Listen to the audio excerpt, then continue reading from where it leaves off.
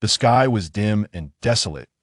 In the thick, oppressive fog, shadows flitted by, their distant howls mingling with intermittent cries for help, echoing through the dilapidated concrete jungle, yet failing to elicit any response. Day 24 of the apocalypse. I have traversed into a world, finding myself aboard a dilapidated, driverless train amidst zombies, fog, and decay. Humanity's demise. I have become the conductor, endowed with the class ability of smelter, confirmed to be at the sewer level the stench of iron. Day 27 of the apocalypse. The number of mysterious trains is increasing. According to the conductor's manual, various minerals are among the most vital resources for survival in this enigmatic train apocalypse, including the energy ores that power the train. Day 29 of the apocalypse. The streets I once knew have transformed, from a mere 20 meters wide to 100, now capable of accommodating at least 20 trains in simultaneous motion. The wilderness is expanding to an immeasurable extent. I have attempted to take in a few survivors, but I've heard that living souls are becoming increasingly rare before they were expelled. They all replied thus. Day 30 of the apocalypse. This world has gradually settled into a certain equilibrium. It is time for observation to conclude. My train is prepared to officially recruit survivor laborers and quality train conductors starting today. Upon completing the final sentence, Shen Liang closed the hefty conductor's logbook, twisted the combination lock, and stowed it away in a battered metal drawer. Surveying his surroundings, he found himself in a train carriage marked by the passage of time. The iron walls were peeling, the floors stained and worn, with a single bed furnished with bedding and some daily necessities, alongside a separate bathroom and kitchen area, making it a compact yet complete living space. Through the small window on the tightly shut iron door leading to the rear, he could see another carriage behind, while the front housed a transparent driving compartment, currently unmanned. Yet the train continued its automatic journey. Warning: train energy is critically low. Estimated continuation of travel, 20 hours. Please replenish energy or promptly. Approaching destination, please prepare for a stop. Survivor congregation detected within a 200-meter radius. Zombie horde detected within a 300-meter radius. The number of survivors is rapidly diminishing. Please recruit sufficient survivors from mining labor before they are all gone. Despite the train's dilapidated state, it was operated by an artificial intelligence. Shen Liang named it Noah. He lifted a teacup and sipped the hot tea, suppressing the unease within. On the chipped iron table before him lay a fingerprint scanner, contrasting sharply with the worn steel carriage. Upon placing his thumb upon it, a virtual panel appeared with a beep. Identity verification successful. Conductor, Shen Liang. Ability, smelter D. Train level, dilapidated D. Number of carriages, 2. Capacity, 53 individuals. Laborers, none. Mine coordinates, none. Map data, none. Task: recruit no fewer than 30 survivor laborers within 72 hours to obtain a small mine map and a corresponding daily minimum supply box for the designated number of individuals. Shen Liang was perplexed, yet he realized he had been inexplicably thrust into a struggle for survival in this dystopia. A week prior, he had crossed into this world, fortuitously acquiring the identity of a train conductor in a realm besieged by terrifying forces, filled with a zombie crisis, monstrous invasions, and a world transformed by an unseen hand, where streets had expanded tenfold or more, and the wilderness seemed boundless. Peril lurked everywhere. Shen Liang observed for 7 days. He had driven the untrackable train for 7 days. It was not that he wished to avoid stopping, rather, he dared not halt indiscriminately. Perhaps due to his misfortune, every time he stopped for more than 5 minutes, a horde would surround him. The train could crush zombies, but the remnants could potentially jam the wheels, resulting in a loss of power, leaving them to either repair it or remain trapped inside. In essence, the train was safest while in motion, according to the conductor's manual. Whether he sought to procure the missing iron or for the dilapidated train or the energy or for its power source, a substantial workforce was required for mining. From his observations, the zombie hordes appeared less aggressive in recent days. At least, they were no longer as perilous as before, where a brief stop could lead to being surrounded. It is imperative to recruit survivors. I cannot afford to delay halting any longer. he must seize the opportunity and begin recruiting survivors as miners. The dilapidated train could not endure much longer, and its energy was rapidly depleting. This was urgent. From his observations, he noted that he was not the sole conductor of a train in recent days. He had encountered at least dozens of trains, yet there was a palpable wariness among them. They merely passed each other at a distance, none daring to stop. And converse, he could almost ascertain that, since the world had succumbed to chaos, the identity of a train conductor had become a unique and significant role, one that a fortunate few could acquire, with their trains becoming the last bastions of safety for surviving humanity. The conductor's manual documented the means of becoming a conductor. It stemmed from an item known as the train token, resembling a talisman. The train tokens were scattered randomly across the land. Shen Liang flipped through the conductor's manual once more.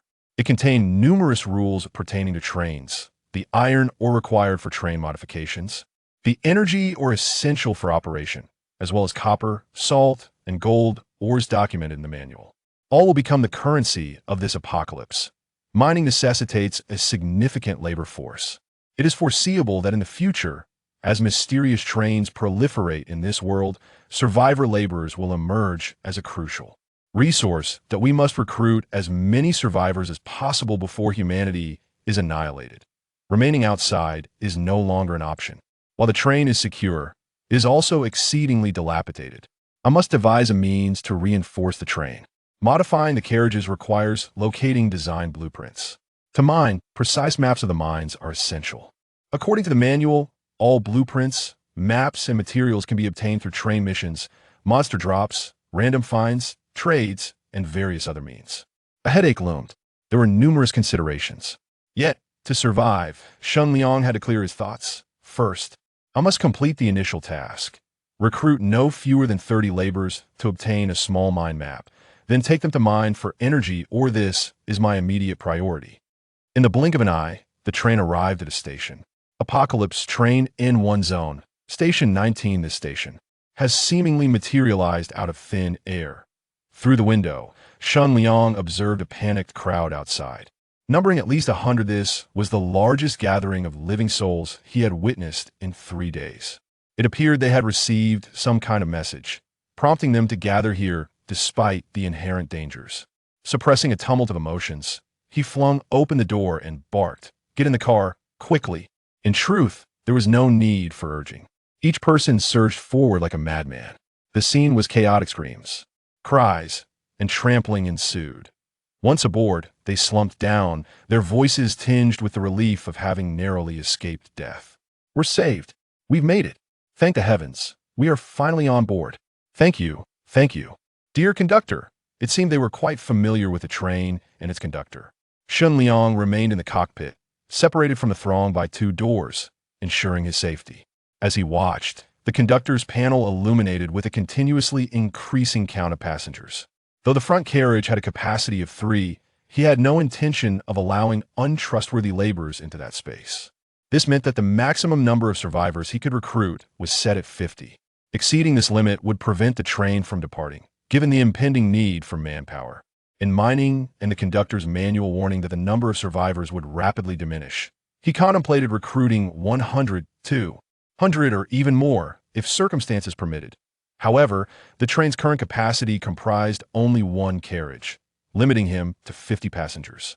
Upon reaching the 4th to 5th individual, he pressed the intercom button and shouted, "Only 5 more can board, otherwise the train will not start. 4, 3, 2, 1. As his words hung in the air, the 51st and even the 52nd individuals managed to board. The others exchanged glances, bewildered, yet the train door showed no sign of closing. In the distance, the horde of corpses drew nearer, and those outside continued to attempt entry, while the 2 newcomers showed no intention of leaving. "Warning! Warning! The horde is approaching! Warning! Warning! The train is over capacity and cannot start normally." The NOAA issued its alerts. "I am well aware." Shen Liang cursed under his breath, urgently reiterating to the passengers, "Immediately eject the 2 excess individuals, otherwise the train cannot operate, and the horde will invade, leading to our demise." Yet at that moment, some individuals chose to act dishonorably. "Damn it! This fool knows the zombies are coming yet refuses to close the door. How can there be a limit on passengers? He's clearly lying to kill us. Let's all kick down the cockpit door. Kill him. We will drive the train. One voice sparked another, and those two who had boarded last sought to deflect blame, fearing expulsion. But in the next instant, they exchanged glances, their expressions malicious as they yanked two others beside them and forcibly ejected them from the train. With the doors finally secured, the train began to move, and the two breathed sighs of relief, while the others turned pale, realizing the treachery of their actions. However, in the aftermath of survival, no one condemned them. In this apocalyptic world, who would concern themselves with the fates of strangers? They slumped on the iron floor of the carriage, gasping for breath, eyes transfixed on the bloodied corpses that occasionally collided against the train's windows, hearts still racing with fear. I asked the conductor in the front carriage, "Could you spare some food and water? Please. The train doors are now closed. The train is departing. Please set a destination promptly." The acceptance of over 30 laborers has been completed. The mysterious mineral map and corresponding labor supply crates are now being distributed. At this moment, before Shen Liang, the conductor's white panel flickered to life, revealing the train's task rewards. Among them was a tattered parchment map and an enormous supply crate filled with provisions. Upon opening it, he discovered a collection of cold, hard-bun stale, yet edible alongside bottles of murky, yellowish water that seemed to have been drawn from a river. Truly, the lowest quality of supplies. So, this is the supply crate for 50 individuals. It will yield provisions for 50 each day. How remarkable. It could seemingly materialize. Wait, this isn't conjured out of thin air, is it? It requires daily supplementation with energy or one piece of energy, or could exchange for a day's worth of food and water for 50 people, one bun and one bottle per person. It appeared to be a fair trade. The gameplay mechanics are becoming increasingly apparent, yet Shen Liang remained uncertain about the availability of this energy, or that if he failed to procure it before depletion, the train would be stranded, leading to an awkward predicament. The map revealed 198891. Destination is a small energy or mine, suspected to contain a small quantity of iron ore. He hoped for a bountiful yield. Set destination to 198891. On the monitor, Shen Liang observed the faces of the survivors, each reflecting the relief of narrowly escaping death, men and women, yet seemingly devoid of the elderly or young, as those lacking survival capabilities had been brutally filtered out by this world. The two instigators occasionally glanced around, whispering conspiratorially, attempting to justify their earlier actions to others. Their acting skills were commendable, but Shen Liang understood that he needed to take action. 50 individuals is ultimately too many. 48 seemed sufficient. That he retrieved his revolver. The passage to the rear carriage was far more manageable than anticipated. At least it wasn't exposed, but rather contained a soft connected carriage, effectively shielding against zombies, preventing death on the way to other compartments. That he opened the labor carriage door.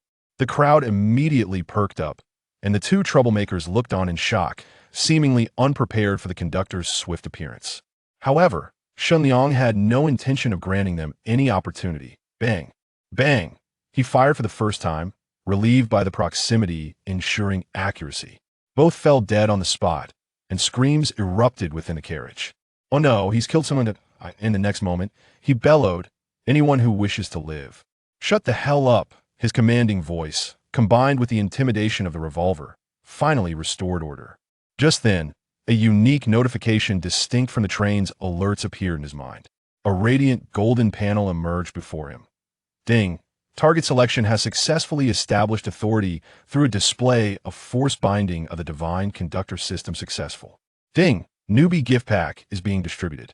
Rewards: SS Glass Train Head, Loyalty Chips 2, Map Magnifier, Immunity to Toxins, Carriage Armor Manufacturing Blueprint C, Carriage.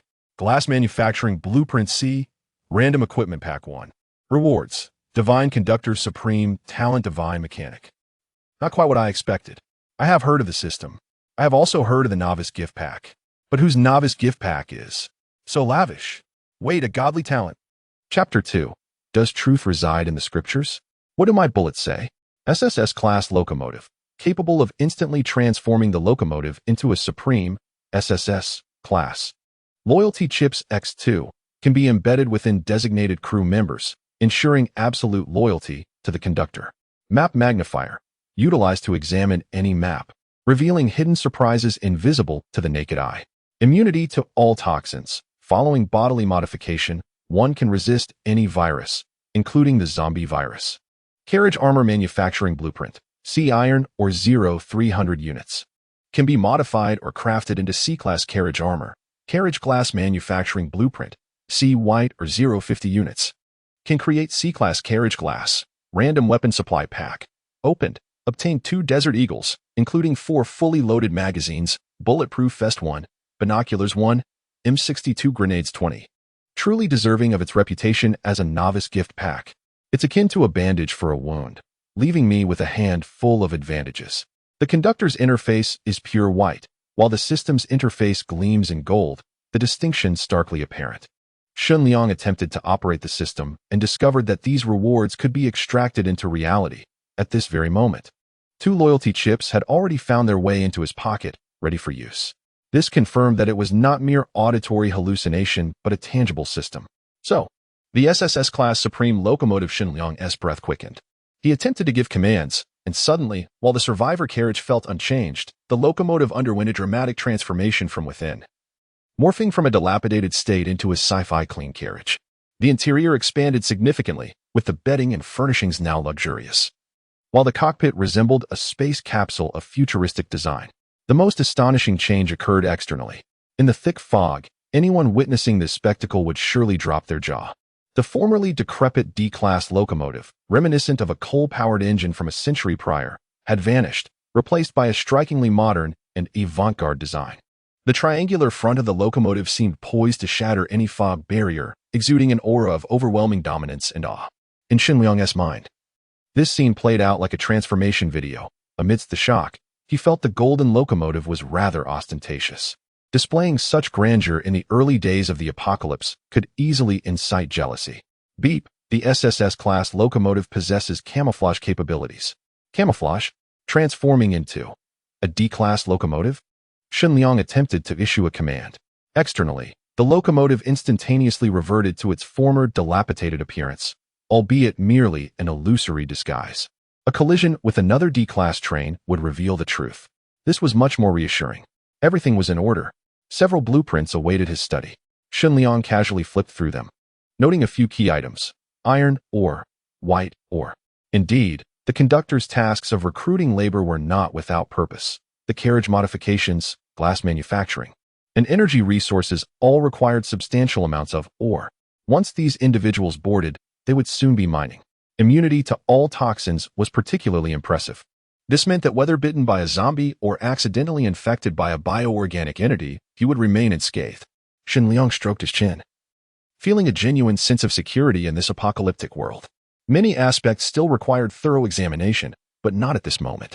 Smelter, non-evolving, D-class talent. Enhances speed and quality by 20 during mineral smelting. Divine mechanic, evolving talent, currently at level 1, possessing abilities dismantle, purify, and godly shot. 100 experience points needed to advance to level 2. The disparity between D-class and divine talents was stark. The mere fact of being evolving was overwhelmingly advantageous. Dismantle. Upon physical contact with an object requiring disassembly, it can be instantly reduced to its original materials, bypassing the smelting process. Purify. Capable of enhancing the purity of ordinary minerals. Under the current talent level, purification effectiveness is 300, approximately elevating 1 level. Godly shot, at the current talent level, achieves a 100 hit rate within 100 meters, 80 within 200 meters, and 50 within 300 meters. Although the talent level is only at level 1. These 3 abilities are remarkably formidable. If you wish to repurpose and dismantle carriages, according to the conductor's manual, it would require several hours of smelting in a furnace to convert the old carriage into raw iron ore. However, the dismantling ability allowed for instantaneous disassembly, an impressive feat indeed. Purification was even more astonishing. The conductor's manual indicated that all minerals possess varying purity levels, especially when aiming to construct higher-grade trains, such as B, A, or even S-class. Superior smelting furnaces and higher-grade iron ores would be essential. The purification ability, performed manually, could easily elevate the mineral by one level. Truly invincible. As for the godly shot ability, it required no further elaboration. A 100 hit rate within 100 meters meant that even when confronted by zombies, he could accurately strike their heads. During any labor-related disturbances, he would remain unerring in his aim. Upon initially acquiring the D-class smelter talent, Shen Liang had felt as if the sky were falling. Now, with this divine talent, he suddenly perceived that the world was not as bleak as he had imagined. Warning: approximately 30 days until a zombie tide erupts. At that time, zombies and mutated creatures will enter a state of frenzy, presenting all trains with death threats tenfold or even more severe than usual. Please strengthen your train and capabilities as much as possible before then. This alert had appeared several days prior and now resurfaced, prompting Shen Liang to take the matter of rapidly gaining strength more seriously. Yet, the first step in this endeavor remained mining. Returning to his senses, Shen Liang gazed at the laborers, hands in his pockets. With a flick of his wrist, the revolver transformed into a desert eagle. Its feel was indeed quite satisfactory. No one seemed to notice the change. Did any of you witness something peculiar? He suddenly inquired amidst the survivors. Clad in a black trench coat, his clean-cut hairstyle and sharply defined features lent him an air of competence. Standing tall, with a revolver in one hand and a sharp dagger in the other, his gaze was as piercing as a blade, instilling fear in those around him, particularly after silently dispatching two individuals. And no, not at all. What do you mean, esteemed conductor? Others appeared bewildered, some shaking their heads. Yet, no one dared to utter a word, as if they had lost their ability to speak. Among the crowd, however, a man in his 30s, with a fearful gaze, stood out. Despite his grimy appearance, his resolve was unmistakable. He boldly met Shen Liang's eyes and responded, demonstrating remarkable courage. It's nothing, Shen Liang confirmed. The system existed solely for him, a fact that eased his mind. Glancing out the window, he assessed the temporary safety of their situation. He did not rush back to the front of the train. The 48 survivors had boarded, and barring any unforeseen circumstances, they would soon become Shen Liang's laborers. Though the mysterious train would provide for their sustenance, they were still expected to work for him, particularly in mining. Excuse me, Mr. Conductor, what should we call you? Thank you for rescuing us. The number of women on the train was scant. Under normal circumstances, this disparity was hardly noticeable, but in times of life and death, the frailty of women proved insufficient against the strength of men. A woman with long, dirty hair spoke up, her youth betrayed by her voice. Her politeness and respect pleased Shen Liang, indicating she had grasped the reality of being a dependent survivor. However, it seemed that others were not as enlightened. What should we call you, young man? We are truly grateful for your rescue. As the conductor, your act of opening the door for us to board is commendable. If the Buddha has any spirit, surely, if you were to pass away in the future, you would ascend to the Western paradise. But how can you take lives so casually? Even if they do not follow the rules for boarding, your actions could condemn you to hell. The woman, appearing to be around 50, was clearly a devout Buddhist. In peaceful times, belief in Buddhism, or any faith, was inconsequential. No one cared. Yet now, in this apocalyptic world, Shen Liang raised an eyebrow as he regarded the woman. Her words caused several faces to shift in expression, and those nearby instinctively recoiled. A bearded young man beside her tugged at her, sensing the danger of her words, and while attempting to silence her, he turned to Shen Liang with a forced smile. Please don't be angry. My mother is going through menopause. I apologize on her behalf and thank you for saving us. Shen Liang nodded slightly, uninterested in further discourse. He coldly stated, You have just boarded the train and may not yet comprehend the gravity of the situation. I can overlook what just transpired. But let it be known, if anyone fails to grasp my words or insists on causing trouble, they must weigh their own consequences. At this pronouncement, many faces paled. The middle-aged woman continued to resist, but the bearded man was strong enough to restrain her. Please, just listen. Shen Liang dismissed the two fools with indifference. In a crowded setting, foolishness was inevitable. If he were recruiting employees, such imbeciles would be swiftly discarded, but since he required miners, it was best to extract every ounce of labor from them before casting them aside.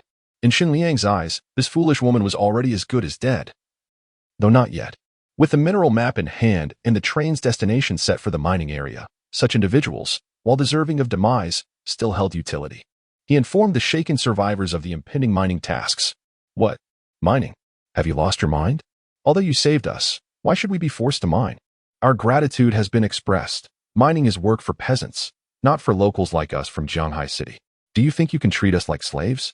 Jianghai. The apocalypse had only lasted 20 days, yet some foolish souls remained trapped in their former identities. Observing the middle-aged man, Shen Liang felt that his authority was insufficient.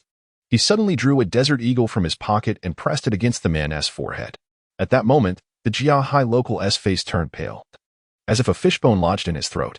Do you believe that your Jiahai residency is mightier than my bullet? The woman bit her son, causing him to wince and loosen his grip, his expression transforming into one of rage as he prepared to defend her with moralistic arguments. Shen Liang foresaw her intentions and swiftly drew another desert eagle, its cold barrel now resting against her forehead. Madam, do you think the truth resides within Buddhist scriptures, or in the bullet I hold?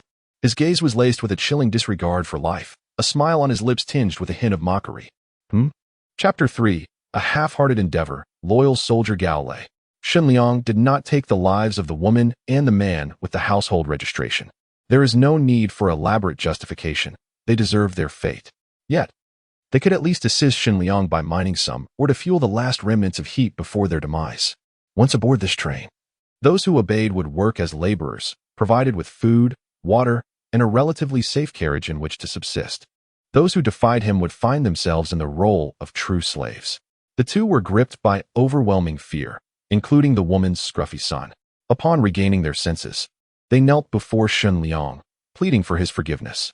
He merely responded with indifference, delivering a kick to each of them, unwilling to engage in further dialogue. Remember, once you board this train, you will be my laborers. Obey, and you shall remain laborers with sustenance. Defy me, and you will become slaves. As for how I treat slaves, well, those curious enough may find out. Suddenly, Shen Liang's tone shifted ominously. Oh, by the way, you don't believe that once you're on my train, you can leave at will, do you? At this utterance, a chill ran through the crowd. For the first time, Shen Liang had killed two individuals, leaving their bodies within the carriage as a grim warning to all. On another occasion, he had pointed his gun at the household registration man and the devout woman. They were convinced he would pull the trigger, yet Shen Liang spared them. The first act served as a warning, the second an ultimatum. They were certain that the cold, unyielding train conductor, Shen Liang, had the power to save their lives or send them to meet the king of hell in an instant. Shen Liang chose not to elaborate further. Some truths need not be spoken outright. Allowing them to fester in the imagination might yield a more profound effect. You come with me, he said, beckoning the resolute young man. Though the youth was terrified, he feigned courage and nodded in agreement. Upon initial assessment, Shen Liang noted that the young man's gaze lacked malevolence. He did not appear to be a rebellious troublemaker. Yet he possessed a familiar aura that piqued Shen Liang's interest. They exited the survivor carriage, leaving the remaining dozens exchanging apprehensive glances, none daring to utter a word. Upon entering the front carriage of the train, both the young man and Shen Liang were taken aback. For it was his first visit since its transformation into an SSS-level Supreme locomotive. He had to temper his astonishment, opting instead to observe discreetly. Every aspect of living accommodations had been upgraded. The single beds had morphed into opulent double beds, the charred, war-torn flooring replaced with pristine hardwood, and the faded, rusted metal walls now elegantly adorned with pristine panels, significantly enhancing both soundproofing and insulation. Unsurprisingly, these improvements were not merely superficial. The defensive capabilities had likely undergone a significant transformation as well. The once dilapidated metal could scarcely withstand a single blow, while the current SSS-class locomotive was fortified beyond measure. Yet, Shen Liang was puzzled. The status panel of the train showed no change in its classification. Identity verification successful. Conductor, Shen Liang. Talent, smelter, D. Train level, decayed level, D. Number of carriages, 2. Capacity, 60 passengers. Laborers, 48. Mine coordinates, map data. Task, complete initial mining, requiring no fewer than 30 individuals, and a collective mining duration of at least 2 hours to obtain a basic smelting furnace. The task had refreshed. The mineral refining furnace was evidently intended for purifying ores. The talent remained at D-level smelter, indicating that the system's bestowal of a divine talent was well concealed, even from the control of the mysterious train. The capacity had increased, likely due to the enhancements from the SSS-class locomotive. Previously, only 3 could occupy the front carriage. Now it had expanded to 10, bringing the total capacity to 60. However, the train's classification had not changed. Upon delving into the details, Shen Liang uncovered the truth. The train's level represented the combined status of the locomotive and its carriages.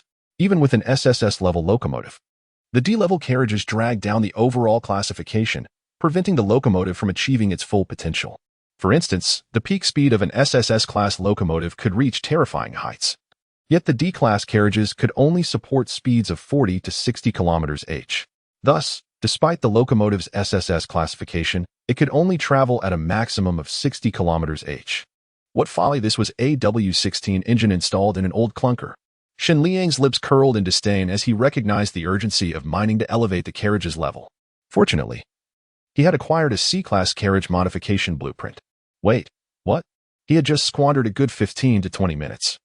And the energy reserves that could originally sustain operations for 20 hours had dwindled to a mere 10 hours? Upon closer inspection, he realized the SSS-level locomotive was to blame. Simply put, a powerful engine demanded an exorbitant energy consumption to match its prowess. This was further exacerbated by the limitations imposed by the D-level carriages, preventing it from reaching its peak speed. If it did, the energy consumption would escalate even further. Presently, the increased energy expenditure stemmed not only from minor operational inefficiencies but also from the added electrical demands of the newly installed lights and appliances within the carriage. The immediate priority remained clear: rapid mining was essential. A substantial collection of iron ore, white ore, and energy minerals, energy crystals, was imperative to sustain the train's operation and all energy outputs. What is your name? Gao Lei. Brother Shen. You can call me Xiao Gao. How do you know my surname is Shen? You mentioned your name earlier. Shen Liang feigned ignorance. In states of extreme fear, it is challenging for individuals to concentrate, often failing to remember even vital details related to their survival. This subconscious oversight is entirely normal. Gao Lei's ability to recall Shen Liang's name not only demonstrated his attentiveness, but also indicated a remarkably strong will. Have a seat. Introduce yourself. No, My clothes are a bit dirty. I command you to sit. Shen Liang's tone brooked no opposition. Gao Lei, anxious, instinctively saluted before taking a seat.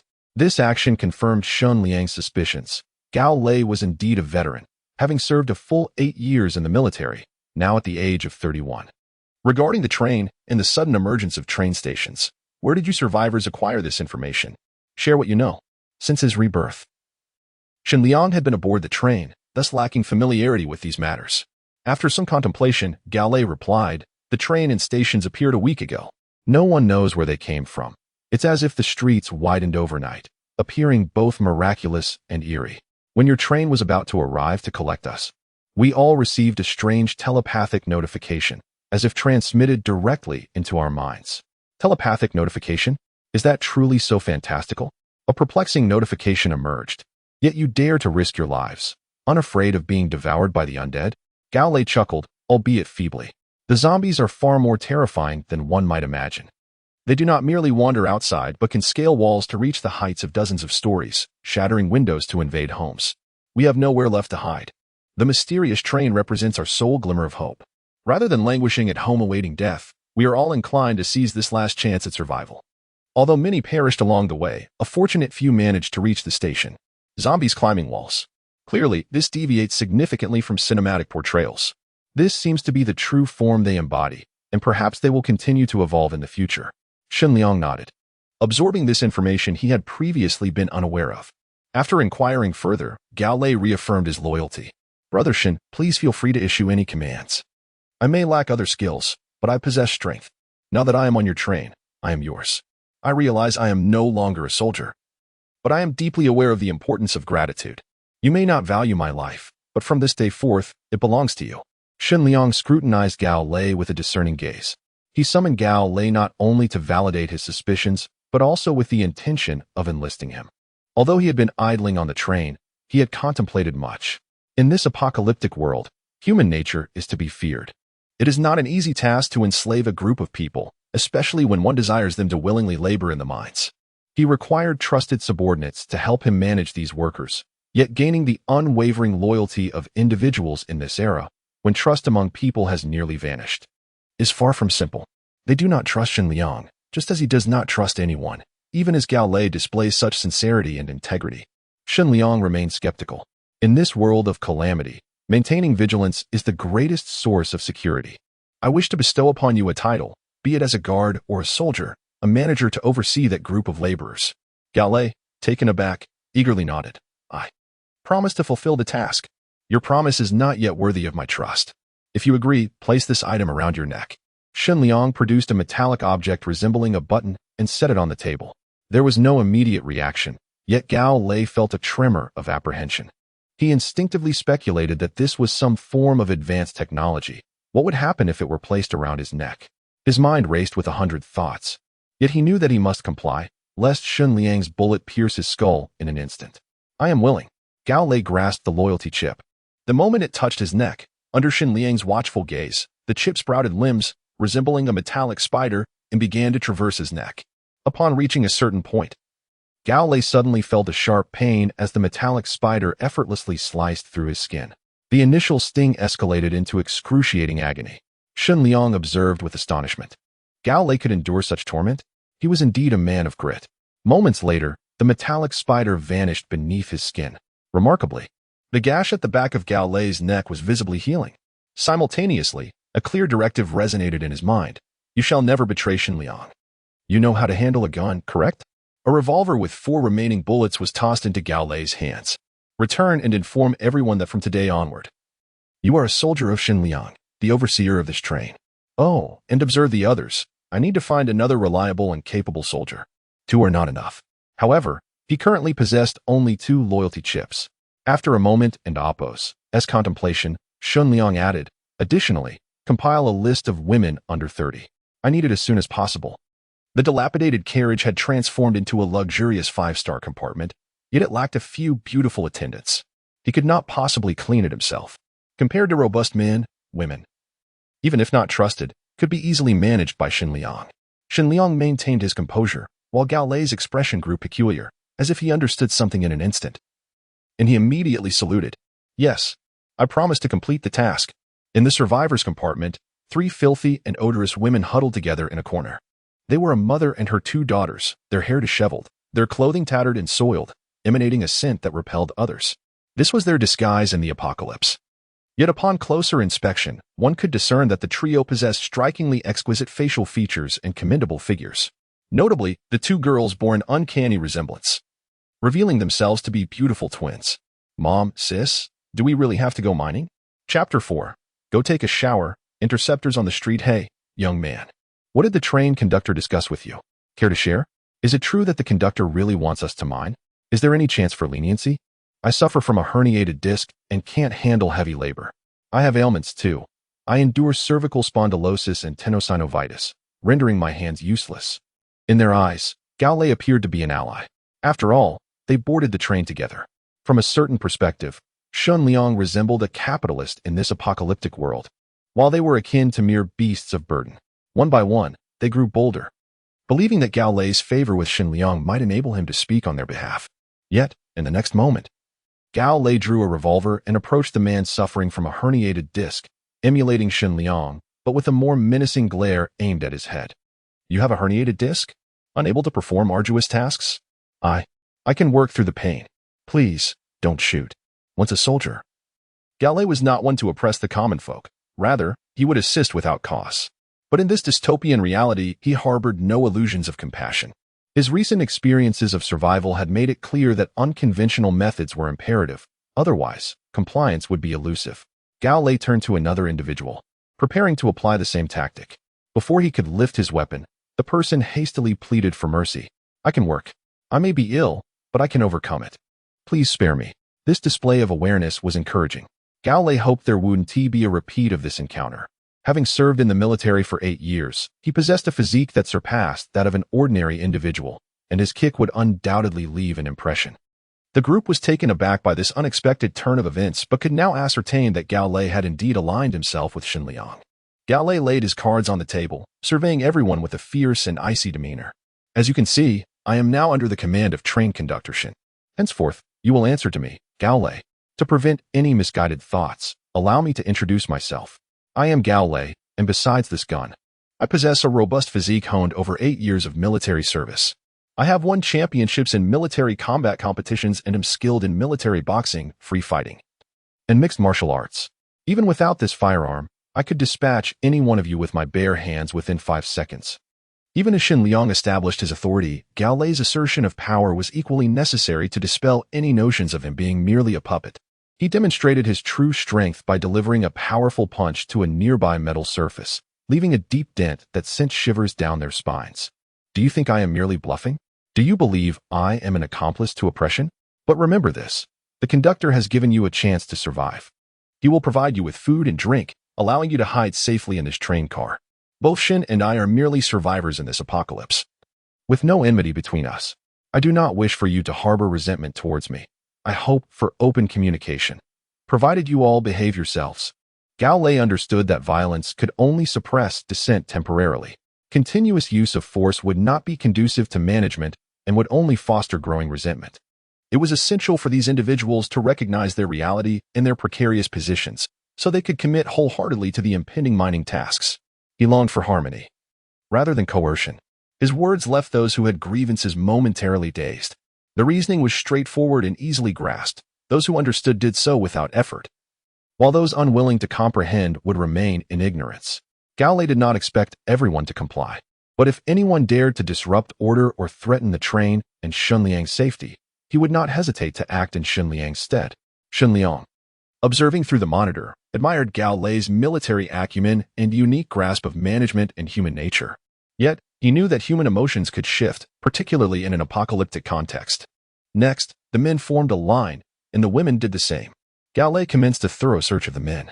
Unsurprisingly, he discovered knives, pliers, and kitchen cleavers, items for self-defense. He refrained from punishment, recognizing these as essential survival tools, but confiscated them to prevent unforeseen incidents. As for the women, Gao Lei was mindful of Shen Liang's earlier remarks. He hesitated to search them directly and instead assigned the task to a woman, who turned out to be the grateful woman who had spoken with Shen Liang. Her name was Shen Wanxiu, and unexpectedly, she was also a veteran. With her assistance, the search concluded efficiently. Moreover, Gao Lei completed a tally of the women, focusing on selection. You, and you too. Come with me to the conductor's car. Wait. Commander Gao. They're my daughters. They're still young and may inadvertently say the wrong thing. Could I accompany them? I assure you, I will not cause any trouble. Jiang Yunshu's voice trembled with desperation, her plea tinged with tears. Indeed, she had reason to fear. The twin girls may have been oblivious, but Jiang Yunshu, at her age, was all too aware of the treachery of humanity and the hidden rules of society, especially in an apocalyptic world where beautiful women faced heightened danger. She had fought fiercely to protect her daughters, even resorting to violence, as she worried about their safety. The scene she dreaded unfolded. Meanwhile, the twins appeared anxious. Gao Lei furrowed his brow, but overhead, he heard Shen Liang's voice through the speaker. Let her come along.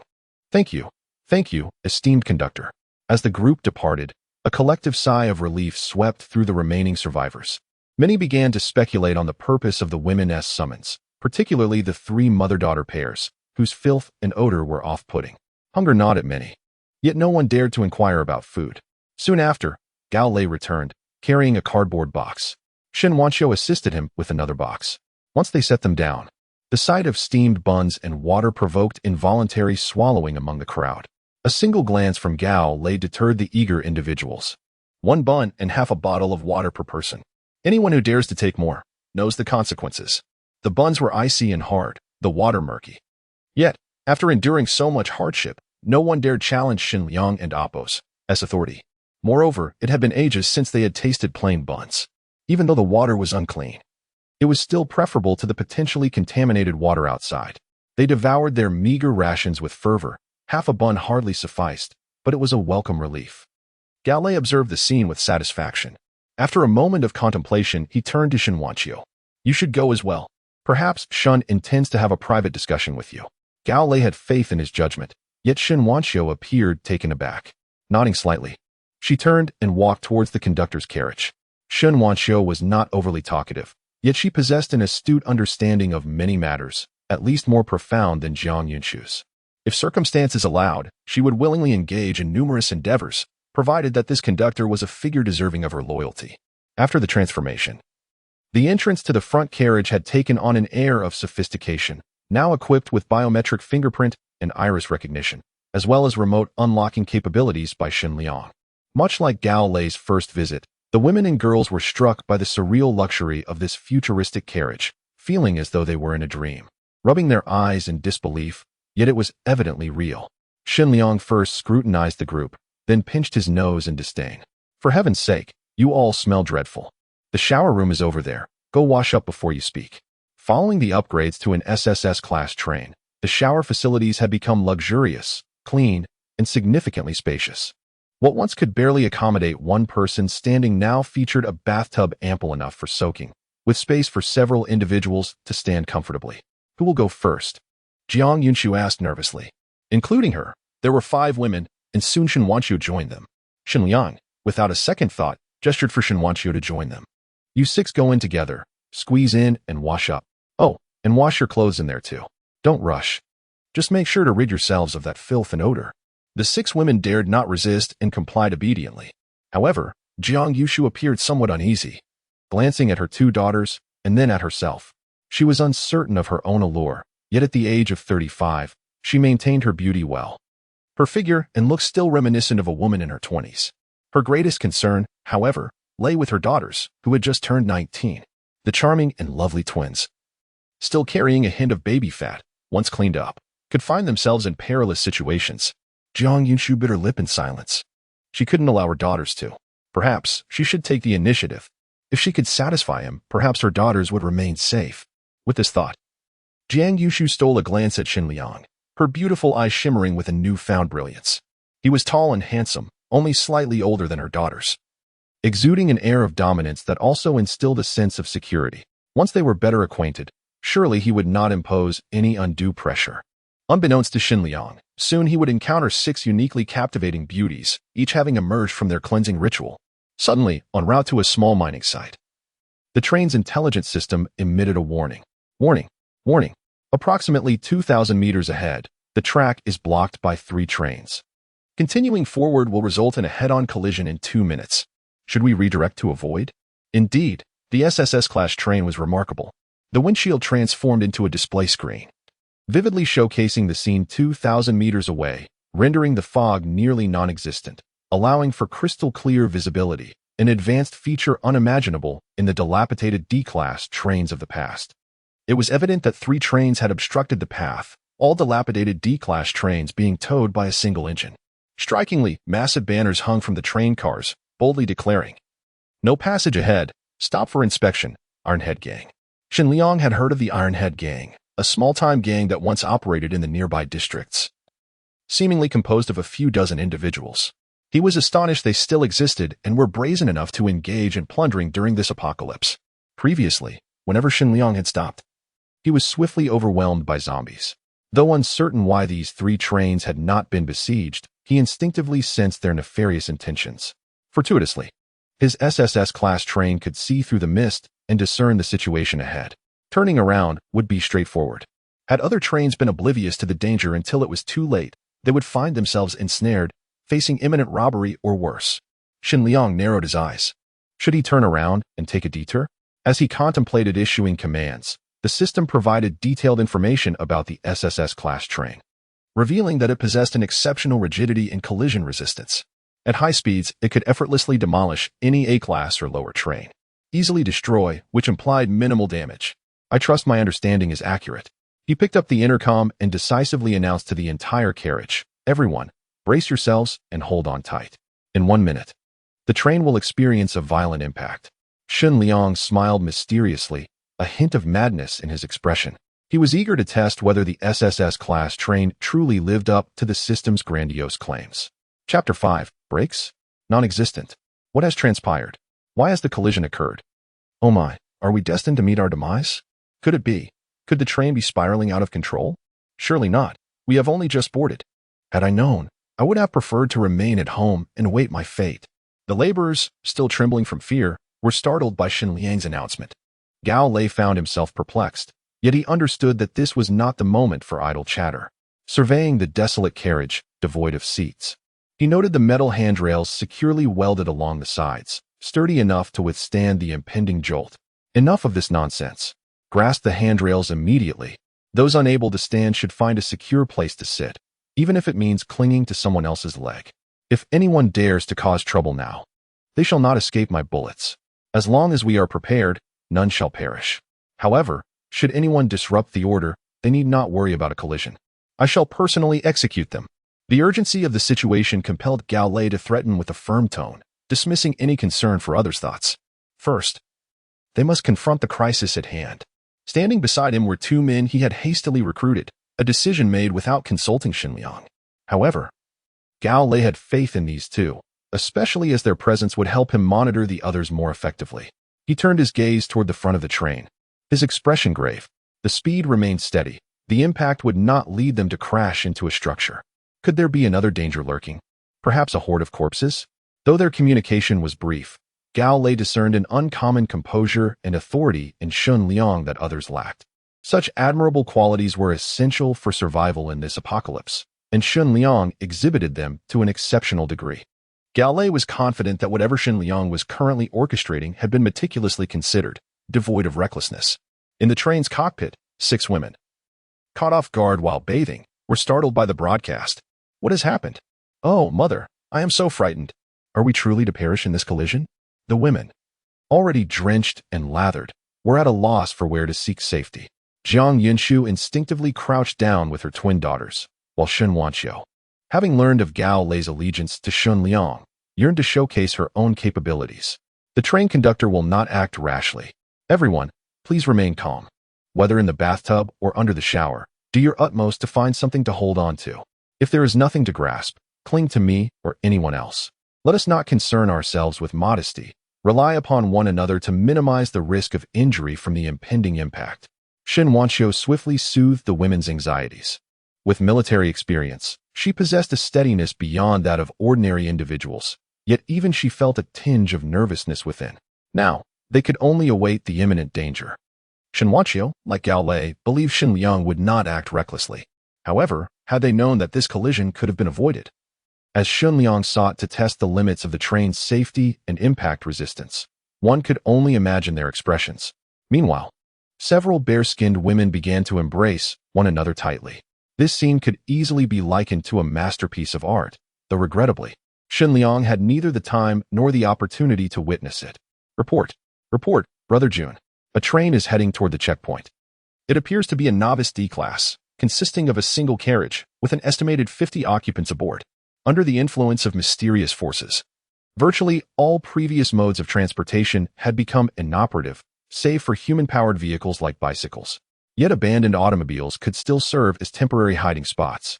At this moment, the Ironhead Gang scouts, stationed 2 kilometers away, relayed this information via a new type of intercom, a product of the apocalypse. Like cars, all previous intercoms had ceased to function, but this new device was a fortunate acquisition for the Ironhead Gang. Much like the enigmatic train, it was a mysterious artifact of the apocalypse, capable of withstanding the interference of the magnetic field generated by these enigmatic forces. Upon concluding the communication, the scout muttered, "This dilapidated thing is undoubtedly a D-class train, but why does the front carriage appear so pristine? Another train? Hahaha, splendid. The little lamb has taken the bait again. This furnace we've secured is simply marvelous. The boss's strategy is astoundingly brilliant. Instead of facing the wretched hordes while mining, it would be far quicker to plunder these newcomers' train. While mining could yield iron ore, nothing compared to the immediacy and ease of commandeering these newcomers' train. Hahaha. The furnace can refine ores and melt down obsolete trains into raw materials, such as iron ore. The refining process requires several hours, but operating within the train is remarkably safe. After a few hours, they could accumulate a substantial quantity of iron ore, a far safer endeavor than mining in the wilderness. The Ironhead Gang had realized this, and thus commenced their path of robbery today, intending to seize the train and melt it down for iron ore, aiming to elevate their train's level and acquire a more formidable vehicle. Now, for our usual protocol, leave the train behind. The survivors aboard shall be divided. Strong individuals will be retained for mining, while the beautiful, voluptuous women will be taken as well. All weaklings shall be executed to conserve resources. Where's that damn train's AI? Has it yet to react?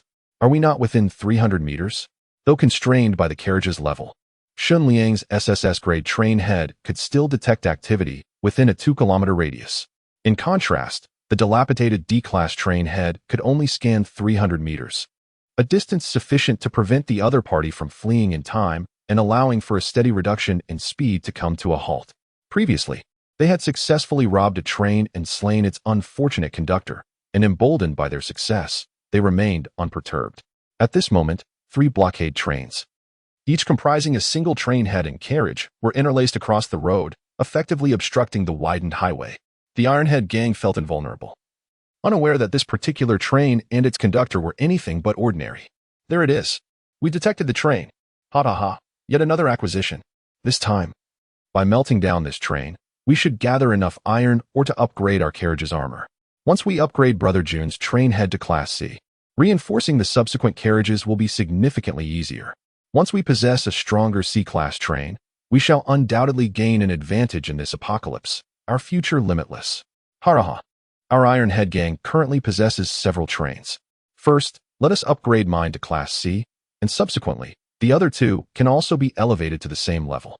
Coupled with the formidable train of our leader, our Ironhead gang will emerge as a super gang in this post-apocalyptic world, boasting multiple Class C trains. Once we seize the initiative, we can even advance to Class B, A, or even higher. The more I think about it, the more exhilarating it becomes. We could recruit hundreds or even thousands of slaves to mine for us. Moreover, I could have 10 beautiful women for myself.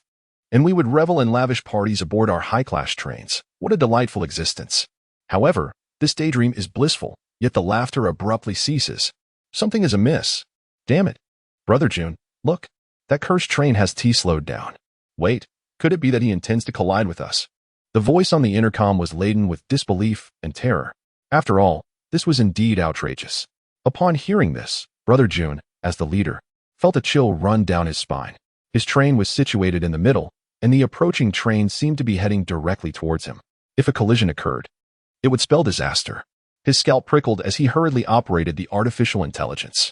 Can you contact that train and warn them to stop immediately? Sorry. There are no communication commands with the other party. Contact cannot be established. Damn it. Brother June had never feared anyone in his life, especially after joining the gang. He had risen from a mere lackey to the position of leader, relying on his fearlessness to fight his way through. Even in this apocalypse, he felt no fear. Rather, he believed that his Ironhead gang thrived on chaos, perfectly suited to display their might in this world gone awry. Until now, he had only faced humans. At least, humans were manageable. In the face of an impending train collision, who could dare claim to be unafraid?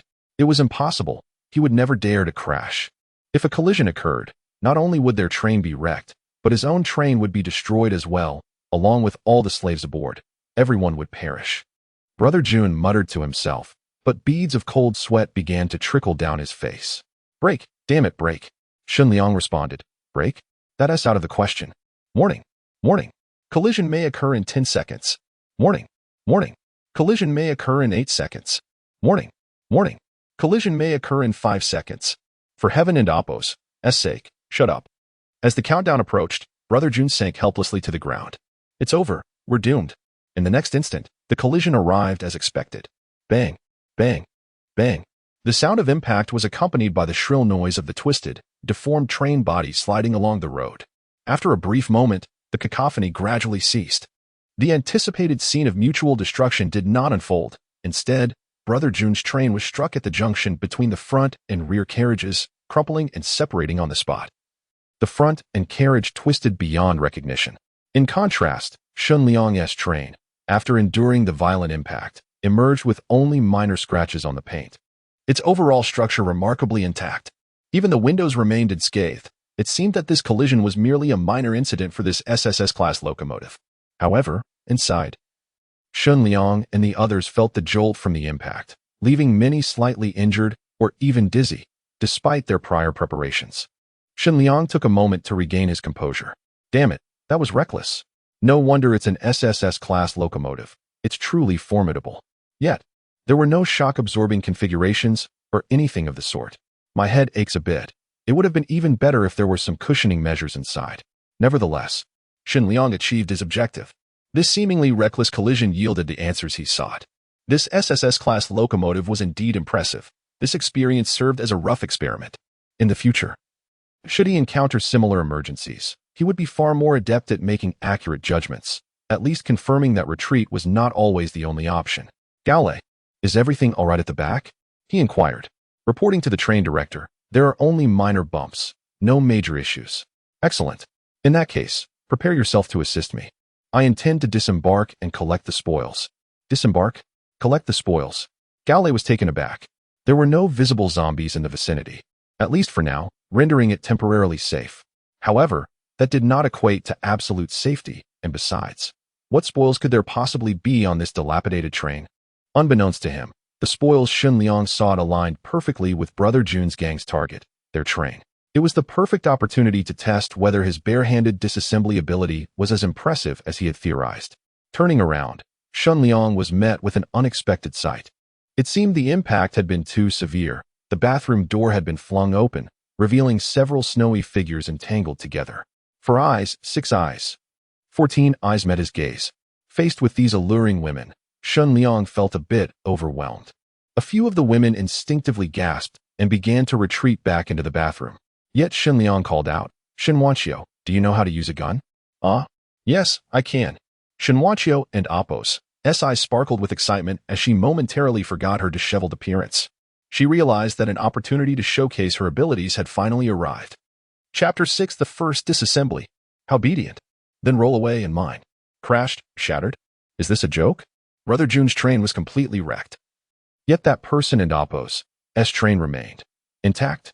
The 3 trains of the Ironhead gang were under the command of their leader, Brother Jun, and 2 subordinates. At this moment, subordinates Zhao Yang and Sun Yukai witnessed the scene where Brother Jun's train was hurled several meters away and deformed on impact.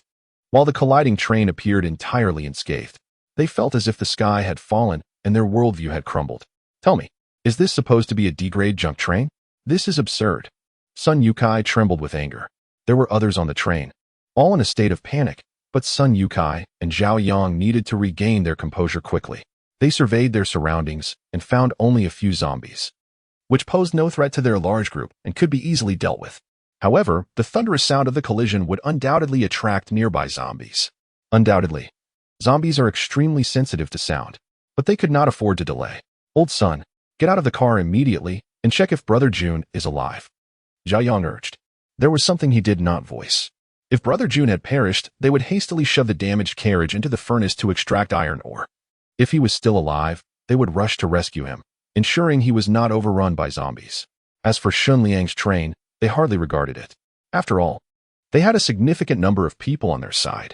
Although Shen Liang had a fair number of followers, they were not as elite as their own crew. Nonetheless, both were minor leaders and certainly possessed some cunning. Sun Yukai quickly conferred with Zhao Yang to split their forces. Part would go to rescue Brother Jun, while the other would intercept the people from that train, killing those who needed to be killed and capturing those who could be taken alive. They needed to act swiftly. They aimed to resolve the situation before the horde arrived. The train they had previously robbed had not attracted a large number of zombies since no collision had occurred. This time, however, the impact was too loud, and they intended to act quickly to manage the situation before driving the train away. Their looting endeavors must continue, but they could not linger here, lest they become fodder for the horde. Yet, before they could disembark, a man in a trench coat stepped down from the front of that train. He raised a middle finger at their 2 trains. Before they could express their outrage, Shen Liang attempted to touch Brother Jun and Apos' deformed carriage. Inside, a few individuals were moaning, appearing to have lost their ability to move, while others lay lifeless. Damn it, what is he trying to do? Sun Yukai seemed oblivious. Zhao Yang moved closer, speaking into the walkie-talkie while pulling out the standard-issue revolver of the train conductor. He had wasted 3 of the 6 bullets on zombies, leaving him with 3 remaining. Regardless of Shen Liang's intentions, Zhao Yang's first instinct was to eliminate him. He opened the window of the train head. You fool, seeking death. He raised his hand to fire. But then bang. A gunshot shattered the glass beside Zhao Yang, piercing his shoulder and nearly striking his head. He let out a scream and urgently rolled behind cover. Old son, I've been shot. Someone on that train is covering him. Wait, what is he doing at Brother Jun's train? Is he trying to kill Brother Jun? Until that moment, Zhao Yang and Sun Yukai had not grasped Shen Liang's motive for crashing into Brother Jun's train. They instinctively believed he was stubbornly trying to confront them, only to realize the other train was somehow unscathed and seemingly prepared. Now, seeing Shen Liang approach Brother Jun's train with the intent of murder, Zhao Yang thought, old son, Could it be that this guy is seeking revenge for the conductor we killed before? Zhao Yang gritted his teeth, enduring the pain, and soon heard Sun Yotsai's trembling voice. No, it can't be. What is wrong? Old Sun, what is going on? Speak clearly. Old Sun. Panic gripped Zhao Yang. Sun Yotsai's voice filled him with dread. On the other side, Sun Yukai had intended to lead the group out when he heard the gunfire and the news of Zhao Yang being shot. Naturally, he was outraged. He also possessed a revolver and had many brothers with him, believing they could not possibly lose in a sea of numbers. But then he witnessed a scene that left him aghast. Brother Jun's deformed train carriage had vanished. No, it had simply disappeared. Immediately after, the bodies and injured individuals from within the carriage fell to the ground. Along with them, there were neatly arranged objects on the ground. That was iron ore and white ore. This is preposterous. That person did not utilize a furnace, but instead disassembled Brother Jun's train into raw materials. Even when a furnace dissolves an old train, the resulting materials are still blocks of iron ore and white ore. This world is peculiar. Everything seems gamified, utterly incomprehensible by conventional logic. They had long accepted this, but Shen Liang's actions now surpassed their understanding. What iron ore? What do you mean he disassembled Brother Jun's train? Old Sun, what on earth are you blabbering about? Sun Yukai stood there, dumbfounded, unsure how to explain. On the train, Gao Lei and Shen Wantu, positioned at the left and right windows respectively, remained vigilant of Sun Yukai and Zhao Yang. It was Gao Lei who had just fired the shot. Although he had not killed with it, he had struck Zhao Yang in the shoulder, which left him somewhat dissatisfied. He hadn't handled a gun in so long and had missed his mark. Wait, the conductor is... Gao Lei was also bewildered. Shen Liang's action of transforming the train into a ground of iron ore and white ore was simply extraordinary, but he had no time to ponder it. Shen Liang was signaling him, commanding him to bring a few strong men to load the iron ore onto the train. Come on, move it. The iron ore was not large, each piece was roughly the size of a cube, weighing about a pound, but its true value and composition could not be gauged by mere appearance and weight. After all, the 100 pieces of iron ore on the ground represented all the raw materials yielded from a carriage weighing tens of tons, meaning this raw material was sufficient to manufacture a carriage, albeit a D-grade one. Don't let the white ore drop. There were only 15 pieces of white ore, all of similar size and weight. Shen Liang stood at the side of the wrecked train head and reached out once more, murmuring, "Disassemble." Instantly, the train head vanished without a trace, replaced by the same raw materials. Though it appeared that the materials from the train head were slightly more abundant than those from a regular carriage. Disassembly successful. Acquired 200 units of iron ore, 20 units of white ore, 2 units of energy ore, 1 dismantleable furnace, and 1 train core D. Neither a food storage box nor a water tank appeared. It seemed these 2 items had been disassembled alongside the train, unable to transfer to other trains. It was only logical. The grain and water silos produce resources based on the number of passengers on the train, regardless of the number of silos. The output is determined by the total number of individuals, and the energy consumption of ore remains constant. The furnace appears to serve little purpose. Shen Liang's train leader task is about to deliver a new station. Moreover, his disassembly ability acts as a supercharged version of the furnace, effortlessly executed without the need for excessive effort, thus saving the time required for dissolution. With each use, Shen Liang increasingly appreciates the allure of this disassembly skill. It seems that as his divine mechanic talent continues to evolve, additional abilities may be unlocked. He feels a sense of anticipation. He touches the furnace. Disassemble. To his surprise, a single carriage yielded only 100 units of iron ore, yet this furnace, which resembles a mere water tank, astonishingly produced 10 units of iron ore. The locomotive, appearing smaller than the carriages, yielded a remarkable 200 units of iron ore. Quite impressive indeed. Has he just gathered 300 units of iron ore?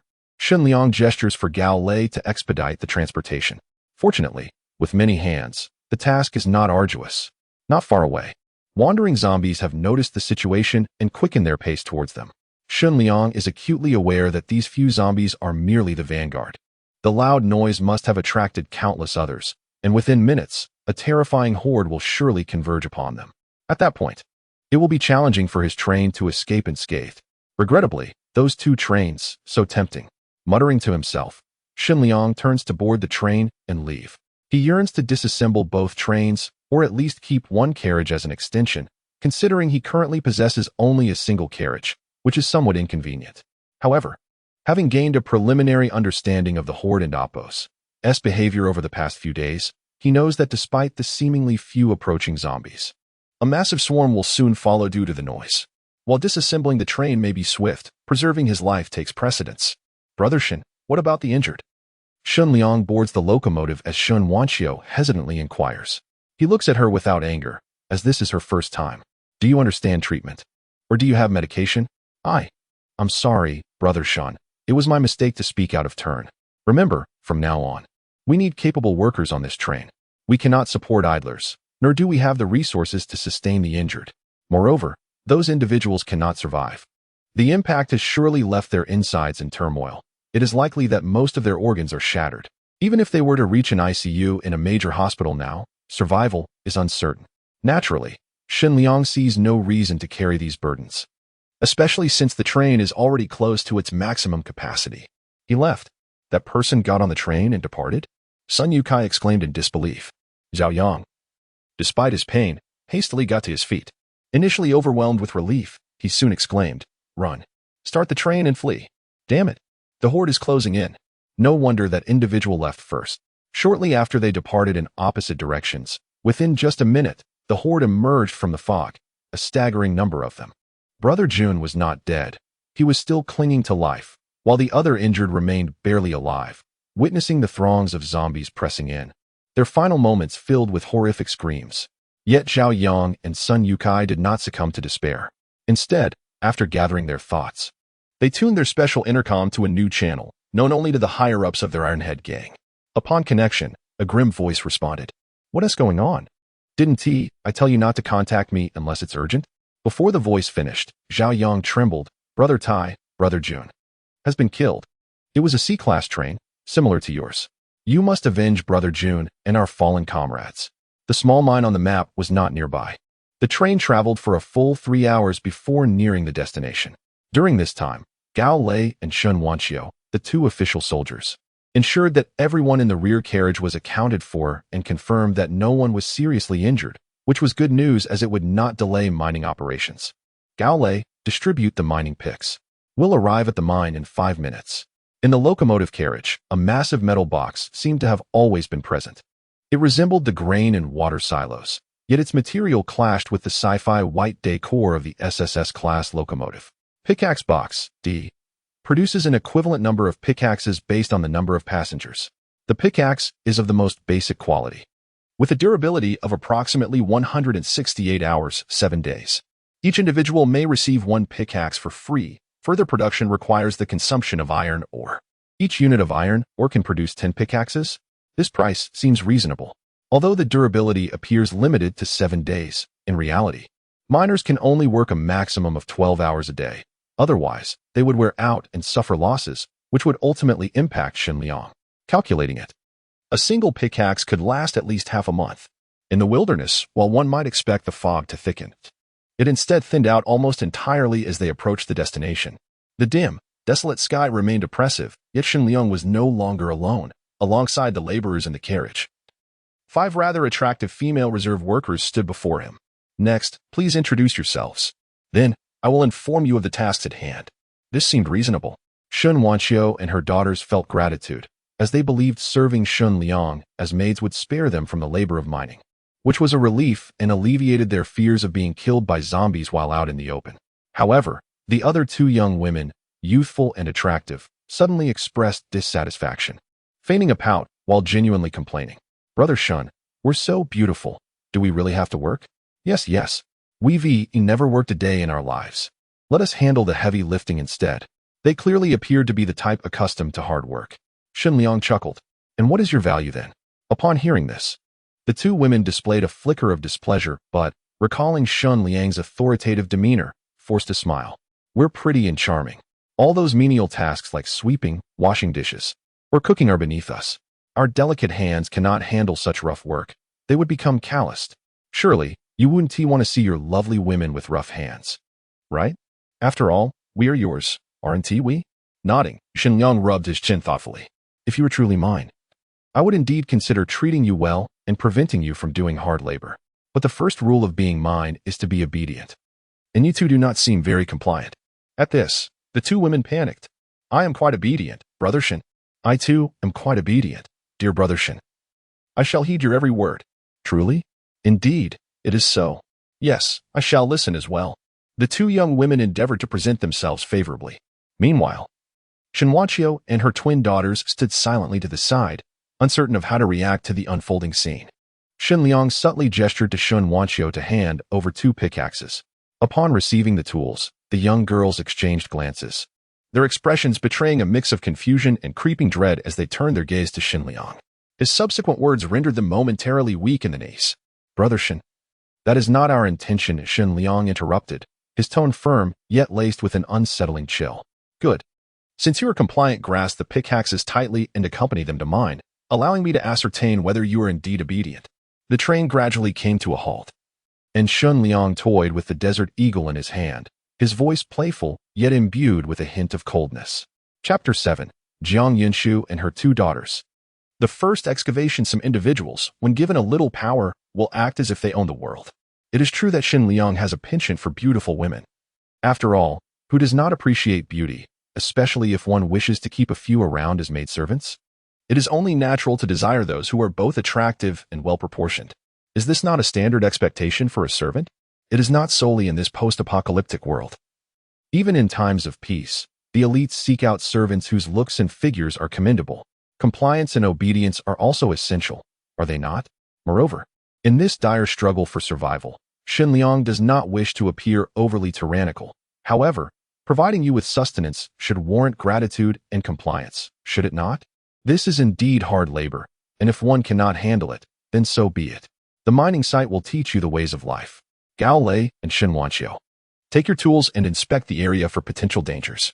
If you encounter zombies, refrain from using firearms, resolve the situation with your picks. And if you come across a horde, do not hesitate to flee. Understood. They both responded, standing at attention with military precision. They certainly possessed the demeanor of soldiers. However, Shen Liang felt a twinge of guilt. After all, he had never led troops before. In his past life, he was merely an ordinary, robust man who enjoyed reading web novels, playing games, and admiring beautiful women. Ahem. Yet, he would not allow himself to falter. These days of solitary wandering had forced Shen Liang to forget the comforts of his previous life. He compelled himself to fully embrace and take this world seriously. He felt fortunate that his 2 loyal soldiers were indeed military personnel. With them by his side, even if the new recruits were not veterans, they could still receive military training. With the system's golden finger at his disposal, he firmly believed he could transform this apocalyptic train into the safest and most formidable mobile fortress in existence. Currently, the system had granted him the extraordinary talent of a supreme mechanic, already providing him with 3 abilities: dismantle, purify, and divine gun. His talent level stood at level 1. As his level increased, it appeared he would gain new abilities, or at the very least, see enhancements to the existing ones. Even now, his train's engine was already leagues ahead of others, boasting an SSS grade classification, while he could not ascertain if it was the absolute pinnacle. It was undoubtedly the finest available at present. This, Shen Liang was confident of. The map indicated that the mining site was located merely a dozen meters from where the train was parked. It was virtually undetectable to the naked eye, however. When Shen Liang gazed upon it, a virtual label reading small mining site hovered above the area, marking a radius of at least 100 meters. This game-like labeling method spared him from the hassle of exploration and detection. He could commence excavation directly. Gao Lei and Shen Wanqiu were still assessing safety concerns, and their silence suggested that all was well. Shen Liang turned his attention to Jiang Yunshu and her twin daughters. After observing them closely, he pondered, later, please help me clear the dishes, wipe the floor, and tidy the bed, and ensure the bathroom is clean after your showers. Yes, esteemed train master. Wait, you are Jiang Yunshu, correct? What are their names, and how old are they? Upon hearing this, Jiang Yunshu hastily replied, esteemed train master, I am Jiang Yunshu, 36 years old this year. Esteemed train master, I am Su Xiaoning, 19 years old this year. Esteemed train master, I am Su Xiaoshi, 34D. 19 years old. The twin sisters presented a stark contrast. The elder, Su Xiaoning, was introverted, while the younger, Su Xiaoshi, was exuberantly outgoing, perhaps excessively so. Shen Liang scrutinized her, uncertain of the implications of her boldness. However, now was not the time for such musings. Su Xiaoshi remained unfazed by her sister and mother-in-law's glances, fixating instead on Shen Liang with a starry-eyed gaze. He began to suspect that she might be somewhat peculiar. Was she perhaps infatuated? Get to work, he instructed. Yes, yes. Esteemed trainmaster, we shall commence immediately. The SSS-grade train compartment was not merely clean and technologically advanced compared to the dilapidated old carriages. It also boasted a significantly larger space, measuring at least 10 meters in length and over 3 meters in width.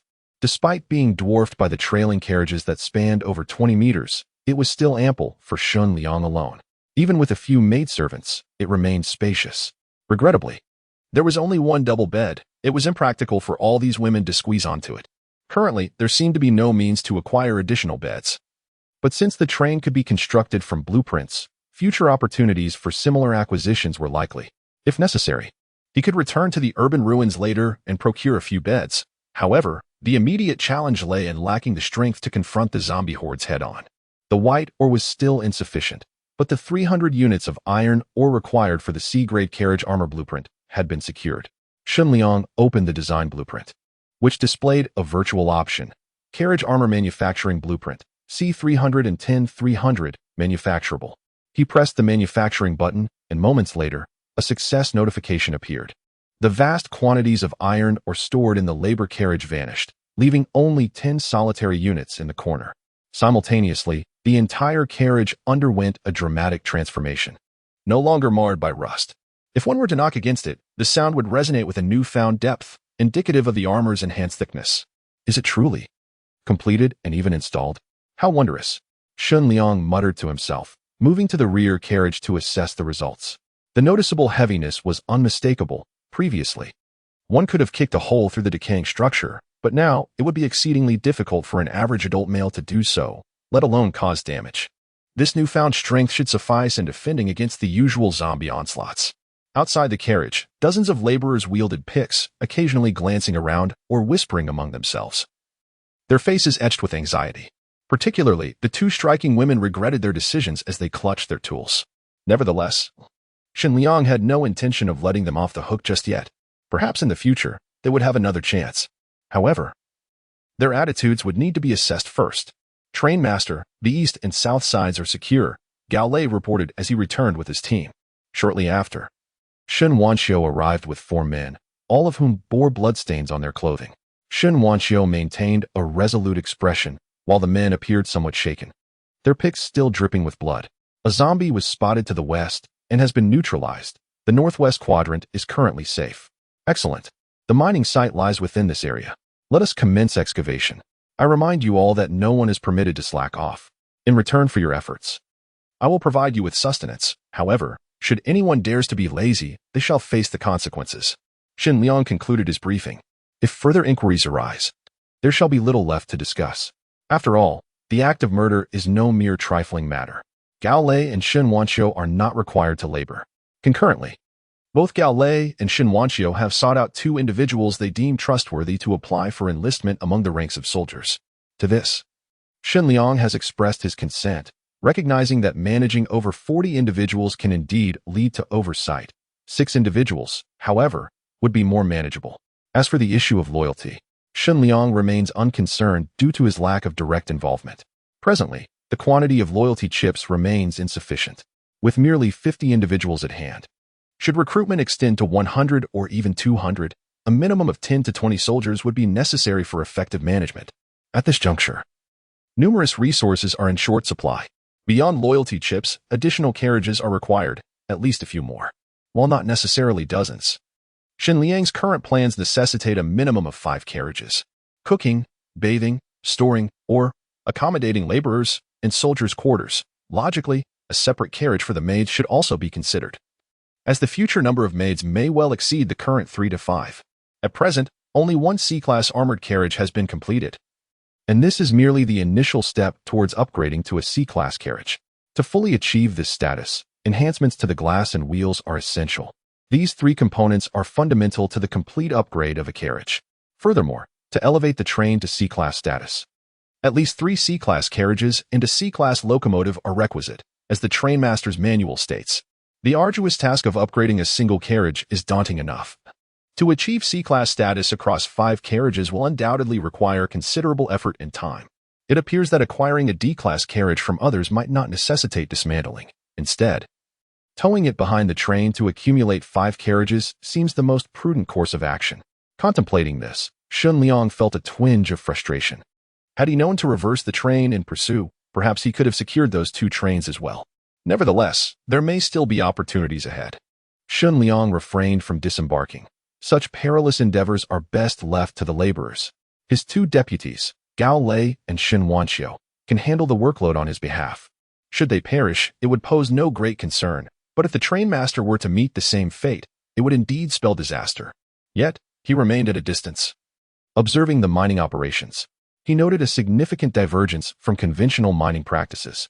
In ordinary mining, excluding machinery, manual labor typically yields irregular ores. However, these laborers unearthed not raw minerals, but virtual prompts indicating iron ore, accompanied by a progress bar. With each strike of the pickaxe, the progress of iron ore extraction was displayed. This phenomenon was observable by all, and the enchantment quickly dissipated under the weight of fatigue.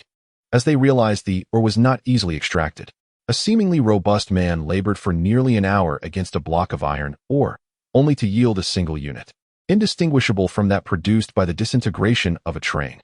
Conversely, those of lesser strength, such as the slender men and women, found themselves toiling for over an hour to barely extract a single unit of ore. The 2 delicate young ladies struggled for approximately 1 hour and 40 minutes before a unit of iron ore finally fell. Casting a glance of pity towards Shen Liang through the carriage window, revealing their blistered hands, Shen Liang remained stoic, unresponsive. When tasked with cleaning, they expressed disdain for the dirt and toil. Now, they grasped the true nature of exertion, do they not? Ah, the mines indeed require your presence more than I. 6-legged frogs are hard to come by, yet finding 2-legged beauties is hardly a challenge. With a secure train, food, and water, these supplies will soon become the most coveted resources for survival among the living.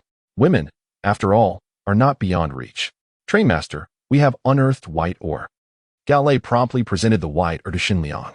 This revelation sparked his interest. It was indeed white ore. Clearly, not every mine yields a singular type of ore. Continue onward. Let us see if we can uncover energy ore. The energy ore is characterized by its radiant hues, easily identifiable. Before long, 2 pieces of energy ore were indeed excavated, albeit seemingly only these 2. 5 hours later, while on patrol, Shen Wanxiu sent forth an alarming signal. In a state of panic, she exclaimed, "There is a horde of corpses. Their numbers exceed 100 zombies." Chapter 8.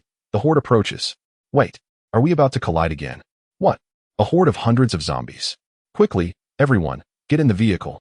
Without needing to utter a word, Gao Lei swiftly organized the crowd, preparing for an orderly boarding. However, Shen Liang's commanding voice interrupted. Hold on. Don't board yet. What are we waiting for, train conductor? Hundreds of zombies are closing in. We're all going to die. Indeed, the horde moves swiftly. If we delay any longer, we won't have time to escape. This is not the moment for rash decisions. Conductor, we can always return tomorrow to continue mining. Conductor, as long as the green hills remain, there's no need to worry about firewood. One voice quivered in panic. Everyone was eager to flee, yet Shen Liang quelled their fears with a single glance. His gaze held a measure of authority. After all, these individuals were far too terrified of death.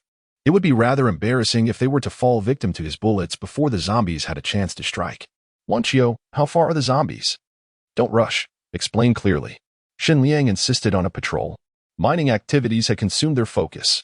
If they only noticed the horde upon being surrounded, escape might become impossible. Shen Wanxiu's breathing had steadied somewhat, though remnants of fear lingered.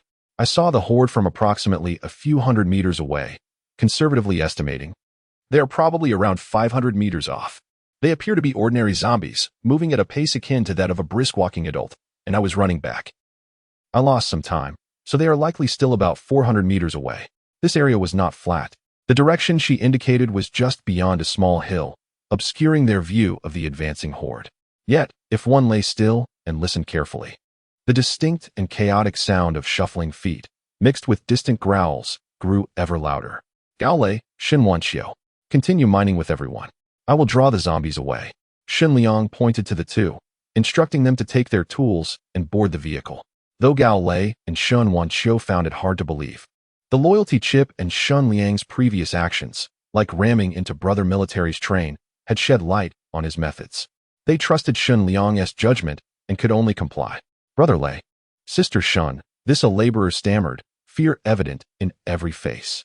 The decision left everyone feeling incredulous and terrified, yet no one dared to voice their dissent. At that moment, Shen Liang boarded the train, and with a deep rumble, the vehicle surged forward. Witnessing this, many laborers wore expressions of despair, while some began to frantically claw at their hair, eyes wide with terror. After exchanging glances, Gao Lei and Shen Wanqiu turned to the others. Everyone, stay calm. The conductor will not act recklessly, nor will he abandon us. If he were truly indifferent, he would have loaded all these precious ores onto the train long ago. How could he possibly leave them behind? Everyone, regain your composure. Whether it be these ores or our lives, we are of utmost value to the train and the conductor. He will not forsake you. We will fight side by side to eliminate all dangers. Even if those zombies come, they are merely low-level foes. With the tools in our hands, we can easily dispatch them. These words assuaged some of the crowd's fears, yet an undercurrent of anxiety remained. After all, even if Shen Liang did not flee, if they were to fall victim to the zombies, these laborers would perish in this desolate wilderness. Starved even if they evaded the undead, their chances of survival nearly non-existent. For the time being, however, they had no choice but to comply. Gao Lei understood the urgency of mining. Everyone, back to work. Increase your speed. If we can clear this small mine quickly, we can return to the safety of the train to rest. Patrol team, continue scouting the area to prevent any other hordes from appearing. Seeing this, even the most disgruntled had no choice but to obey. Yet doubts lingered. Could Shen Liang truly lure those zombies away? Meanwhile, the train sped forth, soon nearing the encroaching horde. In just 2 minutes, if the horde crested the hill that obscured their sight, they would catch sight of all the miners. To the zombies, the living were the most intoxicating bait, igniting their bloodlust and desire for slaughter in an instant. At that point, escape would be futile. Yet currently, the train lacked any large-scale weaponry. Damn it! If a mere horde of 100 zombies could not be dealt with, how could they hope to face the impending tide of undead in a month? With the advantage of his golden finger and the powerful SSS locomotive from his starter pack, Shen Liang refused to cower before a trivial horde. Listen up, you two. I will steer the train closer to the zombies. You need to strike the train with your tools to create a loud noise, drawing the zombies' attention. Ensure they can see you. Remember, if anyone messes this up, I will be the first to deal with you. Get it done. There will be rewards.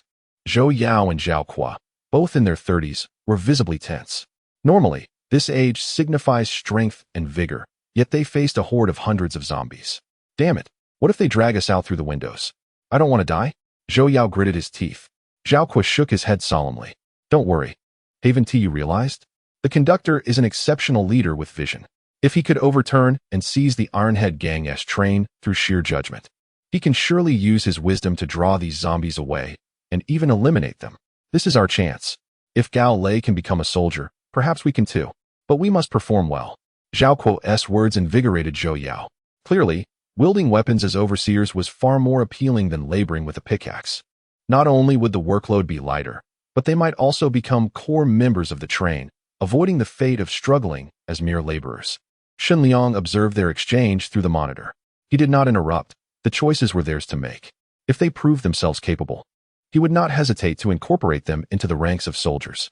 Yet Zhao Quo's words were not lost on Shen Liang. If they wish to become soldiers, they must demonstrate their worth. Attention! The train has caught the zombies' attention. I will be reducing speed shortly. Prepare to engage in various actions to increase the zombies' focus, preventing the horde from splitting off and heading toward the mine.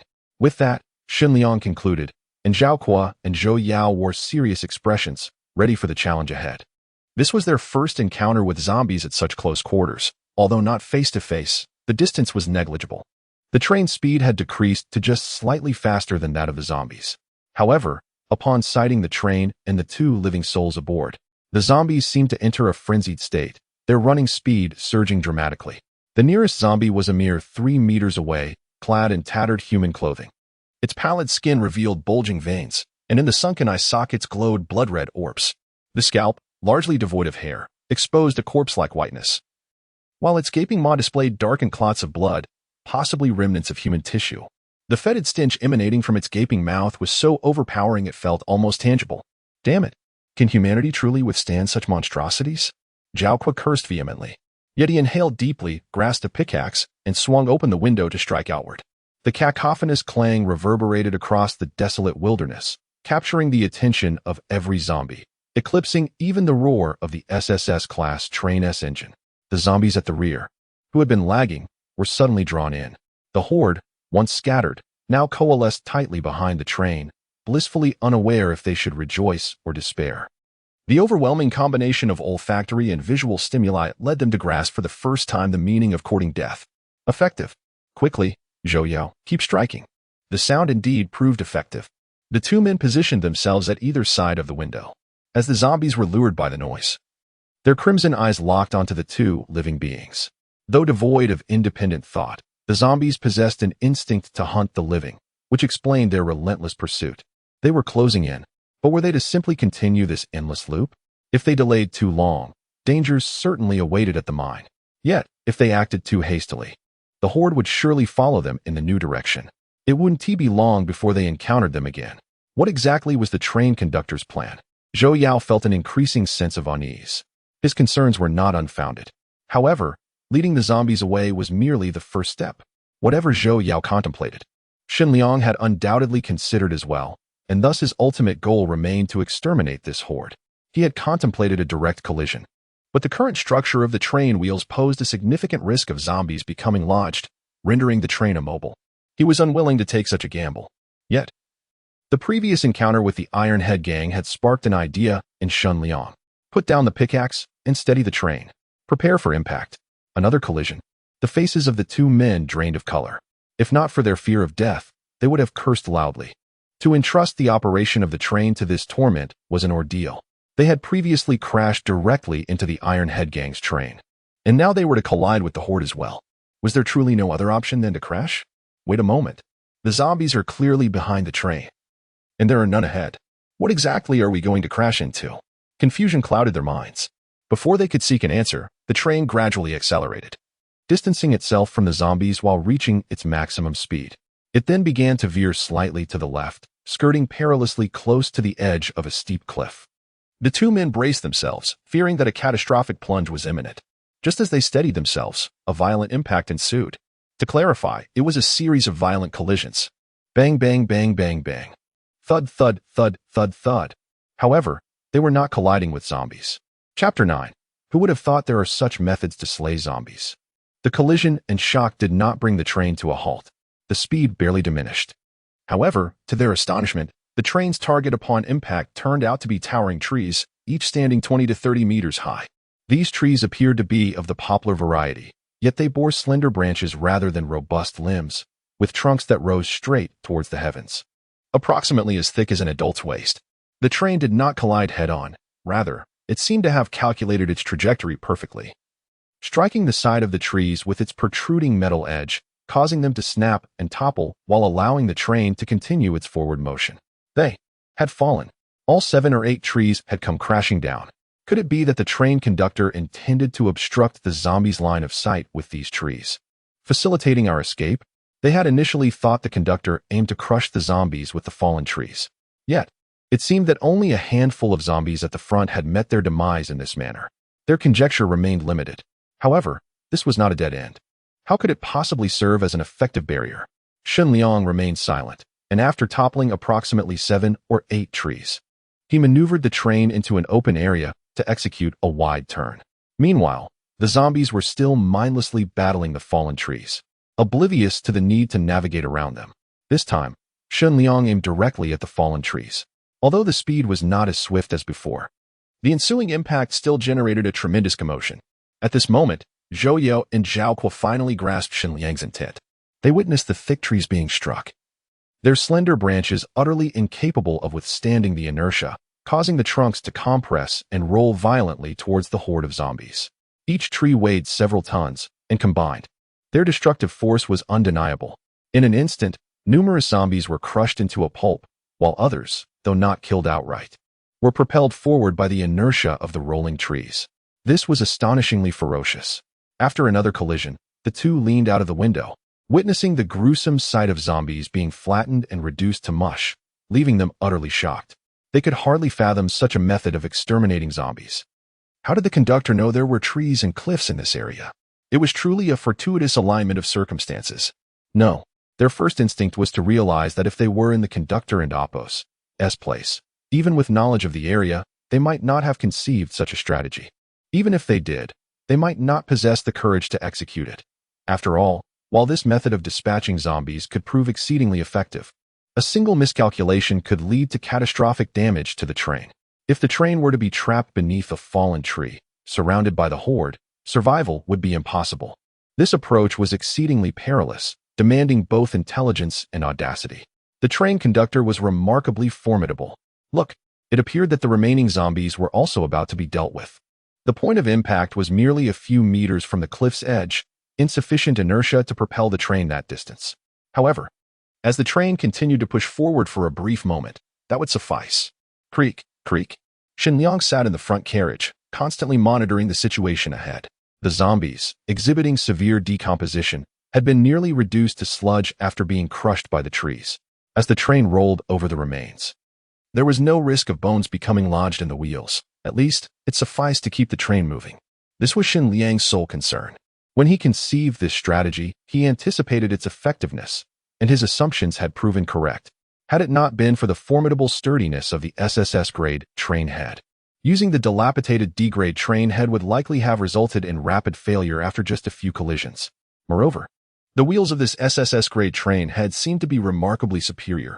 A few hours prior, while the laborers were mining, Shen Liang had taken the opportunity to study the differences between the SSS train head and the D-grade carriages. Although the carriage armor had been upgraded to C-grade, the wheels remained D-grade. In comparison, D-grade wheels were merely standard metal wheels, which would significantly sink into the rugged terrain. If a regular D-grade train head were to drag a D-grade carriage across the wilderness, the likelihood of sinking would severely diminish speed. In contrast, using the SSS-grade train head to tow a D-grade carriage, it could still nearly achieve peak speeds comparable to those on a highway, reaching 60 kilometers per hour on the road and approximately 50 to 55 in the wilderness. The primary reason was the remarkable prowess of the SSS-grade train head and Opos' wheels. Their superiority stemmed not only from material differences, but also from the quantity of wheels. To be precise, the SSS-grade train head was equipped with multiple wheel types. For instance, when traversing terrain with poor traction, it could switch to super tread wheels made from high-strength steel composites or anti-explosion, bulletproof rubber off-road wheels. Most critically, both types of wheels featured designs to prevent becoming stuck on zombie remains.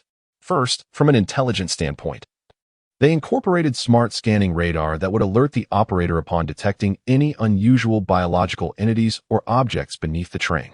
Furthermore, the hardware was engineered with such precision that even if a zombie were inadvertently crushed, the wheel gaps were meticulously designed to prevent any bones from entering. To take it a step further, even if something did get lodged, the SSS-grade train head seemed to possess a self-cleaning function. In essence, this SSS-grade train head was overwhelmingly powerful and versatile, with numerous functions still awaiting exploration and development. In comparison, the D-grade carriage lagged significantly behind. Even with armor and glass upgraded to C-grade, the wheels remained D-grade, ultimately hindering speed.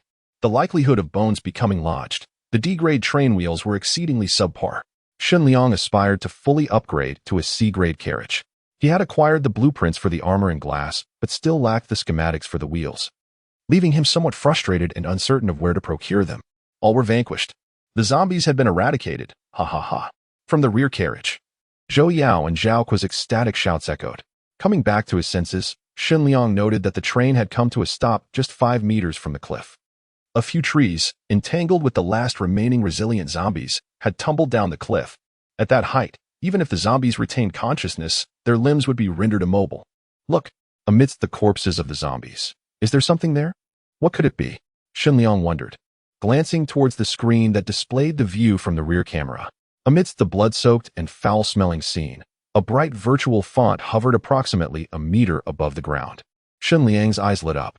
This was an equipment drop? Simultaneously, a notification echoed. Ding.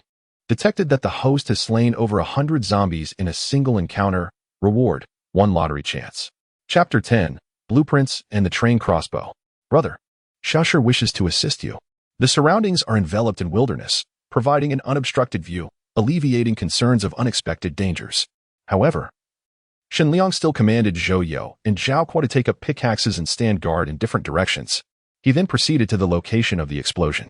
Along the way, he encountered some zombies that were not entirely lifeless. Noting their inability to move, Shen Liang refrained from wasting bullets. What is this? Another blueprint. The item that exploded appeared to be on the ground, yet it was subtly hovering in the air. The floating virtual text provided a brief description. Shen Liang picked up the blueprint, and a white virtual panel materialized before him, detailing the blueprint. It was yet another blueprint related to C-grade trains.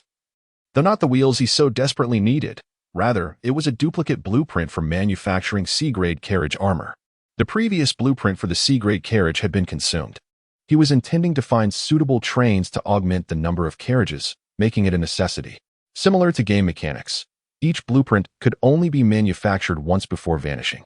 To create 10 C-grade carriage armors, 10 blueprints were required. Confirming through the train conductor's manual, all types of blueprints followed this logic.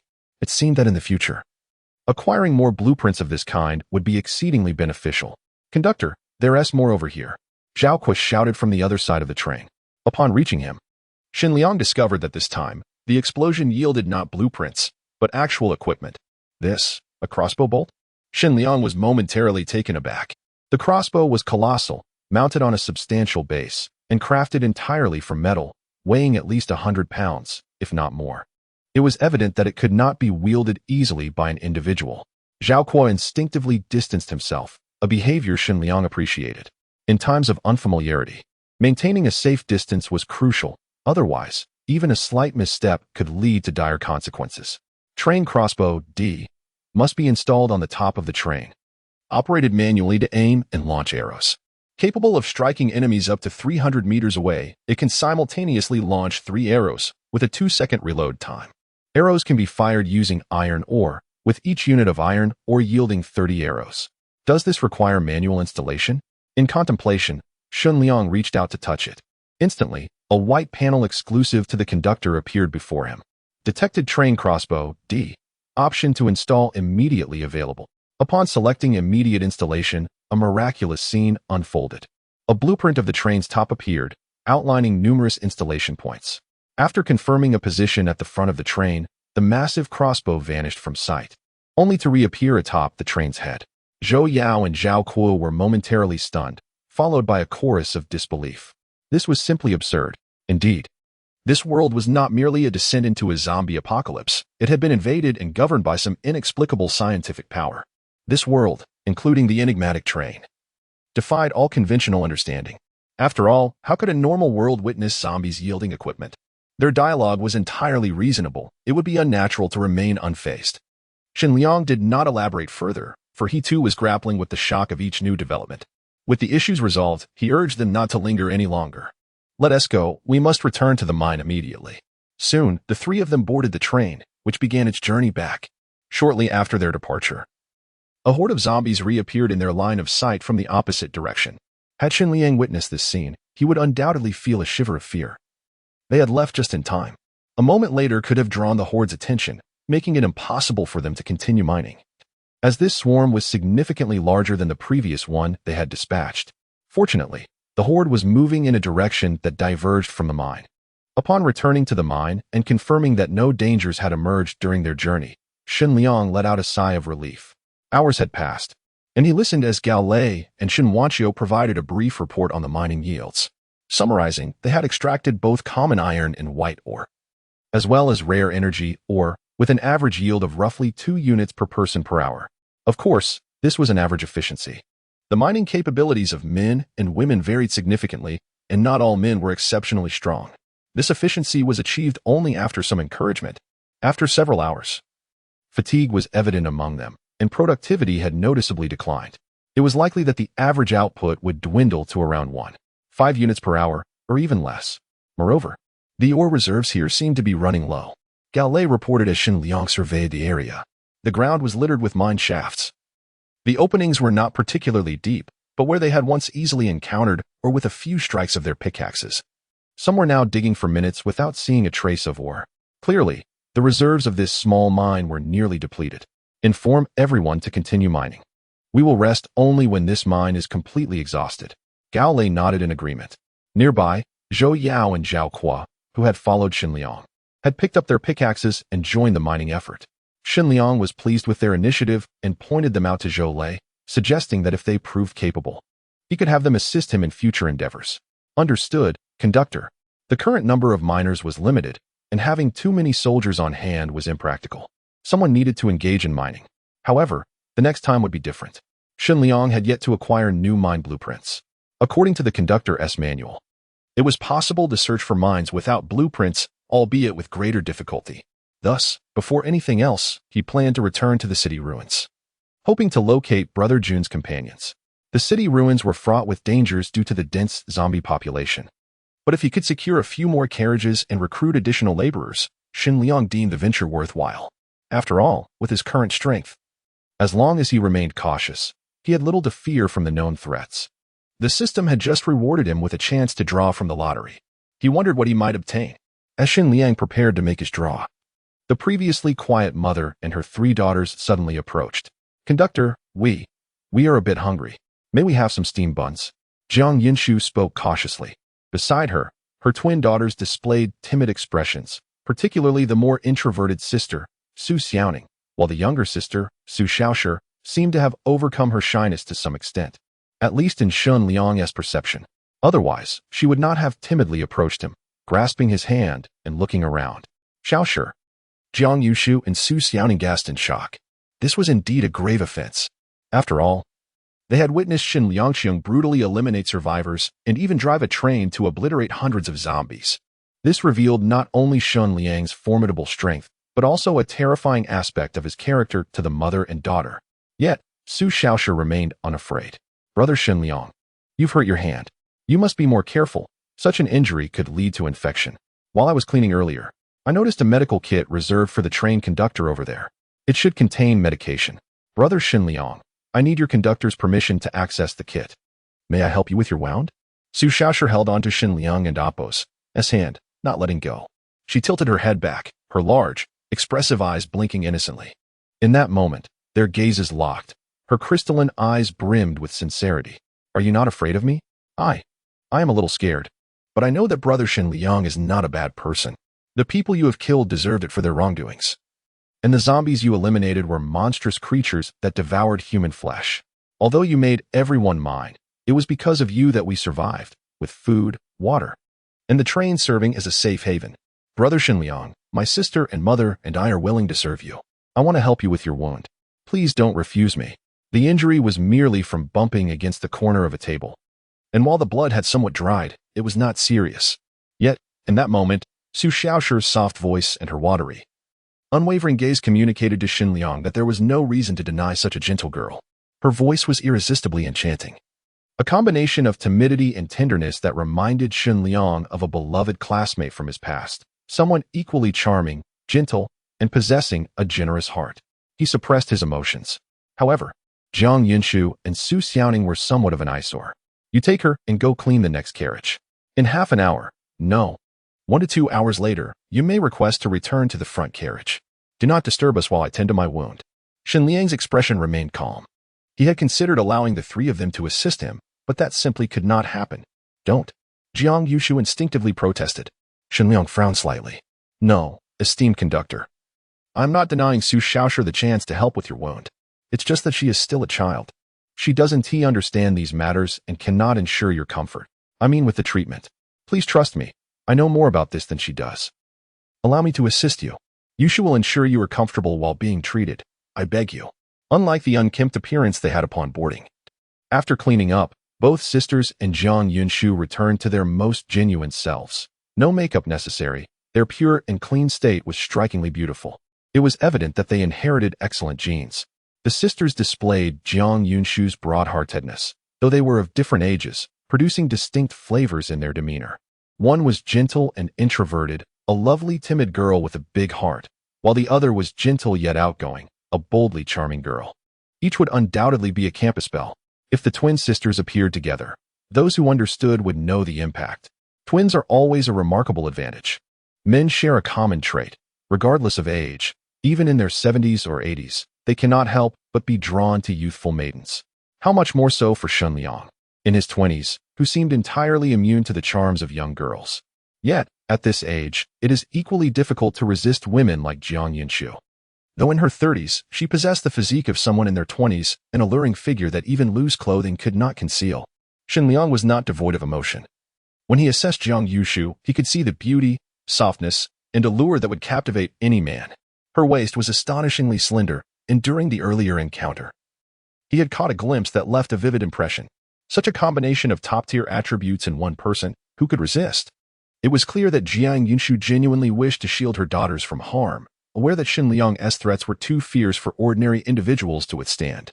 She felt capable of handling the situation, considering her years of experience, though she may not have faced numerous challenges. Moreover, perhaps it was merely an illusion. But Shen Liang sensed a hint of desire in Jiang Yinshu's eyes. Her gaze was soft and inviting, her figure exquisite. How delightful it would be to have Jiang Yinshu and the twins remain. How maddening. The allure was undeniable. He understood the mysterious forces at play and did not dare to provoke the heavenly retribution that could obliterate him. He knew that any reckless action could lead to the downfall of this exhilarating chapter of his life as a conductor. There are some words I do not wish to repeat a third time. Immediately take Su Xiaoning to the adjacent carriage. Upon hearing this, Jiang Yinshu's face paled. She wished to say more but feared that Shen Liang might turn violent. If she were to perish, no one would protect her daughters. And Su Xiaoning would inevitably suffer the same fate. The consequences were too dire to contemplate. For now, it was evident that Shen Liang did not wish to harm Su Xiaoshi, which offered Jiang Yinshu a sliver of acceptance. Besides, this was Su Xiaoshi's own initiative. Mom. Sister, rest assured. Brother Shen Liang is a good person. He won't harm me or you. But you must be obedient and not make things difficult for him. Shen Liang gently ruffled Su Xiaoshi's hair. This little girl was truly understanding. But Su Xiaoshi, you must not act recklessly. No matter what. Ensure you satisfy the conductor's expectations. Do you remember the method for treating wounds that Mom taught you? Enough. Shen Liang interrupted impatiently. Jiang Yinshu, alarmed, hurriedly led Su Xiaoning away. The carriage door was shut. Without Shen Liang's permission, no one could open it. Noah, close all the privacy curtains in the front carriage. Command received. Closing all privacy curtains in the front carriage. Why close? Su Xiaoshi's words were abruptly silenced by Shen Liang's lips. He grasped her delicate neck. Soft and slender, nearly rendering her breathless in a rather rough manner. Minutes later, Su Xiaoshi gasped for air, sitting softly on the floor, her head tilted back. Confusion filled her large, innocent eyes, resembling a naive girl from a sheltered family. Brother Shen Liang, I. She wished to inquire further, but there was nothing more to ask. Shen Liang's firm grip rendered her nearly breathless, and at that moment, he had already closed his eyes. This sensation was intoxicating. Perhaps it was the oppressive atmosphere of recent days, the terrifying apocalypse weighing heavily upon him. He truly needed a release, a chance to heal. And thus, the healing began in earnest at that moment. Chapter 11. The Aerial Ballet of Su Xiaoshi. Mom. Will my sister be all right? I voiced my concerns, though I could not shake the feeling that Brother Shen Liang was not a bad person. Shu, don't speak carelessly. The conductor is certainly not a bad person. In the labor carriage, Jiang Yinshu tidied up with her young daughter, Su Xiaoning. Although the laborers had not been on the train long, the stench of waste was undeniable. Yet, the mother and daughter were too preoccupied with their worries about Su Xiaoshi's condition to care about such matters. Jiang Yinshu knew that the front carriage was under surveillance, capable of monitoring and listening in on their every word. She dared not let her daughter speak freely, but her heart was filled with unease. Would Su Xiaoshi truly be safe? Was the conductor really not a bad person? Jiang Yinshu pursed her lips, momentarily at a loss for how to define a villain. In the past, she had always been adamant about keeping her daughters from romantic entanglements. Any boy who approached her precious daughters was immediately deemed a troublemaker. But these were apocalyptic times. Perhaps Su Xiaoshi was right. The conductor had provided them with food and a secure environment. In fact, they had been treated preferentially. Otherwise, they would have been forced to mine, an arduous and filthy task, all while risking a zombie attack. When Shen Liang drove the train to confront the horde of zombies, the three of them remained on board, witnessing the fierce scene unfold.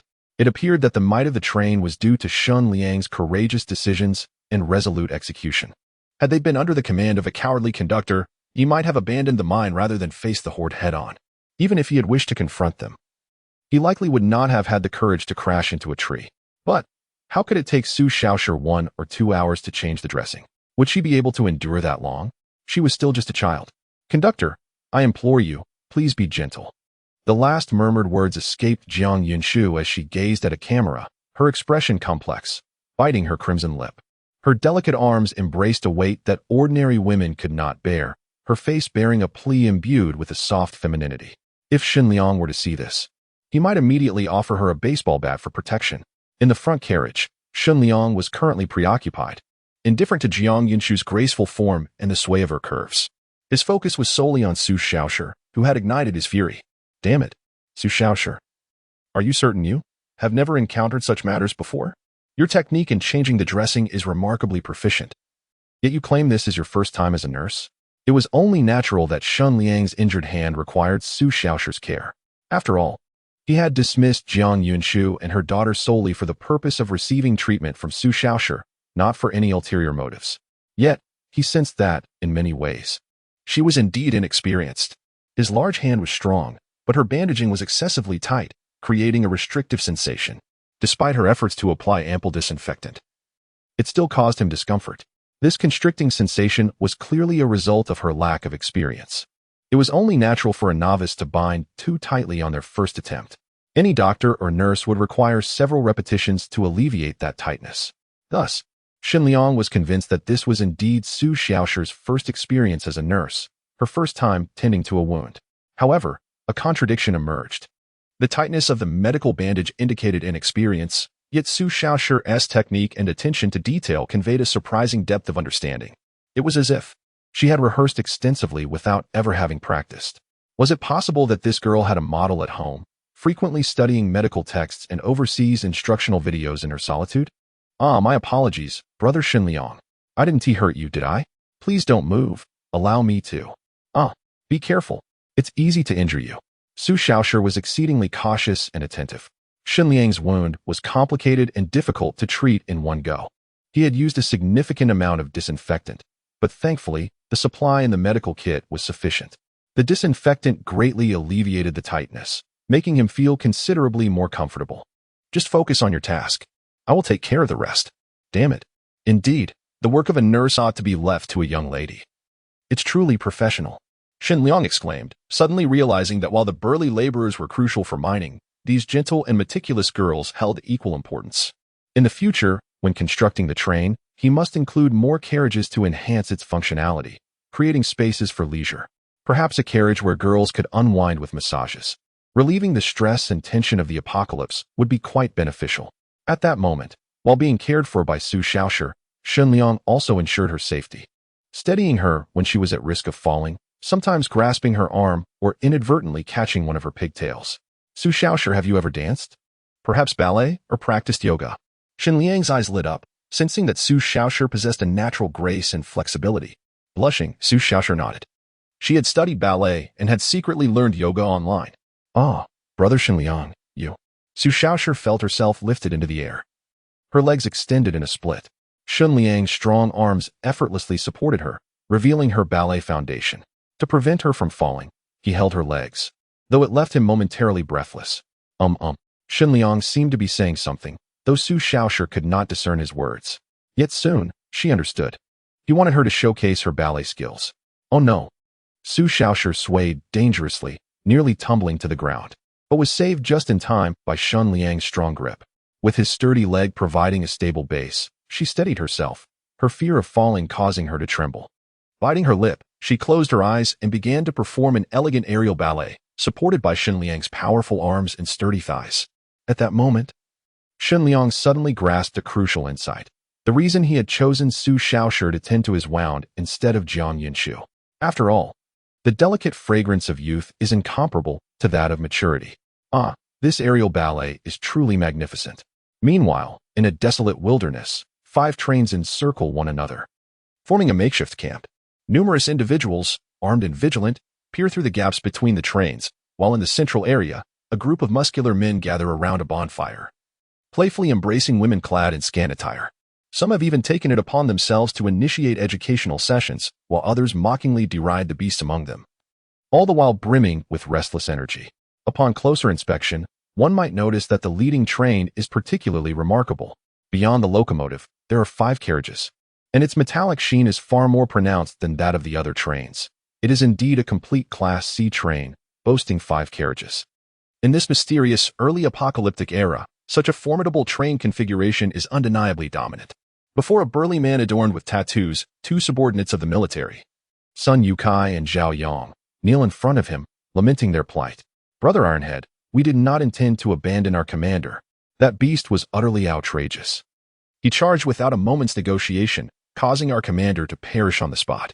To make matters worse, that creature employed some bizarre method to reduce our commander's train to mere iron ore. Upon hearing this, a glimmer of interest flickered across Brother Ironhead's lascivious visage, accompanied more by derision than empathy. You truly believe I am a fool, to think one could dismantle a train into iron or with bare hands? Chapter 12. The Terrifying Level 2 Monsters.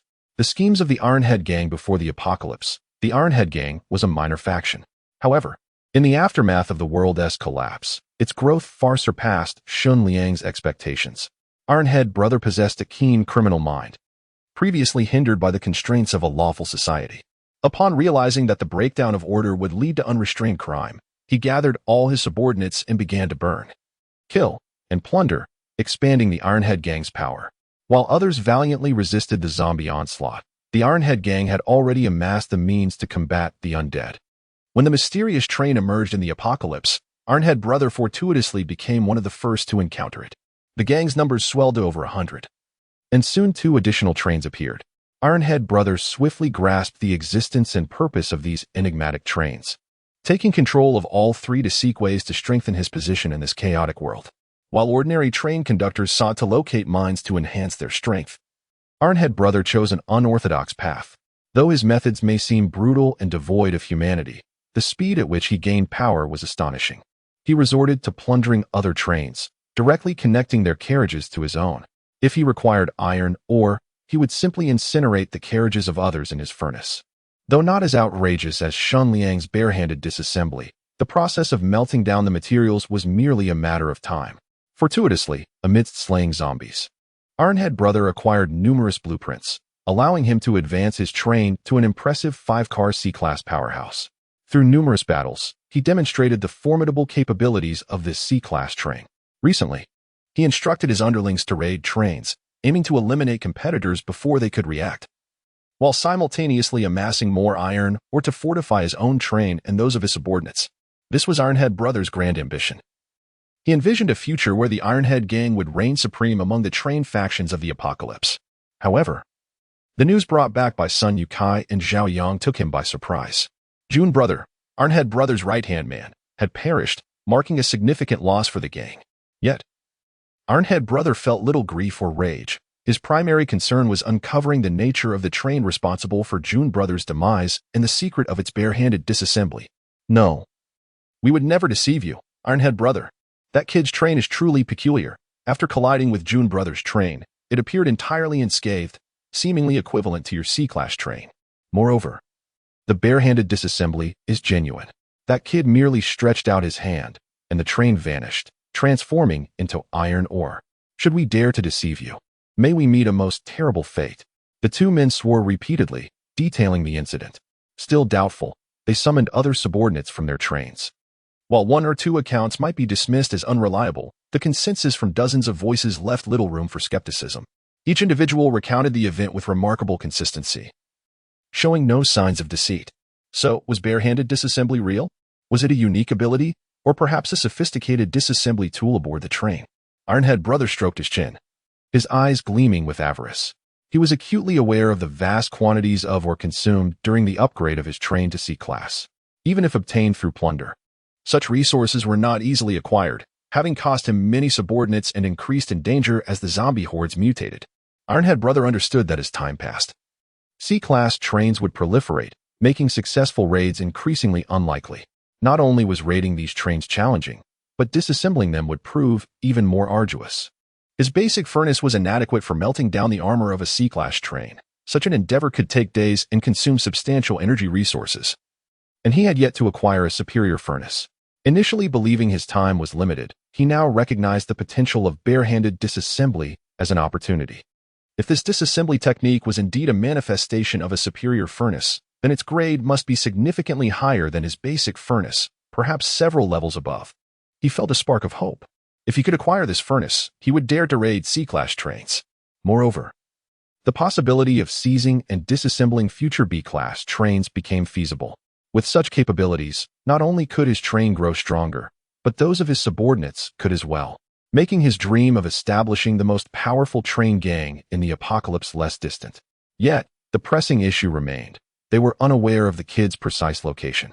Sun Yukai and Zhao Yang exchanged anxious glances. Ironhead Brother felt the urge to berate them, but realized he needed their assistance. He waved his hand dismissively, choosing not to reprimand them. It's all right. The situation was urgent. That kid was indeed peculiar, and the collision could have attracted the zombie horde. Even ordinary zombies can be difficult to fend off, let alone high-level climbing zombies capable of wielding weapons. It is only natural that you could not pursue him. Sun Yukai and Zhao Yang felt a surge of loyalty, grateful to follow such a capable leader. Suddenly, Ironhead Brother placed his hands on their shoulders, his expression imbued with hope. However, I have a task for you. Help me locate that kid. Once you find him, immediately relay the information through our special communicator. We will mobilize the entire Ironhead gang, and no matter how formidable that kid may be, you will kneel before me. The two men nodded in agreement, understanding the gravity of their mission. Yet, they also recognized the perils of rushing in without a plan. Though Ironhead Brother was cunning, he did not wish to send his remaining train conductors to their deaths, with only 4 of the original 5 remaining. Losing another 2 would spell disaster for the Ironhead gang. Thus, he distributed a few of the limited firearms among them. Previously, he had witnessed a train pass by, upgraded to C-class and equipped with formidable weapons. It was a shame that none of his gang had acquired such weaponry. Otherwise, eliminating that kid would be a trivial matter. Ironhead Brother and Oppos. S-word sparked interest among many, especially those who had recently been hunting zombies in search of equipment. They resolved to hunt down isolated zombies, hoping to acquire such gear to further enhance their trains. Those wretched zombies armed with weapons were classified as level 2 monsters. Not only could they damage D-class train armor, but they were also capable of denting the armor of Ironhead Brother's C-class train. These relentless beasts were indeed troublesome. He needed to devise a way to obtain superior train evolution blueprints.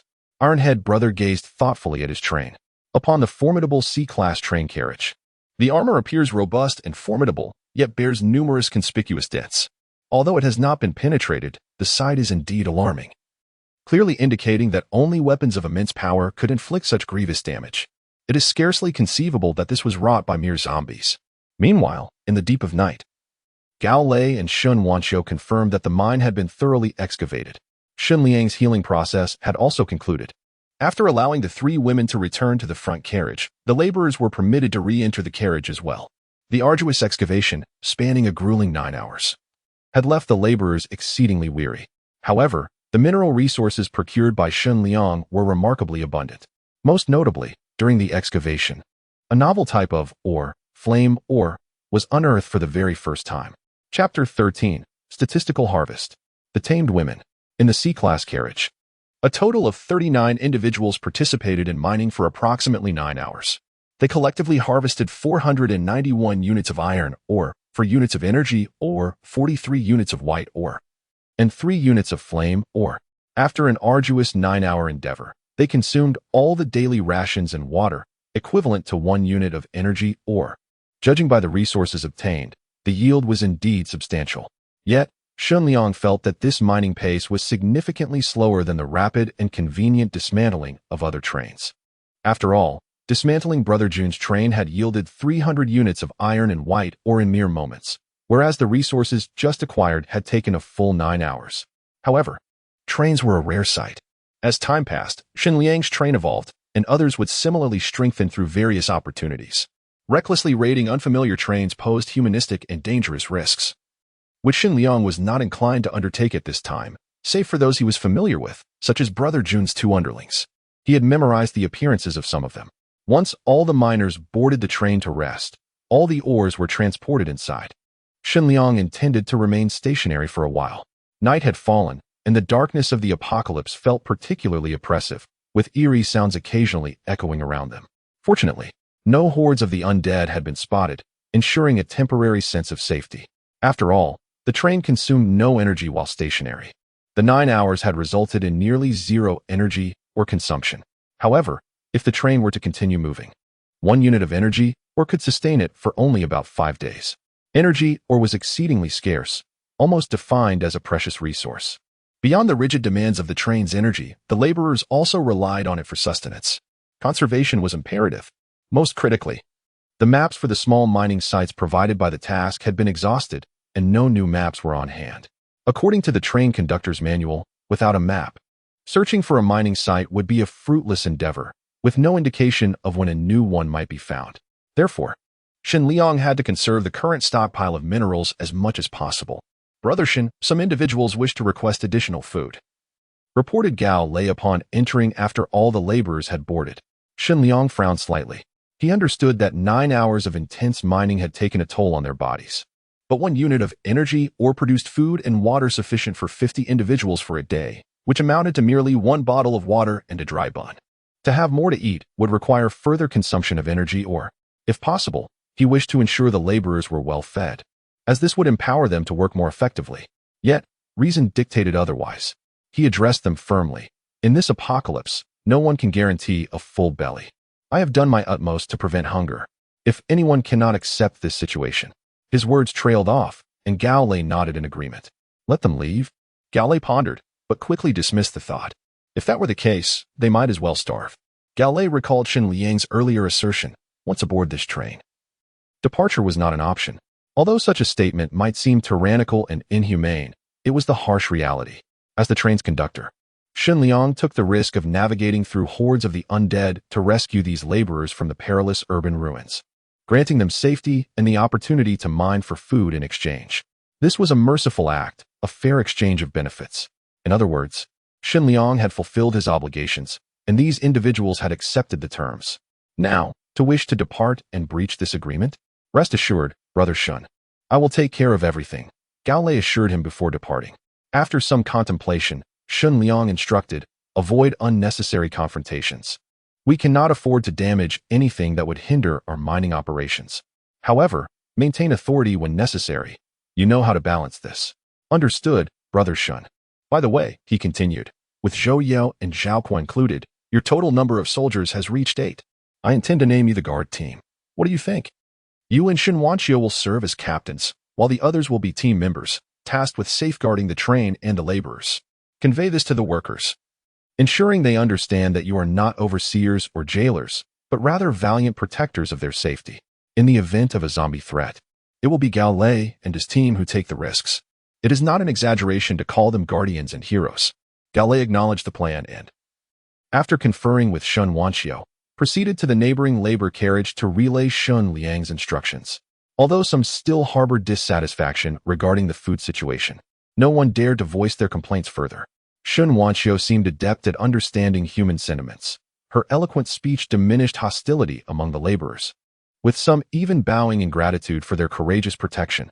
This outcome was precisely what Shen Liang desired, yet he was acutely aware of the unpredictability of human nature. Not everyone understood gratitude. The art of management had always been a complex study. Those who could be managed peacefully brought mutual joy, but those who remained unruly over time. While he was reluctant to deplete the labor force, he would not hesitate to resort to bullets to convey a lesson. The wilderness was simultaneously the safest and most dangerous realm. For now, they faced no immediate threat, while Noah maintained vigilance. Shen Liang assigned Gao Lei and the others to guard the windows. Moments later, Shen Wanqiu returned, leading the 2 wealthy young women from earlier. After 9 hours of mining, their previous pride and poise had diminished. Upon seeing Shen Liang, they immediately knelt, tearfully pleading for him to keep them. We will not refuse any work again. Dusting, sweeping, washing dishes, making beds, doing laundry. We are even willing to clean toilets. They exclaimed. We are fit and clean. I have never even been in a relationship. I am still pure. Me too. They echoed. Brother Shen. No. Esteemed conductor, please keep us. We are willing to serve you tirelessly. Yang Qian and Meng Xiaoyun, having been bosom friends, were once the epitome of privilege, which had fostered their haughty mindset. However, after enduring the grueling reality of mining, they had experienced true hardship. emerging covered in sweat and with their delicate hands blistered from the rough tools, all while fearing zombie attacks. This day was a hellish ordeal they had never imagined. If given the choice, they would never wish to mine again. Have you truly become obedient? Shen Liang mused, a playful smile gracing his face. Sitting in his chair, he lifted Yang Qian's chin with his somewhat dirty shoe. Her pretty face, now smudged with grime, revealed no hint of disdain as she nodded eagerly. Meng Xiaoyan mirrored her actions, even beginning to clean Shen Liang's shoes with her own hands, her demeanor remarkably earnest and submissive. And if I were to send you back to mining, would you be willing to go? Upon hearing this, the two girls hesitated for a brief moment. Yet, as if enlightenment struck, they nodded vigorously in unison. Let us proceed. We are entirely at your service, be it mining or even polishing your shoes to a pristine shine. We shall comply without hesitation. The once proud swan now exhibits a remarkable docility. In this moment of revelation, Shen Liang discerned that Yang Qian and Meng Xiaoyan, after enduring the rigors of mining, had indeed come to a profound understanding. Thus, there was no need for him to resist the two compliant maids. Zhang Jie, she responded, somewhat startled. What did you call me?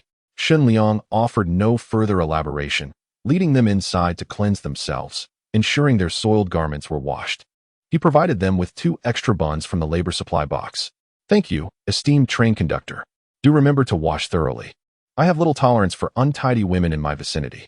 Exchanging glances, Yang Qian and Meng Xiaoyan's eyes sparkled with delight. For the first time, they yearned to be touched by a man, symbolizing their liberation from the drudgery of mining. We assure you, we shall be impeccably clean. Not far away, Su Xiaoning and Su Xiaosher stood in a state of bewilderment. Su Xiaosher appeared unsteady, her legs trembling and unable to align properly. Likely a consequence of Shen Liang's rough handling during her bandaging. Though the injury was not severe, it would require some time to heal. Meanwhile, Su Xiaoning remained curiously unaware of what had transpired with her sister. Shen Liang, preoccupied with numerous tasks, paid little heed to them. Blueprint for glass manufacturing, C8850, manufacturable, manufacturing commenced. As the glass was completed, an alert from NOAA followed. To upgrade to a Class C train, we require the Class C train wheel set. Currently, Shen Liang lacked the blueprints for the Class C train wheel set, which was not an immediate concern. From a safety standpoint, upgrading the glass and armor took precedence. If confronted by a horde of corpses, the armor and glass of a Class C train would offer significantly greater protection compared to the dilapidated Class D train. NOAA, please analyze the safety of the Class C train armor and glass. Command received. The safety of Class C train armor and glass represents a marked improvement over Class D. The armor and glass of Class D can barely withstand attacks from standard Level 1 monsters, failing against those of Level 2 and above. In contrast, Class C armor and glass can effectively withstand Level 2 monster assaults and endure for a moment against Level 3 monsters. Monsters include, but are not limited to, zombies. Currently, it was known that the hundreds of zombies Shen Liang had dispatched were primarily Level 1 monsters. Level 1 monster characteristics: slow-moving, possessing a singular attack method. With average attack power, an ordinary human can counter them in a 1v1 scenario with a weapon.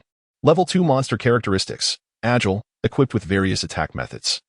And possessing significant attack power, an ordinary human can scarcely contend with them in a 1v1 confrontation. Level 3 monster characteristics: swift, exhibiting secondary mutations that enhance their capabilities. They can easily eliminate an unarmed human in a 1v1 encounter. The aforementioned details are documented in the Train Conductor's Manual, a tome of considerable heft, containing an abundance of knowledge.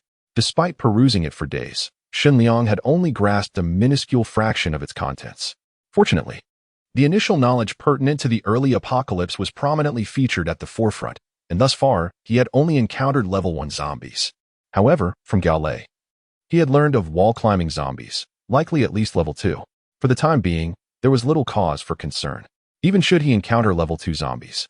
The current labor carriage, now fortified with Class C armor and glass, should suffice defensively.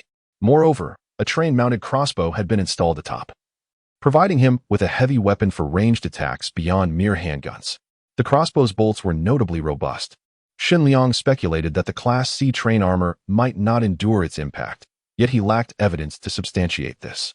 Fire ore, a mineral that can enhance weapon production with an additional fiery attribute. For instance, attaching it to the train crossbow would imbue the bolts with fire properties. significantly increasing damage against specific foes. Shen Liang's eyes lit up. This was a valuable asset. While fire may not universally amplify damage against all enemies, he surmised it would be effective against zombies, particularly in the early apocalypse when their clothing remained largely intact and many materials were flammable. A single flaming bolt, even if it could not pierce his skull, might ignite a zombie's clothing, potentially incinerating it. Crucially, zombies do not evade. In a throng, one flaming arrow could trigger a chain reaction of combustion among the horde. Though it may seem improbable, the potential was vast. Regrettably, he possessed only 3 units.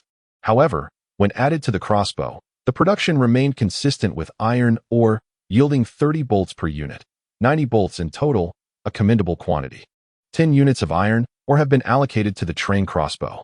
10 units equate to 300 bolts. With 3 bolts fired simultaneously, 100 shots could be executed. This was ample, and refilling during emergencies would not pose a significant challenge. As for the fire ore, after contemplation, Shen Liang decided against immediate use. As Noah had advised, applying fire ore to the bolts would yield enhanced damage against specific adversaries. Should he encounter fire-immune foes, it would be a waste of precious resources. With only 3 units in hand, it would be wiser to reserve them for critical moments. Next, it was time for the lottery. Upon opening the system interface, a dazzling golden screen appeared, visible solely to Shen Liang. The lottery interface resembled a roulette wheel. He could discern 5 symbols, but once the draw commenced, the wheel spun, seemingly containing dozens of potential rewards. As it slowed, the central pointer aligned with the final prize. Ding! Lottery successful. Reward: a complete Class C train carriage. What? A whole Class C carriage? Shen Liang's most pressing need was indeed additional carriages. This felt like a timely blessing. Though one carriage may not be excessive, it was certainly a much-needed boon. Immediately following, the system presented another alert. Ding! Random task. Please assemble a train consisting of reward, a map of a medium-sized mine. A train of 3 carriages? No requirement for carriage grade. With the recently awarded carriage and the one that was already 80% complete, only one more was needed. He was merely a step away from obtaining a map of a medium-sized mine. With the map in hand, he would no longer have to flounder aimlessly in search of mines, which could be both energy and time-consuming. Since there was no stipulation regarding the grade of the train, could he not simply attach a dilapidated Class D carriage to fulfill the task? Contemplating this, Shen Liang began to devise a plan. Should one dare to venture into the urban ruins, there lies the possibility of encountering those 2 foolish subordinates of Brother Iron, allowing for a swift resolution without the need for disassembly into raw materials. The intact, ownerless train carriage could be seamlessly integrated into one's own locomotive. Meanwhile, Sun Yikai and Zhao Yang, dispatched by Brother Iron to locate Shen Liang, have set forth and diverged in their paths. Sun Yikai is heading directly towards the city ruins, while Zhao Yang, who had previously been shot, coincidentally travels towards the very location where Shen Liang's train currently resides. At this pace, it would only be a matter of hours. Chapter 14, The Ruthless Lady. Allow me to teach you how to operate a train. Identity recognition. Correct. Conductor, Shen Liang. Talent, smelter, D. Train level, ruined class, D. Number of carriages, 3. Capacity, 110 people. Laborers, 48. Mine coordinates, none. Map data, none. Tasks, none. This is the new panel for Shen Liang as the conductor. The train has transformed into 3 carriages, and the capacity has increased by 50. Such a significant change cannot be overlooked.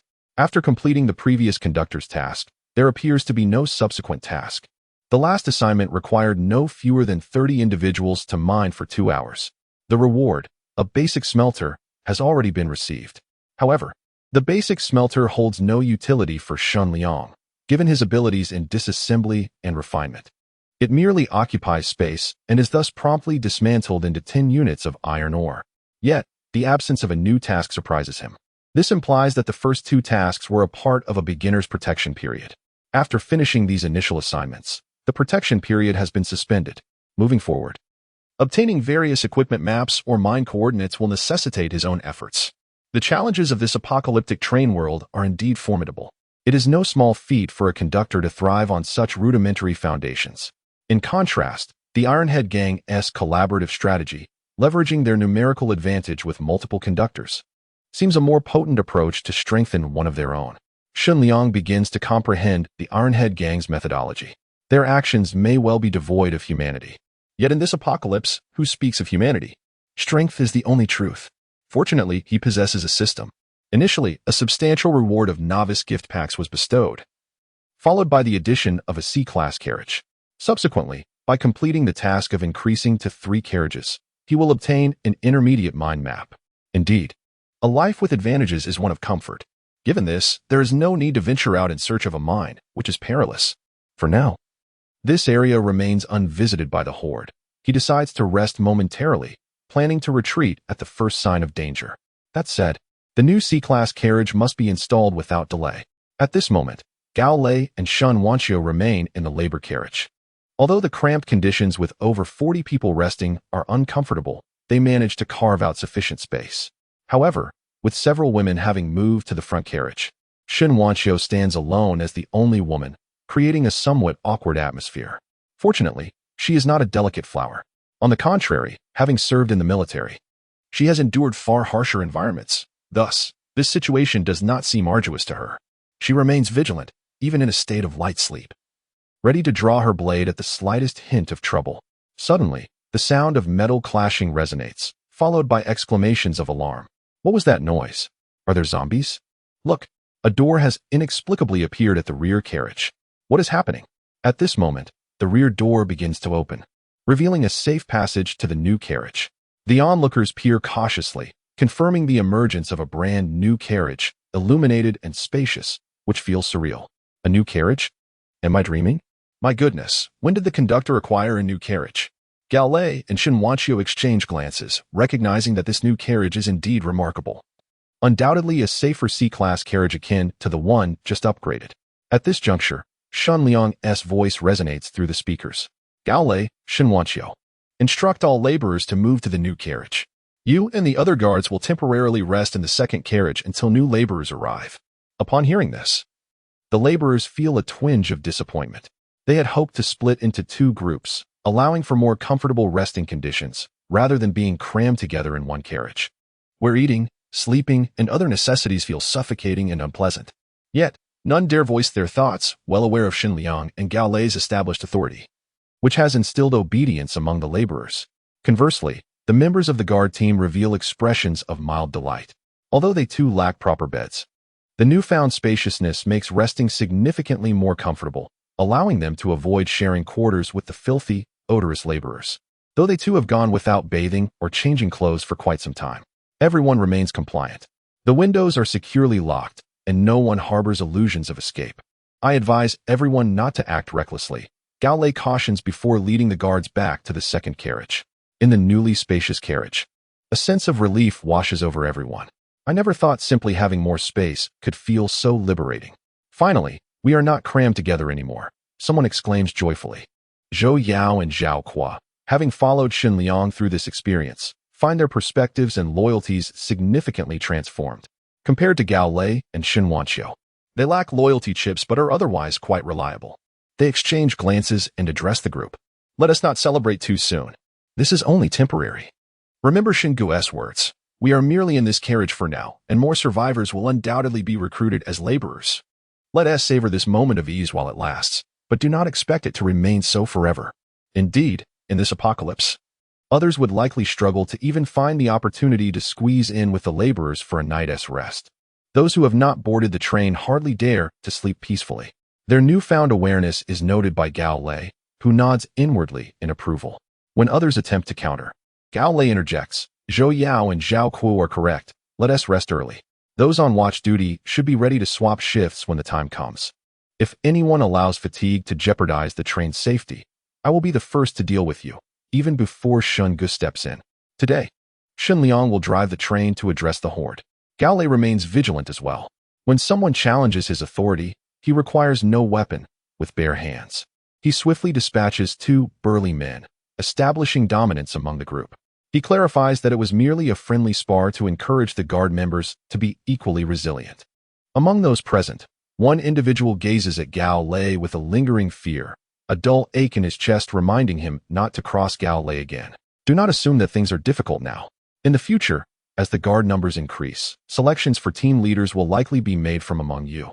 provided you demonstrate sufficient effort and loyalty to Shen Ge. Gao Lei's words ignite a quiet determination within each guard member. Shen Liang observes this dynamic, reaffirming Gao Lei's capabilities as a competent leader. As for Shen Wanqiu, he was summoned to the front carriage of the train to rest. After a long day, how did he feel? Shen Liang's constitution seemed to have strengthened since he became the train conductor. Even after a day and night without sleep, he did not feel excessively fatigued. At this moment, concerned about potential dangers, he was not in a hurry to sleep. He sat in a chair while Shen Wanqiu stood before him, having just completed a simple wash-up. She had shed her practical work attire in favor of a set of casual women's clothing. This outfit was neither alluring nor tight-fitting, appearing somewhat loose and unremarkable. Yet it could not conceal her exquisite figure, a slender waist, perfectly proportioned bust, and robust limbs that exuded strength without being overly masculine. Instead, she radiated a unique beauty reminiscent of a fitness enthusiast. What stood out most was Shen Wanqiu's demeanor. Initially, amidst the anxious laborers, she had boldly responded to Shen Liang. Now, having shed her fear, she returned to her innate grace, strikingly beautiful yet cool, exuding warmth and attentiveness. Though she rarely smiled, she was adept at reading Shen Liang's thoughts. If Gao Lei was a natural leader, then Shen Wanqiu was a born protector, fitting seamlessly as his bodyguard and secretary. I can report that my previous experiences in wilderness military exercises and real combat simulations have prepared me well. The current situation is quite comparable, she stated. Yet, before Shen Liang, she still felt a tinge of nervousness. Shen Liang, with a hint of exasperation, replied, "There's no need to be so formal. You can just call me Shen Ge. There are no outsiders here, so there's no need for reports. I merely wanted to ask you a few questions." Shen Wanqiu nodded, suddenly uttering a statement that caught Shen Liang off guard. "Shen Ge, I have never had a boyfriend. I am still pure. Tonight, let me attend to you as you sleep." "No, I wasn't suggesting such things. Why are you being so forward?" Shen Liang was taken aback. Nevertheless, Shen Wanqiu's beauty surpassed that of Yang Qian and Meng Xiaoyun, possessing an unparalleled aura that other women could not match, piquing Shen Liang's interest. However, at this moment, Shen Liang had no intention of keeping Shen Wanqiu by his side. "I appreciate your loyalty, and I must confess that I find you intriguing. However, what I value most is your capability, which surpasses that of the other women combined." This statement was overheard by the others, yet none dared to refute it. They understood it to be the truth. "For now, I must ask you to work alongside Gao Lei to lead the security team and manage these laborers. As the number of workers increases, so too will the security team, and I will select a new captain to assist Gao Lei. At that time, you can come to my side as my personal guard and help me manage these women." Shen Wanqiu bit her lip, her beautiful eyes reflecting a hint of surprise. Yet she nodded and turned to leave, returning to the second carriage. Although she was a beauty, none of the men dared to harbor feelings for her. Even the formidable Gao Lei would find it difficult to resist her charms. Shen Wanqiu could easily subdue him if she chose to. Should anyone else attempt to lay a hand on her, she would demonstrate to them what true combat prowess entailed. Have I perhaps trained too much? Has my figure deteriorated? Or has my skin lost its luster? Shen Ge, he did not choose me. Back in the second carriage, Shen Wanqiu appeared calm outwardly. Yet her heart was tumultuous. She possessed her own pride, willingly serving Shen Liang while believing herself to be no inferior to any other woman. She understood Shen Liang's arrangements, but felt a pang of disappointment, secretly resolving to pay more attention to her figure and appearance in the coming days, particularly in her tone of voice, aspiring to present herself as more feminine in Shen Liang's presence. Unbeknownst to her, she was already perfect before him. Shen Liang indeed considered keeping her around, but before that, he needed to have a serious conversation with the proud daughters of wealthy families, Yang Qian and Meng Xiaoan. "Shen Ge, we acknowledge our mistakes." Jiang Yinshu and Su Xiaoning had been directed by Shen Liang to sleep in the bathroom, which was somewhat cramped but manageable, primarily due to the door that could block out the outside chaos and noise. Meanwhile, Yang Qian and Meng Xiaoyan knelt before Shen Liang, apologizing, while behind them, Su Xiaoshi, resembling a stern headmaster, held a mop, ready to punish the two disobedient students. With a thud, the mop struck the two of them. "No, please don't hit us. We admit our mistakes." Yang Qian bit her lip, while Meng Xiaoan trembled in pain. Although Shen Liang had forced them into labor, it did not diminish their beauty. On the contrary, both were undeniably deserving of the title white and rich beauties, possessing rare fair skin. Yang Qian's slender figure, with delicate waist and legs, was the epitome of the slender physique many desired, complemented by a face reminiscent of a fairy. Shen Liang rarely favored slender women, but such exquisite features were an exception. Meng Xiaoyan, in contrast, possessed a slightly plump yet charming figure, truly only slightly plump, standing at 165 centimeters and weighing 115 pounds. Her waist was slender, while her face was delicate, and her arms and calves were surprisingly thin, with the remaining softness distributed perfectly. This kind of curvaceous beauty was precisely what Shen Liang adored. However, having spoken inappropriately, they were to be punished. What do you think? Shen Liang lounged in his chair, a playful expression on his face. As the two women looked on in confusion, Su Xiaoshi approached Shen Liang, causing them to instinctively cover their mouths. Shen Liang had intended to thoroughly educate Yang Qian and Meng Xiaoyan throughout the night, but fate had other plans. The apocalypse was proving to be less secure than anticipated. Morning. An undetermined number of zombies are approaching. Approximately 2,000 meters to the left rear. Noah's alert interrupted Shen Liang.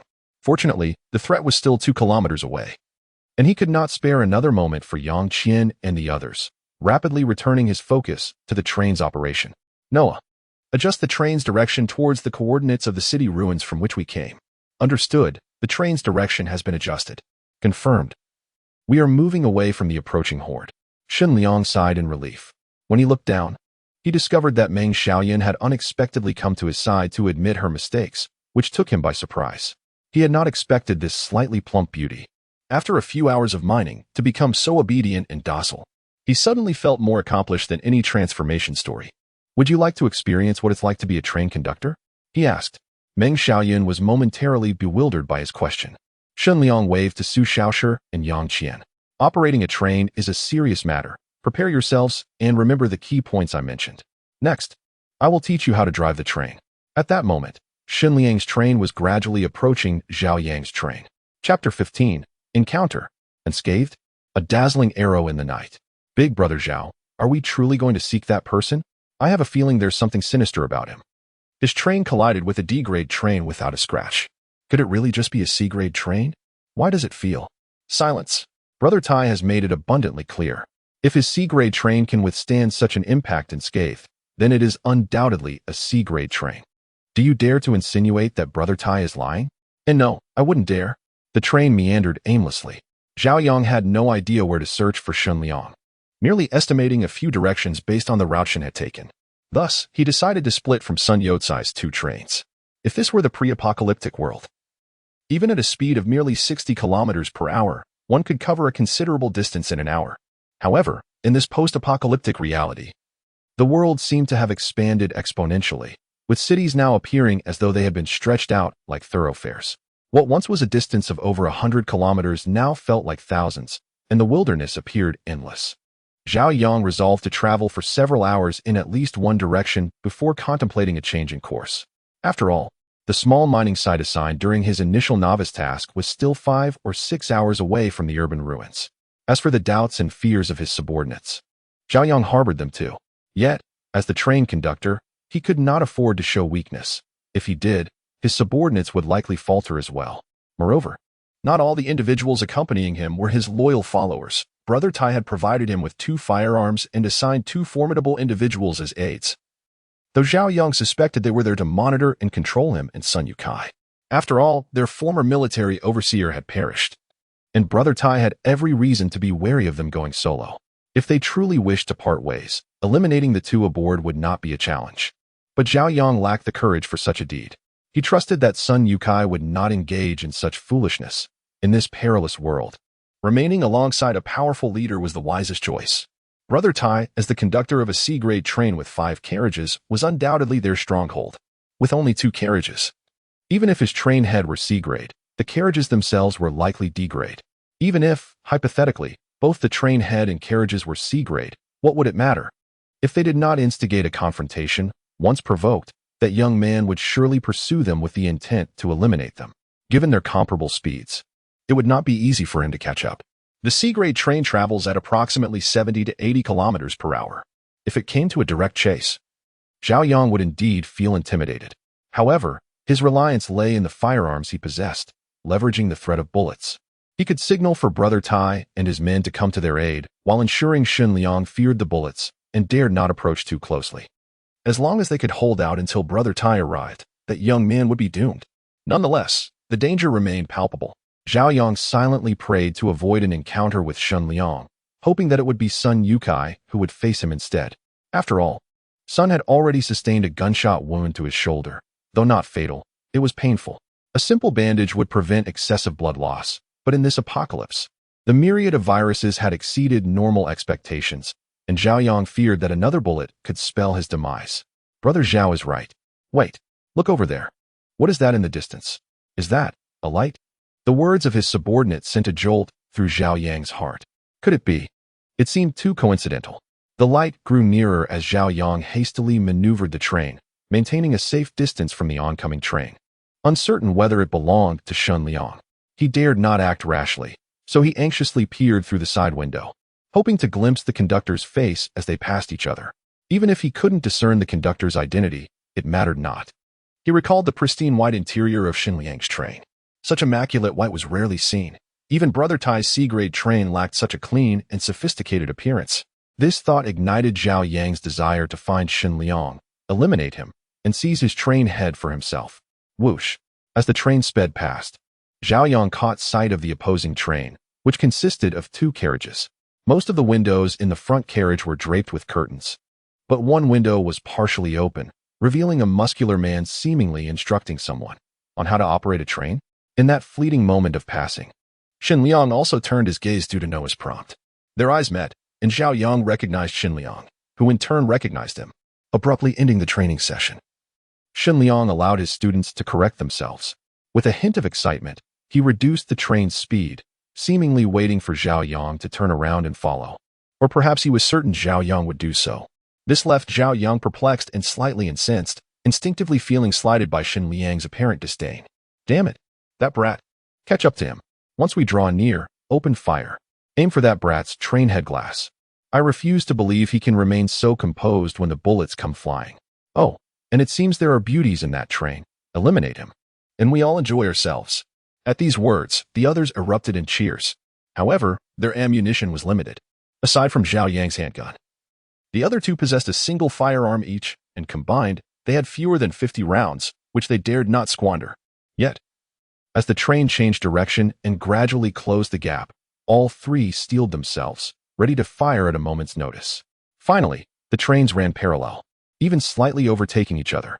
With a commanding shout, Zhao Yang ordered, "Fire!" The trio opened the carriage windows and unleashed a barrage of gunfire at Shen Liang's train head, the sound deafening, with the bullets striking the glass with a distinct resonance. Bang! Bang! Bang! Zhao Yang's exhilaration erupted in a triumphant howl. Ha ha! Take that, you arrogant fool. You think you can be so cocky.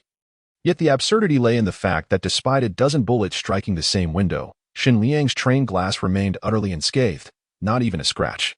The lewd smiles on Zhao Yang and his companions' faces froze in disbelief. In the next instant, Shen Liang's face pressed against the glass, giving them the middle finger with a slight smirk, mouthing something. Zhao Yang paused for a moment, realizing he was saying fool, overcome with a mix of rage and dread. He urgently signaled for the train to accelerate. Run! Get out of here! That brat's train is off. Quickly report to Brother Tai. C-grade train glass is notoriously difficult to breach with standard level 1 handgun bullets. However, repeatedly firing at the same pane with a level 1 pistol still holds a significant chance of shattering C-grade glass. The fact that Shen Liang's glass remained intact indicated that his train head was at least of a higher grade, perhaps B-grade. The realization sent a chill down Zhao Yang's spine. Damn it! How on earth did that bastard acquire such a powerful train head? As he fled, Zhao Yang cursed under his breath, feeling a pang of fear, yet despair had yet to consume him. As he discerned the irregularity in Shen Liang's trailing carriages, it appeared that they were of a different caliber than the locomotive. The rear carriages boasted robust armor. Yet Zhao Yang had recently devoted considerable time to studying his own D-class train.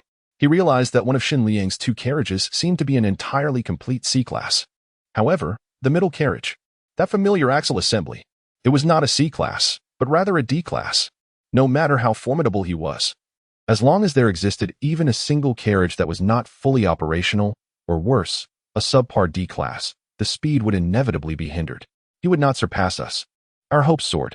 If only we could escape swiftly enough, rescue would come. To think of a collision for victory? A mere fantasy. How could he catch up to us? The thought brought forth a sinister laughter from Zhao Yang. Ha, we have succeeded, a grand achievement. His laughter was abruptly cut short by the terrified voice of his subordinate. Zhao Gu, quickly look at that kid's train roof. What on earth is that? Zhao Yang instinctively turned his gaze. Shen Liang's train trailed them by one carriage. Yet atop the locomotive, a colossal train crossbow stood out prominently against the night, particularly due to the 3 massive bolts drawn taut, each tipped with flames. Gulp! Zhao Yang was about to utter something, but before he could, the 3 formidable bolts shot towards his locomotive. It was over. Zhao Yang's whispered despair echoed in the silence. As the bolts pierced through the carriage, embedding themselves in his chest, all was abruptly silenced. Chapter 16. Speak. Answer me. What transpired with the ghastly monsters in the shadows? Is there an enemy attack? The horde of corpses, are they upon us? On Shen Liang's train, the laborers were roused for the second time. This time, Gao Lei and others were not present to soothe their fears. However, they soon realized that the train was still in motion, having not been halted by the advancing horde, which brought them a sigh of relief. Some had already taken position by the windows, anxiously observing the train that was racing alongside them. The realization that it was indeed an enemy attack caused their previously relaxed demeanor to tighten once more. Yet, they felt powerless, left only to silently pray for their safety. In the adjacent carriage, Gao Lei was on night duty. He immediately sensed the proximity of the other train. Instead of launching an immediate assault, he remained vigilant with his weapon drawn, awakening all members of the guard. Alongside Shen Wanqiu, both stood ready to fire at the approaching train. To their astonishment, before they could react, the other train opened fire first. Gao Lei and Shen Wanqiu tensed, knowing the bullets would likely not harm Shen Liang in the lead carriage. Yet their anger surged. Just as they were about to return fire, Shen Liang's voice rang out, commanding them not to waste ammunition. Dumbfounded, they hesitated but dared not disobey. In the next moment, Shen Liang provided clarity. Though the moon was absent, they felt an unusual brightness above. Suddenly, 3 brilliant streaks shot through the air, accompanied by the sound of slicing wind, piercing the armored train and penetrating its interior. Gao Lei and Shen Wanqiu were left stunned. This was the crossbow arrows Shen Liang had procured for the train today. Good heavens, such devastating power. But why was there fire? No one answered Gao Lei's query, as Shen Wanqiu was equally astounded.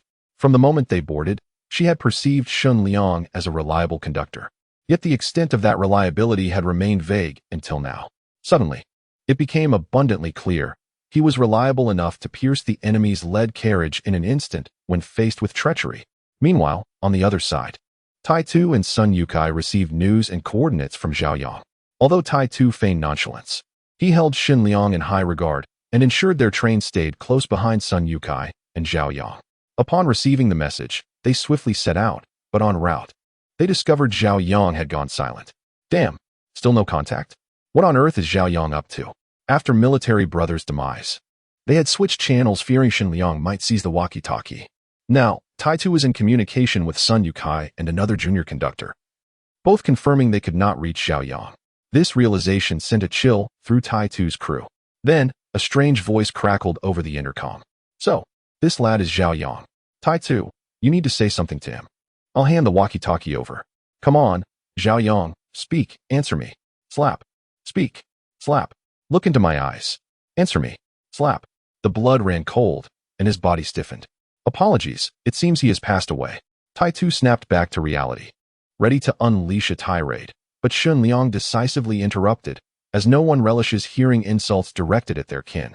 Although the words had been spoken, Shen Liang truly contemplated retribution.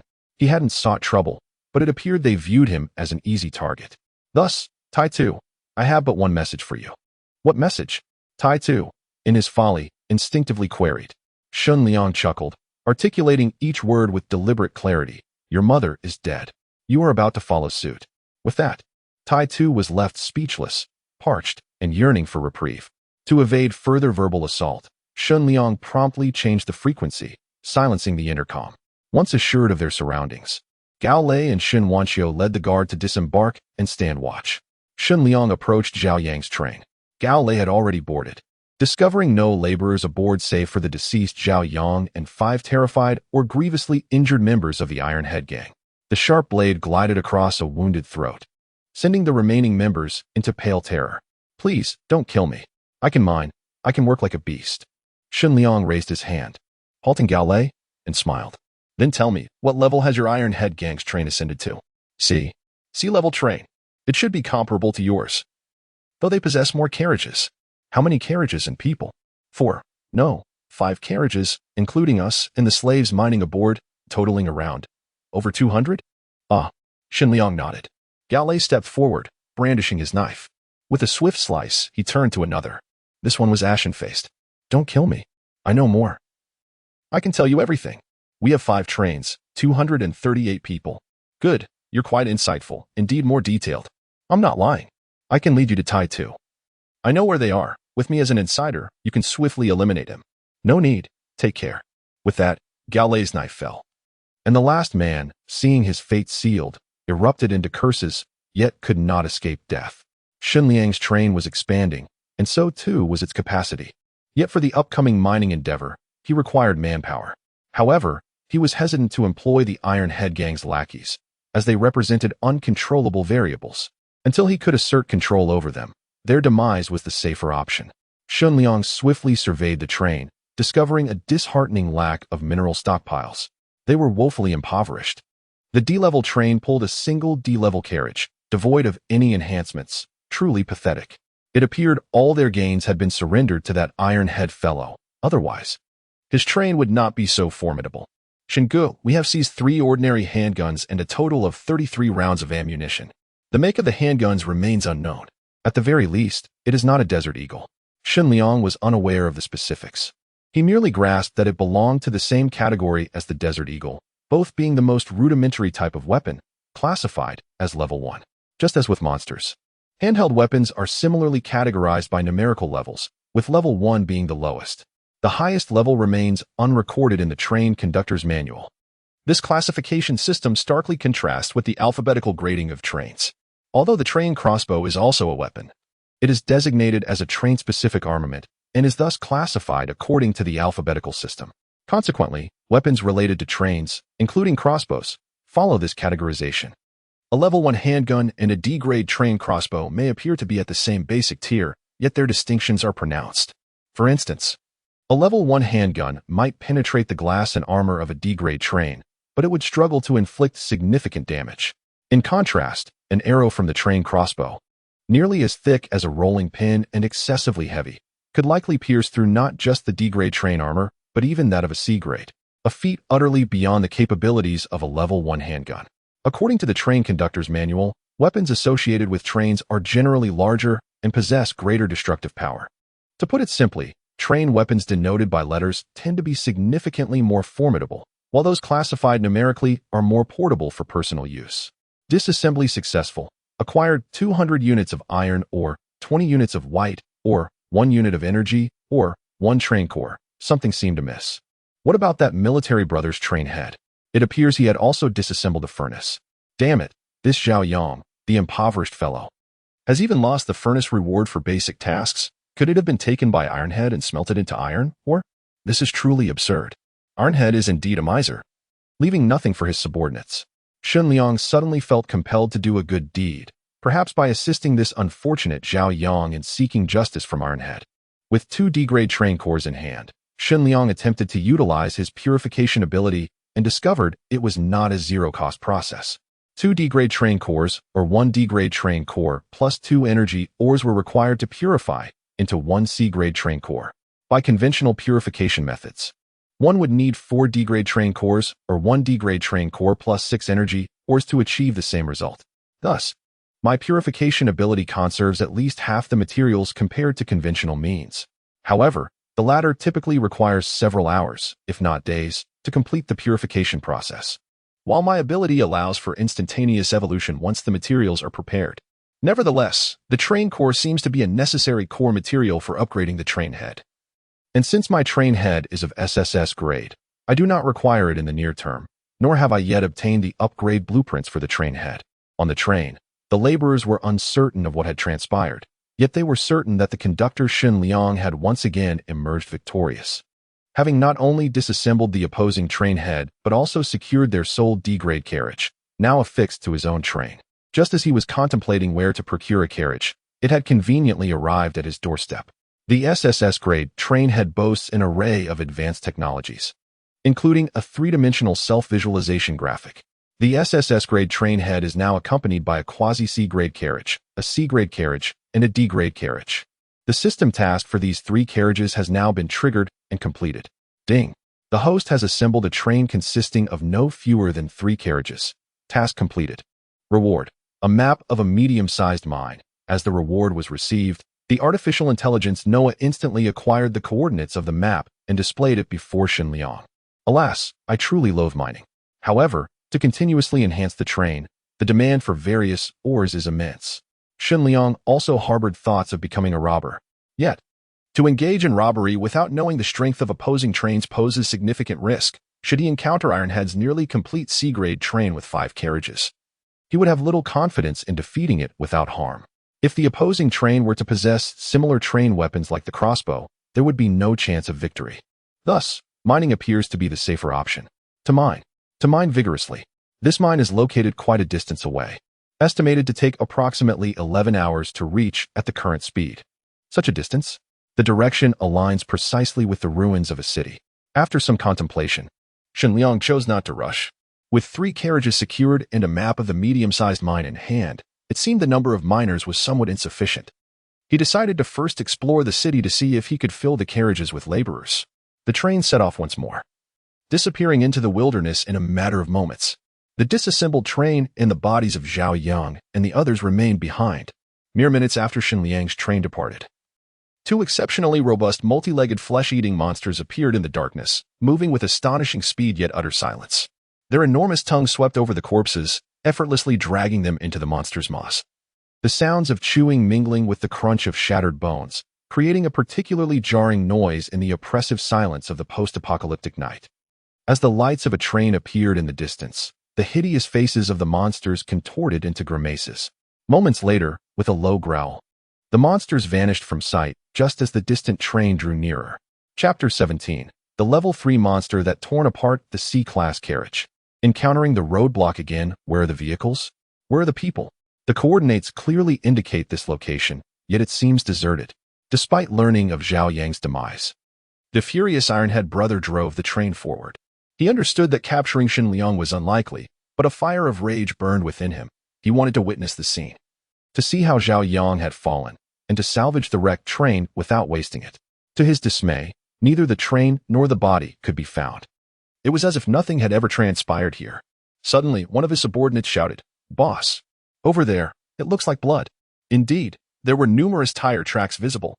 "Look over there, there are some strange sticks." "No, that's not right. They appear to be some kind of crossbow bolts. They seem extraordinarily large." "Silence! You lot, grab your weapons and go check it out," Ironhead brother commanded, his vigilance heightened. Although the area around them was unobstructed, he remained wary of potential ambushes. His subordinates, though apprehensive, saw no enemies and felt compelled to obey their leader's orders. 5 of them disembarked through the train doors, brandishing machetes and daggers. Ironhead brother returned to the front carriage, keenly observing the group. He felt a semblance of safety here. If trouble arose, he could swiftly activate the train. Indeed, there were fresh bloodstains, evidence left behind after Zhao Yang and his men had perished. But could it be that the bodies were taken away? Or perhaps buried?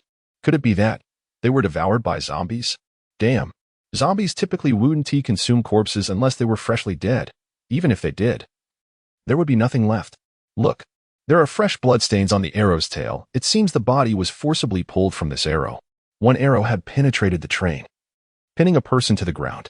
Once the front of the train was dismantled, the body simply fell. Wait, what is this? Are those footprints? Someone quivered. The tracks were enormous, comparable to that of an elephant, yet there were claw marks, an incomprehensible form that elicited anxiety. There were many of these prints, chaotic and disordered.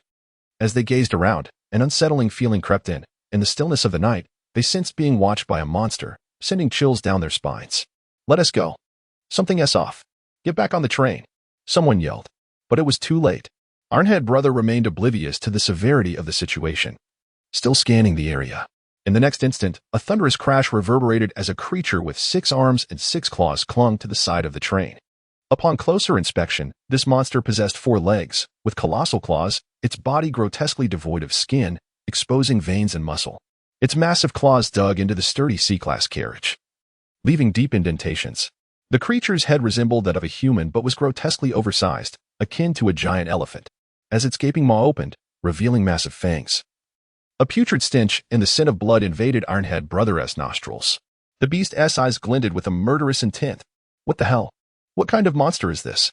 Ironhead Brother attempted to shout for everyone to board the train, but he discovered that the 5 men who had disembarked were already being cornered by another similar creature. In an instant, they were either seized, crushed, or impaled by its vicious claws. One man was ensnared by the monster and Apo's enormous tongue, dragged into its gaping maw, and as he was devoured, his blood sprayed, and his horrific screams echoed across the desolate wilderness, nearly shattering Ironhead Brother's spirit. Run! Quick! Start the train! Move at full speed! Hurry, hurry! The artificial intelligence received the command, and the train surged ahead, its engines roaring to life. There was no time to rescue those below. There was no necessity for rescue at this moment. Ironhead Brother simply wished to escape this cursed place. The C-class train could reach a speed of 80 kilometers per hour even while hauling several carriages filled with laborers and ore. However, Ironhead Brother noticed that the monster outside merely swayed but did not fall off the train. What should I do? What should I do? That's right, the gun, shoot. Everyone in the second carriage, those with firearms, open the windows and shoot at that monster immediately. The creature steadied itself and swung its massive claws to attack the carriage. This time, its claws pierced through the robust armor of the C-class carriage, although only a few centimeters of claw penetrated. The sight of its ghastly bone-white color made Ironhead Brother acutely aware of the looming threat of death.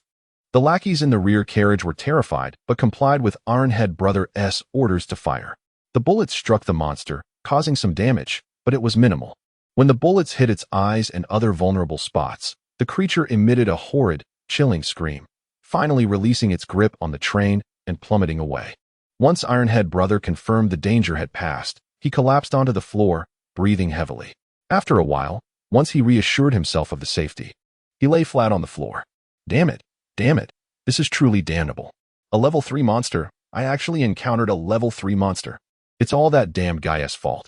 If I catch him, I will flay him alive. He glanced at the battered train carriage, utterly despondent. Repairs would require a considerable amount of iron ore. Yet, in comparison, surviving this ordeal was the best outcome possible. The train aimlessly traveled for several hours before Ironhead Brother dared to look out the window. As dawn broke, visibility increased. He spotted a train not far away, stationary with only 2 carriages, seemingly a D-class train. Nearby, a throng of people was visible, evidently engaged in mining activities. Without a second thought, Ironhead Brother adjusted the train's course, heading straight for this vulnerable train, whether it be Zhao Yang or my damaged carriage. The losses from last night shall be compensated by you. Upon seeing what appeared to be a heavy machine gun aimed at them from the top of the seemingly weak train, Ironhead Brother felt his blood run cold. Had Shen Liang been aware of Ironhead Brother and Apo's plight, he would undoubtedly have dispatched timely congratulations. He had already arrived at the ruins of the city, having encountered a train en route, which deliberately distanced itself. Shen Liang was not inclined to seek trouble. His primary aim was to locate survivors to board for labor. The train continued to emit a signal, leading him to a station. Apocalyptic train, N9 District, Station 11. The station sign denotes the city code. This station is not close to the previous one. As he calculated the number of individuals required, contemplating the necessity of selecting only the robust and excluding the frail, the train had already arrived at the designated station to receive passengers. A glance around revealed that there was no need for Shen Liang to overly fret. The survivors present appeared more formidable than the group encountered the previous day when fetching Gao Lei. It seemed that the weak had perished in significant numbers. Among them, there were 39 men and 4 women. During the last retrieval, at least 70 or 80 individuals had been waiting outside to board, but unfortunately, the train could not accommodate them all. Unexpectedly, when he aimed to gather a larger number of passengers this time, the turnout was insufficient. Shen Liang was reminded once more of the train conductor's manual's accuracy. With the passage of time, the population of survivors dwindled daily. It would not be long before, apart from those residing on the train, the wandering survivors outside would become an exceedingly rare sight. At that point, not only would various minerals count as resources, But strong laborers capable of mining would also emerge as vital assets in this apocalyptic world. In the future, should trading camps come into existence, it was likely that these laborers would be treated as commodities. Shen Liang had no desire to indulge in pity. The apocalypse required no compassion. Yet, the thought of such a scenario stirred complex emotions within him, albeit fleetingly. He swiftly issued commands to Gao Lei and Shen Wanqiu. The newly arrived miners were to be temporarily settled in the third carriage. He instructed them to assess the situation of these individuals, confirm their work capabilities, and identify any potential sources of unrest. Subsequently, Shen Liang again commanded Noah to continue the search for survivors. Currently, the 3 carriages could accommodate a total of 150 laborers. Achieving full capacity was no trivial task. If possible, he wished to approach this figure as closely as possible. A sufficient number of miners would ensure optimal efficiency for the forthcoming operations at the intermediate mining site. However, he was persistently contemplating methods to extract minerals, amass resources. While his blueprints remained scant, particularly lacking the C-class wheel-set design. Without this crucial component, the carriage could not be upgraded to a C-class train. Although safety was not compromised, the wheel-set was pivotal for speed. Only upon upgrading the wheel-set could Shen Liang enhance the train's velocity to a transformative degree. A swifter pace would significantly increase the chances of escape in the face of danger. Should they encounter a small horde of zombies again, the increased speed would prove advantageous. Lost in thought, Shen Liang was suddenly jolted by a loud thud. Instinctively, he commanded Noah to reduce speed, eager to ascertain the situation. Through the train's glass, he discerned something ahead, seemingly being pushed along by the train. Upon closer inspection, it appeared to be an extraordinarily robust creature. The artificial intelligence of the SSS-class train had undergone considerable upgrades, now equipped with monster recognition capabilities. Encountering Power Beast, Level 2, ahead. Exceptionally muscular physique, with an exceptionally hard head. Possessing the brute force to shred D-class trains. Its attack methods include charging in heavy punches, instinctively utilizing its powerful arms to assist its hard head in crushing enemies until they are obliterated. For a moment, Shen Liang comprehended the danger posed by this Level 2 monster, feeling a surge of tension. Yet he was also somewhat bewildered by its instinctual attack behavior. So, it did not bite but preferred to charge, continuing its assault until its victim was vanquished. This creature was remarkably single-minded and stubborn. Just as Shen Liang was at a loss, a notification chimed in. Ding. Random mission. Eliminate 1 Level 2 monster. Reward. 3 random draws for train blueprints. Chapter 18. The killing plan is activated. Warning. The train is making an emergency stop. Without the use of weapons, one can rely solely on one's own strength to smash and tear apart the D-class train monsters. Shen Liang quickly flipped through the train manager's manual.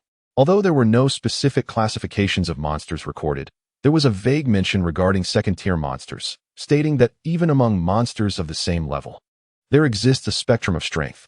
Those capable of such destructive force, even among Level 2 monsters, are considered exceedingly terrifying entities. At this moment, the train scanning radar had already detected this monster and presented a 3-dimensional image before Shen Liang.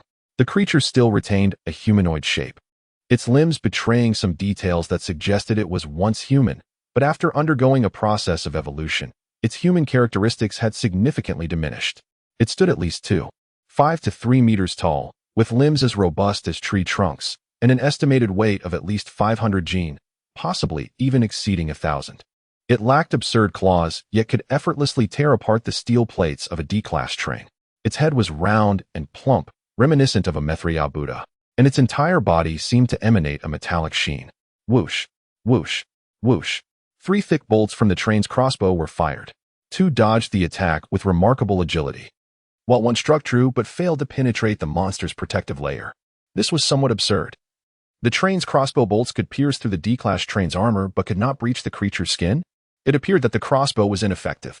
Could it be that this monster had evolved its skin, muscles, and even bones to a terrifying degree comparable to steel? Shen Liang murmured to himself. Perhaps this assessment was somewhat exaggerated, yet it was undoubtedly close to reality. After all, this monster was currently using its remarkably hard head to relentlessly batter the front of Shen Liang's train. Even as the train continued its journey, the creature showed no signs of relinquishing its grip, persistently ramming into the train with a stubborn determination. Shen Liang recalled yesterday when the first batch of workers boarded the train and learned from Gao Lei about the survivors' dire circumstances. It was no wonder that the survivors had nowhere to hide. They faced climbing zombies and weapon-wielding undead, and now this creature, comparable to a tank, had appeared. Given its extraordinary weight and force, it seemed improbable that any door could withstand a single blow from it. Not just a security door. Even a standard brick wall would likely crumble under its assault. To encounter such a grotesque monster at the onset of the apocalypse was indeed unfortunate for Shen Liang. The silver lining was the monster's relentless persistence, which could be viewed as commendable. If it continued its assault on the front of the train, perhaps it could be diverted to attack the C-class carriages at the rear, which might withstand the onslaught for a time, but the D-class carriage would offer no resistance whatsoever. If it remained fixated on attacking the front of my train, I would not be troubled. Shen Wanqiu approached the front carriage, inquiring about the situation outside and requesting permission to confront the monster. Clearly, she was unaware that a level 2 creature lurked outside and how absurdly resilient its skin was. Perhaps a large-caliber firearm might prove effective, but the mere sidearm she possessed would likely fail to breach the powerful monster's defenses. A level 2 monster? A handgun cannot penetrate its defenses? Shen Wanqiu was taken aback. Through the windshield and the three-dimensional imaging, she began to grasp that this creature was far from ordinary. Its appearance, weight, and coloration set it apart from typical zombies. Indeed, 100 zombies would not compare to this one formidable beast. Rather than succumb to fear, Shen Wanqiu fell into contemplation. From Shen Liang's calm demeanor, she deduced that he was confident the front of the train could withstand the creature's onslaught. But how to kill it? If left unchecked, this creature might hold on indefinitely. It truly was a stubborn beast. As the train continued its journey, it was fortunate.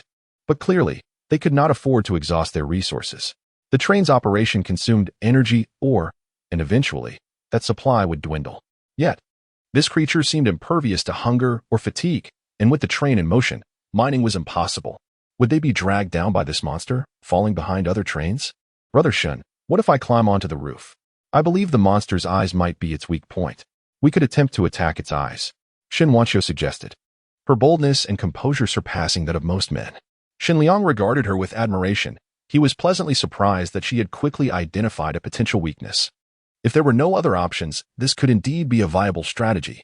However, knowing the creature's characteristics, Shen Liang felt it unnecessary to allow Shen Wanqiu to take such a risk. Exposing oneself outside, even with the train in motion, did not eliminate the possibility of some other grotesque monster suddenly leaping onto the train and claiming Shen Wanqiu's head. Shen Wanqiu and Gao Lei were the only two individuals Shen Liang trusted unconditionally. He could not permit any harm to come to Shen Wanqiu. Rest assured, this monster cannot harm the front of my train. I will not allow it to obstruct us any longer. Upon hearing this, Shen Wanqiu refrained from further argument. But in her beautiful, bright eyes, there was a glimmer of admiration and an inexplicable sense of reassurance as she looked at Shen Liang.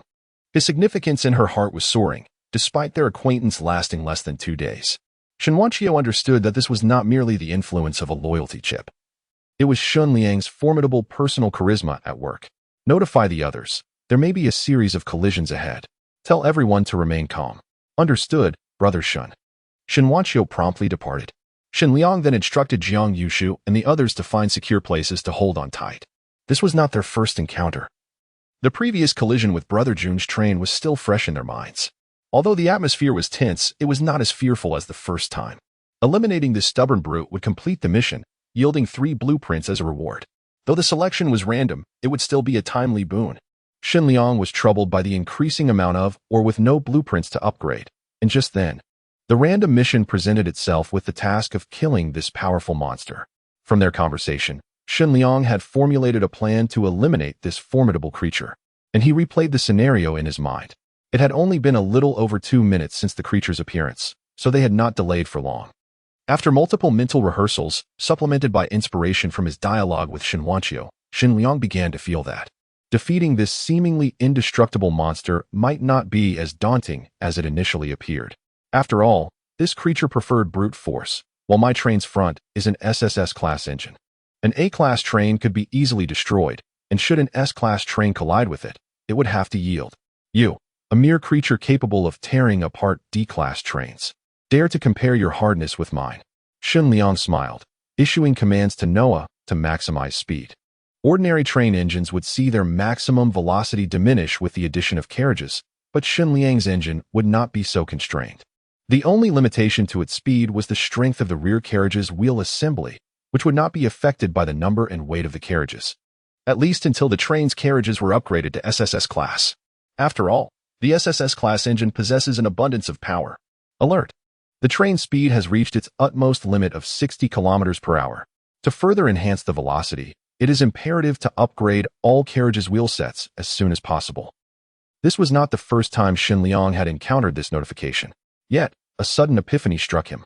It appeared that a significant increase in speed did not necessitate a complete upgrade of all carriages. For instance, even if the carriage armor and glass remained at grade D, elevating the wheel sets to grade C ought to suffice to achieve the speed limit of a grade C train, correct? Previously, he had been under the misconception that a full upgrade was essential for any speed enhancement. Clearly, he had fallen into a fallacy. However, that was of little consequence. At this moment, as the train's velocity once again approached its limit, the formidable creature did not relinquish its grip on the train. Though it was evident that its fury had escalated, the force of its headbutts against the train had markedly intensified. In such circumstances, further acceleration would not dislodge it. A fact that was hardly surprising. However, what if there were a sudden deceleration? Warning: the train is undergoing an emergency stop. Please secure yourselves and brace for impact to avoid injury. Warning: a sequence of 3 alerts rang out. In approximately 3 seconds, the train came to a complete halt. It is well known that the greater the mass of an object, the more pronounced its inertia. The train had ceased movement. Yet the creature's massive form was propelled forward by at least several meters, crashing down and inadvertently obliterating a few unfortunate zombies in its path. From the gruesome state of the zombies, reduced to mere flesh and pulp, it was evident that this creature weighed no less than 1,000 pounds. The Monstrous being emitted a terrifying roar, drumming its chest with a sound reminiscent of a war drum, evoking the essence of a mighty gorilla. Yet, to an ordinary person, such a furious growl coupled with the thunderous thumping was profoundly terrifying, even echoing across the now 100-meter-wide street, sending shivers down spines. Noah immediately pushed the speed to the maximum. The creature began its furious charge, bending low, extending its arms forward, preparing to collide headfirst. Simultaneously, the train accelerated rapidly.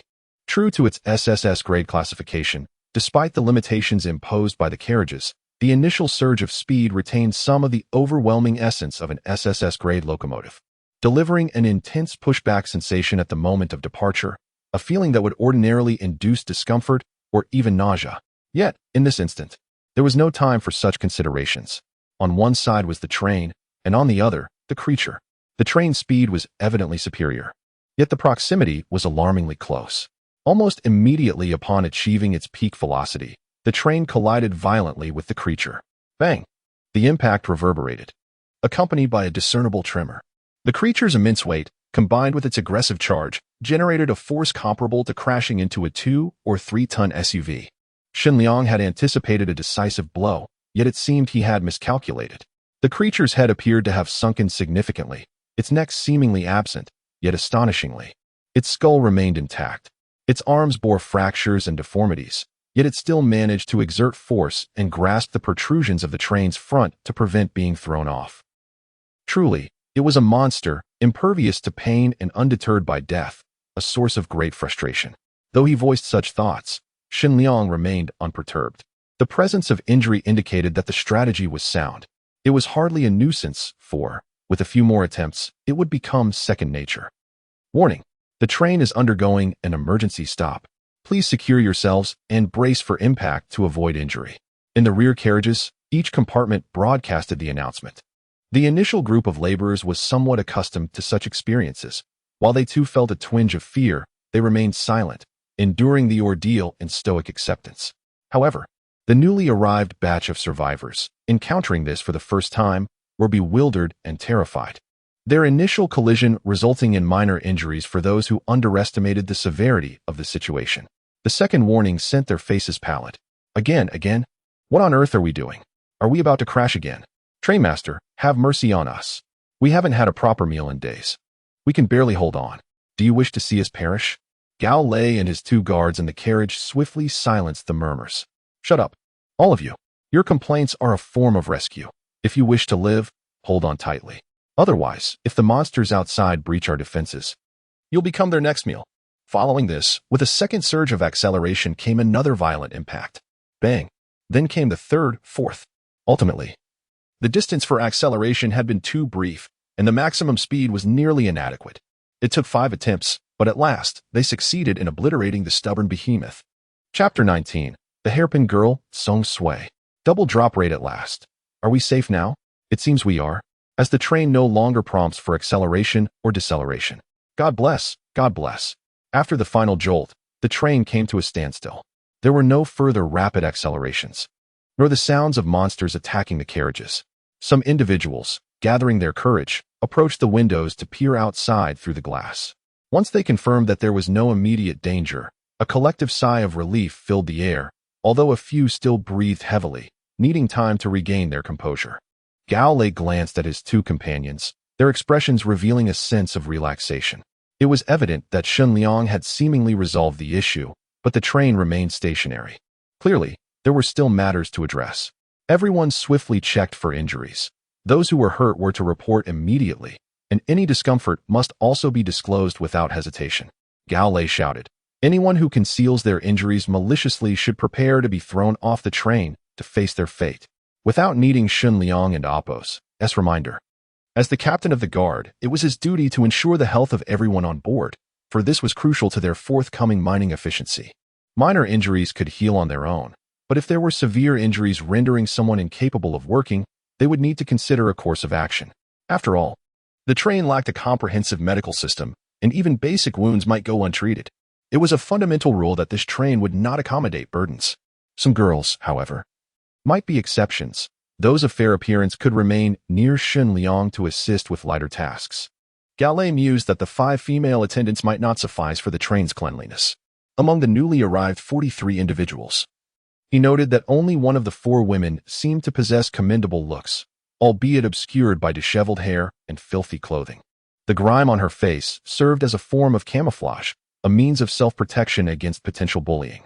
Yet, to have survived thus far and boarded this train, even seemingly frail and pretty girls likely possessed some fortitude. Gao Lei felt compelled to scrutinize each person with vigilance. Suddenly, a voice broke through. Report. Something's wrong with this person.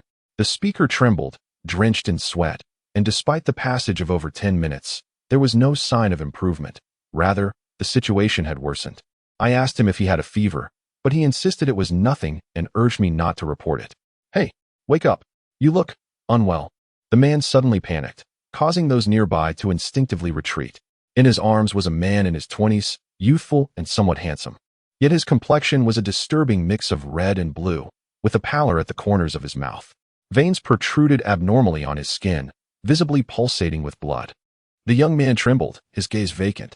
This is bad. Everyone, keep your distance. Gao Lei snapped back to reality after a brief moment of shock. The individual had undoubtedly been infected and was on the brink of transformation into a corpse. Before he could finish his warning, despite his swift shout for others to stay away, he hastily drew his weapon, ready to fire. Yet it was too late. The man had already transformed. And before the other could react, the newly created zombie bit into his arm. Damn it! Gao Lei raised his gun, prepared to shoot, but a woman moved first. With a swift motion, she drew a sharp hairpin from her tangled hair, seemingly self-crafted from a steel rod the thickness of chopsticks. One end was rounded for grip, while the other was sharp and pointed. With a flick of her wrist, she pierced the zombie's temple, driving into its brain. The creature fell lifelessly. The man, now bitten, howled in agony. Without hesitation, as the hairpin was withdrawn, the woman's right hand moved like a tempest, swiftly plunging the pin into the man's temple. He convulsed for a brief moment before his pupils dilated, and he succumbed to death. The entire sequence, from her strike to the end, transpired in less than 5 seconds, perhaps even 3. Gao Lei realized that he had drawn his gun as quickly as possible. Yet he could not match the woman's speed and precision. She is formidable, was Gao Lei's first thought. He is dead? Wait. Killing the zombie was one thing, but why did you have to kill him? My heavens, just moments ago, he was alive and clearly a good person. Worried about the trembling man. How could you take the life of someone so decent? Gao Lei's expression darkened. Indeed, no matter how long the apocalypse lasted, some foolish, sanctimonious souls still roamed this earth. He deliberately refrained from speaking immediately, wanting to assess the woman's true character. With his Desert Eagle in hand, he noted that regardless of her speed, his bullet would be faster. The difference in their speeds had been due to her proximity to the zombie. Now, with a distance of several meters between them, should anything go awry, he would not allow her a chance to retaliate. You're right, he shouldn't have died. The one who truly deserves death is you, a fool who fails to grasp the basic understanding that a zombie's bite leads to infection and transformation. I shudder to think how you've managed to survive this long. Song Sui's voice dripped with scorn and indifference. Her words incited anger. Yet she scarcely spared him a second glance, instead turning her attention to Gao Lei. Her tone softened, maintaining its brisk and composed nature, now laced with a hint of courtesy and respect. I apologize. It was not my intention to conceal my weapon. This hairpin was crafted by my father, and he urged me to keep it with me until his last breath. I had not used it for so long that I forgot about it. In a moment of desperation, I acted without malice.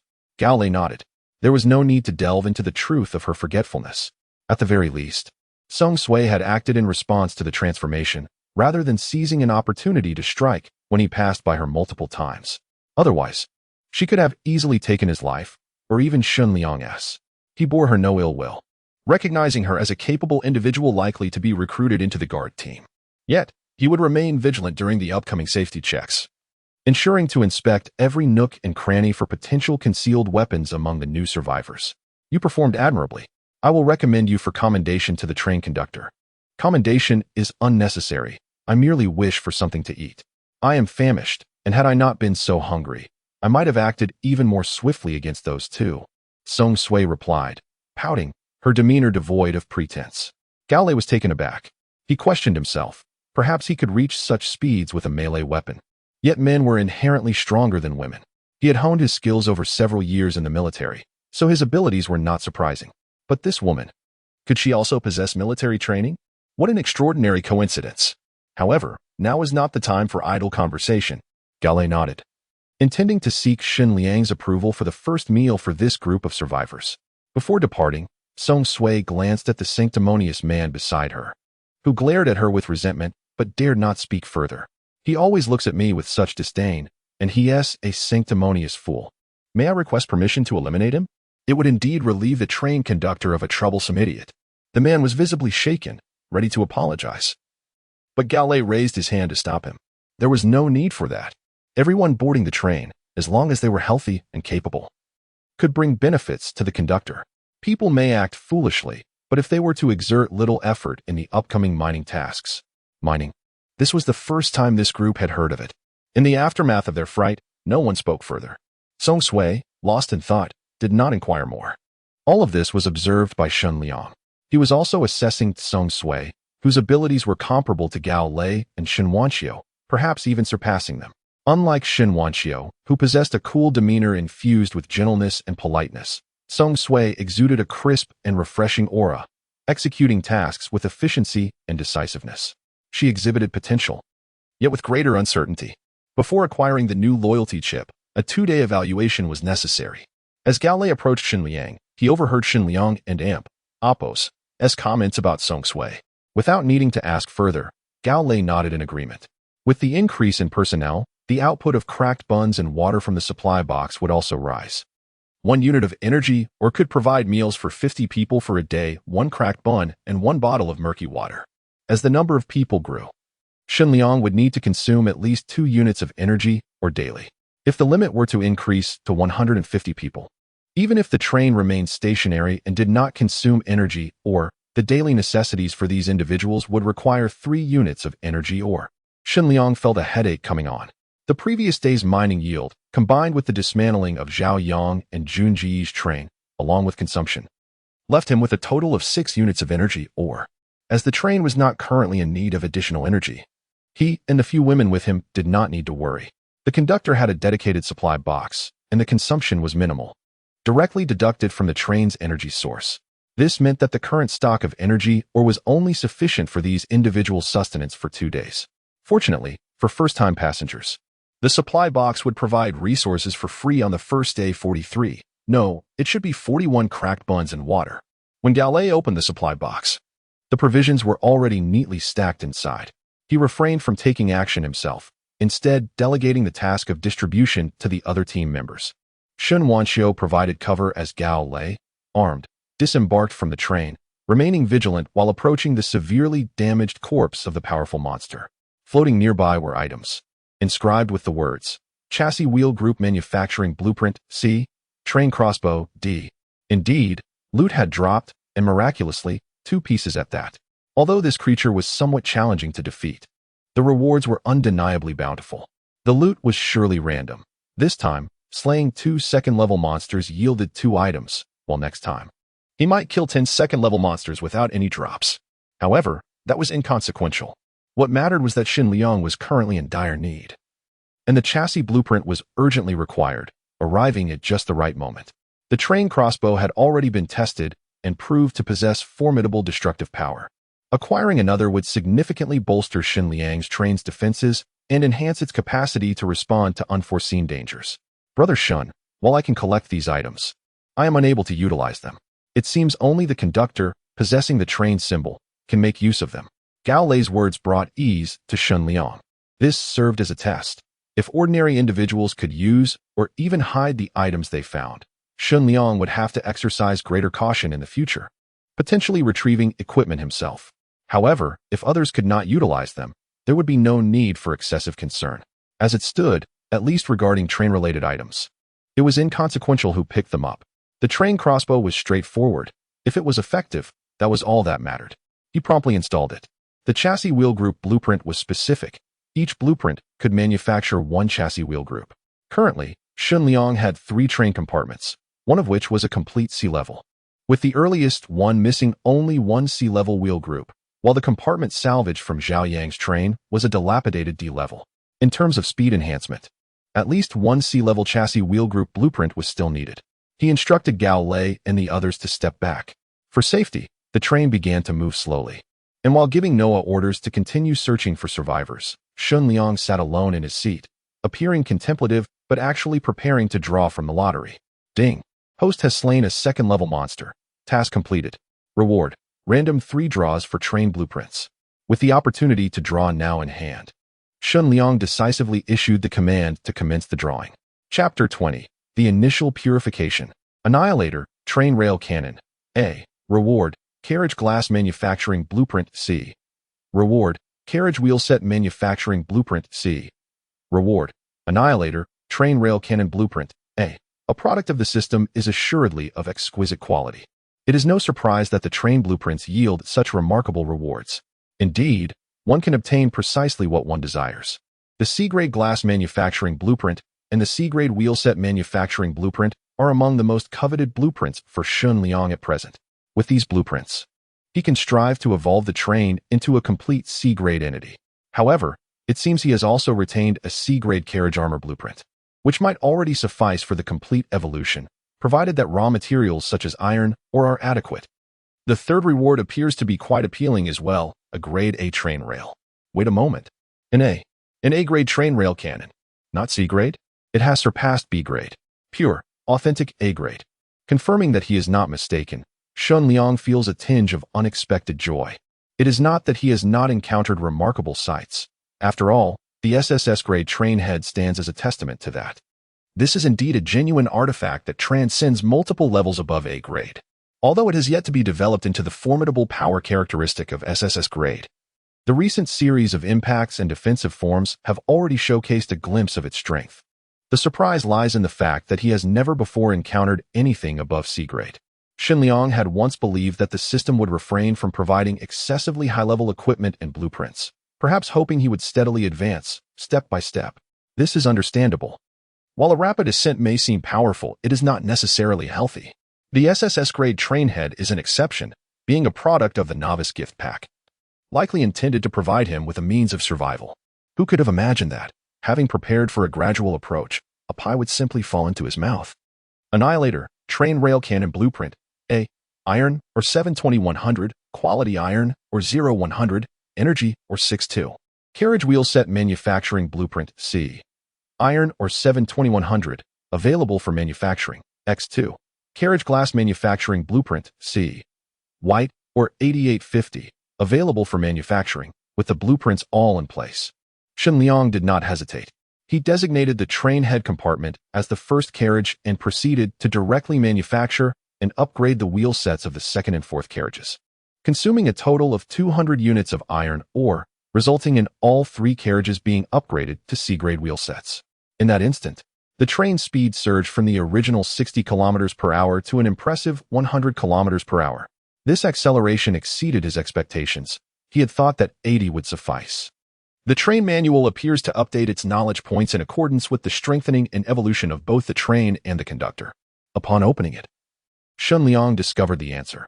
It was not that C-grade trains were overly powerful, but rather that D-grade trains were woefully inadequate. The dilapidated D-grade trains were nearly in a state of retirement, barely managing to reach a maximum speed of 60 kilometers per hour, though C-grade is labeled as obsolete. It can still operate normally and achieve remarkable speeds. Moreover, according to Noah's prompts, it can reach a speed of 100 kilometers per hour. It seems that the train's design is quite impressive. Naturally, it only meets the C-grade speed limit for now. But the overall train still requires one more upgrade to be considered C-grade.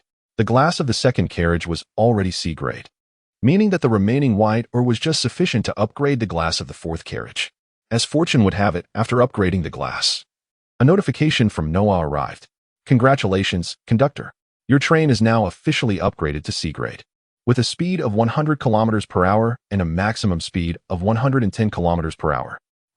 An additional 10 kilometers to the maximum speed? It appears to be the set bonus from the overall upgrade of the train. Although it is merely a 10-kilometer increase, it can prove to be remarkably effective at critical moments, such as during an escape. In encounters with formidable creatures, Shen Liang estimates that it would take no more than 2, or even just 1 impact to send that monster flying away. Do other C-grade trains also possess such speed? It seems rather tedious. He longs to find a train conductor to have a chat and exchange insights. Shen Liang is also aware that, aside from the invincibility of the train head, his train does not stand out as exceptional. At the very least, it pales in comparison to Iron Head Gang's leader, Iron Head Bro, who has amassed a C-grade train with 5 carriages through sheer numbers. While more carriages may slow down the speed, they can carry more miners and ore. Shen Liang contemplates whether to reduce the number of passengers in one carriage to serve as temporary storage for useless ore. However, this would reduce the workforce by 4 to 5 dozen miners, potentially resulting in a loss of 700 to 800 units of ore per day. If calculated over a 12-hour mining shift, with the possibility of even exceeding 1,000 units, such a loss is substantial. It would be prudent to prioritize personnel for now. Who knows? Perhaps one day he might be fortunate enough to encounter someone from the Iron Head Gang. After an encounter, he could extend an invitation for the Iron Head Gang's train carriages to visit his train, forming a powerful alliance. Shen Liang glanced at the 2 train-mounted crossbows atop the virtual 3-dimensional train model, as well as the awaiting fabrication of the A-grade Annihilator cannon, confident that the Iron Head Gang would not decline his invitation. But wait, this Annihilator rail cannon blueprint requires iron ore. And what is this about quality iron ore? This is the first time Shen Liang has encountered it, primarily because he has yet to mine any. Thus, he refers to the conductor's manual. Quality iron ore, produced by smelting iron ore. 5 units of iron ore can yield 1 unit of quality iron ore. Using a standard furnace, a maximum of 50 units of quality iron ore can be smelted at a time, with an estimated smelting time of approximately 12 hours. A standard furnace can only smelt 50 units of quality iron ore at once, taking as long as 12 hours. This means that to obtain 100 units of quality iron ore, a minimum of 24 hours of continuous smelting is required, and if more is needed, it becomes somewhat laborious. 5 units yield 1 unit. For 100 units, one would need to consume 500 units? Shen Liang stroked his chin thoughtfully as a golden system interface appeared before him. Purification. Target. Iron Oregon. As Shen Liang silently recited, there was no need for iron ore to be physically present. The system could recognize the specific quantity of iron ore within the train and instantly display the purification conditions. Selecting the option for quality iron ore. Quality iron ore requires the consumption of 2 units of iron ore to successfully purify 1 unit of quality iron ore. As expected, this purification ability is as impressive as the disassembly capability, not to mention the time taken for purification. The cost aspect alone saves a staggering 60 of the raw materials compared to the smelting method. Incredible! Shen Liang decisively took action. After selecting the quantity, in the blink of an eye, the iron ore vanished, instantaneously replaced by high-quality iron ore. Ding! Purification successful, consuming 200 units of iron ore, resulting in 100 units of high-quality iron ore. Now, the materials should suffice. Shen Liang eagerly retrieved the blueprint, only to discover that it would require 2 units of energy ore. His heart sank, as the already scarce energy ore had just suffered another blow. Annihilator Railgun Blueprint A. Iron ore 32100, high-quality iron ore 100 energy ore 62, manufacturable. Manufacture. As the command was issued, the blueprint flashed and vanished, replaced by a floating object and text, revealing the details of the Annihilator Railgun before Shen Liang. Annihilator Railgun A. Must be installed on the top of the train, manually aimed and fired to unleash powerful energy blasts, capable of striking enemies up to 500 meters away. By loading energy ore, each unit allows 3 shots, with a 1-second interval between each. Beginner reminder: this weapon, when used for directed fire, possesses immense destructive power, with a killing radius of approximately 10 meters. It can also be used for sweeping fire, which, while less powerful, covers a larger area, with each shot lasting about 3 seconds. Please use with caution. As the details were displayed, the train captured the Annihilator Railgun, presenting its 3-dimensional form before Shen Liang. The robust and heavy steel base provided absolute stability and precision, though the weapon seemed to install itself with a swift motion. Numerous exposed, powerful screws adorned it. The barrel, while not particularly thick, measured approximately 10 centimeters in diameter and could be concealed as a square box in everyday scenarios. In combat, as the barrel elevated, what initially appeared to be a modest 60-centimeter-long tube extended dramatically to a formidable 8 meters when in battle mode. Exuding an air of dominance. Noah, display the complete firing form of the Annihilator Railgun, Shen Liang commanded. The 3-dimensional image instantly transformed. The combat form of the Annihilator was breathtaking and imposing. The initial appearance of the barrel seemed diminutive and lacked intimidation, yet once aimed, it transformed into a striking 8-meter-long weapon, quite impressive. Shen Liang clenched his fist, feigning calmness while secretly exhilarated, his slight tremor betraying his excitement. When he first acquired the SSS-class train head, he had not experienced such awe and anticipation. This was primarily due to the SSS-class train head's performance being far from its peak, while its defensive capabilities were unquestionable. Shen Liang had yet to unlock formidable offensive strategies beyond mere collisions, which, although resilient, were not sustainable long-term. With the looming threat of massive undead hordes and elite monsters like the strength monster surrounding him, Shen Liang needed to enhance the train's combat effectiveness as much as possible. The train's crossbow was quite useful, but who would ever complain about possessing more powerful weapons? Damn, I wish I could fire a shot at someone, Shen Liang mused. However, the cost of energy consumption for firing left him feeling quite pained. The train's crossbow already consumed iron ore, and now the Annihilator Railgun devoured energy ore, allowing only 3 shots per unit. Such a potent weapon had to be used sparingly. The blueprint itself consumed 2 units of energy ore, and he still needed to provide for the laborers, which would require at least 1 unit of energy ore. With only 4 units remaining, it was simply insufficient. Shen Liang clicked his tongue in frustration. While his venture into the urban ruins had yielded abundant spoils, it also unveiled the stark reality of his resource scarcity. Only a little over 200 units of iron ore remained, with white ore dwindling to single digits, and the most precious energy ore nearing depletion. Though the train appeared to be a complete C-class, the chaotic state of the apocalypse would not halt. Monsters were evolving, and other nefarious train conductors were diligently upgrading their vehicles. With the imminent threat of a zombie tide uprising in just a month, C-class was merely the beginning. The zombie tide, repeatedly warned about, promised to be an overwhelmingly terrifying crisis, capable of devastating ordinary trains with ease. However, despite this grim outlook, the thought of the impending zombie tide, armed with 2 train crossbows and an A-class Annihilator Railgun, instilled a sense of confidence in Shen Liang. Yet, he acknowledged that it was still insufficient. He needed greater strength, having already consumed a significant amount of various ores for the C-class upgrade. Progressing to B-class would undoubtedly entail an even more staggering resource deficit. Damn it, I need to recruit more people and expedite mining. With a wave of his hand, the Annihilator Railgun was installed atop the train. In its concealed state, even if someone examined it closely, it would be nearly impossible to discern the terrifying power it possessed. With the addition of 2 trained crossbows positioned at either end, Shen Liang finally felt a semblance of assurance. Noah, swiftly search for new survivors. I must maximize the number of laborers on the train. Mining must commence vigorously. Chapter 21. The enigmatic nurse Zhang Siki. A perilous challenge awaits. The locomotive and 3 carriages accommodate a total of 160 individuals, with the locomotive housing 10 and the remaining carriages capable of holding 150. Exceeding this limit would prevent the train from departing. This regulation perplexed Shen Liang, for if there were exceptions for superhumans, why could cargo continue to be loaded even when the carriages were full? Nonetheless, this world was clearly beyond Shen Liang's comprehension otherwise. The first enigma would be the nature of this mysterious train, followed by the streets and wilderness, seemingly reshaped by divine hands, an existence that defied rational understanding. Brother Shen Wanqiu reported to Shen Liang. This group consists of 17 men and 1 woman. Noah would handle the tally, but the primary concern was the newcomer's physical and mental conditions, particularly to prevent any potential zombie infections from boarding.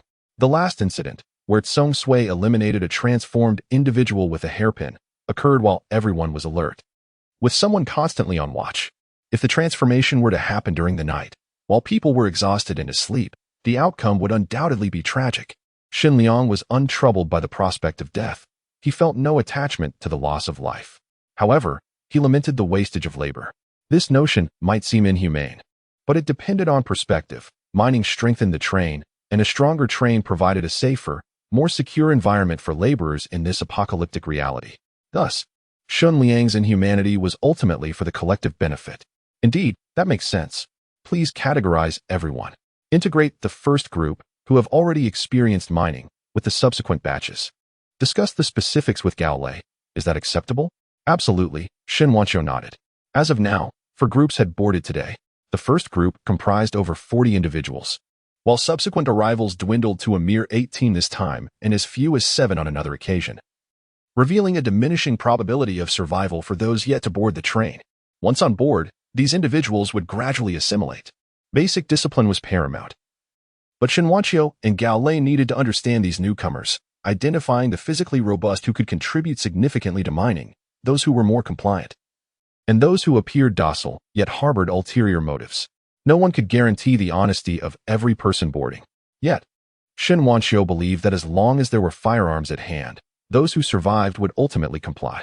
One could conceal malevolent intentions, but the prerequisite was survival. By the way, what was her name again? Song Sui? How well do you know her? Shen Liang inquired. Song Sui's exploits were impressive. Her fearless dispatch of a newly mutated zombie and her merciless elimination of an infected man were enough to pique Shen Liang's interest. Song Sui hailed from the northern provinces, a military academy graduate who worked as an auxiliary police officer in Zhanghai City. At 25 years old, she had spent 5 years training in Shaolin martial arts before the age of 10 and had attained a 6th-degree black belt in Taekwondo, winning championships in Zhanghai City. It was not unusual for outsiders to pursue their dreams in metropolitan areas, and Song Sui likely arrived in Zhanghai through allocation or connections, boasting an impressive but potentially embellished resume. However, verifying such details would not be overly difficult should one seek to investigate. No wonder she is formidable, with exceptional courage, Shen Liang remarked. Shen Wanqiu nodded thoughtfully and suddenly said, in a one-on-one scenario, I may not match Song Sui, considering her credentials and performance. Song Sui's individual combat capability was undeniably formidable, particularly in close-quarters combat.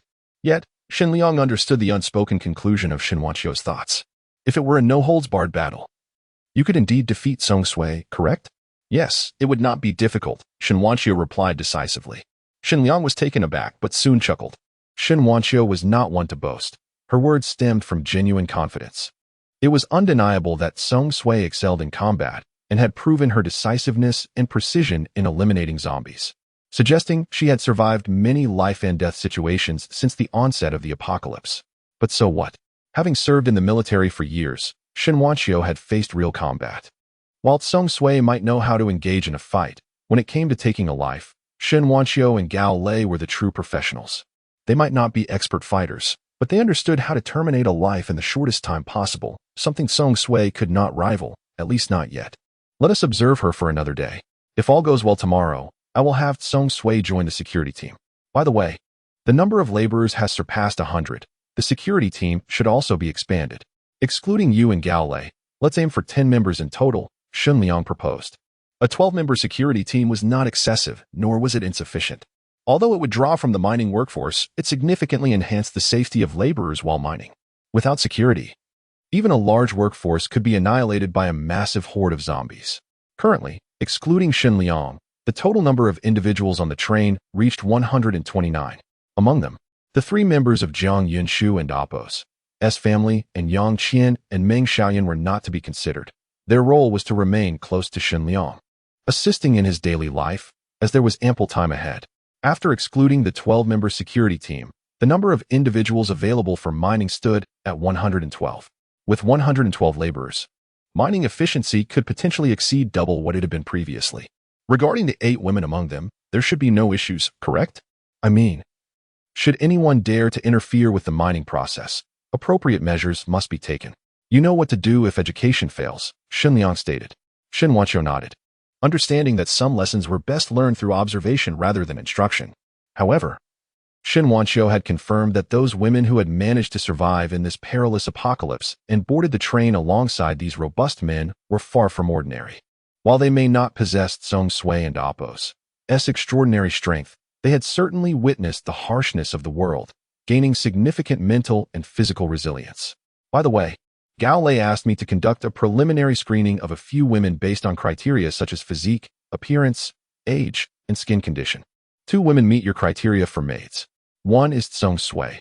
I propose she remain with me for further observation until tomorrow before I present her to you. The other woman, I believe, will pique your interest. What do you perceive me to be? Her name is Zhang Siki, a nurse with a generous bosom. Bring her over. Zhang Siki is quite nervous. Her survival thus far is not attributed to possessing formidable combat skills like Zhong Sui, but rather, she has only average strength. However, it would be unfair to say she is utterly without merit. She exhibits considerable courage. While working in the hospital, Zhang Siki encountered a situation that seemed almost fatal. The reason for her survival and continued existence is purely due to her older brother, Zhang Guang, who happens to be the security captain at this very hospital. At the moment of crisis, Zhang Guang promptly shielded Zhang Siki along with his security colleagues. Initially, he intended to resolve the crisis, but as it escalated, he coolly assessed that the catastrophe had surpassed human capacity to resist. Consequently, he led Zhang Siki and others to seek refuge in a pharmacy equipped with a secure door. Surviving thus far is partly due to luck, but more so a testament to Zhang Guang's composure. Your brother, Zhang Guang, is indeed a formidable individual. By the way, is he with his teammates on my train? Zhang Siki recounted her experiences during this tumultuous time. Shen Liang listened in awe, introspecting. If he were to find himself in an apocalyptic scenario, he doubted he could maintain the same level of calm and analytical judgment as Zhang Guang, nor could he ascertain his own survival. His fortune lay in being a transmigrator, who upon arriving in this world became the favored train conductor, despite having his own memories, identity, and even family and friends in this world. He suspected they were all likely gone. No, my brother isn't on the train. Before boarding, he received a message but chose to leave to rescue my sister-in-law. I couldn't stop him, sob. What if he is already dead? Great train conductor, could you please save him? Zhang Guang entrusted 2 security colleagues to escort Zhang Siki to the station, allowing her to board Shen Liang's train safely. I am truly sorry, but even if I wish to assist you, I cannot ascertain your brother Zhang Guang's whereabouts. Nor can you. Can you? But. Tears streamed from Zhang Siki's eyes. Her large, tear-filled eyes were beautiful, yet bore the weight of grievance and sorrow. Shen Liang shifted his gaze from her ample assets to her face, enveloping her in an embrace, gently stroking her warm back and soothing her distressed spirit. Zhang Siki merely struggled slightly before leaning against Shen Liang's shoulder, weeping uncontrollably. The immense sorrow emanating from her made Shen Liang feel uneasy. Shen Wanqiu did not deceive me. There is indeed significant capital involved. I can assure you, if I encounter your brother again and he is willing, I can allow him to board my train. He is a man of deep loyalty and valor, and my train is in dire need of such a true man. Really, is that true? Thank you. Great train conductor. Lifting her head, Zhang Siki wiped her tears and gazed gratefully into Shen Liang's eyes. Their eyes locked, and Shen Liang felt as if he were drawn into the abyss of her deep, captivating gaze, an undeniable magnetism. Trust me, I never deceive. Go take a shower. You need not participate in mining for now. Stay with Sister Jiang and the other women in this carriage. You are a nurse, and your skills may be needed to tend to others' wounds in the future. All right, okay, but I don't have a medical kit with me. No worries. I have some basic medications here. Later, I will search for medical resources in the ruins of the city's hospitals at the right opportunity. Zhang Siki nodded through her sobs. She was neither delicate nor weak, and she resolved to shoulder this responsibility. Shen Liang instructed Jiang Yunshu to accompany her to bathe and do laundry. There were no spare clothes to change into. The wash clothes would have to be worn and dried gradually. Bathing felt somewhat wasteful of water, but it was essential for the women around him to be clean. The resources consumed in the train car stemmed from the energy or utilized during travel, a marvel, as the origin of the water remained a mystery, seemingly conjured from thin air. However, this was not the moment for inquiry, especially since Zhang Siki's figure was quite alluring, her form truly commendable. Noah, how long until we reach the designated mining site? We have enough personnel. Naturally, we are heading to a medium-sized mining site. It will take approximately 3 hours and 55 minutes to reach the target mining site. With the train's upgrades, the speed has significantly increased, shortening the travel time to the mining site, though it remains a considerable distance. Shen Liang reclined in his chair to rest, contemplating future plans. Meanwhile, a notification from the system appeared. Ding. Challenge task. Arrive at the specified coordinates in 71 hours and eliminate 10 monsters of level 2 or higher. Reward. 3 chances for a lottery draw. Note. This task carries a high level of danger. Please make your choice wisely. Chapter 22. The duties of Nurse Zhang Siki. As time elapses, the survivors who boarded the vehicle yesterday remain quietly prepared for mining. Fully aware of the futility of complaints or idle chatter, they understand that such expressions serve no purpose and may even attract punishment or worse. However, due to Shen Liang's deliberate arrangement, newcomers are mixed with veterans, inevitably leading to inquiries from the former about the latter. Are we truly expected to mine? Is this some sort of jest? One newcomer, a wealthy property developer from Jianghai City, protested, boasting of his vast assets. I am a local, with 3 properties and a luxury car. My family has deep roots here, and I have a successful career in a state-owned enterprise, earning millions annually. If not for this dreadful apocalypse, I would have easily amassed a fortune exceeding 10 billion in 3 years. And now, you tell me I must dig in the dirt like a peasant? The murmurs of discontent echoed throughout the carriage. It seemed a coincidence that the locals and the affluent gathered together. Jianghai City, being an international metropolis, naturally boasts residents whose wealth often exceeds millions, given the exorbitant value of real estate. Yet, what does that matter? I advise you all to silence your complaints. When I first boarded, I too leveraged my identity as a local. And what happened next? I'm still alive, one veteran recounted, his expression complex, prompting curious glances from the newcomers. In the midst of their chatter, Gao Lei and the security team chose not to intervene, allowing the veterans to engage in their discussions, saving them the effort of explanation. In this moment, Gao Lei simply needed to raise his weapon slightly for anyone with a rebellious spirit to promptly submit. As they journeyed toward the intermediate mining site, whether they accepted it or not, the reality of their situation gradually settled in. They could either willingly embrace their fate of mining for meager rations or resist, ultimately facing Gao Lei's persuasive encouragement at gunpoint, leading to confinement and halved provisions. The meager rations provided, though dry, were substantial, about 12 centimeters in diameter, worth a couple of yuan each in larger supermarkets. Typically, one could only manage half a bun per meal, and in this harsh new world, surviving on 1 bun for 3 meals was a challenge. Yet, it was sufficient to stave off starvation. Rest was essential after mining. Even a slight delay would lead to unbearable hunger. Let us keep working, at least it keeps starvation at bay. With these guards around, we are less likely to fall prey to zombies, one mused.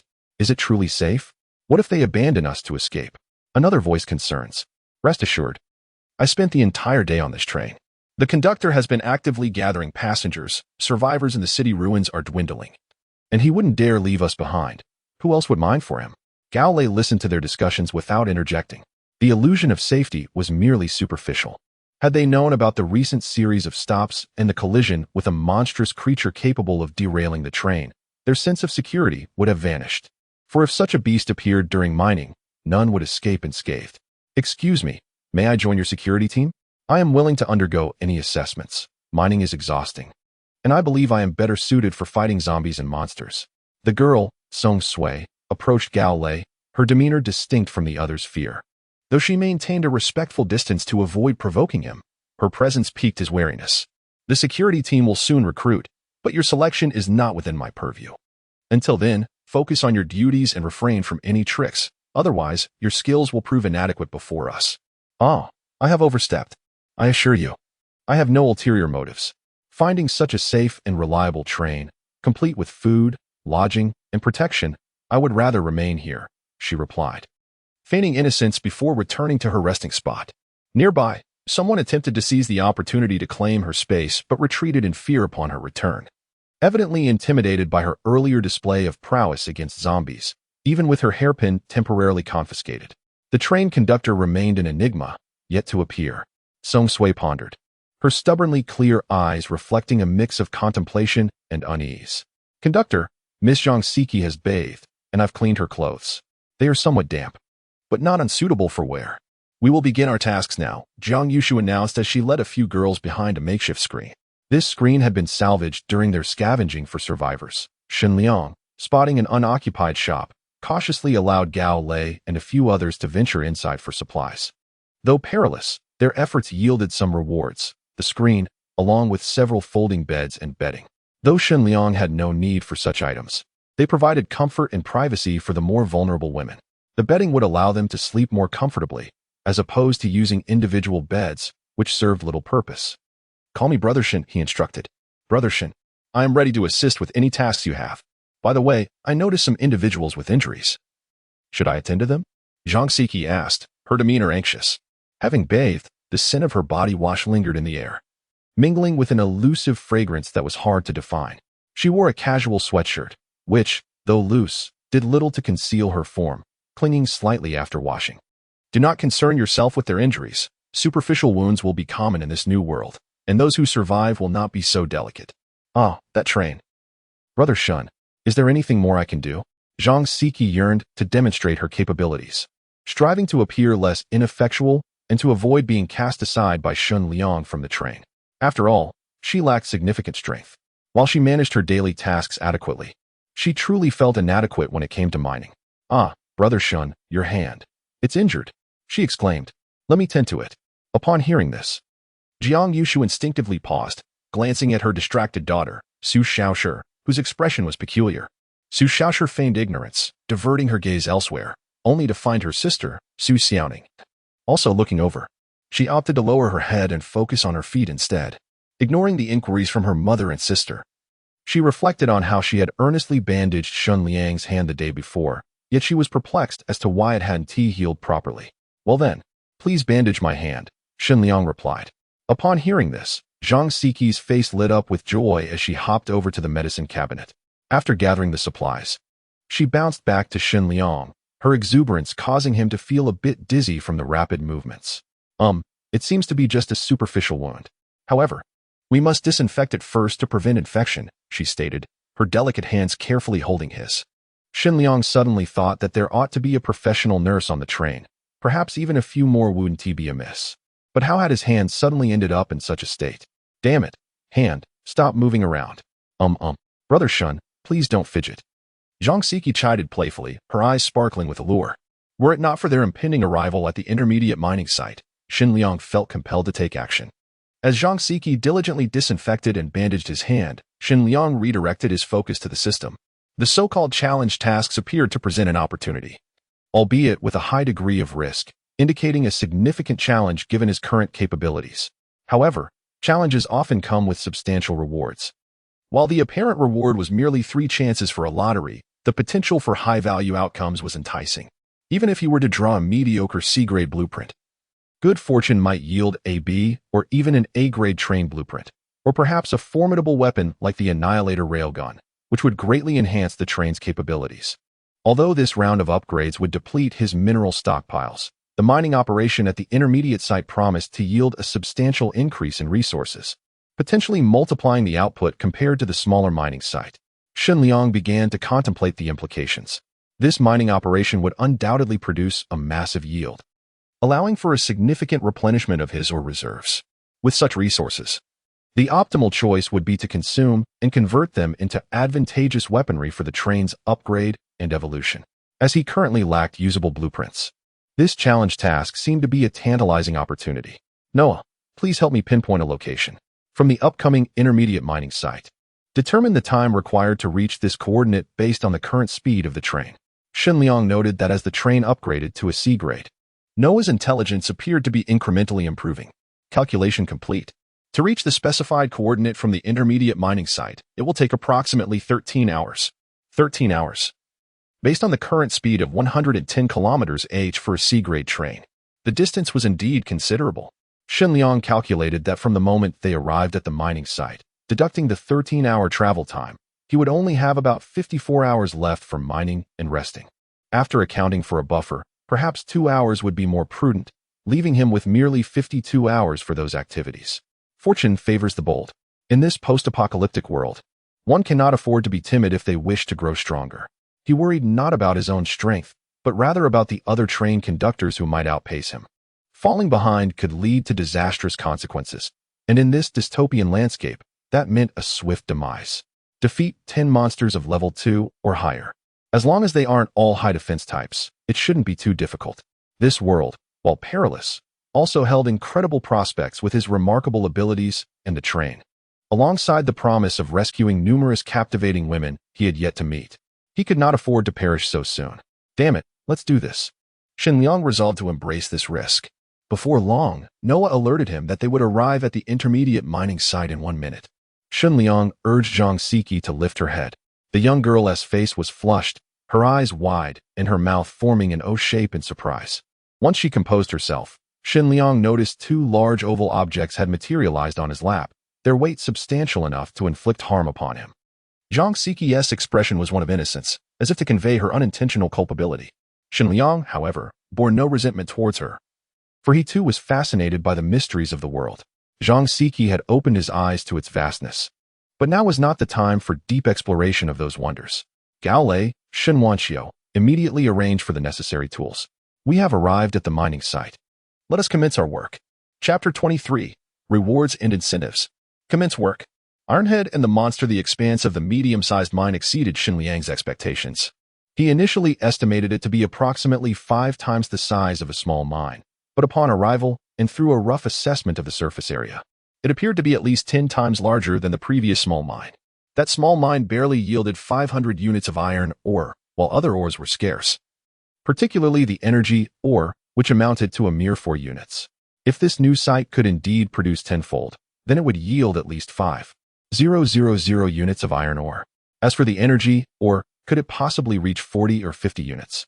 Nevertheless, Shen Liang was acutely aware that the mineral resources of each mine are not of a fixed ratio.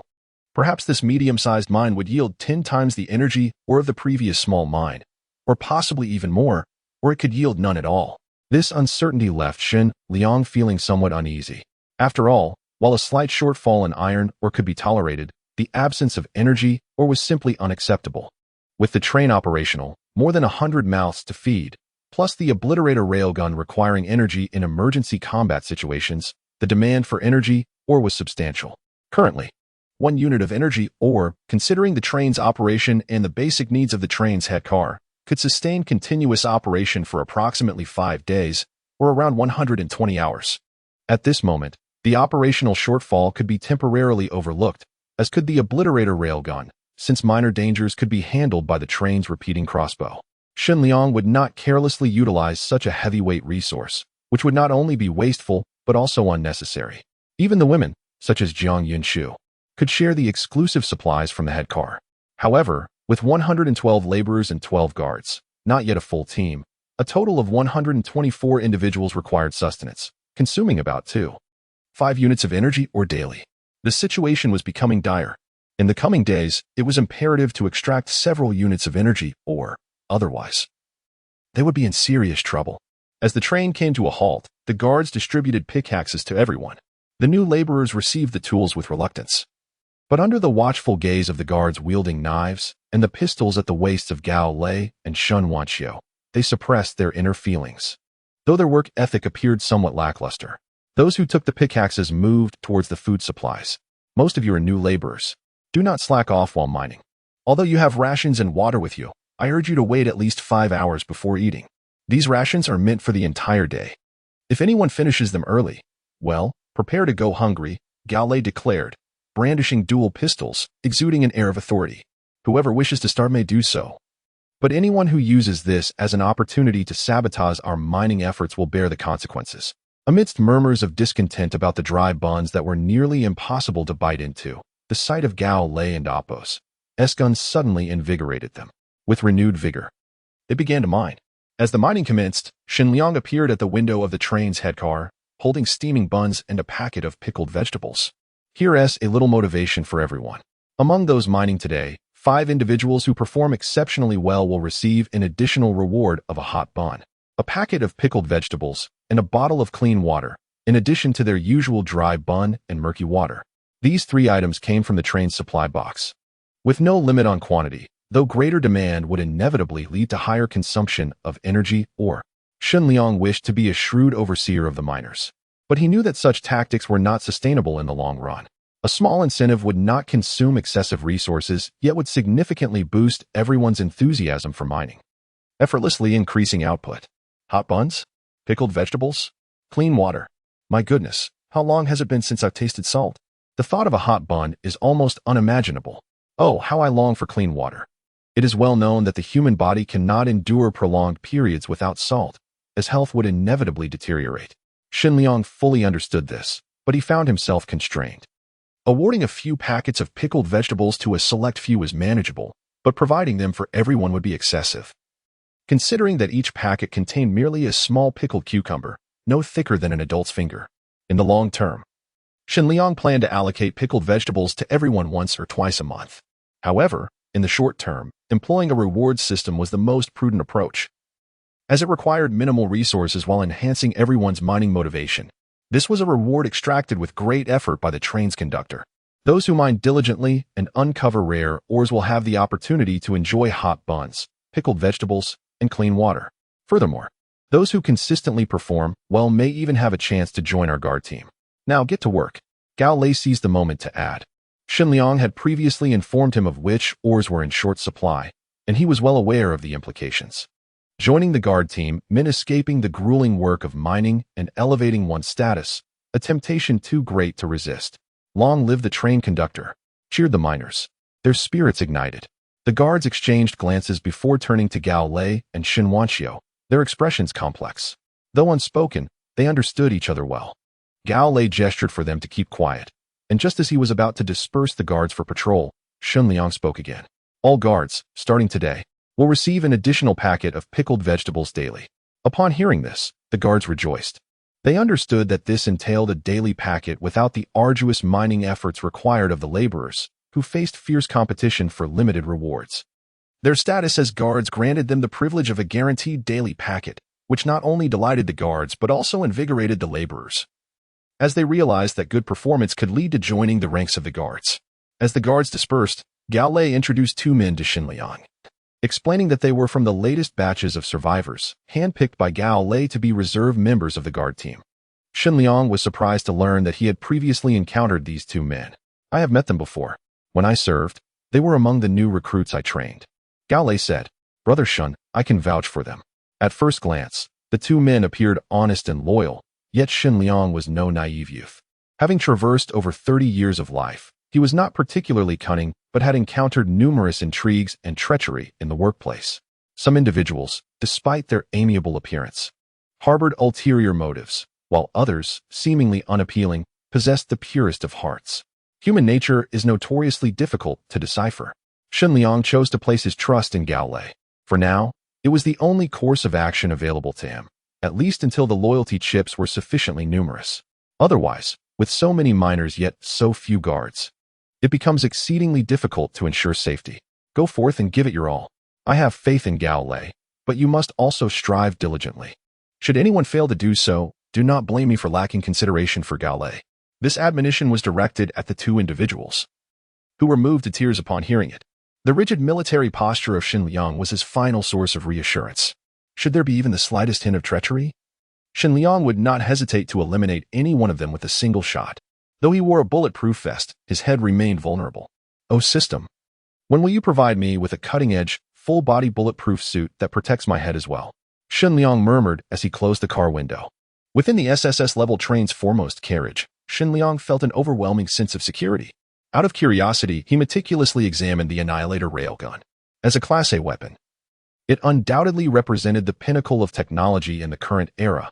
After all, the crossbow of the train was only Class D, yet could penetrate Class D train armor. Could the Class A railgun not eliminate a Class A train? The desire to fire it was tantalizing. He longed to test its power. In a remote wilderness, Ironhead Brother felt utterly unfortunate over the past few days, blaming all his misfortunes on Shen Liang, vowing to find him and rend him limb from limb. Should anyone witness Ironhead Brother's train at that moment, they would undoubtedly be struck dumb with fear. Ironhead Brother remained oblivious to the two terrifying creatures lying motionless atop his train, appearing as if they were asleep. These were the very beasts that had devoured his underlings and torn apart his carriage's armor that fateful night. If I can unearth this medium-sized mine, my train shall undoubtedly experience a transformative leap. Ironhead Brother gazed at a map of the mine, his fist clenched with excitement and hatred. Remarkably, this map depicted the same location as Shen Liang's medium-sized mine. Chapter 24. The Fortuitous Ironhead Brother. The Monster in the Sand. Ironhead Brother. This heavy machine gun is truly remarkable. With this weapon in hand, if I encounter those two monsters again, I can effortlessly eliminate them, and perhaps even acquire a couple of extraordinary pieces of equipment or blueprints. On Ironhead Brother's train, the damage to the train had been meticulously repaired, a feat achievable through the train's artificial intelligence. Of course, the necessary ores consumed in this process were not insignificant. The restored train not only remained intact, but also boasted an additional car, transforming it into a formidable C-class train with a total of 6 cars. Although its speed was slightly diminished, its strength increased significantly, allowing Ironhead Brother to transport more laborers and minerals, thereby skyrocketing its mining capabilities. Most importantly, a D-class train's heavy machine gun had been added. Naturally, this machine gun, although merely D-class, could easily handle second-tier monsters, and I suspect it could wreak havoc even against third-tier foes. Ironhead Brother wore a proud expression. This heavy machine gun had been seized from an unfortunate encounter with a D-class train. Not only was the machine gun taken, but the only C-class car on that train had also come into Ironhead Brother's possession, just after narrowly escaping from the two monsters. He stumbled upon this D-class train equipped with a heavy machine gun, expecting an unfortunate end. Instead, he found the train's conductor to be a coward, who, upon seeing Ironhead Brother's splendid C-class train with its 5 imposing cars, surrendered without hesitation. Ironhead Brother initially thought he would merely demand some supplies and let the conductor go, but to his astonishment, he ended up seizing both the man and the train. Old Young, you seem rather inept, only piloting a D-class train with a single car. Yet you fortuitously acquired such a rare treasure as a heavy machine gun, and you even possess a map to a mid-level mine?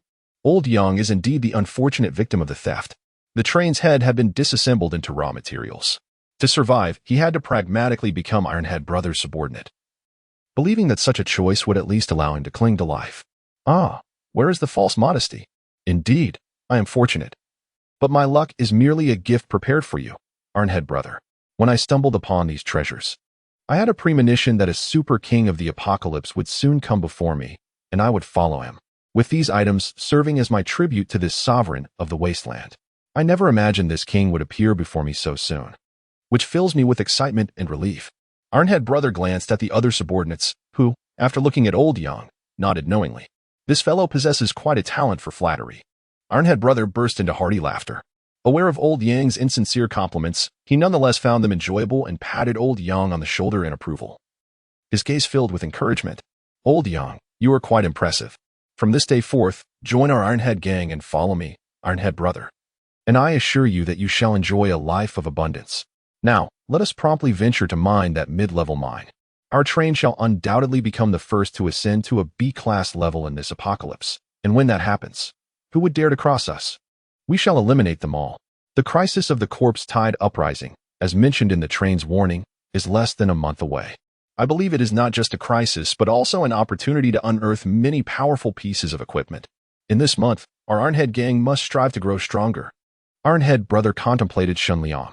To this day, he did not know the man's name, but he was certain that this individual must be eliminated. Clearly, no one could afford to underestimate the impending corpse tide uprising. In a low hill standing amidst the wilderness, surrounded by numerous towering trees sparsely scattered about. The trees were robust, their scattered green leaves providing a rare sense of comfort in this desolate apocalypse. Beneath the seemingly tranquil environment, faintly echoed sounds of screams and pleas for help, accompanied by a low rumble reminiscent of a beast snoring, subtle and indistinct, making it difficult to discern their source. Can there truly be a mine nearby?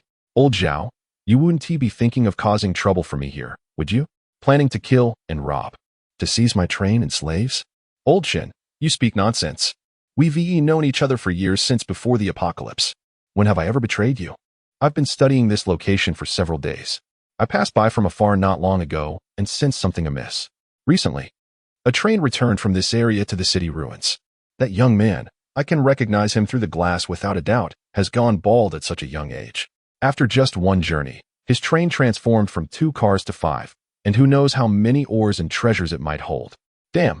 If he truly managed to acquire 3 additional cars in one trip, that would be extraordinary.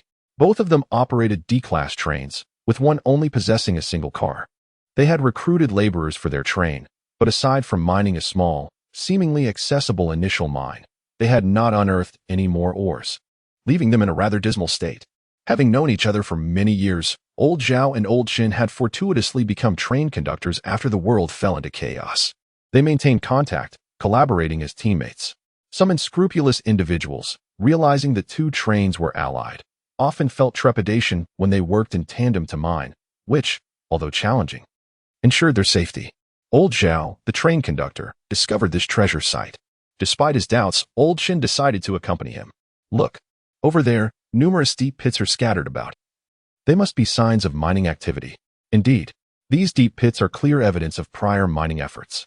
Such large excavations could not belong to a small mine. They certainly have not been fully exploited. We have struck gold. The 2 were exhilarated as their train approached the destination, instructing the crew to prepare for mining. Unbeknownst to them, the land traversed by the train suddenly heaved and then sank, as if some terrifying creature lurked beneath the soil, biding its time instead of attacking the slowing train.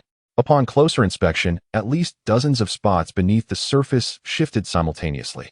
This was no single monster. Haha. There are ores.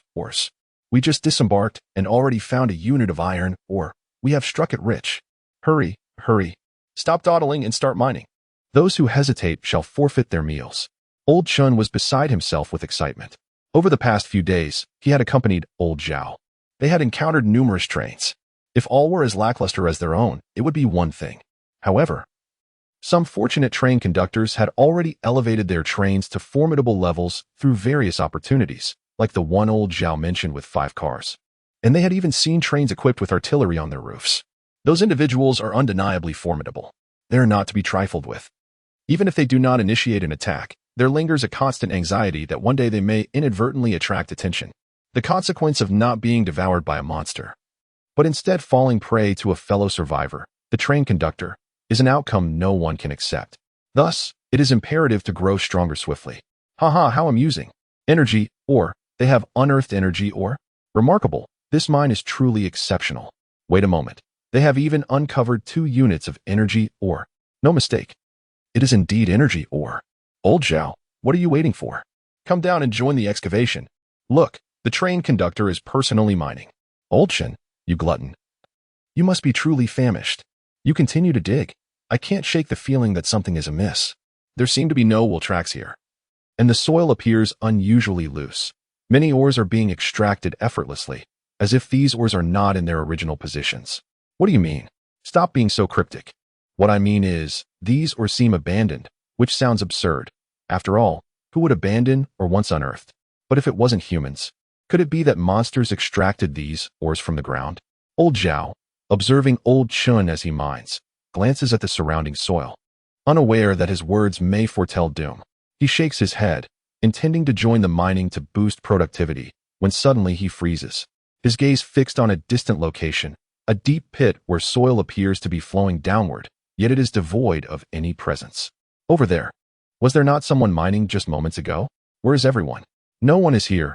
Old Zhao, stop your rambling and hurry down. If you're not mining, then keep watch nearby. Don't let the horde surround us. Old Chen pays no heed, consumed by greed amidst the scattered wealth.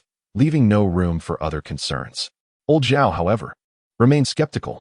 Could he have truly misjudged? Yet that flowing soil, could it merely be normal erosion? Perhaps I am mistaken, Old Zhao thinks with a wry smile. But in the next instant, a faint cry pierces the air. Suddenly, Old Zhao turns to see another deep pit nearby. If he had forgotten the previous one, this one is etched in his memory. Someone had been mining there, visible just moments ago, yet now they have vanished into thin air. Something is amiss. Wasn't he that Zhao gang in that pit? Where has he gone?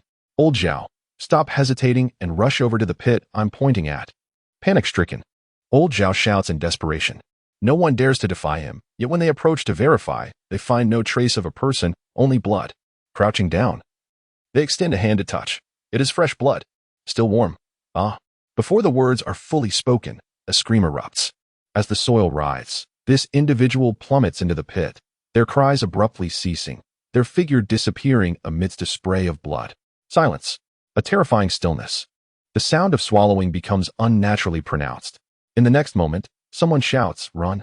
Quick, run! Monsters, there are monsters!" The crowd rushes to board the train, but amidst the chaos and cries, the ground erupts like a boiling pot, with many mounds appearing in the sand. With each mound, another person screams as they are dragged down. Old Zhao attempts to start the train and escape, but the others are too preoccupied to save anyone. Then, in an instant, he feels the train rising higher. Indeed, it is ascending. What in the world is happening? Why is my train behaving this way? The train shakes violently, gripping tightly. Old Zhao looks out the window to see that not only are people not boarding, but they are retreating, slowly distancing themselves. To his horror, those individuals are shrinking. Creak, creak, creak, the immense force grips the train. The carriage begins to twist, emitting a cacophony of distressing sounds.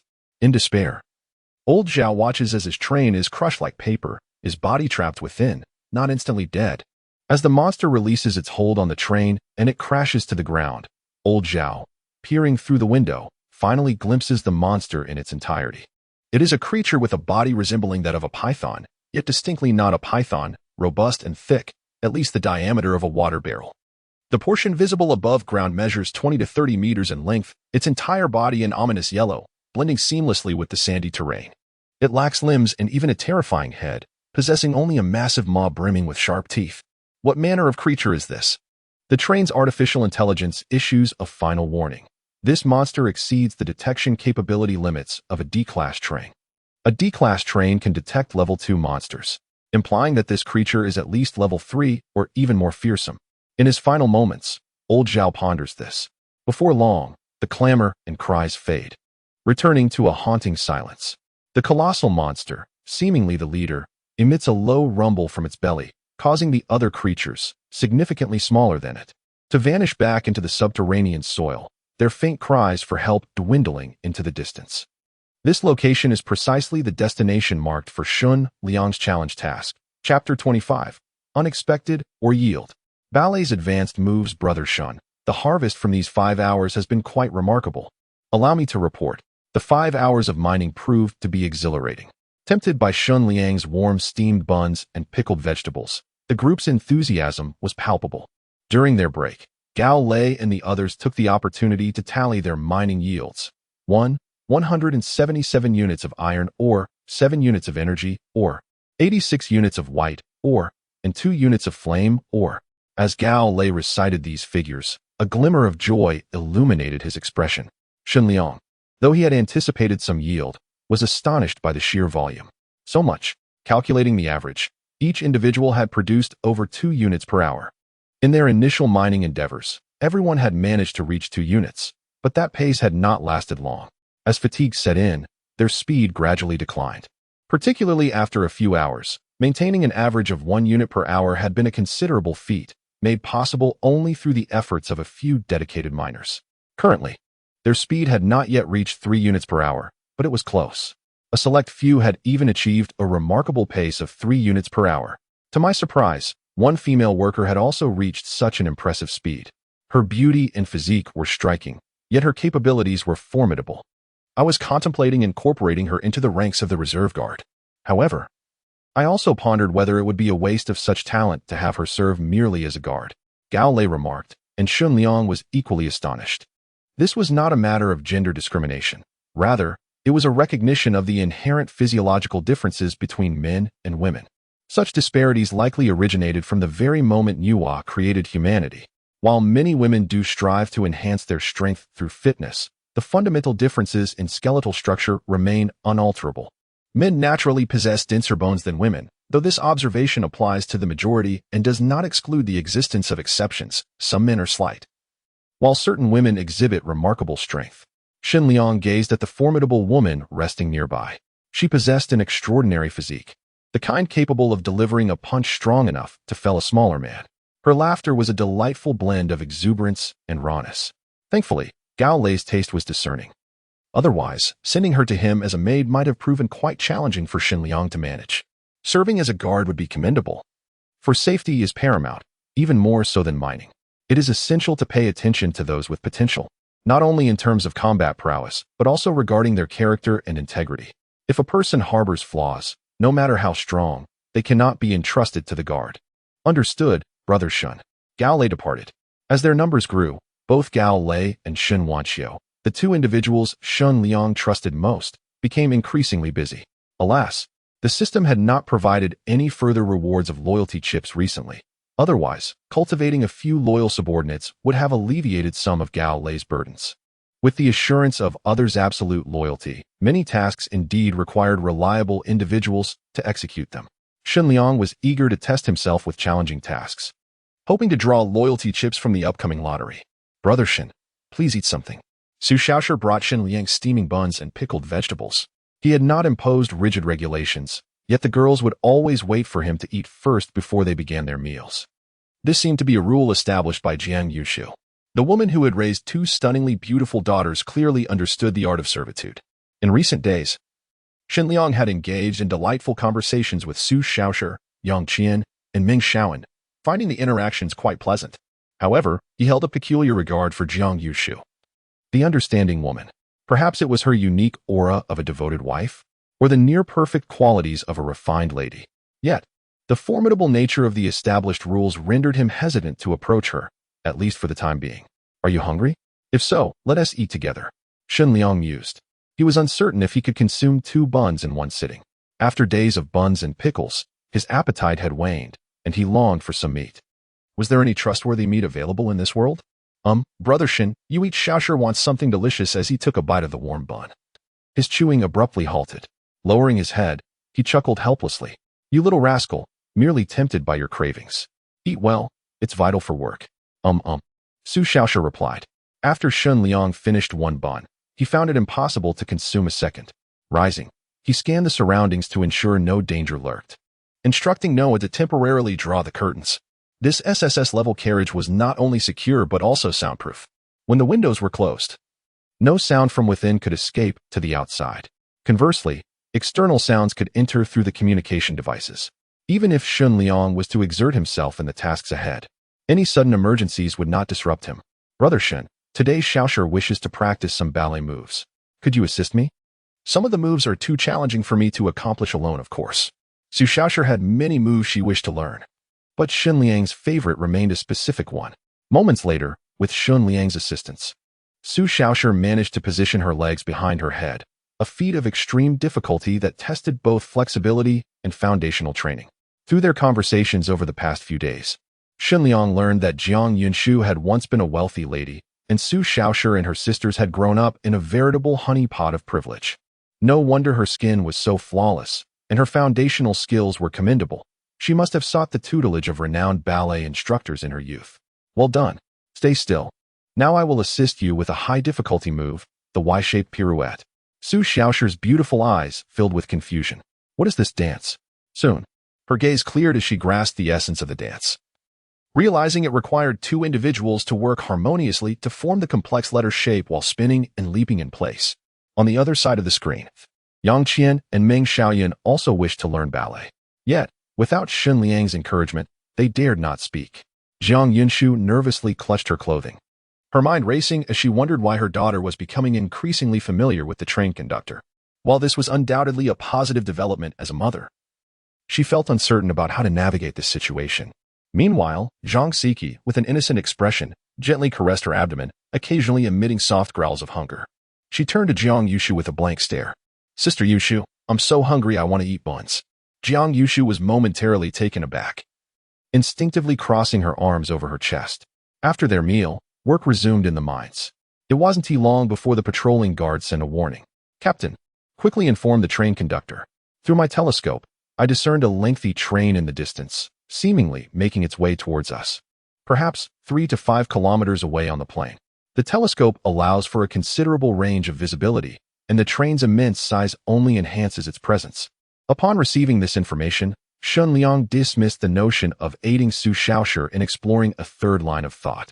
Some ideas, when pondered upon for long enough, may eventually clarify, yet they ultimately require guidance to navigate the initial path. Shen Liang yearned to assist Su Shaoshi, but the current circumstances demanded a serious approach.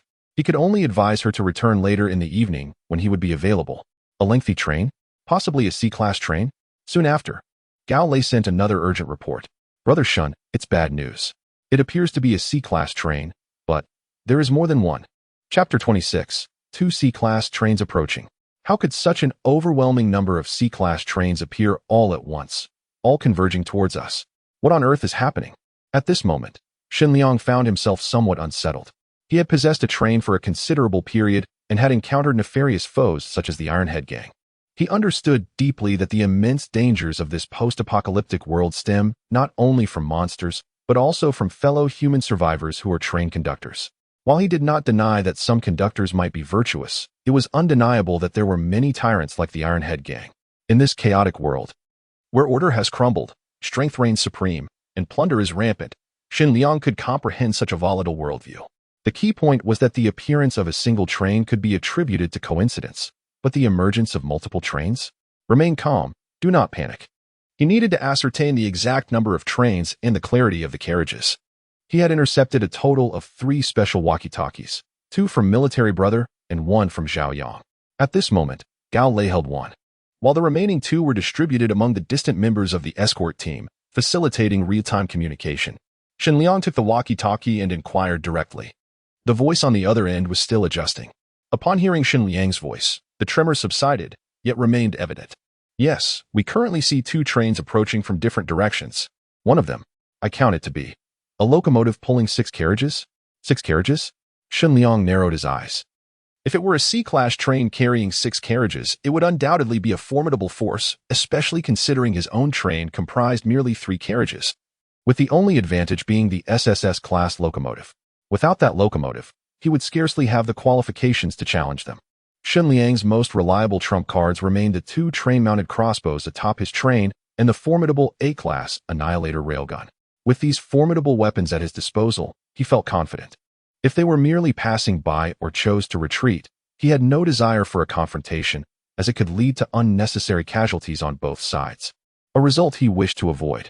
However, if these individuals intended to stir up trouble, the other train has fewer carriages. From my perspective, it appears to have 4 carriages, but judging by their colors, they are undoubtedly C-class as well. Gao Lei's expression darkened. He sensed a storm brewing. The only source of calm was that Shen Liang had yet to panic. He awaited Shen Liang's command. Shen Liang gestured for Gao Lei to remain calm. While holding the walkie-talkie and gazing out the window, he hastened his inquiries to the utmost. Confirm immediately. Are there any suspected train-mounted weapons on top of these 2 trains? Just a second later, the walkie-talkie responded. Yes, there are. The train with 4 carriages is closer to us, and I can see a train-mounted weapon on its roof, a crossbow, and another object that resembles a heavy machine gun. The train with 6 carriages also has something on its roof, appearing to be a heavy machine gun. And there are 2 more. Wait, that's strange. The 2 large dark masses in the back don't seem to resemble weapons at all. But I can't clearly identify what they are. It seems like they have legs and feet, resembling some sort of monster. Upon hearing this, Shen Liang's gaze sharpened. Who would carry monsters aboard a train? This was clearly illogical. Could it be that this person had somehow acquired the means or a reward that allowed them to command monsters as weapons? If that were the case, that would be utterly outrageous. Shen Liang felt a surge of wariness towards this individual. In truth, he needed to be sufficiently cautious of both trains. What should we do, Brother Shen? Should we let everyone board the train first? Gao Lei asked. During their conversation, the trains were rapidly closing in, and time was of the essence. If they delayed boarding, the loss of laborers would be unacceptable. As the train conductor, Shen Liang had many considerations, while Gao Lei, as the escort team leader, needed to prepare swiftly. At such a moment, boarding the train to depart seemed the most prudent course of action. Gao Lei thought to himself. After all, this situation was not akin to the last encounter. Previously, they had faced mindless zombies that could be dealt with through various means. This time, however, there were indeed real trains approaching them, unmistakably targeting the mine. Gao Lei was not a coward, but he believed Shen Liang might prioritize self-preservation, which also seemed the safest option, even if they left the two trains behind, allowing them to contend with each other. Shen Liang could later return with his train to reap the benefits. However, Shen Liang was more resolute than Gao Lei had anticipated. There was no need to board the train. Engaging in a skirmish aboard would be even more perilous. If the carriages were struck and their armor proved insufficient to withstand the enemy's bullets, all aboard would perish. It would be far safer to continue mining and hide within the mine. But Brother Shen, there are no buts. You understood correctly. I do not intend to leave, and I even plan to confront these two trains head-on. Do not worry, think positively. Perhaps when they see us standing our ground, they might reconsider whether to engage us in a contest of strength. As Shen Liang spoke these words, he felt a twinge of uncertainty.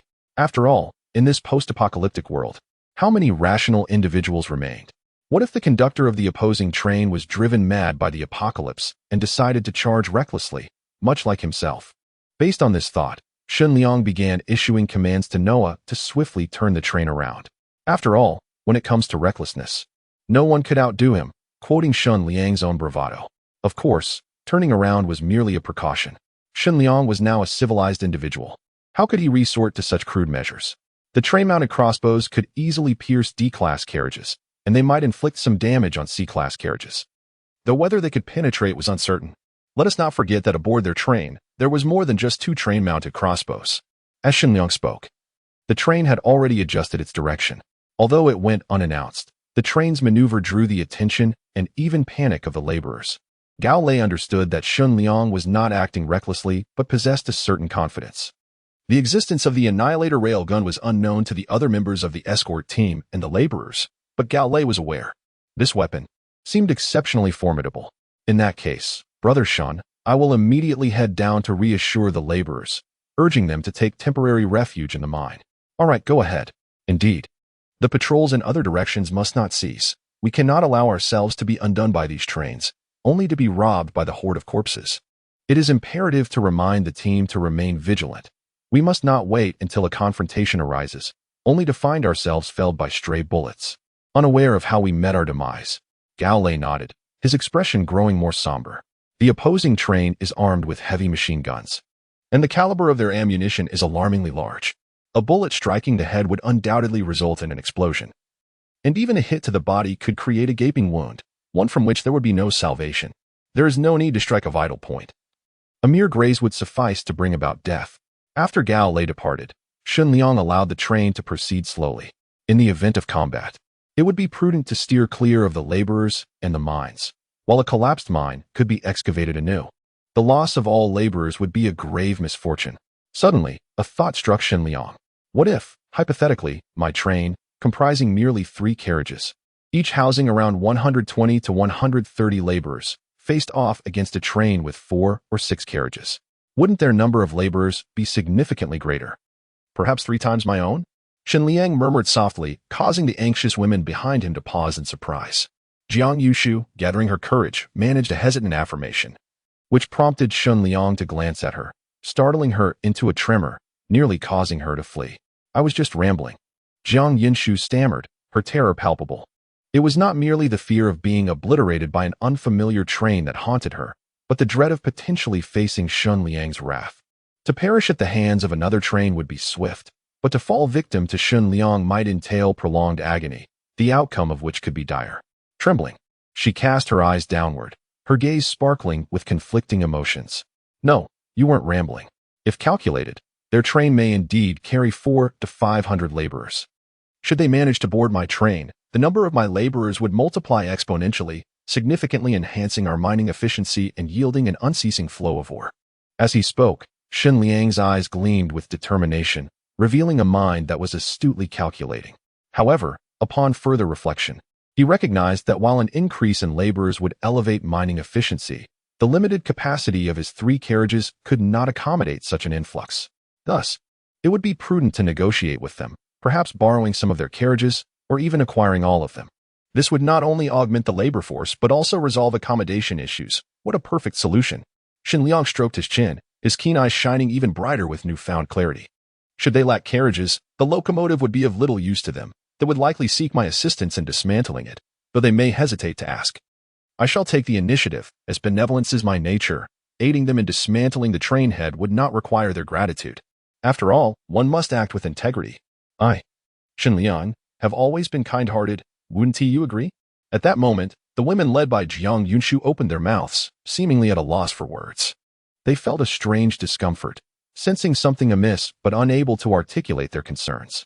Su Xiaoshi, gathering her courage, approached Shen Liang with a trembling demeanor. Perhaps the intimacy of recent encounters had dispelled any reservations. She boldly hugged Shen Liang's arm, her delicate features softening, her large eyes glimmering, her ruby-red lips parting slightly.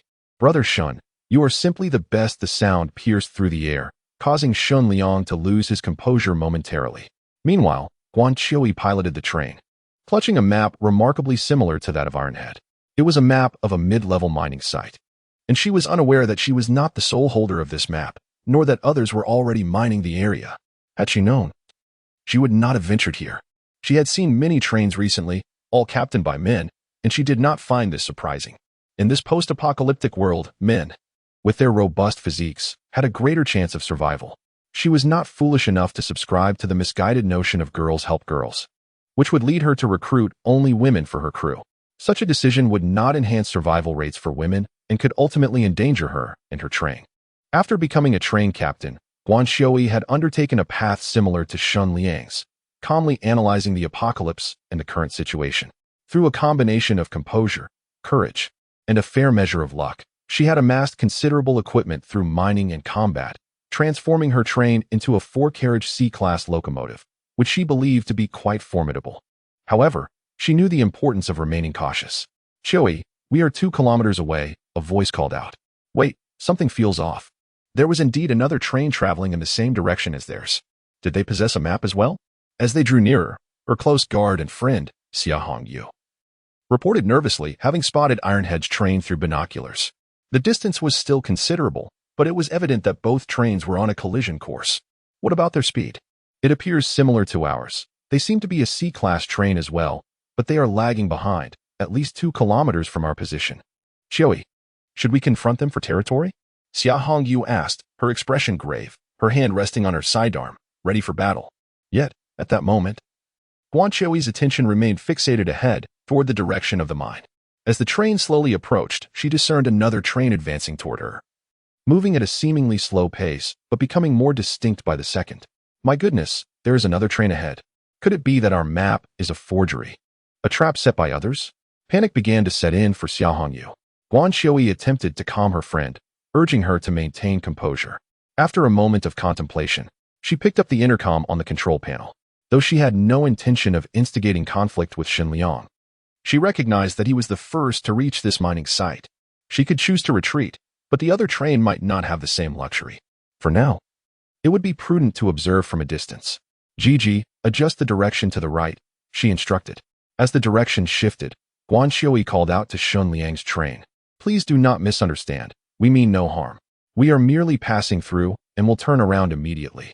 However, before she could finish her plea, Shen Liang's train interjected, "Stop with the nonsense. Just hit me. Go on, hit me." Guan Qiui found herself momentarily bewildered. Chapter 27. Money please. Remain silent.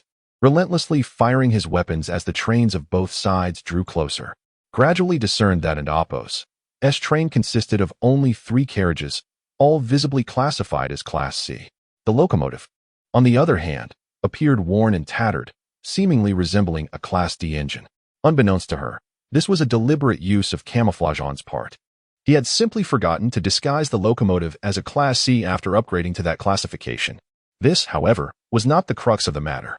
What truly mattered was that atop the train, there were 2 train crossbows, an impressive weapon she had seen on other trains, capable of easily penetrating the armor of Class D trains and even inflicting damage upon Class C carriages.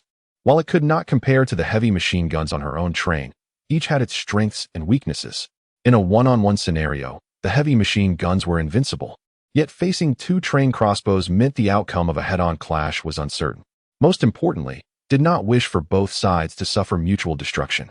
But what did the other party mean by their words? Autumn, Sister Chiu-yi, would the opposing train captain be a lunatic? Was extremely anxious. Momentarily at a loss for words. Struggled to comprehend the situation but forced herself to remain calm, at least attempting to understand the other party's intentions. Wait a minute. Did he intend to threaten her, demanding a toll for passing through? What nonsense.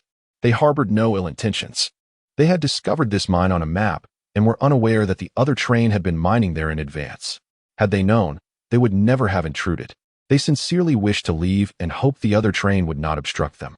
After calling out twice, was taken aback to learn that the opposing driver was a woman. Could it be they truly were not here to seize the mine? What a pity. Words alone could not prove that they had discovered the mine from a map, unless they threw the map away, but the map was too lightweight. She suggested that they wrap the map in 10 units of energy and toss it aside. Otherwise, she would attack without hesitation. You are asking for too much. My train has only 5 units of energy, or where am I supposed to find 10 units? Understood the situation. This was clearly a demand for a toll, perhaps more accurately termed a reconciliation fee. After all, they had intruded upon what was already claimed territory. Even if they apologized and wished to leave, the danger had already been established. Who could easily forgive such an encroachment? Realizing her disadvantage, added, I can offer you 2 units of energy or as compensation for trespassing into your territory. After a moment's contemplation, replied, if you throw down 5 units of energy or wrapped around the map, you may leave. Upon hearing this, and Apos' face flushed with anger. Who did he think he was? 2 units of energy or was already quite generous. Did he think energy or was as common as cabbages? Such sentiments were met with a sharp glare from. Both understood the implications of her look. Did not wish to hear any more gender-biased remarks from. While men might naturally be more assertive, they were not obliged to cater to unfamiliar women, especially in this post-apocalyptic world. If a man were to extend kindness or goodwill, would one dare to accept it? Do not be foolish. Fine, 5 units. Did not wish to delay further. She turned her train around, and as their trains nearly brushed past each other, she noticed that the distance to's train was still considerable. If she did not agree soon, S train would likely pursue hers, even if just for a while, before returning to engage train, potentially causing damage or even severe harm to her own train. With a swift motion, the map accompanied by several units of energy was tossed onto the ground, seemingly abandoned. The moment the map hit the ground, floating characters reappeared, and the energy radiated a kaleidoscope of colors. S train came to a steady halt, and rather than hastily disembarking, he instructed to retrieve these items. Damn it. What a loss. 5 units of energy are just given away. It seems this girl has quite a stockpile of energy on her train. The train remained stationary. With and Apos' train rapidly distancing itself. At maximum speed, it soon surpassed 1,000 meters, reaching the effective range of heavy machine guns. To reassure, they traveled approximately 3 kilometers before slowing down. At this distance, had ample time to respond should he wish to return. It appeared she anticipated an impending conflict with another train. What a curious character she was, retreating so swiftly. Did not view this as a sign of cowardice. Rather, it was a manifestation of wisdom. In this world, not everyone could promptly recognize reality. Stopping 3 kilometers away allowed for both offensive and defensive strategies. Likely to observe the confrontation between him and train, a scenario that seemed imminent. After all, S train was steadily approaching, having halted about 500 meters away from S train. Establishing a standoff, showed no intention of departing, indicating that combat was imminent. Sister Chiu-yi, why did you concede 5 units of energy so quickly? I thought we might haggle for a better price. There's no need. Prolonging the situation only risks entangling us in this conflict. 5 units of energy is indeed substantial, but to ensure our safety, I find it worthwhile. Compared to the audacity of that train, which seems unafraid of the 6-car Class C train, I am curious to see what abilities that individual possesses. She glanced toward the corner of the carriage, where numerous ores were neatly stacked. Even after discarding 5 units of energy, there remained over 30 units. Meanwhile, S train stood defiantly opposite train. S conjecture was accurate. intended to seize the intermediate mine and had not anticipated a clash with another train. He had even spotted its train. With her choosing to withdraw, he was rather pleased to avoid conflict. Despite his ambitions, he was not reckless. If a peaceful resolution were possible, he certainly preferred to avoid a situation of mutual destruction. That kid's train seems rather unafraid of us. It appears there are 2 crossbows atop his train. Does he believe he can best us with those? How foolish. We might as well open fire. Yes, let's shoot them down. Damn it. Our heavy machine guns can pierce even Class C trains. What does he think he is doing? Pretending to be formidable? His subordinates were eager for action, but silenced them with a slap. Why rush into action before negotiations have even begun? Are you all completely devoid of common sense? What if, after discussions, that fellow simply surrenders? Wouldn't that save us a great deal of trouble? Have we forgotten how Old Yang managed to align himself with the Ironhead gang? Upon hearing this, the younger members exchanged awkward smiles. However, the recently coerced former train leader, Old Yang, forced a strained smile. The boss is right. In these times, everyone is nurturing their own trains as if they were their own children. No one desires to be ruthlessly beaten. Even if one's train may ultimately be lost, survival is preferable to death, is it not? That fellow has remained silent thus far, likely contemplating how to persuade us to retreat. Yet, I never anticipated that another train would be so cowardly. After Old Yang finished speaking, Ironhead nodded in agreement, praising Old Yang for his astute thinking, which set him apart from the ordinary lackeys. Hand me the walkie-talkie. No matter what, Ironhead will not retreat today. Having come this far, I am determined to seize this medium-sized mine. One needn't guess. This mine is undoubtedly extraordinary, and I shall not relinquish it. Grasping the walkie-talkie, Ironhead activated the loudspeaker and proclaimed to the train across from us, "Do not accuse Ironhead of lacking respect. We are all in the same line of work. I do not wish to resort to bloodshed. You have seen the heavy machine guns aboard my train. With a mere flick of my finger, your train and crew could be annihilated in an instant. Therefore, step down and surrender at once, and I, Ironhead, may spare your life. If you are sufficiently obedient, there may even be an opportunity for you to work for me. Otherwise, this is not a place where Ironhead wishes to conclude matters." He was abruptly interrupted by the booming voice of Shen Liang. "Wait, what is your name? Iron Egg or Iron Crotch? Damn it, I shall not change my name or my surname. On the streets, I am known as Ironhead. Are you deaf? Look at you, so eager. I merely asked for a name.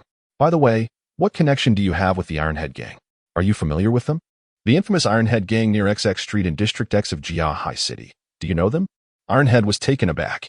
Could it be that he had encountered a fan? He glanced at his companions, who bore expressions of astonishment. People often harbor a touch of narcissism, especially in the presence of those who seem to admire them. Ironhead straightened his posture and, with a beaming smile, resumed his proclamation. "So you know of the Ironhead gang? You've heard tales of me, Ironhead. Indeed, I am the founder of the Ironhead gang, and I shall not change my name or my surname. If you desire an autograph." However, in the midst of his speech, Ironhead noticed something atop Shen Liang's train. A metallic object, initially resembling an iron box, began to slowly elevate. A massive barrel, comparable in thickness to a thigh, angled towards their train. As Ironhead and his crew watched, the barrel swiftly extended from a mere arm's length to an impressive height of 6 feet. The ominous darkness of the barrel left them bewildered. Shen Liang, silent, continued to feed energy or into the Annihilator railgun. Moments later, he picked up the walkie-talkie to respond. "No need for an autograph. Your underling, Zhao Yang, asked me to convey that he misses you and wants you to come down and fetch the soap for him. So, safe travels. No need to see you off." Before his words had fully settled, Shen Liang pressed the launch button for the Annihilator railgun. A colossal beam of light, akin to a sword, erupted from the barrel, hurtling directly towards Ironhead's train. Ironhead was left speechless. Meanwhile, Shen Liang remained unaware that 2 monstrous creatures were stirring in slumber aboard that train, seemingly on the brink of awakening. Chapter 28. The Might of That Cannon. Level 3 Monster, the Glutton.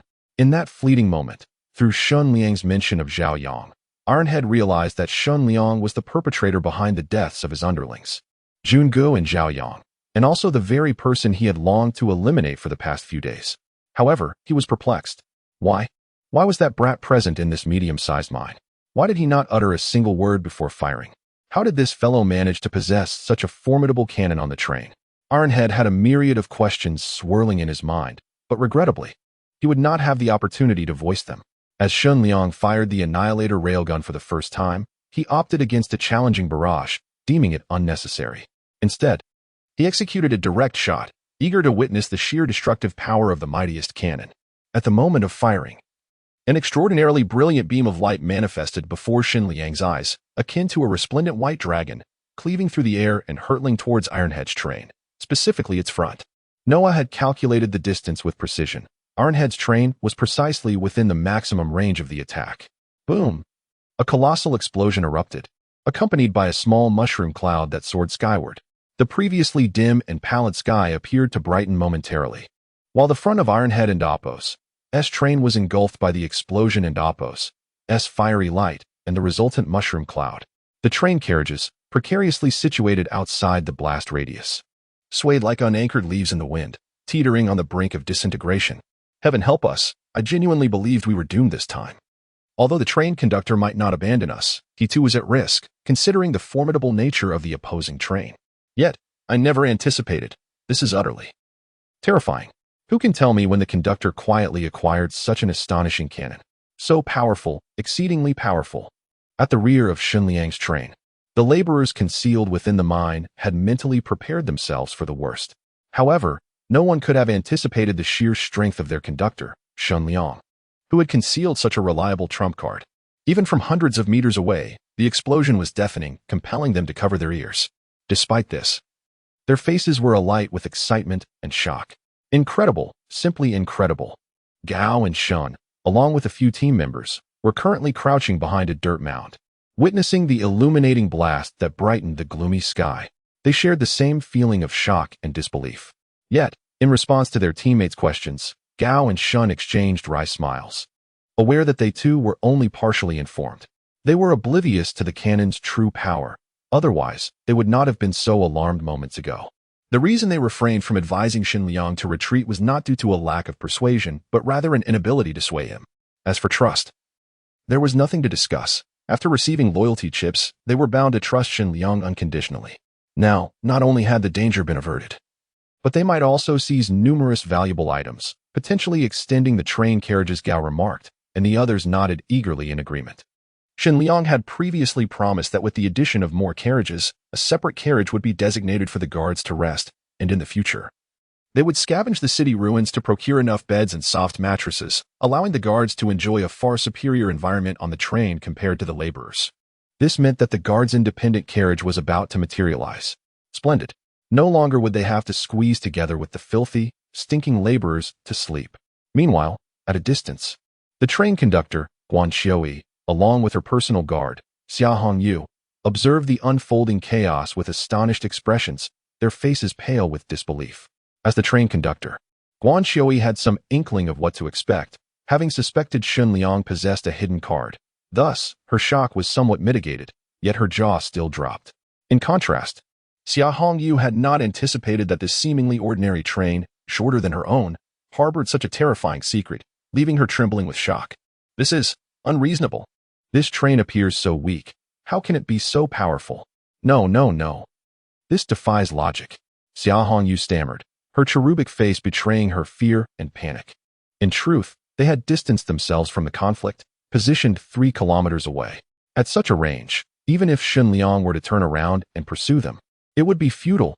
They had ample distance to escape. They might not evade him entirely, but they would not be caught. However, Xia Hongyu felt a pang of regret. Moments ago, she had contemplated persuading Guan Xiui to seize Shen Liang's train. Of course, she was unaware of the conductor's identity and was not targeting any individual. They had initially come for the medium-sized mine, understanding that in this post-apocalyptic world, strength reigned supreme, and competing for resources was natural. Whoever claimed this mine would undoubtedly gain a significant advantage, making it hard not to be tempted. Guan Xiui preferred a peaceful resolution, yet Shen Liang was unyielding, even demanding 5 units of energy or for their release. It was intolerable. Ultimately, Guan Xiui held her ground. Although she explained her reasoning, Xia Hongyu remained unconvinced, believing Guan Xiui was too lenient and accommodating. Now, Xia Hongyu was acutely aware that Guan Xiui and Oppos's decision had proven remarkably astute. Sister Xiui, your judgment and decision were simply impeccable. Thank goodness we did not choose to confront the conductor of that train head-on. Otherwise, Otherwise, they would have been obliterated. Ironhead, too, would not have had the chance to escape, for such a terrifying cannon could easily wipe out an entire train. I know what you are about to say. Though your apprehension is justified, your reasoning is flawed. Even if that train lacked such a dreadful weapon, the 2 train-mounted crossbows would suffice for a fierce confrontation. Perhaps we might secure a victory, but those triple-shot crossbows, launching 6 stout bolts simultaneously. Do you believe our eventual triumph would be unscathed? This is the second time Guan Xiui has cautioned Xiao Hongyu. If Xiao Hongyu remains unable to grasp this, Guan Xiui may need to reconsider whether to keep her as a deputy, for such a mindset could severely impair judgment, leading to erroneous decisions in critical situations. This is not mere alarmism. It is evident from minor matters to significant issues. I understand. Our train will ultimately suffer substantial damage. And there may even be severe casualties among the personnel, not just the ordinary folks in the rear carriages. They were also in peril at the front of the train. Gulping audibly, this moment encapsulated the essence of Xiao Hongyu. She found herself compelled to reassess the seemingly inconspicuous train, and even more so, to reevaluate this apocalyptic world. Previously, she believed that the strength of a train could be gauged by its exterior, yet she discovered that true power often conceals itself. Perhaps one might perceive him as having swindled us out of 5 units of energy, or viewing him as a rogue or even a scoundrel. However, such actions led me to believe that he was, in fact, a principled and steadfast conductor. While he might resort to unscrupulous means for certain matters, he honored the agreement and allowed us to leave, did he not? Guan Xiui's gaze was penetrating, fixed upon Shen Liang's train, lost in contemplation. This discourse left Xiao Hongyu in a state of profound reflection. As the dust from the explosion settled, she gasped in horror. The train's front had been reduced to mere fragmented ruins. For the first time, Guan Xiui's voice trembled. Xiao Hongyu turned her gaze as well. The C-class train, though robust in armor, bore a similar length, around a dozen meters. Yet now, following the explosion, this once lengthy front had dwindled to mere meters. The remnants so mangled they barely resembled a train's head, distinguishable only by a few features at the tail end. The obliterated section had vanished without a trace. The sheer destructive power surpassed all imagination. Wait, Xiui, look quickly. On the back of that train, there appear to be 2 creatures. They're alive. Do you think they're monsters? Xiao Hongyu offered her binoculars. Upon receiving them, Guan Xiui glanced once and turned pale with terror. Oh heavens, it's the kind of monster that nearly led us to disaster last time, level 3. A devourer. Ahead, they encountered a devourer, level 3. A creature with 6 arms and 4 legs, its skin a dark red hue, possessing a massive maw and claws capable of effortlessly piercing the armor of a C-class compartment. Its insatiable appetite allowed it to consume anything within reach, active by night and slumbering by day. Warning: if awakened from slumber, it may enter a state of fury, doubling its attack and speed. As the 2 monsters stirred, Shen Liang's train identification system provided the corresponding alert. Shen Liang's lips twitched, caught off guard. Damn it. I thought that cursed thing had installed some special weaponry or decorations on the roof, and you tell me it's 2 level 3 monsters. What the hell? Is that Ironhead gang a bunch of idiots? How could they roam about with 2 level 3 monsters and not even notice? Chapter 29, Exceptionally Troublesome. Assistance. Elimination. Request. The feud with Ironhead was as inexplicable as the resolution itself. When the cannons roared, Shen Liang's thoughts were remarkably lucid. Since the Ironhead gang had presented themselves, there was nothing left to discuss. With dialogue off the table, a shot would suffice. After all, he had been yearning for an opportunity to test the potency of the Annihilator's railgun. A live target delivered right to his doorstep.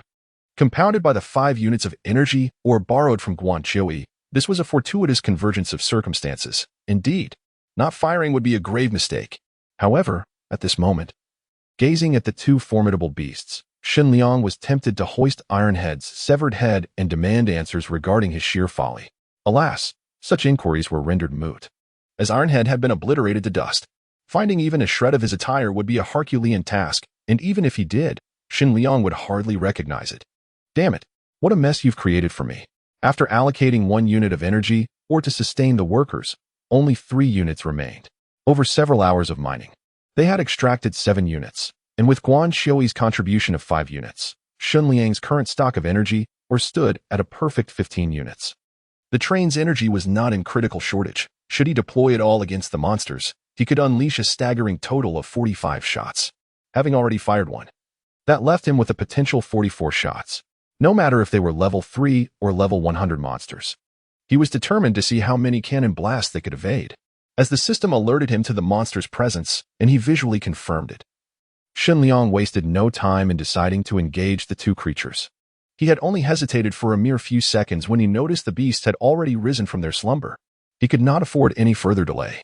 Noah, charge the Annihilator's railgun with 5 units of energy, or lock onto those 2 devourers and fire with utmost ferocity. Ensure they are utterly vanquished. Oh, and if possible, avoid damaging the train carriages. Upon hearing his command, Noah promptly responded and adjusted the cannon's orientation. Command received. 5 units of energy or have been allocated to the Annihilator train-mounted railgun. Target locked onto the 2 devourers. Lock confirmed. All systems ready. Preparing for continuous bombardment until annihilation is achieved. Before Noah's announcement could conclude, the first shot was instantaneously fired. While the train's weaponry could be operated manually, Shen Liang preferred to entrust the task to the artificial intelligence in this instance, given the dual threats at hand. It was his first time doing so, and he sought to ascertain Noah's proficiency in weapon operation. Should he perceive any discrepancies, he could always sever the command and take control himself. Boom, boom, boom. With each shot fired at 1-second intervals, the 3 rounds were unleashed at unimaginable velocity. In the blink of an eye, 1 unit of energy or was expended within 3 seconds. It was then that Shen Liang detected a troubling flaw. This obstinate artificial intelligence, Noah, was a prodigal. The 2 devourers, previously drowsy, abruptly sprang from the train's roof the moment the cannon fired. Despite the lightning speed of the energy projectiles, they narrowly evaded the onslaught, leaping several meters away and escaping the 10-meter blast radius of the Annihilator's explosion.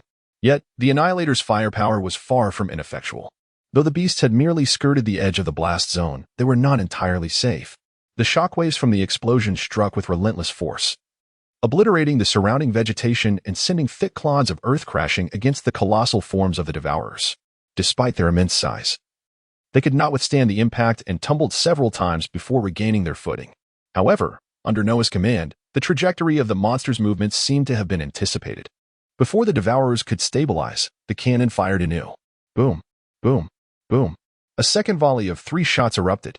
This time, one of the monsters failed to evade and was struck directly by the blast, the A-class energy projectile utterly annihilating the level 3 beast in an explosive display of carnage. The other devourer, however, managed to escape once more, but appeared to have discerned the source of the artillery. Fueled by rage, it charged towards Shen Liang, weaving left and right to dodge several shots. Damn it! If you get any closer, you'll tear my newly assembled train to shreds. Shen Liang felt a twinge of anxiety, but remained resolute. He swiftly took manual control of the 2 train-mounted crossbows, aiming toward the advancing devourer. 6 arrows launched simultaneously, aimed with precision. Pierce it! The robust crossbow bolts were unleashed in rapid succession, with 1 unit of iron ore capable of firing 30 arrows. The expenditure of 2 units for 60 arrows from the 2 crossbows was negligible compared to his vast stockpile of over 1,000 units. Gripping the control stick firmly, he pressed the fire button. Swish, swish, swish. The arrows, though of little monetary value, soared forth in a dazzling display, resembling a rain of projectiles aimed at the oncoming devourer. While the train's crossbows were merely classified as D-grade weaponry, Shen Liang did not expect them to fell the beast. However, given the creature's incredible speed and agility, the Annihilator's strength lay in its explosive power and destructive capacity. Hitting a moving target was its greatest challenge. With a high likelihood of missing, the barrage of arrows, however, could effectively slow the monster down, thereby enhancing the accuracy of the Annihilator's impending shots. By combining their firepower, Shen Liang calculated that eliminating the devourer would be well within reach. Yet, a sense of trepidation lingered in his mind. Should this creature breach their defenses and reach the train, he would find himself in dire straits. Many arrows struck true. Damn it, this level 3 devourer, seemingly devoid of skin, possessed a tougher defense than anticipated. The arrows appeared to penetrate only slightly. Not that it mattered.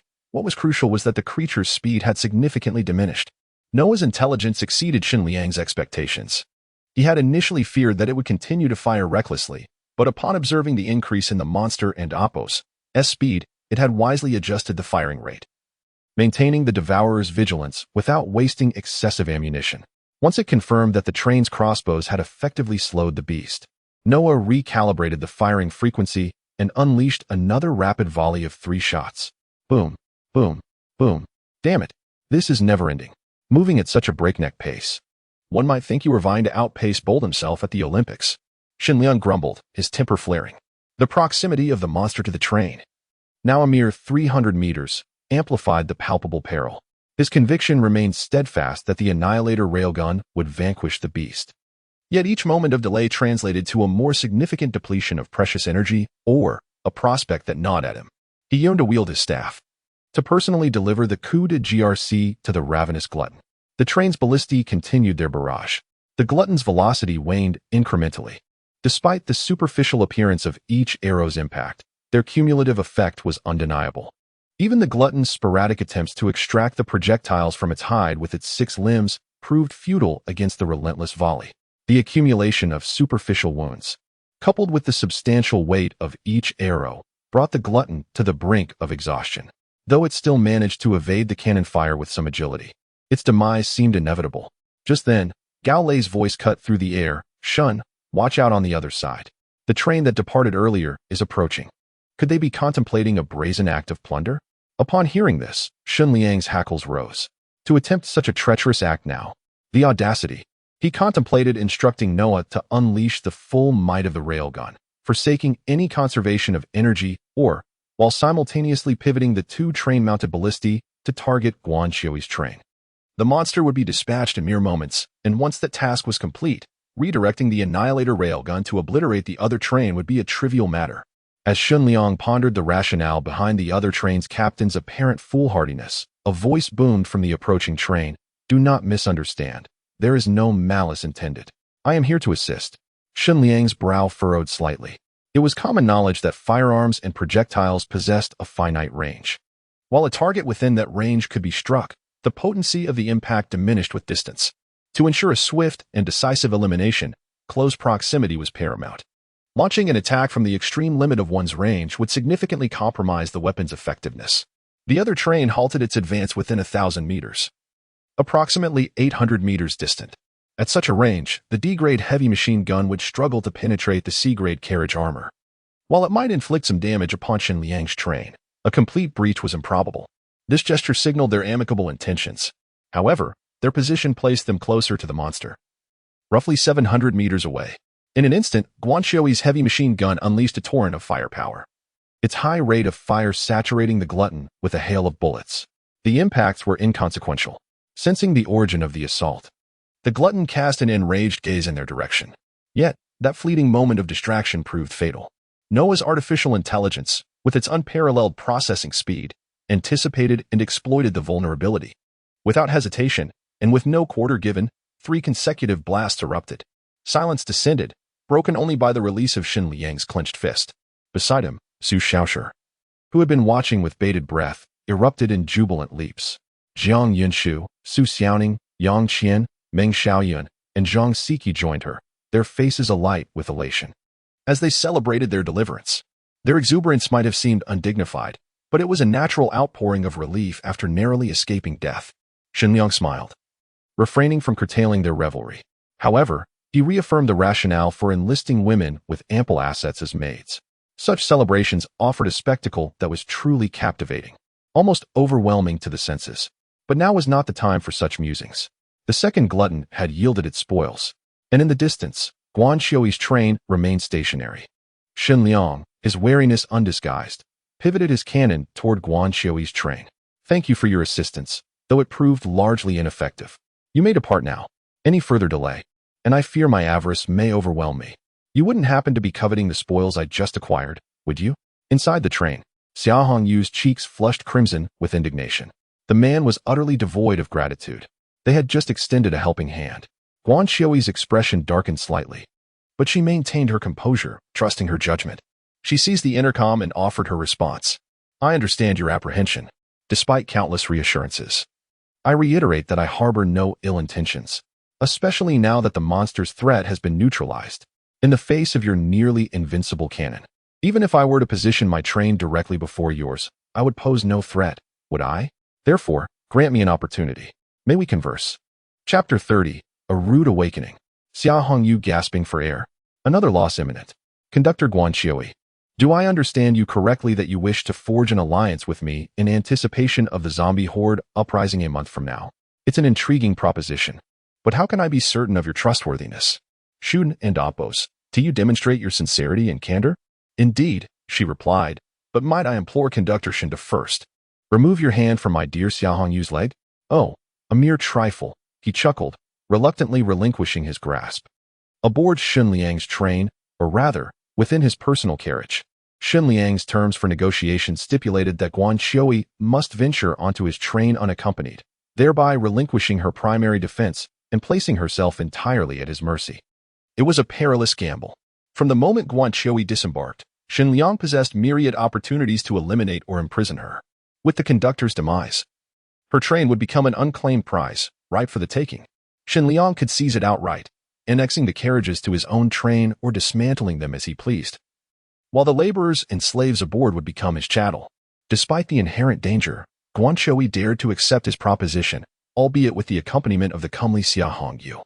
Though seemingly fierce, Xia Hongyu possessed a youthful charm, with fair skin and endearing baby fat, particularly her alluring legs, which were quite pleasing to the touch. As for why they hadn't convened in the lead carriage, it stemmed from a lack of complete trust in Guanqiui, even with her willingness to risk her own safety. Demonstrating considerable sincerity, Shen Liang remained hesitant to extend his full confidence. After all, this was the apocalypse, where monsters devoured flesh and bone. And humans were equally capable of such barbarity. What further assurances does Conductor Shen require? Guanqiui inquired. I have personally come, even submitting to a search. We are unarmed. Is this not sufficient? Guanqiui was taken aback by Xia Hongyu's impulsive outburst.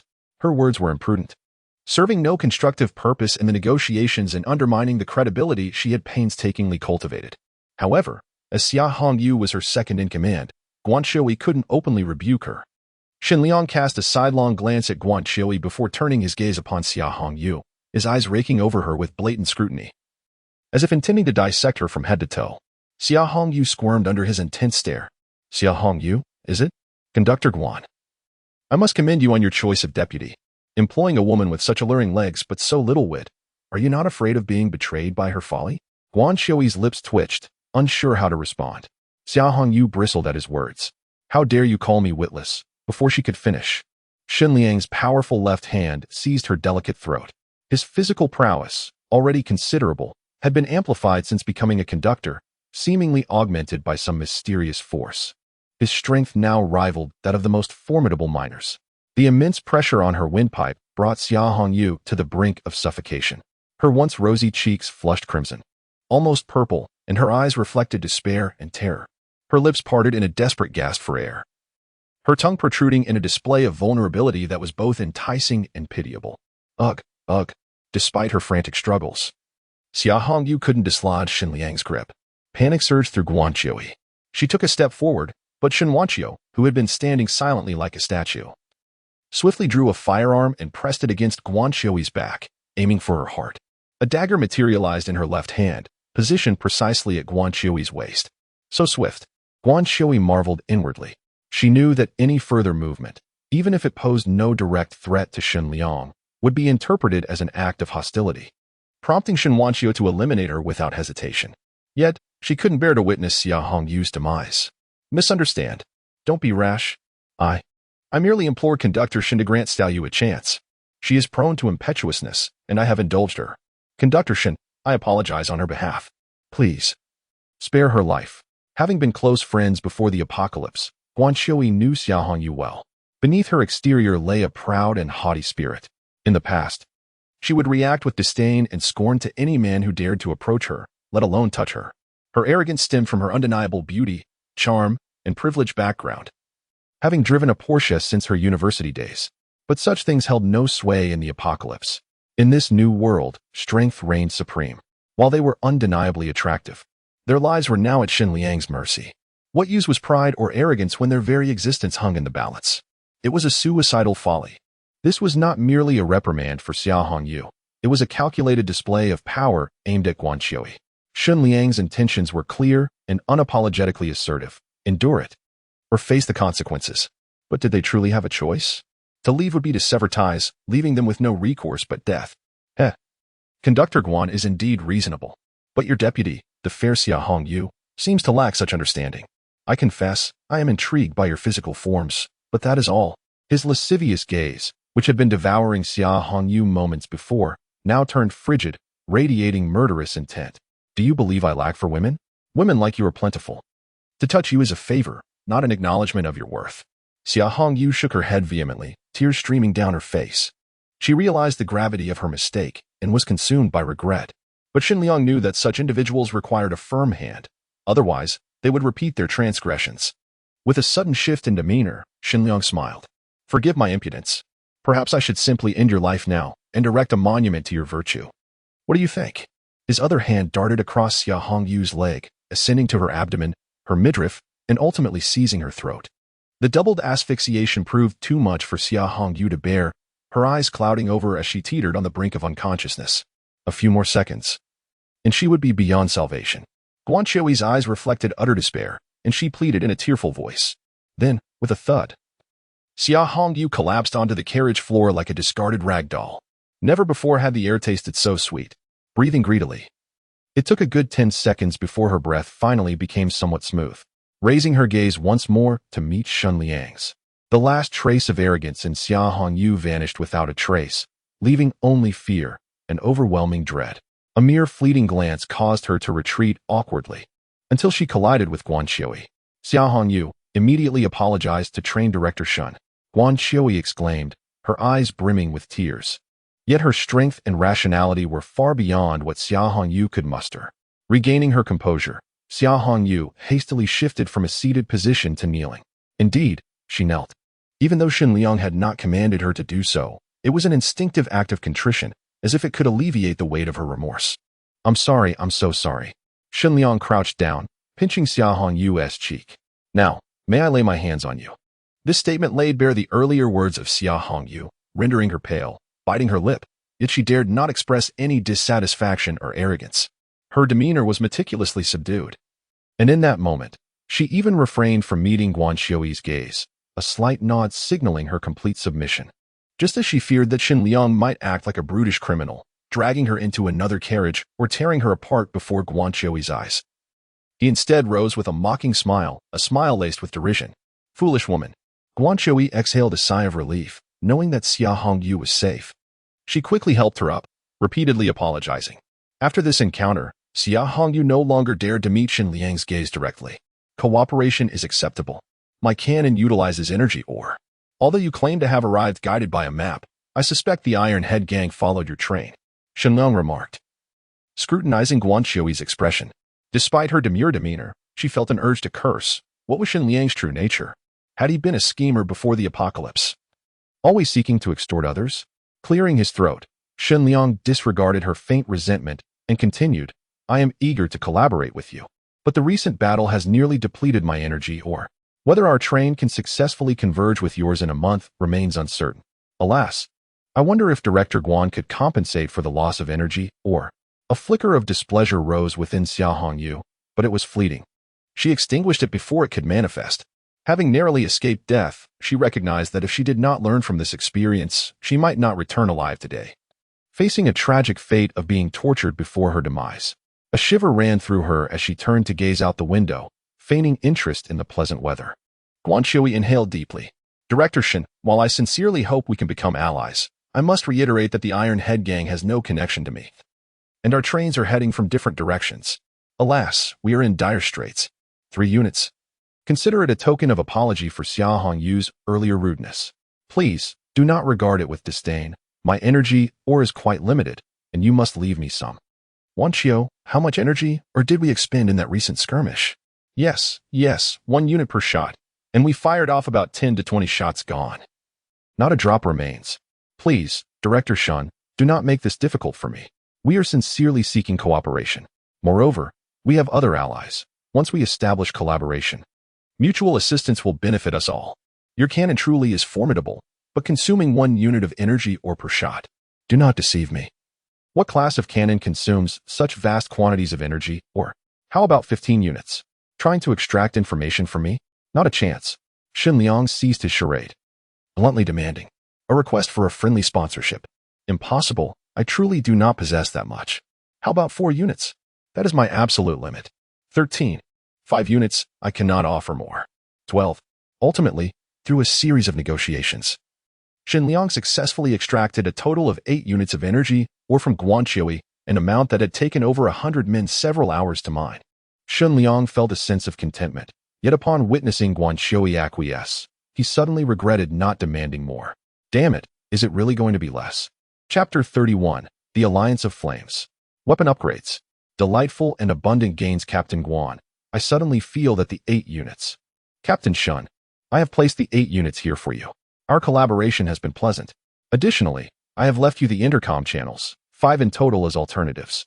You may try them one by one. Each channel has its own unique code, and only by decoding will there be a response. Guanqiui's speech quickened, as if she were apprehensive about something. If convenient in the coming days, I can introduce a few allies to Captain Shen. Moreover, within our coalition, we currently have a remarkably powerful teammate. In the spirit of sincerity, I shall not withhold this information. This formidable ally possesses a full train of 9 carriages, one of which is of Class B. Furthermore, the locomotive itself is also Class B. This revelation piqued Shen Liang's interest greatly. Logically, he should have begun contemplating an upgrade to a Class B train by now. However, he had yet to encounter any blueprints for upgrading to Class B carriages. He had thought himself at the forefront of enhancing train speed, only to discover that there were even stronger individuals. 9 carriages, one being Class B, truly impressive. Captain Shen, shouldn't you be more concerned about the Class B locomotive? After all, the blueprints for the locomotive seem to be rarer than those for carriage upgrades. Oh, indeed. The Class B locomotive is quite formidable, Shen Liang replied absent-mindedly. Guanqiui opened her mouth, but felt that Shen Liang appeared rather indifferent towards the Class B locomotive. If his locomotive were truly powerful, it would suffice, but from an external perspective, it seemed merely a Class D locomotive. If not for the mysterious and powerful cannon atop Shen Liang's train, Guanqiui might even have reservations about this ally. I have traversed this wilderness and city for so many days. I am certain there is no train stronger than his. I believe Captain Shen should comprehend the significance of my words. Thus, shall we enjoy our cooperation? They shook hands, marking the initial agreement of their alliance. As for the solidity of this alliance, whether it might turn to enmity in the future, or if they would harbor ulterior motives from this moment onwards, Shen Liang did not wish to speculate too much. After all, it seemed inevitable that they would harbor their own agendas, and turning against each other might also be unavoidable. Given this, it would be prudent to remain cautious of one another from this point forward.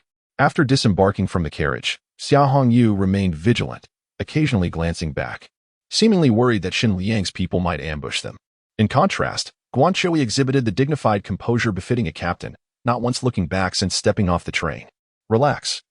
If he intended to kill us, there would be no surprises, Guanqiui reassured. Worrying is pointless. Xia Hongyu paused and nodded in agreement.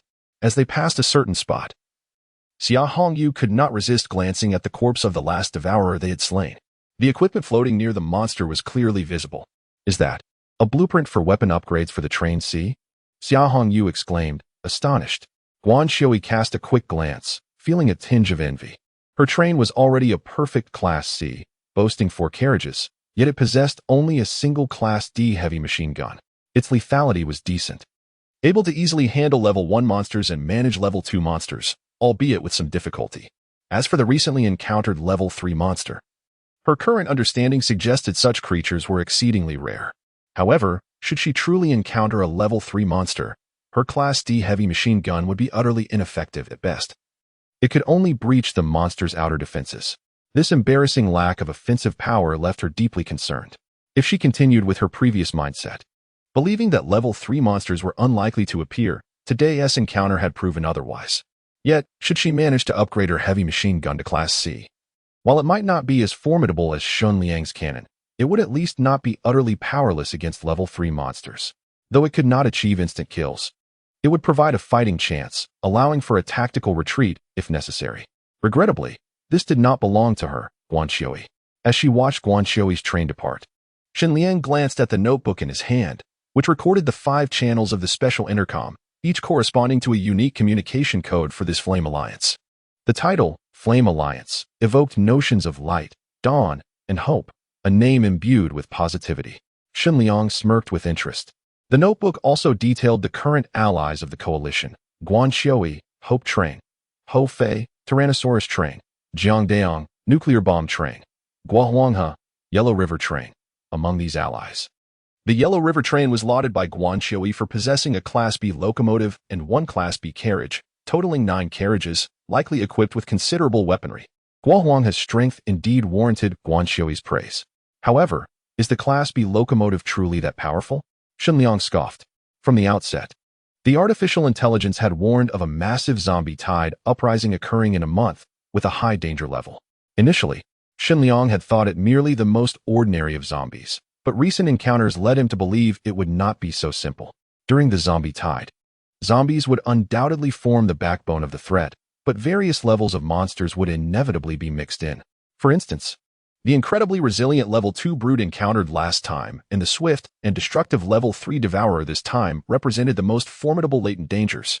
It was for this reason that Shen Liang agreed to join the alliance. This alliance might not be reliable, yet it sufficed to be temporarily dependable amidst the crisis of the zombie tide. Mutual vigilance and support would be the optimal strategy for surviving this impending catastrophe. Confronted with the looming threat of the zombie tide, while the strength of a coalition in combat would surpass that of individual efforts, one must not overly rely on the team. Striving to grow stronger individually remained the undeniable truth. Shen Liang issued commands to Gao Lei, expanding the security perimeter of the guard team to prevent the recent explosion from attracting a horde of zombies. Fortunately, the area surrounding this intermediate mine was sufficiently open. Should a large-scale horde emerge, it would likely be visible from several kilometers away, affording them time to prepare. Shen Wanxiu had already been dispatched on a mission by Shen Liang, currently at the wreckage of the Ironhead Brother train nearby, to eliminate the Devourer monsters. The Annihilator railgun had fired extensively, although he had exaggerated to Guanxiu, claiming that he wasted a dozen or 20 units of energy, or he had indeed expended a total of 5 units. Observing her state, he estimated she might require 10 units as well. Ultimately, 8 units would not be a loss. After all, those 5 units had been obtained from Guanxiu, effectively resulting in a net gain of 8 units of energy, or after the usual combat expenditure. The outcome was the elimination of 2 Level 3 Devourers, though the Ironhead brothers' 6 carriages were left in tatters, likely resulting in significant casualties among the laborers inside. Such a pity. Yet, some remnants should remain, Shen Liang thought with a tinge of resignation. He initially intended to seize all of Ironhead's carriages along with the laborers. Little did he anticipate that the greatest peril brought forth by this scoundrel was not himself, but rather 2 gluttonous beasts. Let Wanxiu handle the aftermath for now. He was not in a rush to intervene. Instead, he approached the carcasses of the gluttons. As he picked up the blueprint, a white panel notification from the train conductor appeared before him. Train Weapon Upgrade Blueprint, C. Please select the D-Class train weapon that requires upgrading. Depending on the weapon, different amounts of materials will be consumed to upgrade it to a C-Class train weapon. There was little choice to be made. He had 2 train crossbows at hand. Train Weapon Upgrade Blueprint, C. Selected Upgrade Train Crossbow, D. Iron or 1337-200, Energy or 18-1. Must consume 1 unit of energy, or the pain was palpable. As the apocalypse progressed, Shen Liang increasingly recognized the preciousness of energy ore again. Although all ores were hard currency in this desolate world, energy ore stood out as the gold. Oil, meteoric iron, kidney, treasure, and deer antler among these currencies, characterized by its scarcity and value. Congratulations! A train crossbow has officially been upgraded to C-Class. Train Crossbow, C. Can shoot enemies within a range of 500 meters, firing 8 arrows simultaneously. The length and diameter of the arrows have increased by approximately 30, while the hardness and sharpness have improved by about 100. The rate of fire and explosive power have doubled, allowing for a reload every second. Arrows are launched using iron ore, with each unit capable of firing 16 arrows. The arrow size has increased by 30, an increase in hardness and sharpness by a factor of 2, a doubling of rate of fire and explosive power. Shen Liang was somewhat taken aback. Such upgrades were undeniably substantial. Conservatively estimating, the damage had at least doubled, if not more. The original D-Class train crossbow could already overpower D-Class armored targets. And now upgraded to C-Class, it might very well crush C-Class armor and breach B-Class armor. Of course, this was merely an estimation, after all. The enhancement from C-class armor over D-class was not directly comparable to the improvement from B-class over C-class. In simpler terms, if D-class armor had a defensive capability of 10, C-class armor would be 20, and while B-class might be 30, it could very well be 40 or even 60. Compared to the previous significant leap in progression, this could be considered a crossing of tiers. Regardless, when next faced with these infernal gluttons, the C-class trained crossbow would no longer be merely a superficial threat. It might even pierce their wretched bodies. Unfortunately, there was only one blueprint. Acquiring another to upgrade both crossbows would have been perfect. The iron ore consumption had doubled post-upgrade. But given the resultant damage and rate of fire, it was well worth it. Ultimately, after a thorough inventory, although Iron Head's train had been utterly ravaged, it was not without gains. 2 carriages sustained minimal damage, now suspended on Shen Liang's train, increasing its total to 5 carriages, no longer appearing so flimsy, and allowing for an additional capacity of 100 passengers. Within Ironhead's carriage, the laborers were not at full capacity. Many had perished or were severely injured in the explosion. Shen Liang did not consider himself cold-hearted, yet he found himself powerless in the face of these injured individuals.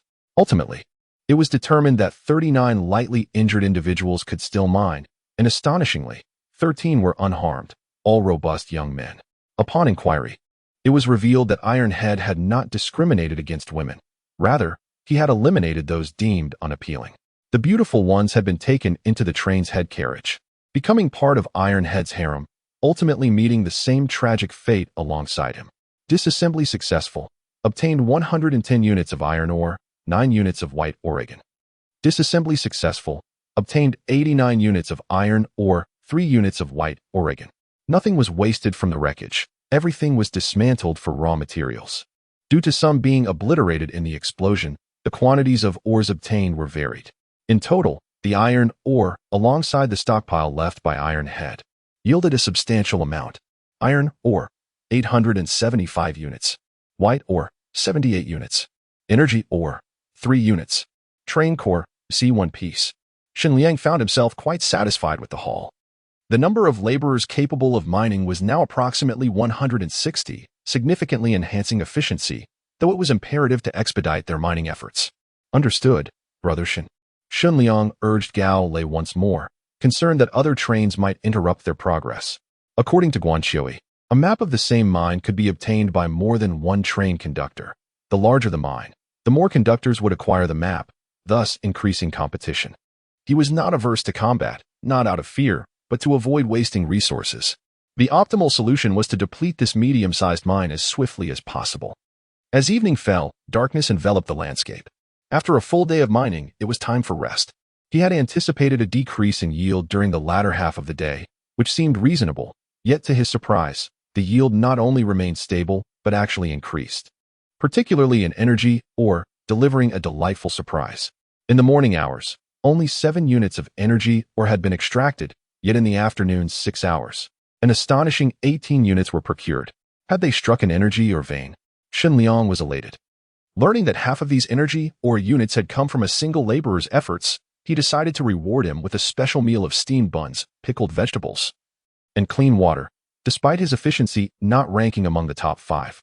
Upon receiving the reward, the laborers were filled with joy. Those who did not receive a reward looked on enviously as their peers enjoyed their meals, silently resolving to work twice as hard the following day. Everything seemed to be progressing positively. After much contemplation, Shen Liang decided to keep the train stationary for the time being and assign personnel to stand guard through the night, ready to divert should any danger arise. After dining with a few girls, he intended to resume the unfinished work from the day. Thus, he summoned Su Shaoshi to his side. The line of thought that had eluded him during the day could now be pursued further, and once this line was established, she would be able to communicate with him using 3 lines of thought. Wouldn't that be wonderful? Su Shaoshi sat on Shen Liang's lap, her face flushing at the suggestion. Why yes, happy. Yet, she was more anxious than excited. Not far away, behind the screen, the other girls were fast asleep, including Jiang Yinshu. Only the newly arrived beautiful nurse, Zhang Siki, was wide awake, boldly peeking over the screen, convinced she would not be discovered. Her curiosity piqued. What line of thought? What was Shen Liang Gij going to enlighten Su Shaoshi with? Her flushed cheeks and sparkling eyes were filled with curiosity and anticipation. Chapter 32. Tao Yuanming loves lotus. I adore chrysanthemums. The alliance meeting. Shen Liang is quite occupied. In this world, there exist no paths. However, with frequent traversing, paths begin to emerge. There is an ancient text that articulates this notion. Tao Yuanming exclusively cherishes the lotus, yet I hold a particular fondness for chrysanthemums. Little sister Su Xiaoshi, do you comprehend why? Within the train's compartments, Shen Liang engages in profound discussions with Su Xiaoshi about life, aspirations, the vastness of the world, and the beauty of memories past. The reminiscence of splendid times is cherished due to the presence of those who are valued. Su Xiaoshi turned to Shen Liang, her lovely features adorned with contemplation as she slightly tilted her head. Is it because the chrysanthemum symbolism is more beautiful? Each flower possesses its own language. For instance, roses signify love, while carnations symbolize health. Su Xiaoshi cannot quite recall the specific meaning of chrysanthemums. Yet a flower favored by Shen Liang must surely embody something beautiful, she muses. Shen Liang, however, shook his head. Incorrect. Mistakes warrant punishment. Su Xiaoshi exclaimed in surprise. At that moment, Shen Liang experienced a revelation. The chrysanthemum is a remarkable plant. It exemplifies resilience, encompasses both robustness and delicacy, and withstands the harshness of storms as well as the warmth of greenhouses, enduring the swift onslaught of thunderstorms. My admiration for chrysanthemums is a recent development. I yearn to understand the things I cherish. Only through profound knowledge can I better nurture this beloved chrysanthemum. Alas, in this apocalyptic era, finding a tender daisy is no simple task. Shen Liang's tone was tinged with melancholy, expressing his grievances and despair over this desolate world. Fortunately, the person before him provided warmth to his heart and body. Su Xiaoshi, a remarkably perceptive sister, has consistently exhibited an extraordinary initiative and cheerfulness. In this moment, she resembled a breathtaking chrysanthemum, her essence and warmth offering Shen Liang boundless strength, akin to the comforting embrace of a radiant daisy. The sole solace he could find amid the chaos of the apocalypse.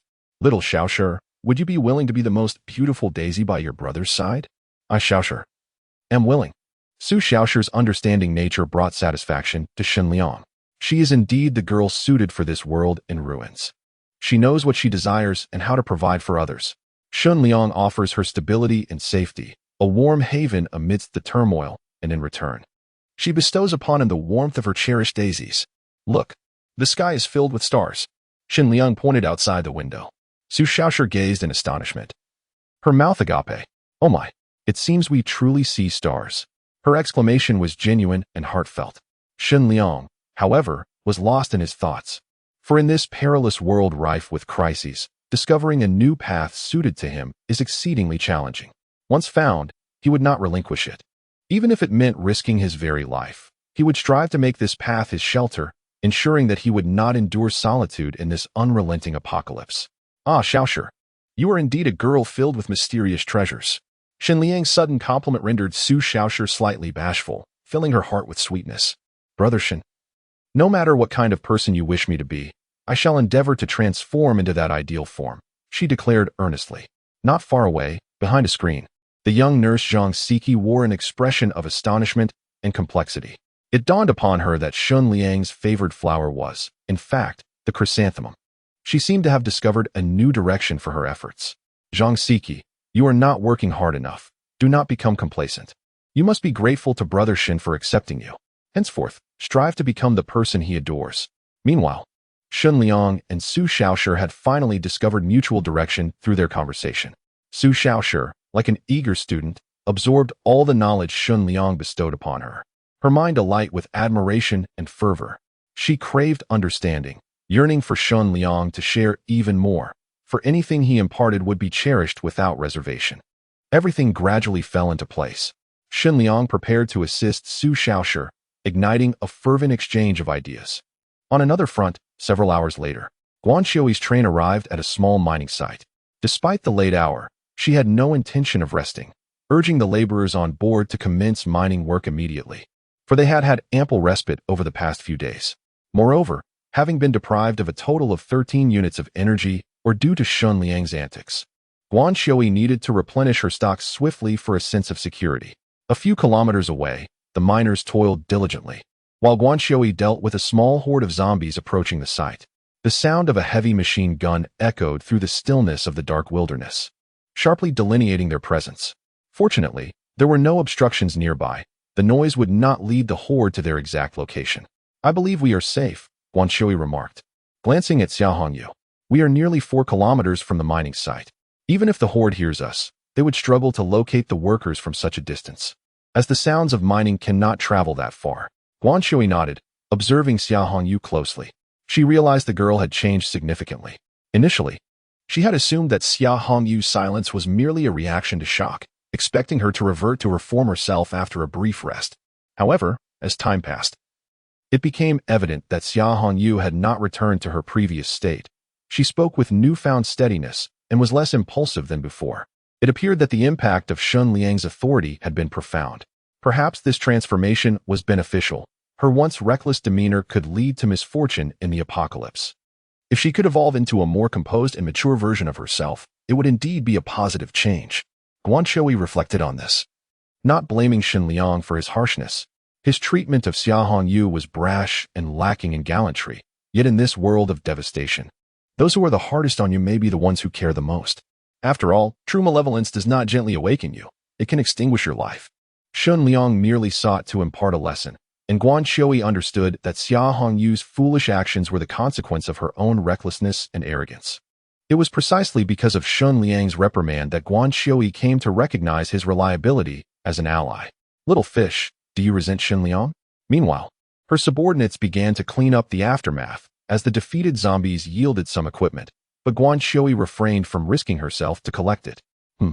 I have pondered for quite some time, and I believe that Sister Chiu has imparted valuable wisdom to me. This time, I was indeed in the wrong, and in the past, I have often succumbed to impulsive emotions, which easily lead to a tumult of thoughts and hasty actions. Although Captain Shen can be quite domineering and lacks tenderness, even verging on the terrifying, I do not harbor any resentment towards him. Xia Hongyu's expression was complex, leaving her emotions unarticulated. Clearly, the impact of this incident weighed heavily on her, a burden that could not be swiftly alleviated.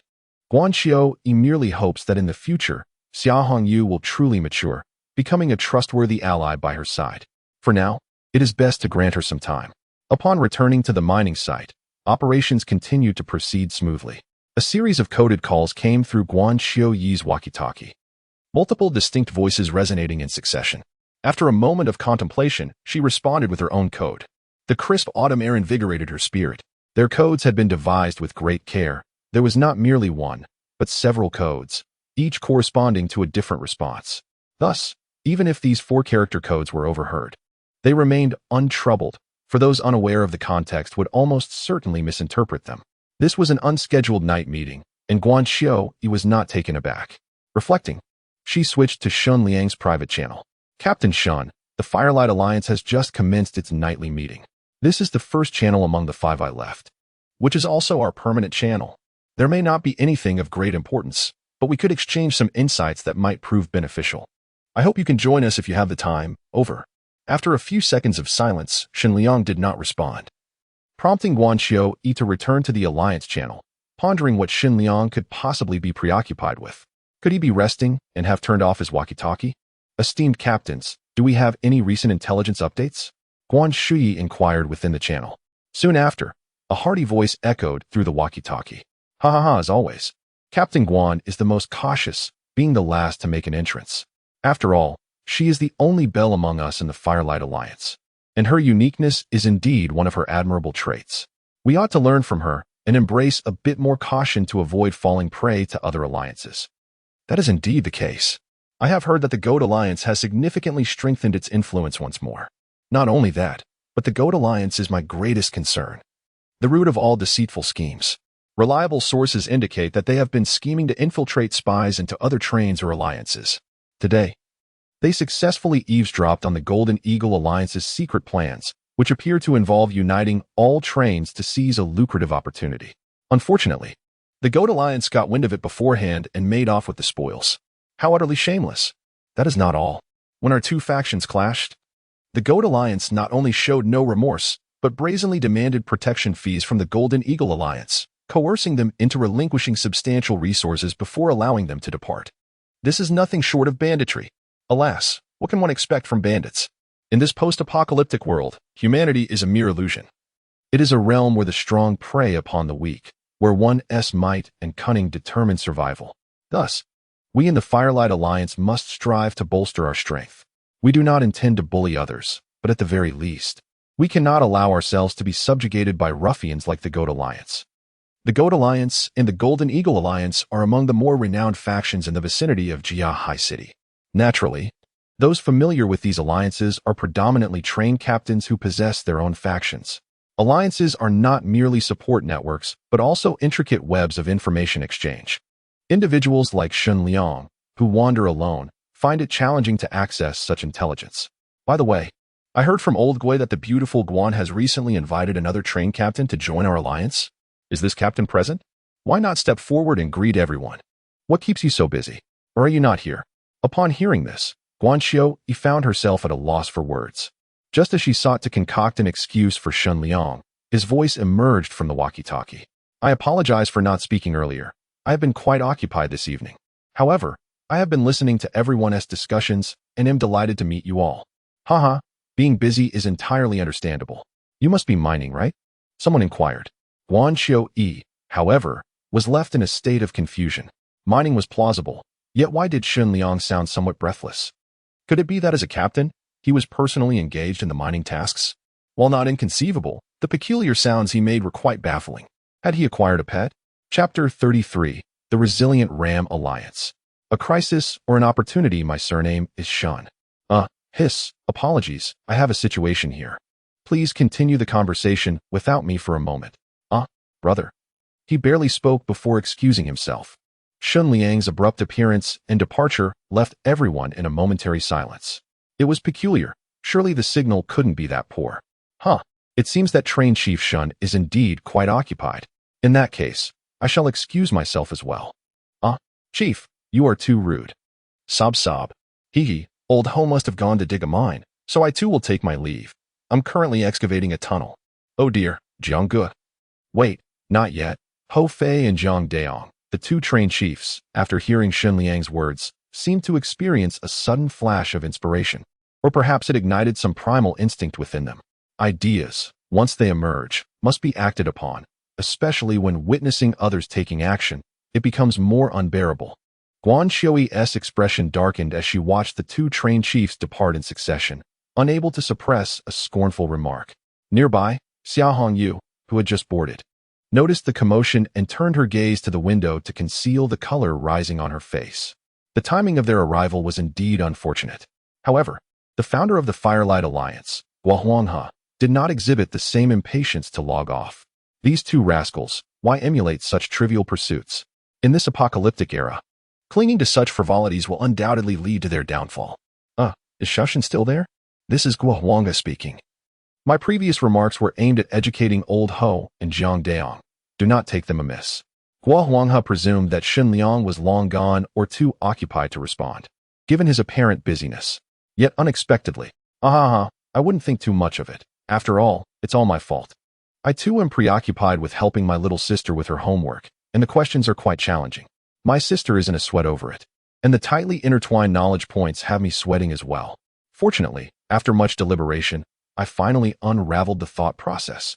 Guohuanghe was taken aback. Although he spoke of studying, it certainly seemed to have an unorthodox undertone. Perhaps I am overthinking it. Brother Shen, you are indeed warm-hearted.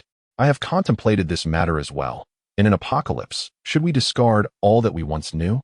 Absolutely not, especially the knowledge and civilization of the past. If we were to abandon these, the new humanity would regress to a primitive state.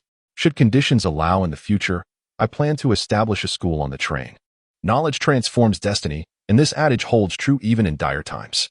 Perhaps in the future, a wave of intelligent new blood will emerge, leveraging knowledge and talent to fundamentally alter the state of this apocalypse, restoring humanity to its former glorious society. Guohuanghe, though in his 40s, akin to Shen Liang's father, found himself without parents in this world. His father had passed away years ago. Hearing such paternal tones from Guohuanghe evoked a sense of nostalgia in Shen Liang. While he was uncertain of Guohuanghe's true character, these brief exchanges suggested he was not one of malicious intent. Naturally, Shen Liang remained vigilant, adhering to his principles and trusting no one easily. the train chief, was more thorough in his considerations. He preferred not to linger on such matters, realizing that discussing grandiose plans at this stage was a mere waste of time. When the time came, actions would speak louder, and for now, focusing on the present was paramount. With a few words, Shen Liang deftly shifted the topic, inquiring about intelligence regarding the strength of the Ram Alliance and the nature of the Golden Eagle Alliance. Guohuanghe did not shy away from sharing information. Guan Xiui occasionally interjected, considering herself the one who introduced Shen Liang to the Firelight Alliance. Despite feeling that Shen Liang's earlier comments about assisting his sister with her homework were somewhat off, the leader of the Ram Alliance, Yin Jiao, known as Old Master Yin Jiao, was rumored to have once owned a nightclub in Zhanghai City, operating in both the legitimate and illicit realms, often skirting the edges of legality. In this apocalyptic world, he rallied a group to establish a formidable train faction, thriving through mining, pillaging, and violence. It was said that Yin Jiao's train boasted 12 carriages, now nearing the threshold of a complete B-grade train, and the Ram Alliance had amassed at least 10 train chief members, a minimum of 10, as per Yin Jiao's decree. Any C-grade train with fewer than 5 carriages was ineligible for membership in the Ram Alliance. Guan Xiui recounted her findings, and Guohuanghe, evidently well-informed, refrained from interrupting. Despite being mentally prepared, Shen Liang was nonetheless taken aback by these revelations. 12 carriages? He had nearly reached a complete B-grade train? Goodness, what a monumental consumption of resources. The sheer volume of blueprints alone was staggering. My goodness, I find myself salivating. Shen Liang recalled the Ironhead gang. Such a small faction had leveraged sheer numbers to elevate Ironhead Brothers' train to a complete C-grade with 5 carriages. By the time they were taken down, they had 6 carriages, and they had crossed paths with Shen Liang, who possessed an SSS-grade carriage and an A-grade railgun. Otherwise, they would have been far from formidable. Indeed, numbers do matter in this world. The membership requirements stipulate a minimum of 5 carriages for a C-grade train. TSK. The Ram Alliance truly possesses substance. Even so, Yin Jiao had successfully expanded the Alliance's influence, amassing 10 train chief members. Goodness, should they cross paths, one misstep could lead to disaster. Guohuanghe added that the criteria for joining the Ram Alliance were not solely based on train grade. An introduction was necessary. Even if one passed the review, they must present offerings to Yin Jiao, euphemistically termed as a membership fee. For instance, various blueprints, or, more straightforwardly, energy ores. It was said that at least 30 units of energy ore were required for a tenuous acceptance into the Ram Alliance. Naturally, the more valuable the gift, the more attention Yin Jiao would pay. Everyone sought to partake in the bounty when Yin Jiao had plenty to share, so new members typically endeavored to offer as much as possible. Rumor has it that someone directly gifted 100 units of energy ore, instantly becoming one of Yin Jiao's good brothers. Shen Liang listened, his eyes turning green with envy. Goodness, is this how the game is played? Energy ore is so scarce, yet they offer dozens, or even hundreds. Where on earth do these people acquire such abundant resources? Are they simply sitting back and collecting fortunes? Had I known earlier, I would have formed an alliance myself. But speaking of recent developments, it appears that on Yin Jiao's train, 3 B-class train weapons have been acquired, each a formidable instrument of destruction. With these 3 B-class weapons at his disposal, Yin Jiao is nearly invincible within the Zhanghai City vicinity. This news has not only unsettled Shen Liang, but has also caused Guan Xiui to lose her composure. 3 B-class weapons? Goodness, where on earth did he procure such an arsenal? Could it be that someone has joined the Public Sheep Alliance, offering B-class weapons as membership fees? Guan Xiui is utterly astonished.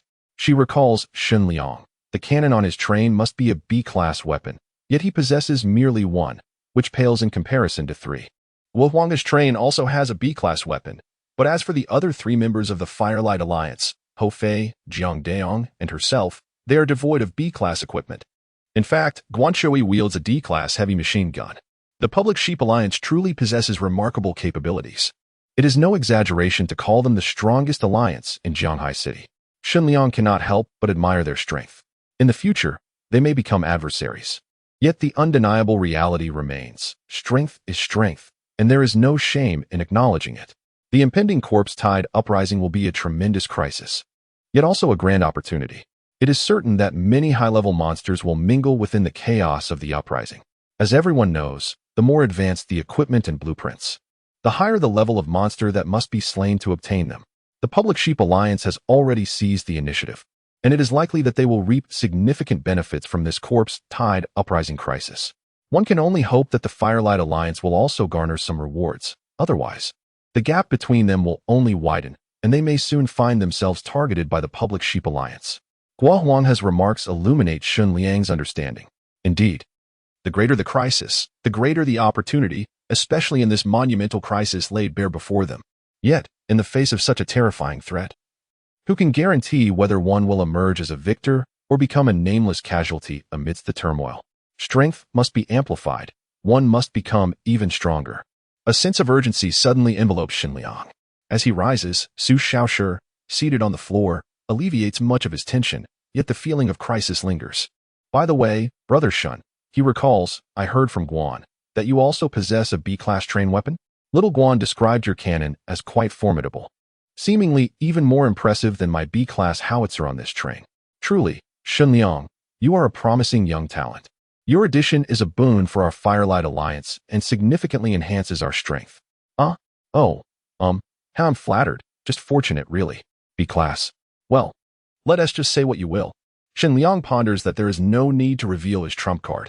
However, one must admit that the Firelight Alliance he has joined is rather inept, not nearly as robust as he previously thought, especially considering Guo Huanghe's leadership with his 9-car train and B-class engine coupled with a B-class carriage. But compared to Yin Jiao of the Public Sheep Alliance, it's utterly dismal. But it matters not. For now, he does not intend to entangle himself deeply with any alliance. He will utilize them when necessary and remain independent otherwise. The principle of not revealing one's wealth applies at all times. True trump cards lie hidden. Henceforth, he will focus on developing his own strength. Shen Liang contemplates this as the conversation draws to a close. Guo Huanghe invites Shen Liang to gather soon, indicating that the other members of the Firelight Alliance have met one another. Shen Liang ambiguously agrees, though no specific date is set, as he is quite busy at the moment. Moreover, he must assess whether these individuals are trustworthy and worthy of the risk involved in meeting face-to-face. Throughout the night, Su Xiaoshi sleeps reasonably well, though she frequently visits the restroom for some unknown reason. In the morning, Zhang Siki shows considerable concern for Su Xiaoshi, remaining by her side and inquiring about her discomfort and the frequent restroom trips. In response, Su Xiaoshi remains tight-lipped, skillfully diverting the topic, leaving Jiang Yunshu and Su Xiaoning puzzled by the situation. The following day, the excavation work resumes. Rewards are once again at stake. Among those excelling in mining, 5 individuals will be selected to receive hot steamed buns, pickled vegetables, and clean water. Shen Liang stands in the carriage of the train master, calling out to the workers outside. Their enthusiasm remains undiminished. Suddenly, a prompt from the system appears in his mind, a new task. After a brief glance, Shen Liang's eyes light up. 10. Today, 10 outstanding miners will be selected for rewards according to this standard. With this announcement, the workers' enthusiasm doubles instantly. Chapter 34. The Urgent Mining Progress. Miners falling from the sky ding. Random task. Achieve over 85 excavation progress in this intermediate mine within 72 hours for a chance to win train equipment blueprints. Current mine development progress. Real-time 26. Due to the sudden emergence of a random task, Shen Liang decided to increase the reward quota by 5. The intention was, of course, to stimulate mining efficiency.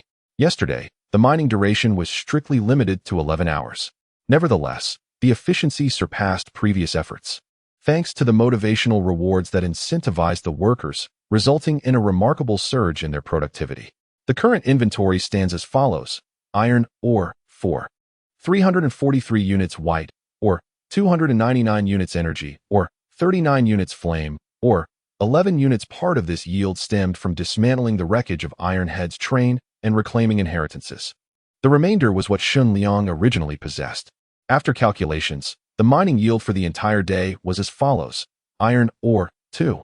633 units white, or 213 units energy, or 25 units flame, or 7 units. It was surprising that only 26 of this intermediate mine had been excavated in a single day. At this rate, a significant portion still awaited extraction. Shen Liang mused that the estimated total yield of iron ore from this medium-sized mine could be an astounding 8 to 9,000 units, perhaps even exceeding 10,000. Such figures were indeed daunting. After all, The quantities of ores consumed for all types of blueprints to date had been in the hundreds. The potential products that could be manufactured from such an abundance of iron ore would be considerable.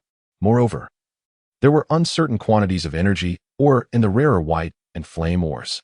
Setting aside the rewards from this random task, the eventual harvest from this mine was enough to make anyone salivate. No wonder the Iron Head Gang, those fools, would rather risk a confrontation with me than relinquish this medium-sized mine. This prompted Shen Liang to recall Guanqiui. Her decision to abandon the struggle over this mine was remarkably resolute. Initially, he thought it might have been a ploy to seek another opportunity, yet in the end, she exhibited no inclination towards it. Even when they reached an agreement, she showed no desire. This stunning woman, Guanqiui, possessed a remarkable demeanor, truly a character of substance. Shen Liang had to admit that he had initially judged her by appearances. Although he had teased Xia Hongyu and even taken liberties with her, he had to concede that if given a choice, Guanqiui was far more beautiful and captivating. Perhaps she lacked the brawn of others. Yet the aura and charm she exuded were unparalleled, far surpassing that of Xia Hongyu. Guanqiui was indeed a stunning and regal train conductor, a rare sight even in this apocalyptic world. Judging by appearances was a regrettable inclination. After all, beauty and physique were manifest. But Shen Liang now needed to rectify his perception of Guanqiui. Various signs indicated that she was no mere ornament, but a trained conductor endowed with genuine leadership qualities and intellect. Even if the Iron Head Gang appeared formidable, when it came to intellect and poise, they could not hold a candle to her. She was a potential powerhouse. Pausing his contemplation, Shen Liang returned to the matter at hand. He glanced at the challenge task triggered yesterday. There were still several hours remaining before the scheduled departure time to the task and Oppo's location. Subtracting the normal rest periods, there were at least 24 hours left for mining. If they exerted themselves a bit more and received additional incentives, extending their mining hours should not pose a problem. Yesterday's efficiency had yielded 26 in a full day. However, the number of miners in the morning had been nearly 50 less than in the afternoon, suggesting that the overall efficiency could have reached at least 30. No matter how robust a person may be, sustained high-intensity work inevitably leads to diminished efficiency. Even after a night's rest, regaining full vitality was challenging. Especially since these miners were not professionals. They were waste gathered from the city, accustomed to a life of comfort, quick to complain of fatigue, with delicate hands and feet.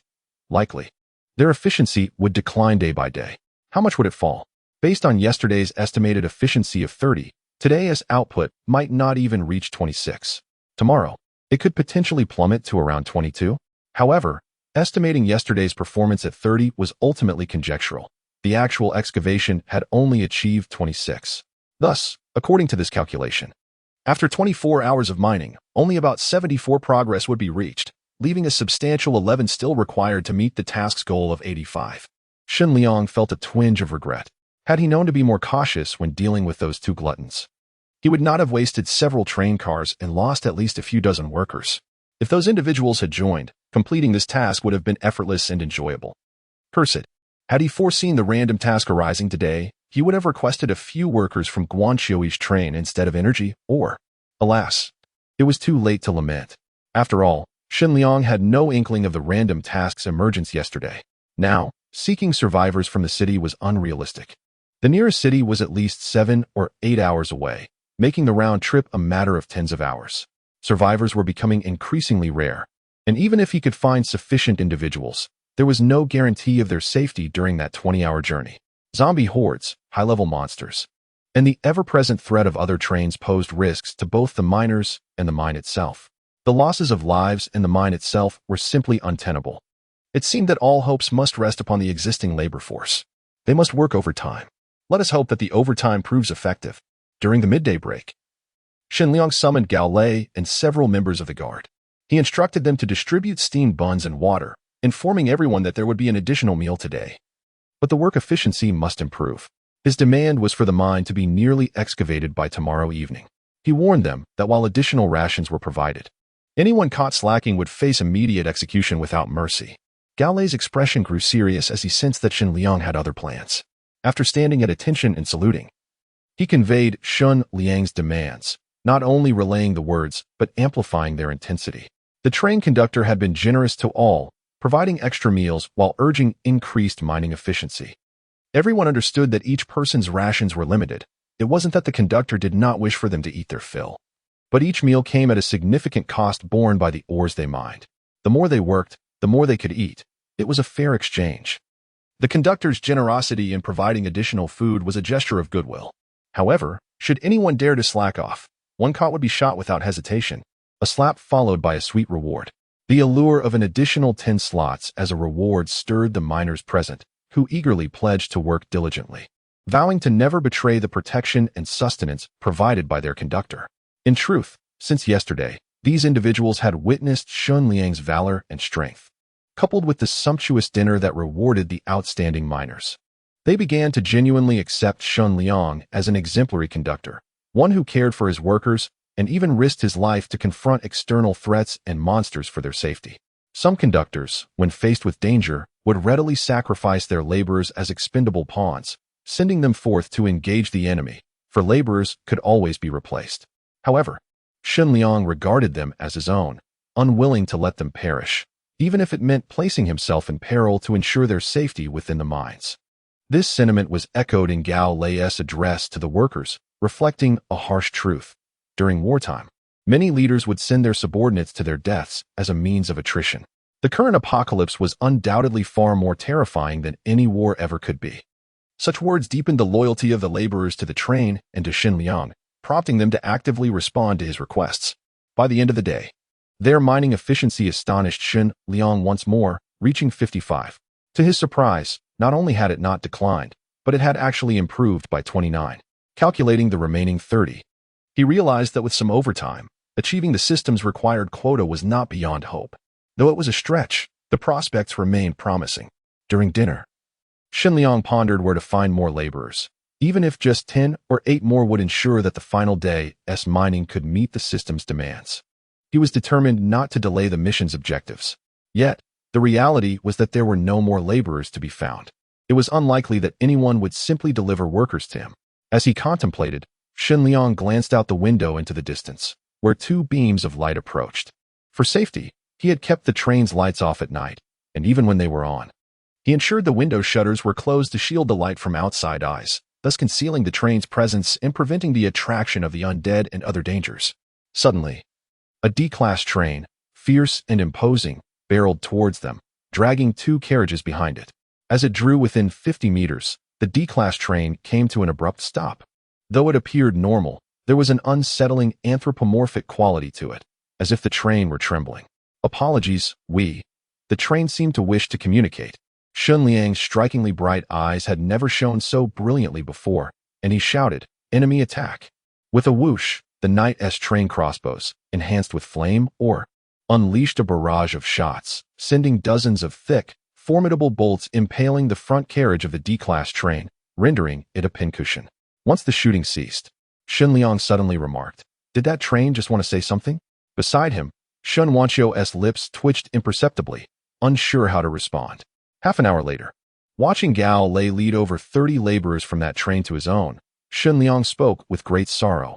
"I sincerely apologize. This is a misunderstanding. Your conductor died a valiant and heroic death. Cough, cough.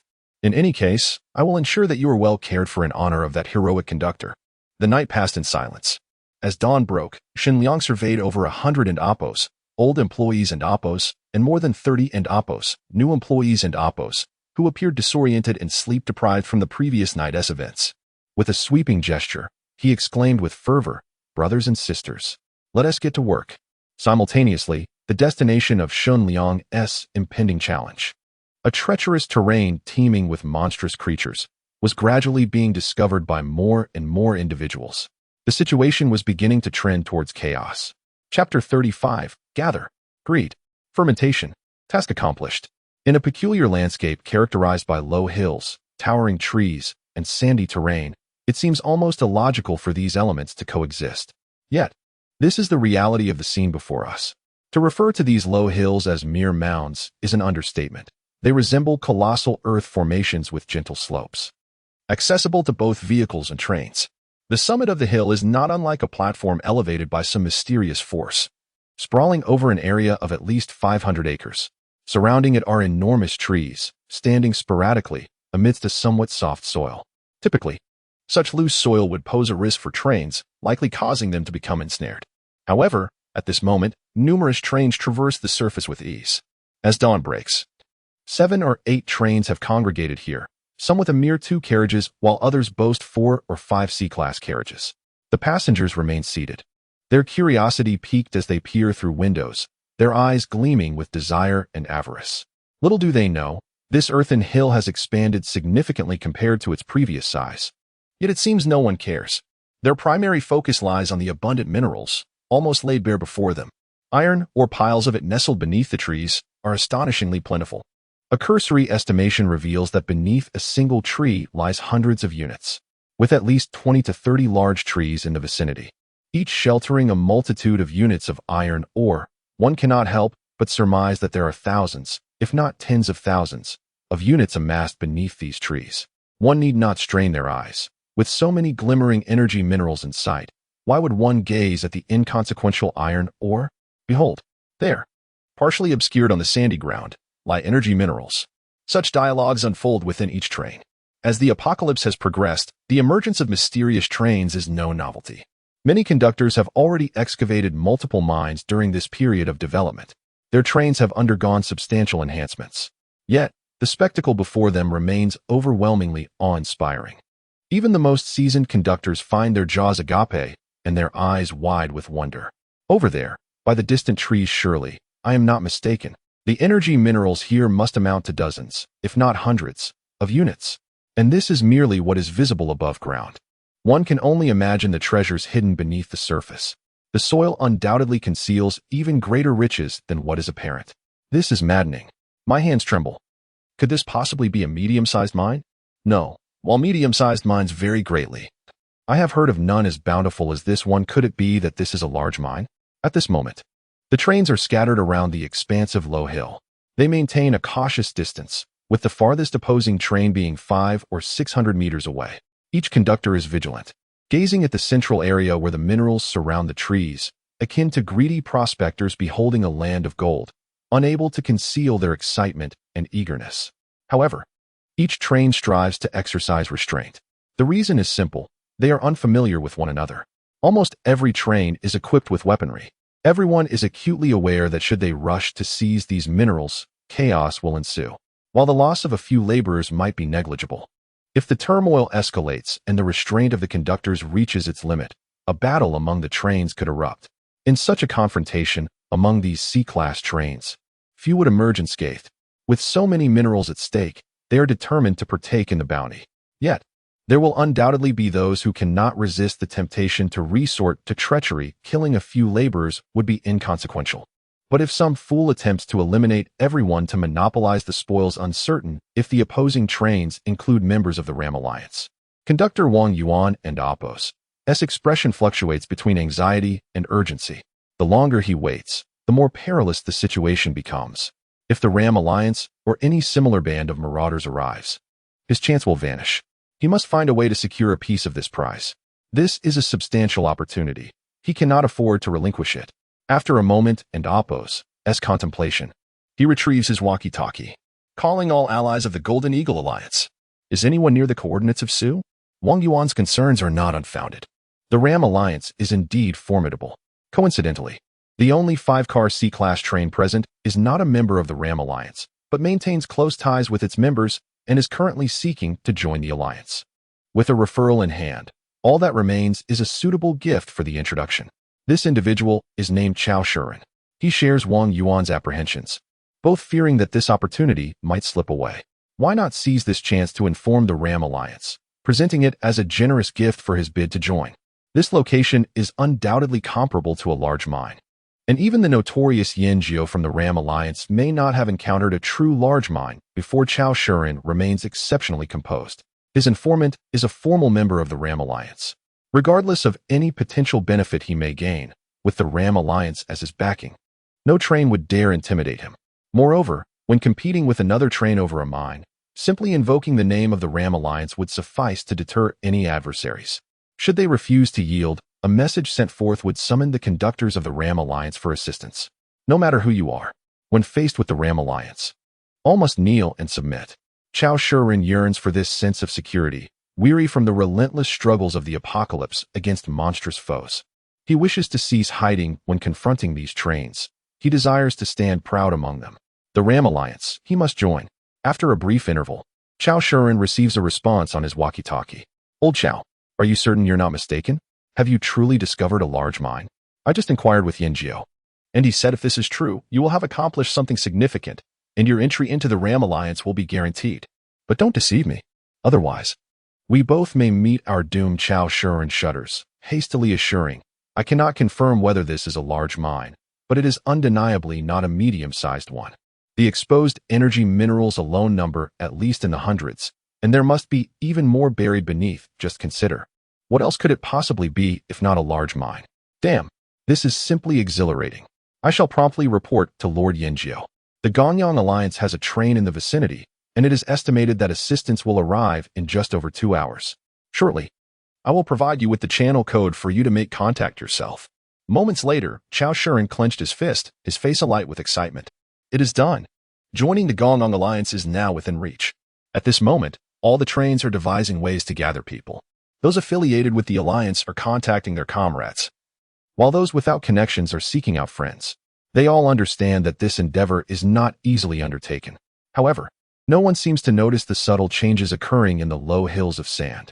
Despite the absence of wind, the sand shifts slightly at times, with certain areas sinking unexpectedly. Beneath a tree as thick as several people embracing, a vast pit suddenly appears, revealing a gaping maw of an abyss, voraciously consuming something. As noon approaches, Shen Liang gazes out of the train window. This medium-sized mining site is riddled with countless excavated tunnels. Fortunately, unlike previous mining sites, this post-apocalyptic venue appears custom-made. Armed with pickaxes, laborers toil diligently. As long as there are ores beneath, they can be unearthed gradually. Shen, brother Shen, it's time for lunch. Ah, I am sorry. Xiao Ning didn't mean to. I didn't see anything.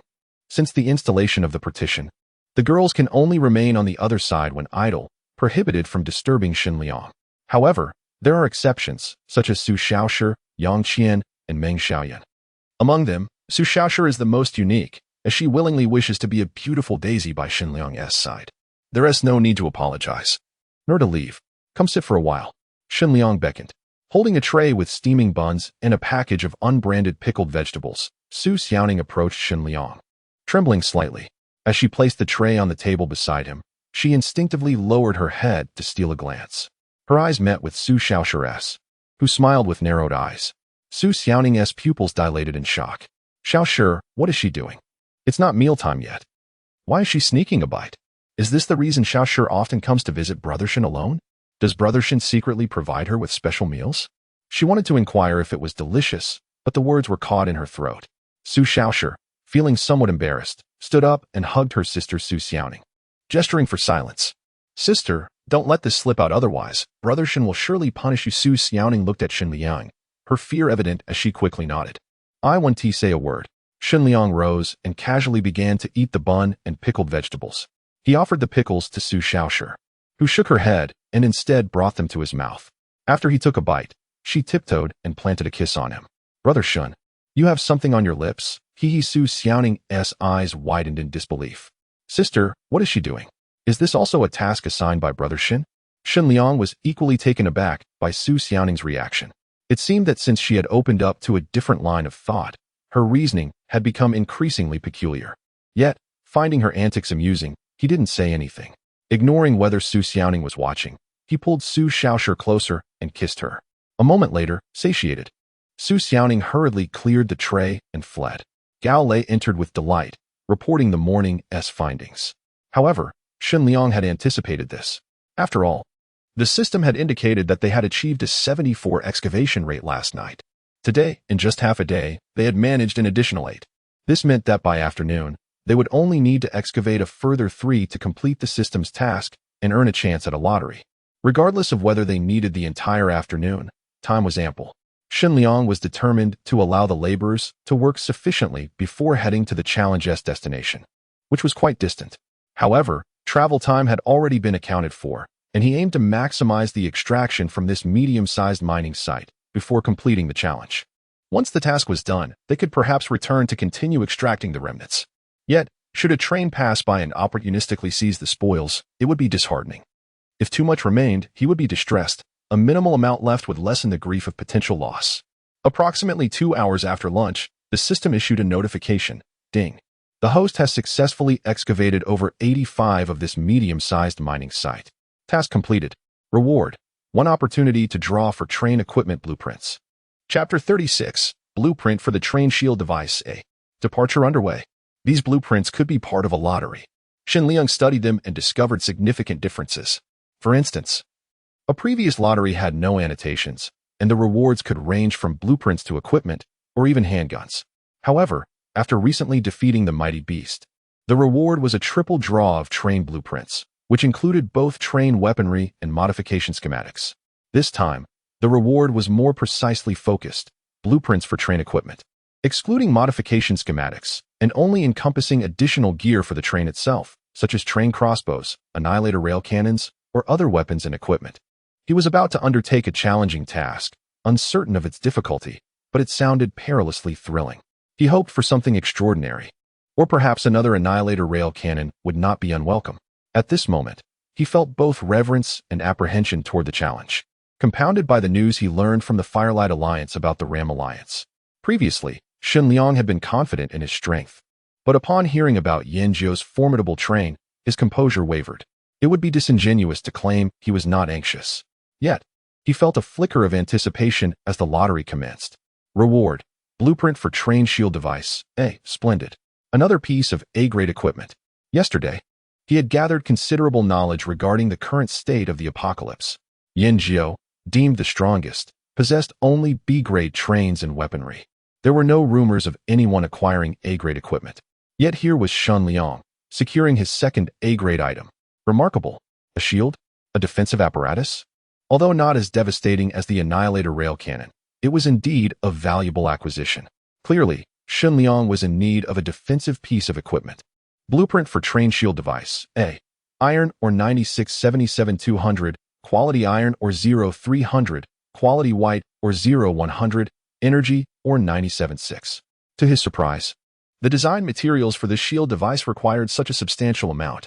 A rough estimate indicated it would consume more than double the materials needed for the Annihilator rail cannon.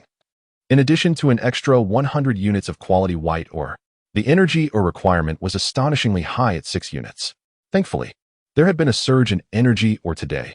Otherwise, the cost would have been quite burdensome.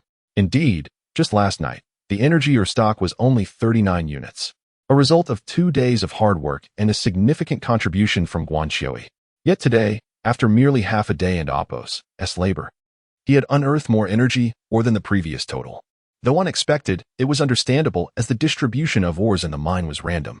Perhaps some energy ore was deeply buried and scattered, while today's mining yielded a concentrated cache. It could be considered a small bonanza. Both iron ore and white ore would require refining. The refining process consumed the same amount for both, meaning that 100 units of quality white ore would necessitate 200 units of white ore for purification. As his refining ability grew, Shen Liang increasingly appreciated its benefits. Moments later, with the materials gathered, he received the notification. Ding. Manufacturing successful. Train shield device A must be installed atop the train. The energy shield released by this device will provide effective defense against attacks on the train, capable of withstanding assaults from B-grade and lower train weaponry. It can barely fend off A-grade weaponry attacks and is incapable of defending against weapons of A-grade or higher. Note, this equipment can protect up to 5 train carriages, can be manually activated or kept on continuously, consuming 1 unit of energy or every 10 minutes while active, maximum consumption for 5 carriages. When subjected to attacks, additional energy or consumption will occur based on the intensity of the assault. Shen Liang meticulously reviewed the equipment description and ultimately concluded that this was indeed an impressive defensive piece for trains. In simpler terms, as long as the shield was activated, it could effortlessly withstand attacks from B-grade or lower train weaponry. Naturally, it could also resist attacks from monsters of equivalent intensity, which was expected. The fact that it could only barely withstand A-grade weaponry was understandable, as the strength of equipment within the same grade is often difficult to compare. Its inability to withstand attacks from A-grade or higher was not surprising. However, the ability to effortlessly resist B-grade weaponry provided Shen Liang with a profound sense of security. That Yin Jiao, boasting a few B-grade weapons, had become arrogant due to his seemingly invincible B-grade train. This meant that with the A-grade shield device, even if he faced Yin Jiao, he would no longer need to fear. Shen Liang clenched his fist slightly. While offensive power was indeed formidable, robust defense instilled genuine peace of mind. Yet, the energy consumption of this device was somewhat excessive. It could only provide protection for 5 carriages. And when activated continuously, it consumed 1 unit of energy or every 10 minutes. This meant that if he were to protect a single carriage, 1 unit of energy or would only last 50 minutes. This understanding seemed accurate. Good grief. Such consumption made Shen Liang, who had thought he was on the path to prosperity, suddenly feel quite deflated. His 100 units of energy, or, if used to activate this shield device, would not last long at all. Shen Liang began to count on his fingers, and upon calculating, he nearly burst into tears. To sustain protection for all 5 carriages continuously for 24 hours would require a staggering 144 units of energy, or.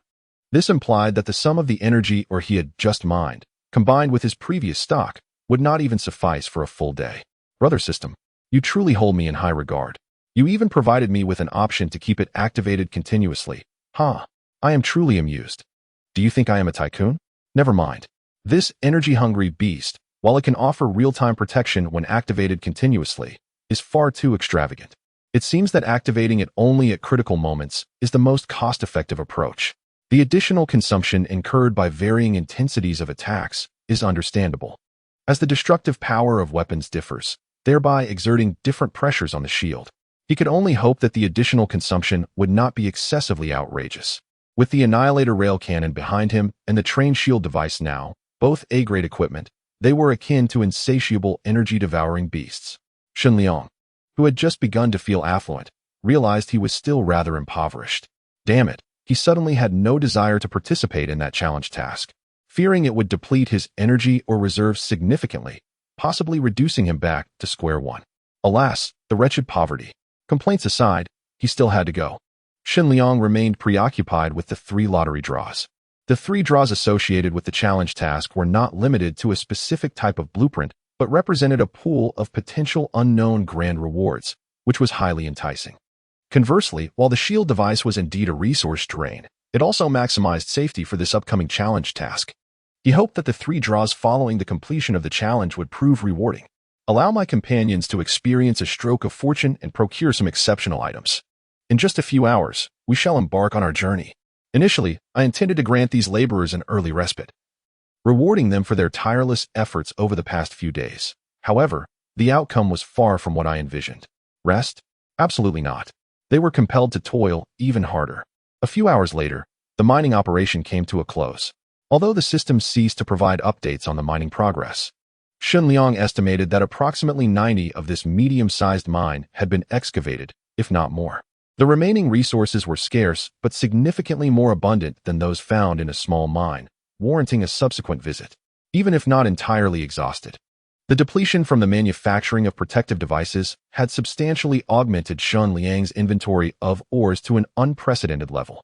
For instance, over 10,000 units of iron ore, successfully exceeding 100 units of energy ore, and a newly discovered mineral, ice ore. This ore appeared to be akin to flame, or capable of bestowing attributes upon weapons, specifically ice attributes, which currently seemed of little utility. Nevertheless, Shen Liang held firm in his belief that, under specific circumstances, ice ore could indeed yield remarkable effects. It was time to gather everyone aboard. The standard meals were distributed alongside those intended for the rewarded individuals, allowing everyone to prepare for rest. The train was set to proceed to the next destination, with an estimated travel duration of 13 hours. As the train resumed its journey, the atmosphere among the laborers lightened considerably, as they anticipated a well-deserved respite. Little did they know, the true moment of tension awaited them 13 hours hence. Chapter 37. The Vision of the Train Union. A young nurse comes to the rescue. A tragic scene. Is this the standard fare on our train? On Shen Liang's train, the number of personnel has surged dramatically in recent days. As of today, including Shen Liang and 5 or 6 female attendants, along with the entire security team, the total number of individuals on the train has reached 215. Among them, the security team has expanded to 12 members, while the remaining 196 are laborers. Notably, Over 30 of these individuals hail from the D-Class train that arrived uninvited last night. After their train leader inadvertently perished, Shen Liang graciously welcomed these laborers onto his train, viewing it as a charitable act. However, they appear to be perpetually starving, clutching dry, cracked buns and murky drinking water, their eating habits rather uncouth. Is it possible that each person is allotted merely one portion of this dry bun and water daily, divided over 3 meals? I assumed this was a standard provision on every train, as the train leader himself had conveyed.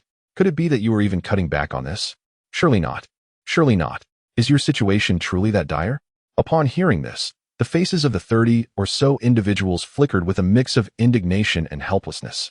It may not be accurate to call it cutting back, as our train leader is indeed a hopeless case. If he could consistently mine, it would be one thing. But his luck has been woefully poor. Aside from initially discovering a small mine, he has yet to uncover any further resources. Although I am not entirely versed in mining, his insinuations suggest that the yield from that small mine is far too meager to sustain daily meals, forcing them to stretch one day's rations over 2. What does this mean? 1 bun for 2 days? 6 meals? Goodness, the poor souls. Amidst their discussions, a few individuals returned from the neighboring security team's carriage, their faces reflecting satisfaction, evidently having just finished their meal. The laborers, however, were deeply concerned about their dining experience, with one disregarding hygiene altogether, rising to scrape a morsel from the corner of a man's mouth and tasting it. Pickled vegetables. Truly pickled vegetables, oh my. Everyone chimed in, expressing envy and curiosity. Some former wealthy individuals gazed eagerly at these fortunate souls who had earned rewards through mining, inquiring about the taste of pickled vegetables, something they had once dismissed as mere refuse. Now, they would beg for a taste. This is the helplessness of a post-apocalyptic world. In the train's front compartment, during dinner, Gao Lei and Shen Liang were also present. Outsiders might perceive Shen Liang as overly trusting of the two, but only he understood that his trust stemmed from the loyalty chips embedded within them. With these in place, their reliability is, in many respects, even greater than his own. How did the newly joined members fare? Observing throughout the day, did you find any issues? Shen Liang casually inquired. Both nodded almost in unison. Gao Lei was the first to speak. Aside from my previously acquainted friend, the others seemed quite commendable. Their backgrounds, while self-reported and possibly embellished, do not suggest they are prone to fabrication, at least based on my years of discernment. Rest assured, Brother Shen, the evaluation period for each individual, including other security team members, will extend far beyond these few days. They will be monitored for an extended duration. Should any issues arise, I will personally address them. Even without the loyalty chips, Shen Liang had faith in Gao Lei's ability to fulfill his commitments. The chips merely served as an additional layer of assurance. The 2 female recruits I have brought on board also exhibit no significant problems. It is worth noting that Song Sui possesses exceptional solo combat skills, particularly when compared to non-professionals. After multiple encounters, I am confident that in a direct confrontation, even in a knife fight, I could prevail over her. Song Sui stands out. Since the moment she boarded, decisively eliminating zombies and infected individuals, she has garnered considerable attention. In a sense, that act served as her declaration of prowess, demonstrating her exceptional value and eligibility for security team membership, even showcasing the potential to lead. However, Shen Liang currently lacks surplus loyalty chips. Even with promising new leadership candidates, they can only temporarily serve as team members to gain experience. The other recruit excels in mining, displaying remarkable strength and bravery. Based on my observations, even when faced with certain male team members, her combat ability remains formidable. In this mysterious and perilous post-apocalyptic world, the train is the linchpin of survival. Yet, the ambition to construct a powerful train does not conflict with the need for a robust security team. Should the security team develop sufficiently in strength, they could protect themselves and the miners even in the absence of the train. This vision fuels Shen Liang's aspirations.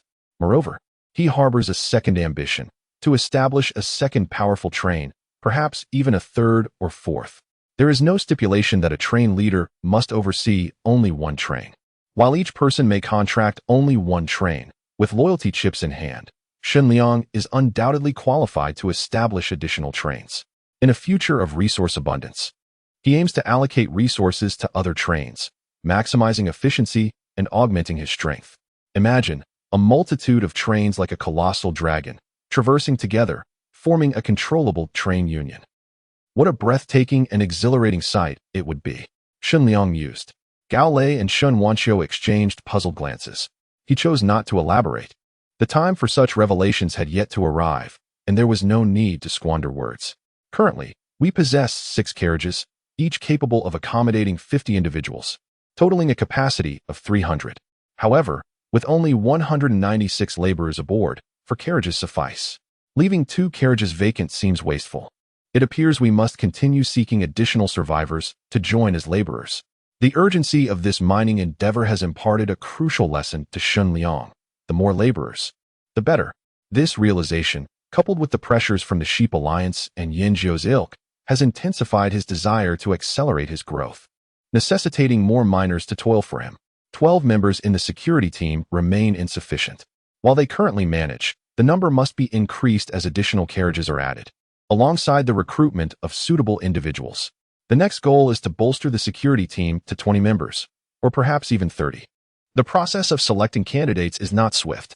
Gao Lei and his companion prefer quality over quantity, waiting until they gather a total of 30 individuals. It is estimated that the number of laborers on the train has already surpassed 300. After a brief conversation, Gao Lei and Shen Wanqiu departed. Alone, Shen Liang fell into contemplation. If the task merely involves slaying 10 monsters, why is there a strict deadline for arrival? Do these monsters only exist during that specific time frame? Or is there another circumstance unknown to me? Over the past couple of days, Shen Liang has been mulling over this matter. Normally, one could kill a few monsters at their convenience. Yet Shen Liang discovered that this is not the case, especially with the 2 gluttonous monsters he had previously slain, which were grade 3 monsters, certainly fulfilling the requirements for a challenge task that necessitates monsters of grade 2 or higher. However, no notification was triggered, indicating that those 2 monsters did not meet the challenge's criteria. Thus, it seems one must eliminate specific monsters at designated times and locations for it to count. There is something profoundly unsettling about this situation. With 11 hours remaining, he resolved to cease his musings, for the truth would reveal itself upon arrival. He uttered these words. Yet Shen Liang harbored an unsettling premonition that a fierce battle loomed ahead. It is crucial to note that the weaponry and equipment currently at his disposal are sufficient to confront ordinary grade 3 monsters, let alone grade 2 ones. He believes that the formidable challenge capable of pressuring his train will involve monsters of extraordinary caliber. This time, 2 additional carriages have been added. The security team can utilize 1 carriage for rest, while Shen Liang decided to have Shen Wanqiu lead Song Sui and the other female team members, including Jiang Yanshu, to occupy the remaining carriage. Naturally, not everyone would be included. For instance, Shen Liang planned to keep Zhang Siki and Su Xiaoshi with him tonight. Su Xiaoshi is a commendable girl, thoughtful and eager to learn. She has recently acquired a great deal of knowledge. Conversely, Zhang Siki, despite her beauty and charming figure, lacks understanding in many areas. Siki, you have been observing quite a bit these past few days. Tonight, it is your turn to showcase your abilities. Sitting in a chair, Shen Liang scrutinized Zhang Siki's current attire, which happened to be a nurse's uniform she had brought along in her backpack. After a thorough cleaning, she donned it, and to his astonishment, Zhang Siki, clad in the nurse's outfit, exuded an enchanting aura. The uniform struggled to contain her exquisite form, and the pristine fabric did little to conceal her fair complexion. I can do this. Zhang Siki stammered nervously. Before she could finish, Su Xiaoshi chimed in with a smile. Sister Siki, you are absolutely capable. With that, she commenced her teaching duties.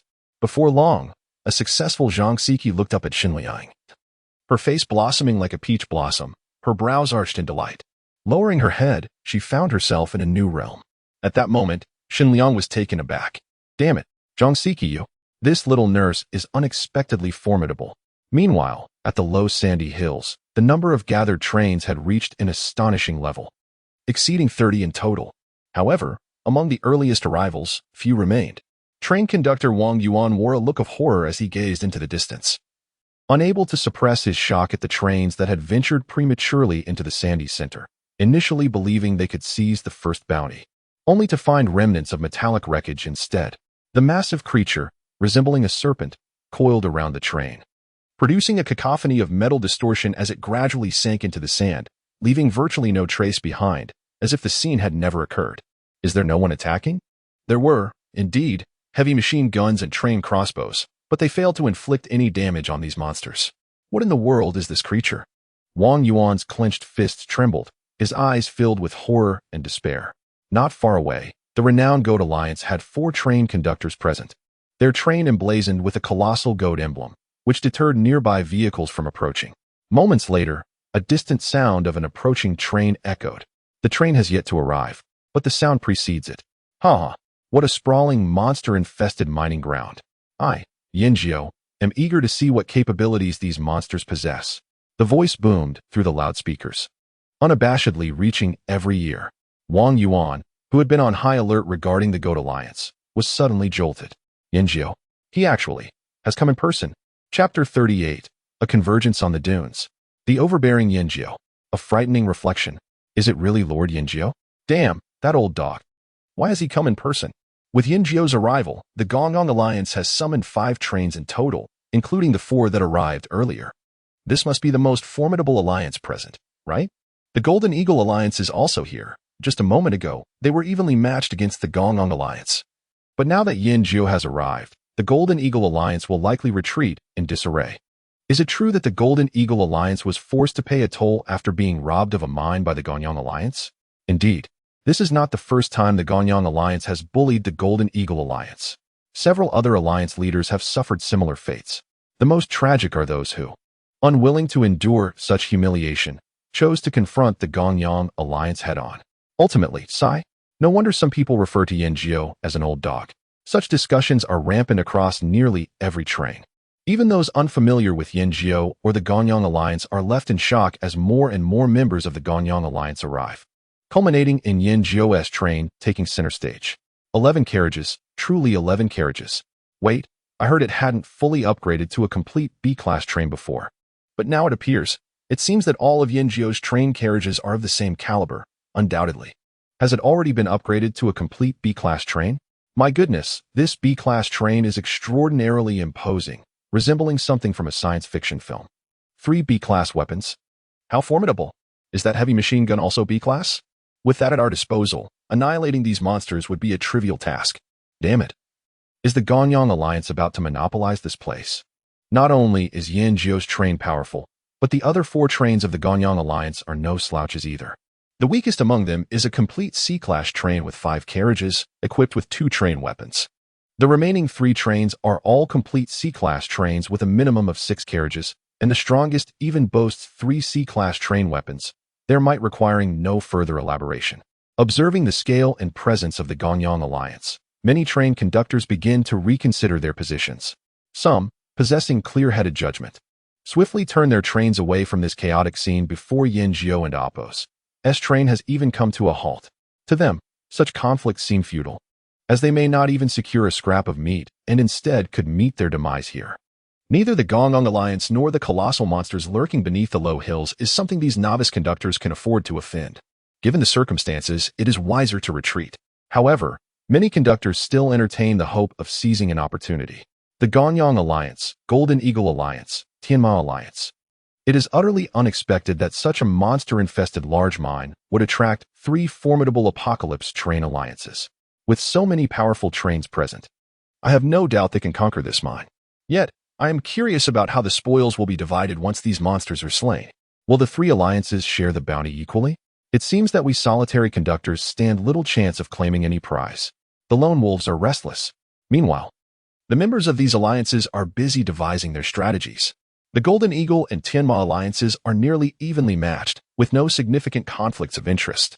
Conversely, the Gongyang Alliance has had clashes with both, yet at this moment, their strength is such that they do not fear either of the other 2 alliances. Who among the Golden Eagle Alliance is the leader today? Is that scoundrel Yang Dachuan present? Or is Meng Guofai here? Surely, neither the primary nor the deputy leader are absent today. And what of the Tianma Alliance?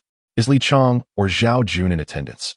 These large alliances have both a leader and a deputy leader. These roles are designated to better manage the trains within the alliance and are typically filled by the strongest among them.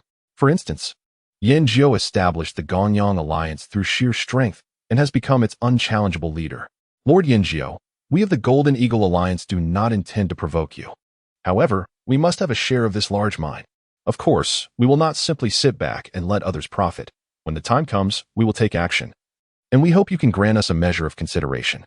We of the Tianma Alliance will also contribute, seeking merely a share. Upon hearing this, Yanjiu erupted into laughter, openly mocking them. Give you face? I do not even know you two. You are nothing but trash. Even if your leaders were present, I would not extend any courtesy. What do you think you are? This statement left the members of the Golden Eagle and Tianma alliances in a difficult position. While their faces reddened with indignation, none dared to retort. The reason for their silence is painfully clear. Yanjiu's arrogance is not without foundation. Even if their leaders were here, Yanjiu would disregard them, let alone these underlings. In the face of the Gonyang alliance, they truly lack the standing to act brazenly. It is a large mine. Absolutely a large mine. Hahaha. On the train, a Mediterranean man laughs heartily, accompanied by two elegantly dressed women. Their faces wearing forced smiles, clearly victims of coercion. The man shows no mercy, kicking one of the women when she hesitates. Rather than retaliate, she fearfully complies, continuing to serve. This man is Yanjiu, who thrived in the nightlife industry before the apocalypse, running nightclubs, bars, and other dubious enterprises. His earnings were hardly clean, and he maintained a cadre of underlings, committing countless heinous acts. Yet, this is not the crux of the matter. It is Yanjiu's adeptness at managing power and his subordinates that stands out. In the early days of the apocalypse, Yanjiu was not a train conductor. However, leveraging his numerous underlings, he feigned vulnerability to board a certain train, swiftly dispatching the conductor and seizing control, rapidly consolidating and strengthening the train. Much like the Ironhead gang, he pillaged while mining, and through a combination of speed and luck, Yanjiu became a warlord in this new world. Having seen medium-sized mines before, this is my first encounter with a large mine. Damn it, could it yield hundreds or even thousands of units of energy? Or, this is a jackpot. I am truly struck gold this time, hehe. Shen Liang understands the value of energy ore, and Yanjiu is no less aware. In fact, he comprehends its worth even more acutely, given that the energy ore consumed during the construction of his train was substantial. Yanjiu has always placed great importance on energy, ore, and other rare minerals. The first to become a complete B-class train, Yanjiu is acutely aware of the terrifying quantity of ore required for strengthening. And he is also the first to yearn for the rapid advancement to an A-class train after experiencing greater power. Although I have yet to acquire the blueprints for upgrading to an A-class train, it is imperative to first amass a substantial amount of ore. Previously, I was troubled by this predicament. However, if I can seize this large mining site, I believe the materials required for the upgrade will be nearly within reach. He chuckled to himself, contemplating the prospect. Yanjiu once again grasped the microphone of the loudspeaker, this time addressing everyone present. Do not say that I, Yanjiu, do not afford you an opportunity. I, representing the Goat Alliance, hereby advise all present to leave promptly. This territory is claimed by the Goat Alliance. Should anyone remain nearby after a while, consider yourselves adversaries of the Goat Alliance. Those who wish to court death may certainly try. Upon hearing these words, the expressions of all present turned grim. The Goat Alliance is indeed exceedingly tyrannical. Yet, such tyranny demands capital, and the Goat Alliance, under Yanjiu's command, possesses this capital. Reluctantly, these train masters had no choice but to acquiesce. They dared not challenge the Goat Alliance. Even Yanjiu alone could render any train among them inoperable, armed merely with a B-class heavy machine gun. Moreover, he possessed 3 such formidable B-class weapons. Damn it. Today's trip has been in vain. Let us retreat. It's better not to provoke any misfortune. We must be cautious not to lose both our possessions and our lives, for that would be a grave loss. Many began to distance themselves. After much deliberation, the Golden Eagle Alliance and the Pegasus Alliance gradually withdrew as well. However, these trains did not venture far. They halted approximately 5 kilometers away, a distance at which Yanjiu's weapons could not reach them. They wished to observe how the Goat Alliance would prevail in this situation. Among the cluster of trains, 2 were closely aligned. Through the open windows, a man and a woman exchanged thoughts. Yanjiu is indeed as domineering as the rumors suggest. It seems our desire to partake in this venture is doomed to fail, remarked one. Indeed, it is unavoidable. In this post-apocalyptic world, strength reigns supreme. We cannot help but acknowledge our own inadequacy, the other replied. The two were Guohuanghe and Guanxiui of the Firelight Alliance, with Guanxiui being the first to notice this location. Guohuanghe happened to be nearby and had initially intended to summon others to join. Now, it would be better to refrain from gathering, They could only watch the spectacle, as any attempt to benefit would be futile, wasting both time and resources. Guan Xiui thought of Shen Liang. She had been pondering whether Shen Liang's cannon was truly just a B-class weapon. Something felt amiss, as it appeared remarkably powerful. Even if it were B-class, it should rank among the top tier within that category. If he were here. Look, those monsters have reappeared, she exclaimed. Strange. Why do those creatures seem hesitant to leave that dune? Are they on guard, or perhaps protecting this mining site? Wait, look, in the center of the dune. There is an enormous monster, barely visible. Its maw appears capable of swallowing a small car whole. Damn it, those smaller monsters have grown disproportionately large. Capable of ensnaring a train to the point of destruction. They must possess the strength of level 3 monsters, impervious to C-class weaponry. What level of monster could this colossal being be? Surely it must exceed level 4. Guan Xiui's expression tightened. A level 4 monster? The last time we faced a level 3 devourer with Shen Liang, it nearly ended in disaster. Can we truly contend with a level 4 monster given our current strength? At this moment, an icy dread gripped everyone present, as the implications of their situation sank in deeply. Chapter 39. The Suspected Monster Leader. Ambitious Yin Shuier in the darkness of night. The distant lights of numerous trains illuminated the low hills and sand dunes, transforming the night into a bright day. The monstrous creature swayed in the light, showcasing its immense form, seemingly to instill fear. The emergence of this colossal beast plunged those present into panic and tension. Many train conductors contemplated abandoning their curiosity, fearing that they might end up with nothing to gain and instead lose their lives. After all, only moments ago, ordinary monsters had already obliterated several oblivious trains, along with their conductors and all the workers inside. The scene left an indelible mark on all witnesses. Many opened their windows, screaming for help, their eyes reflecting despair and the agony of impending death. These ordinary-sized serpent-like monsters were terrifying, and their numbers were not insignificant, an estimated dozen or 20. Now, this suddenly appeared giant monster dwarfed the usual creatures by several times. If the ordinary monsters were the diameter of a water barrel and 30 meters long, this gigantic entity was at least 3 times wider, with an unmeasurable length. Most of its body remained buried deep in the sand, its girth nearly capable of swallowing a small car. If it were to fully emerge, one could only imagine the sheer terror of such a colossal beast. Just moments ago, many had witnessed how easily the usual monsters could reduce a D-class train to metal scraps, dragging it into the sand to disappear without a trace. C-class trains barely lasted any longer before meeting the same fate. If this monster were to emerge, it was likely that all present would meet a grim end. It was understood that only B-class trains might withstand such a threat.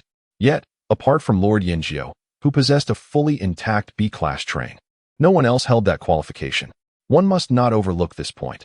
While I believe B-class trains can withstand ordinary monsters, this immense creature clearly belongs to the rank of a king-level monster, conservatively estimated at level 4. I suspect even B-class trains would struggle to endure such a creature. What shall we do? To flee or not to flee? The answer to this question was evident to those with discerning eyes. However, everyone present feigned ignorance. They all understood the peril of the situation, yet deep down, they were reluctant to leave, not merely for the sake of entertainment, but driven by a sense of avarice that would not permit them to depart, even in the face of danger, still hoping to reap benefits from this crisis. Greed is indeed the sharpest of daggers.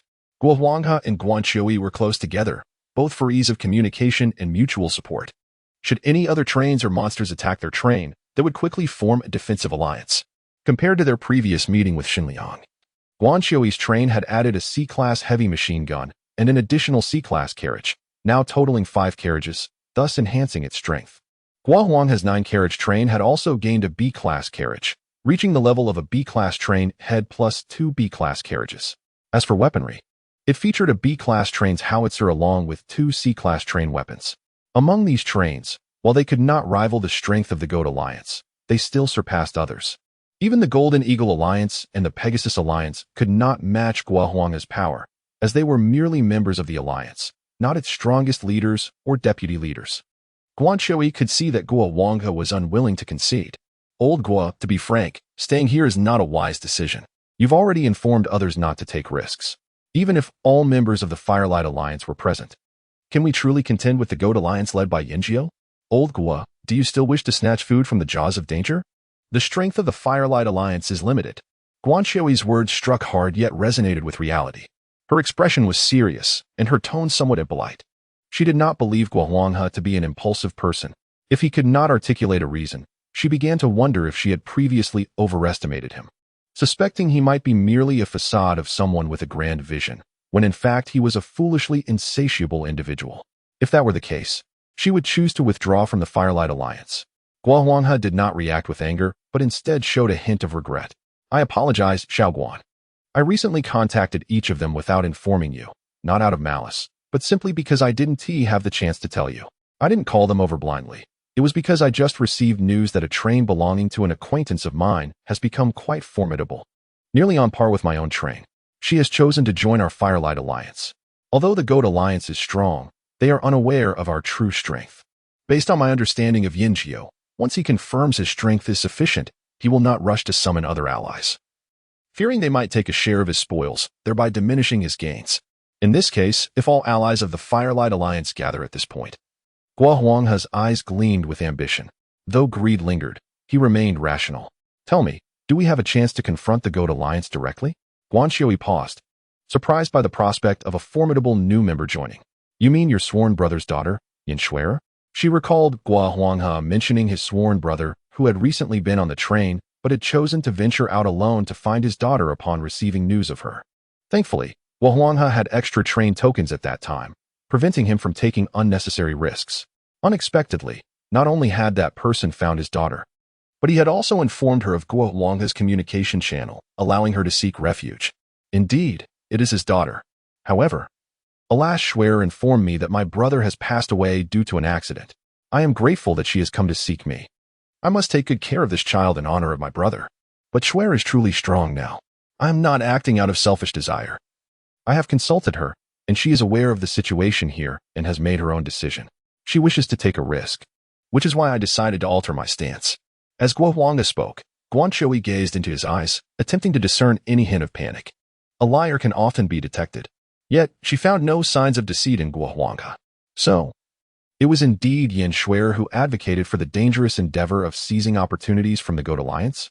She furrowed her brow, uncertain whether to continue dissuading him.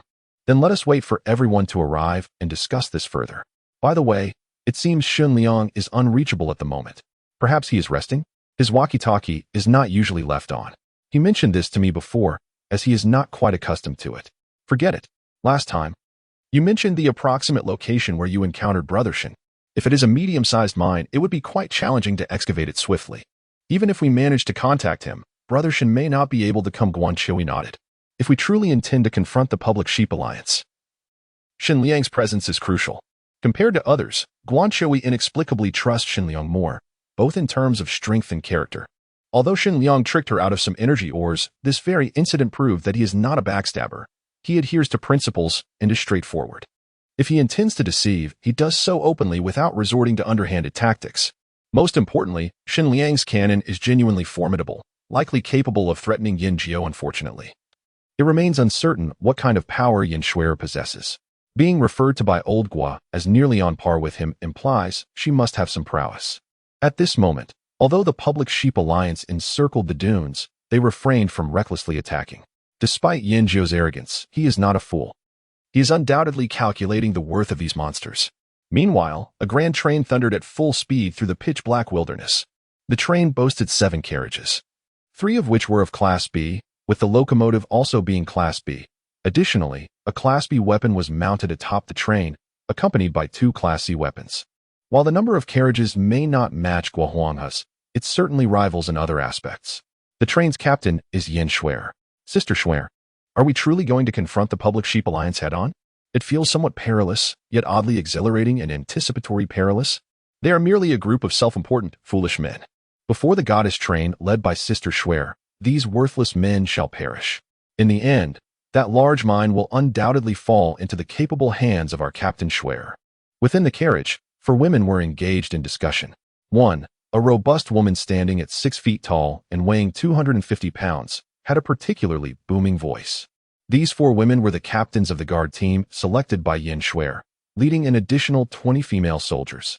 Together, these 24 commanded all the laborers on the train. who happened to be male, numbering around 200. Yin Shui and Apos, her, while possessing considerable beauty and figure, fell short compared to Guanqiu.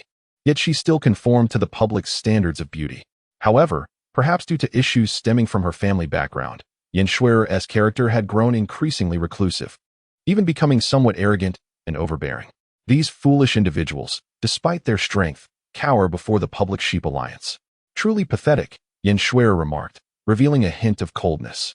This large mine belongs to me, Yin Shui. For now, we shall cooperate with Guohuanghe and his team. Once we secure the mine, we will cast aside the Firelight Alliance. No, why cast them aside? I aim to become the leader of the Firelight Alliance, making those inept fools work for us, turning them into my slaves. Her ambition continued to swell. Upon her declaration, the four fiery women immediately raised their arms in fervent cheer. As time progressed, only 2 hours remained until dawn. Yin Shui's train arrived at its destination. A train could fit perfectly between Guohuanghe and Guanqiu, albeit slightly cramped. Nevertheless, Yin Shui arrogantly maneuvered her train into position, feigning politeness by greeting Guohuanghe before turning to Guanqiu with a courteous smile. Hello, Sister Qiu, right? I am Yin Shui. I've heard of you. You are quite beautiful. Her compliment seemed genuinely sincere. Guanqiu nodded politely, reciprocating with a few courteous remarks while surveying Yin Shui's train, revealing a trace of astonishment. Guohuanghe did not exaggerate. Yin Shui indeed had strength. Sister Shui, you truly intend to confront the public sheep alliance? Guanqiu sought to clarify Yin Shui's intentions, hoping to encourage her to reconsider. However, before she could finish, Yin Shui had seized the microphone, blaring her voice at maximum volume. The public sheep alliance, is it? You intend to monopolize such a vast mine? How utterly inconsiderate. At that moment, both Guohuanghe and Guanqiu's expressions changed dramatically. Yin Shui, was she courting disaster? At this time, Shen Liang's train was approximately an hour away from reaching its destination. Chapter 40, Provocation. The battle commences. You've had your turn. Now it's my turn to unleash my fire. Who dares to provoke the Ram Alliance? Goodness, it's a woman, and she's quite fierce, isn't she? Does she not fear being obliterated by Lord Yin Jiao? Whispers of astonishment filled the air. Even the astute had swiftly distanced themselves from the vicinity of the train. Many had chosen this course of action. Once the trains had all departed, only 5 remained at the scene.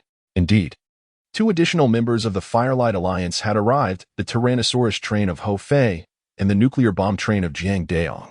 Their prowess significantly surpassed that of Guanqiu, yet fell short when compared to Yin Shui and Guohuanghe. The 5 trains, lined up in formation, projected an imposing presence, yet lacked the ostentatious insignia of the Ram Alliance, rendering them unrecognizable to the average observer. Could it be? Are these 5 trains a unified team? Which alliance do they belong to? Does anyone recognize them? One train comprised 9 carriages, while another boasted 7. It appeared that these 2 trains had B-grade carriages and locomotives, suggesting formidable capabilities. From afar, even at a considerable distance, Yin Jiao could clearly hear the broadcast through the loudspeakers. The illumination from the distant trains allowed him to discern the state and approximate strength of these 5 trains. After a few observations through his binoculars, he squinted slightly and smiled, lifting the microphone to respond. How audacious! Do all manner of individuals dare to challenge my Ram Alliance? Do they seek to seize a meal from my mouth? You ruffians over there, are you tired of living? Earlier, Yin Jiao had led the Ram Alliance's trains in an attack against these monsters, successfully slaying 2 of them and expending a considerable amount of ammunition. The challenge lay not in the monsters' tenacity, but in their adeptness at burrowing into the sand, where conventional weaponry's effectiveness diminished. Moreover, these creatures were elongated, necessitating a strike to the head for a fatal blow. Now somewhat vexed, the unexpected provocation ignited a spark of anger within Yin Jiao. At that moment, the other trains of the Ram Alliance pivoted their weapons, aiming them at Guohuanghe's contingent of trains, seemingly poised to unleash fire at Yin Jiao's command. Curse it! Even if we were to confront the Ram Alliance head-on, there's no need for such recklessness. Old Gue, what is the matter with your little niece? Is she seeking death? Ho Fei and Jiang Daong erupted in a flurry of curses, seizing their walkie-talkies to voice their outrage. Guanqiu was at a loss for words, desperately attempting to contact Shen Liang. If Shen Liang could arrive in time, the Firelight Alliance might stand a chance with a 6-5 advantage. Yet, she sensed impending calamity for the Firelight Alliance, all due to Yin Shui's rashness. I'm not certain. Shui, are you listening? What on earth are you up to? You could devise a strategy, yet you choose to provoke them recklessly. If their essay plan, please clarify it for everyone. Guo Huanghe's tone was urgent, laced with discernible reproach. Had it not been for the bond with their deceased comrade, he would have unleashed a torrent of invectives. However, despite his restrained demeanor, Yin Shuer appeared unfazed. Uncle Guo, while I call you uncle with sincerity, your position as a guardian of the Firelight Alliance, endowed with such formidable power, should not be undermined by the arrogance of the Ram Alliance. They may seem strong, but with only 5 trains present, why should we fear them? Why act like cowards? I am not a coward. Guo Huanghe was nearly beside himself with rage. The others stood dumbfounded. Yin Shuer continued, her tone icy. My apologies, Uncle Guo. Perhaps I was a bit reckless. I might have misspoken. Please do not take offense. I am not criticizing you, nor targeting you. However, I must convey that in this apocalypse, with neither heaven nor earth to oversee us, we must take charge of our own destinies. To grow stronger, we must fight for it ourselves. Have you considered why the Ram Alliance excels from the same starting line? It is because they employ every means at their disposal, unafraid and unyielding. If they can, so can we. Their might may be formidable, but today we do not seek to annihilate the Ram Alliance. We merely wish to demonstrate our strength and fearlessness. Uncle Guo, you must understand that the wealthier tend to fear death more. Presently, Yin Jiao is the most fearful. He does not dare to confront us head-on. Once we intimidate him, we can seize this large mine and share resources that surpass those of a medium-sized mine. This is the Firelight Alliance's opportunity to rise. Uncle Guo, everyone, awaken. Let us no longer retreat. Yin Shuer's impassioned speech momentarily silenced the group. In their daze, they found her argument compelling. Yet, one undeniable concern lingered. Shuer, what you say may hold truth. But what if Yin Jiao is not afraid of us? If he truly intends to confront us head-on, we will inevitably suffer mutual destruction or even annihilation. Guo Huanghe's words rendered Yin Shuo momentarily perplexed. She turned to her companion, the stout strategist Yang Damei, who stood at 6 feet tall and weighed over 200 pounds. What should we do, Damei? Yang Damei furrowed his brow, openly displaying his disdain for Guo Huanghe. How could such a grown man possess so little courage? It was both foolish and nauseating. Shuer, you need not fear. Simply tell him that if he lacks the guts to fight, he should step aside. Shuer, bring the train within firing range. Yin Shuer opened her mouth to speak, still possessing a modicum of reason. Yet, before she could articulate her thoughts, Yang Damei seized the manual control lever, propelling the train rapidly toward the sand dunes. As they approached within a kilometer, the train halted, and she grasped a nearby B-grade weapon controller. This was a Gatling gun, significantly more powerful than the standard B-grade machine gun, aimed not at the Ram Alliance, but at a creature that had just emerged from the sand. Rat-tat-tat-tat. The Gatling gun erupted with a flurry of fire. Moments later, amidst the billowing smoke, a creature, a level 3 monster, was felled. In that instant, no one cared about the lack of loot. They were left agape at this bold maneuver. This was clearly more than mere provocation. It was akin to defecating on Yin Jiao's head. Well, you truly possess audacity. Guo Huanghe muttered a curse under his breath. Aware there was no evading the confrontation, he hastily ordered, quickly, move within firing range. Everyone, spread out to instill a sense of intimidation upon the Ram Alliance. The train should maintain a high-speed state, circling the vicinity to evade the Ram Alliance's attacks. Await my command and be ready to fire at a moment's notice. If a battle was to ensue, they could not cluster together, for that would favor the Ram Alliance. Dispersing would at least present a possibility of instilling some trepidation in their adversaries. Yet, Yin Jiao was more irate than they had anticipated. Just as they began to spread out and close in, he immediately unleashed a barrage upon Yin Shuer's train. Yin Jiao possessed 3 grade B weapons, encompassing both guns and cannons. Though lacking heavy machine guns like the Gatling, his cannons were formidable. The cannons roared to life. Yin Jiao had commenced the assault. This woman was doomed. Yet, to everyone's astonishment, Yin Jiao's initial volley was intercepted and detonated mid-air by the Gatling, showcasing the woman's unexpected prowess.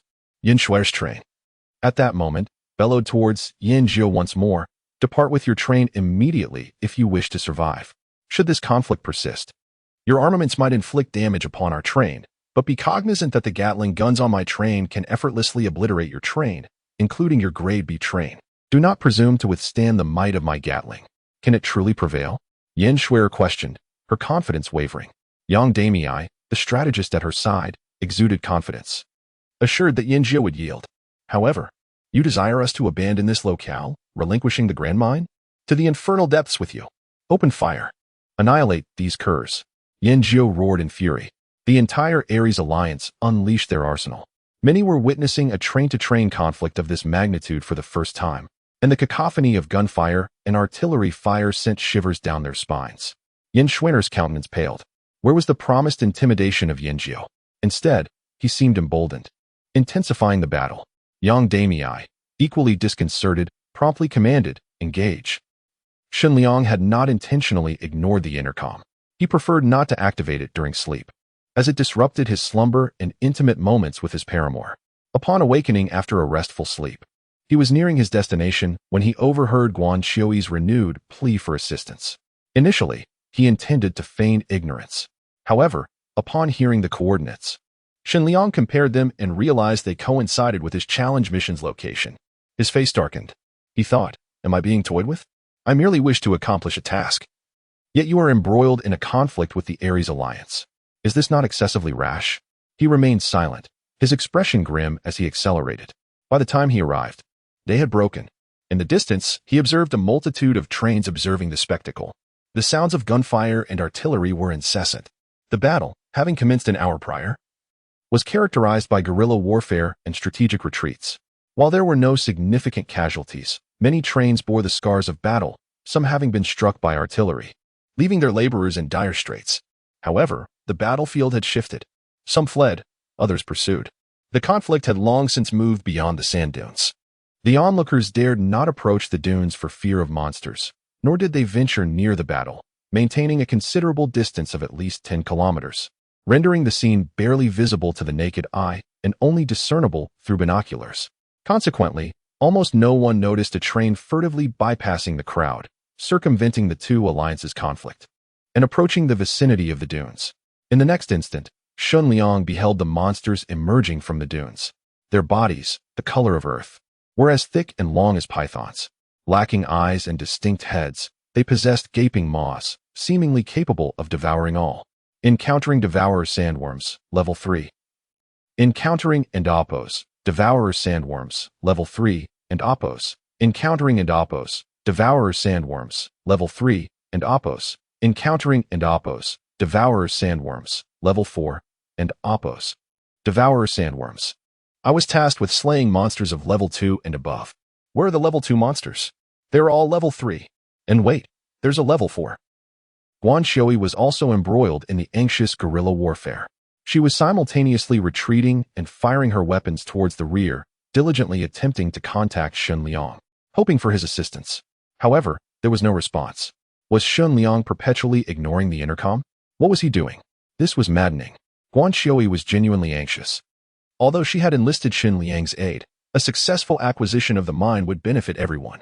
The inability to reach him was exceedingly frustrating. At that moment, a series of thunderous explosions reverberated from afar. Bang, bang, bang. The crowd was bewildered. Guan Xiui abruptly turned her gaze to the distance. She could not discern the details, but the cannon fire sounded distinctive, as if she had heard it before. Could it be Shen Liang? Had Shen Liang arrived? And yet, instead of providing assistance, he was firing upon something else. Shen Liang declared that he had no intention of meddling in their affairs. Having just joined this alliance, he was being sent to risk his life. He would have none of it. They could deal with the mess they had created. He would not intervene.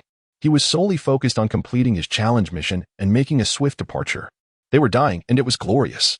1, 2, 3. The monsters that Yen Jiu had struggled to slay were now easily dispatched by Shen Liang's Annihilator railgun. The primary reason was the cannon's 10-meter blast radius. Even if the monsters burrowed into the sand, they could not evade Shen Liang's explosions. The only drawback was the railgun's poor range, necessitating a closer proximity.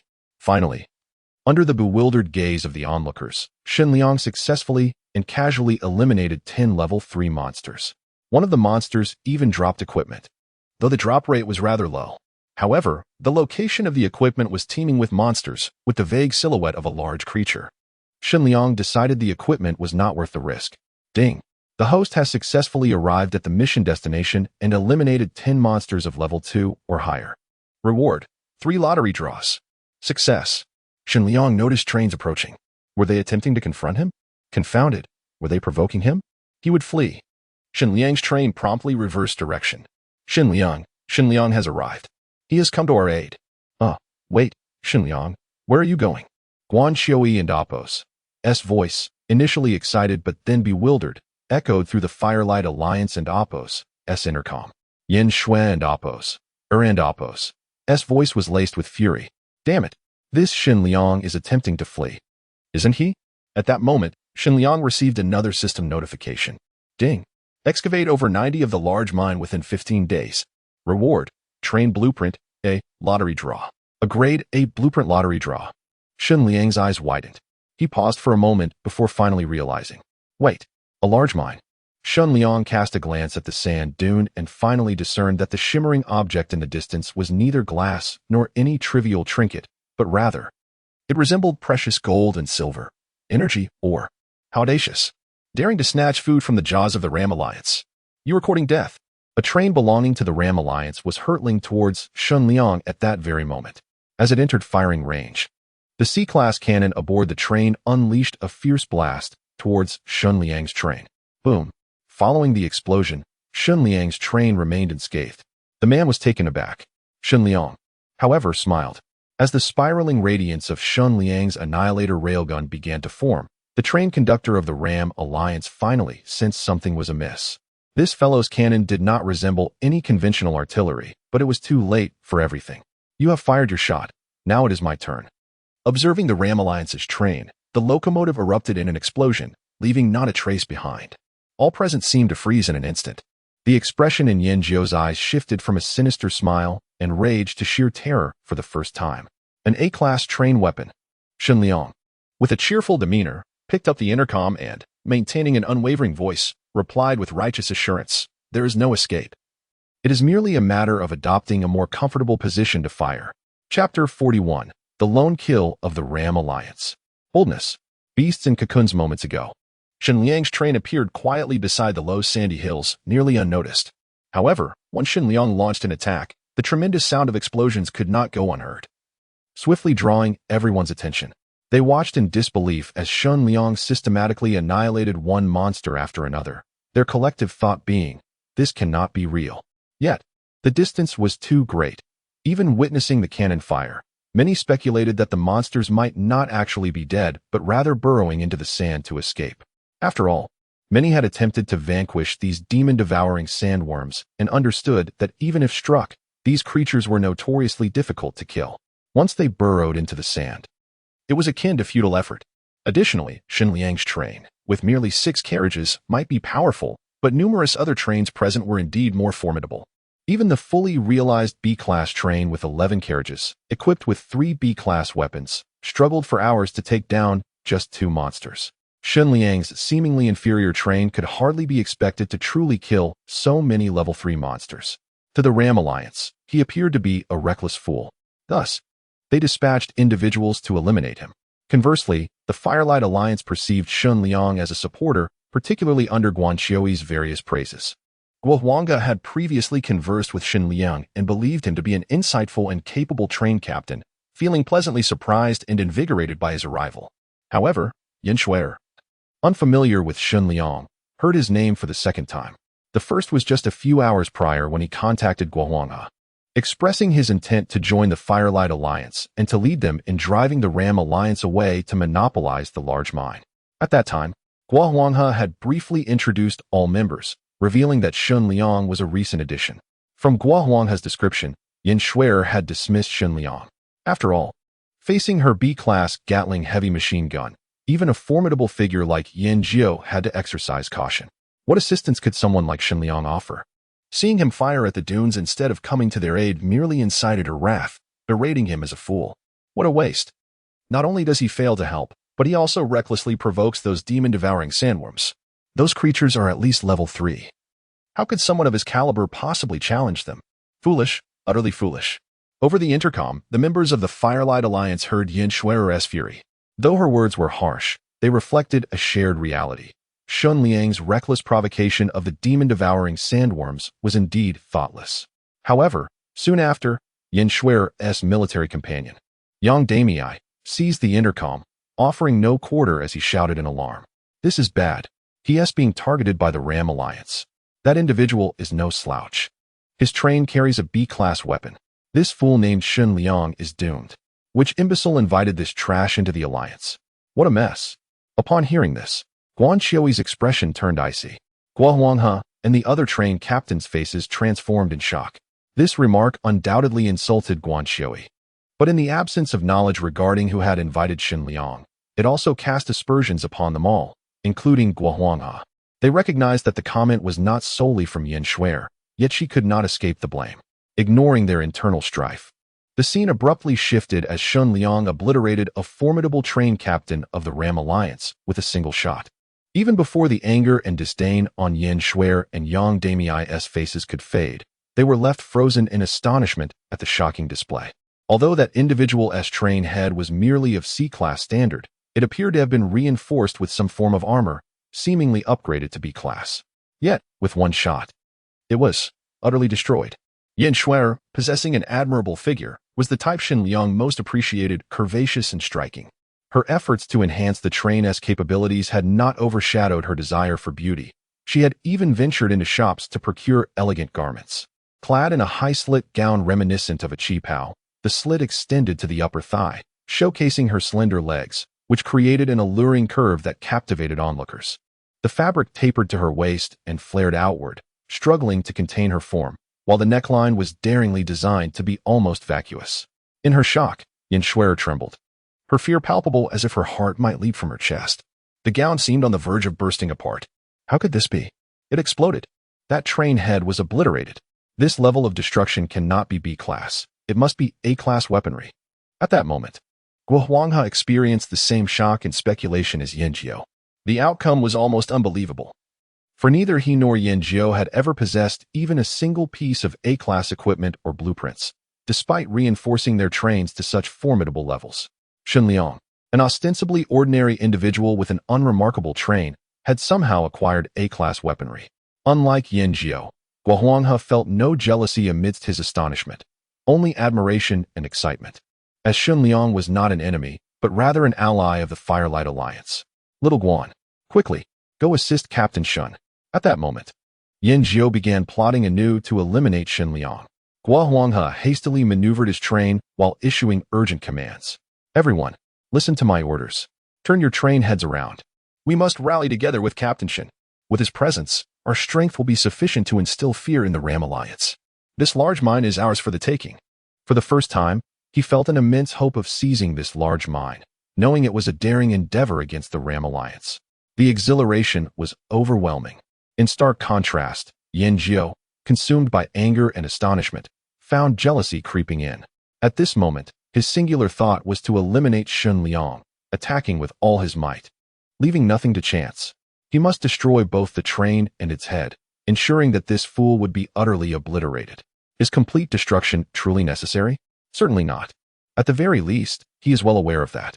The A-grade mysterious train-mounted weapon, the cannon, is beyond the capacity of his own trains to annihilate.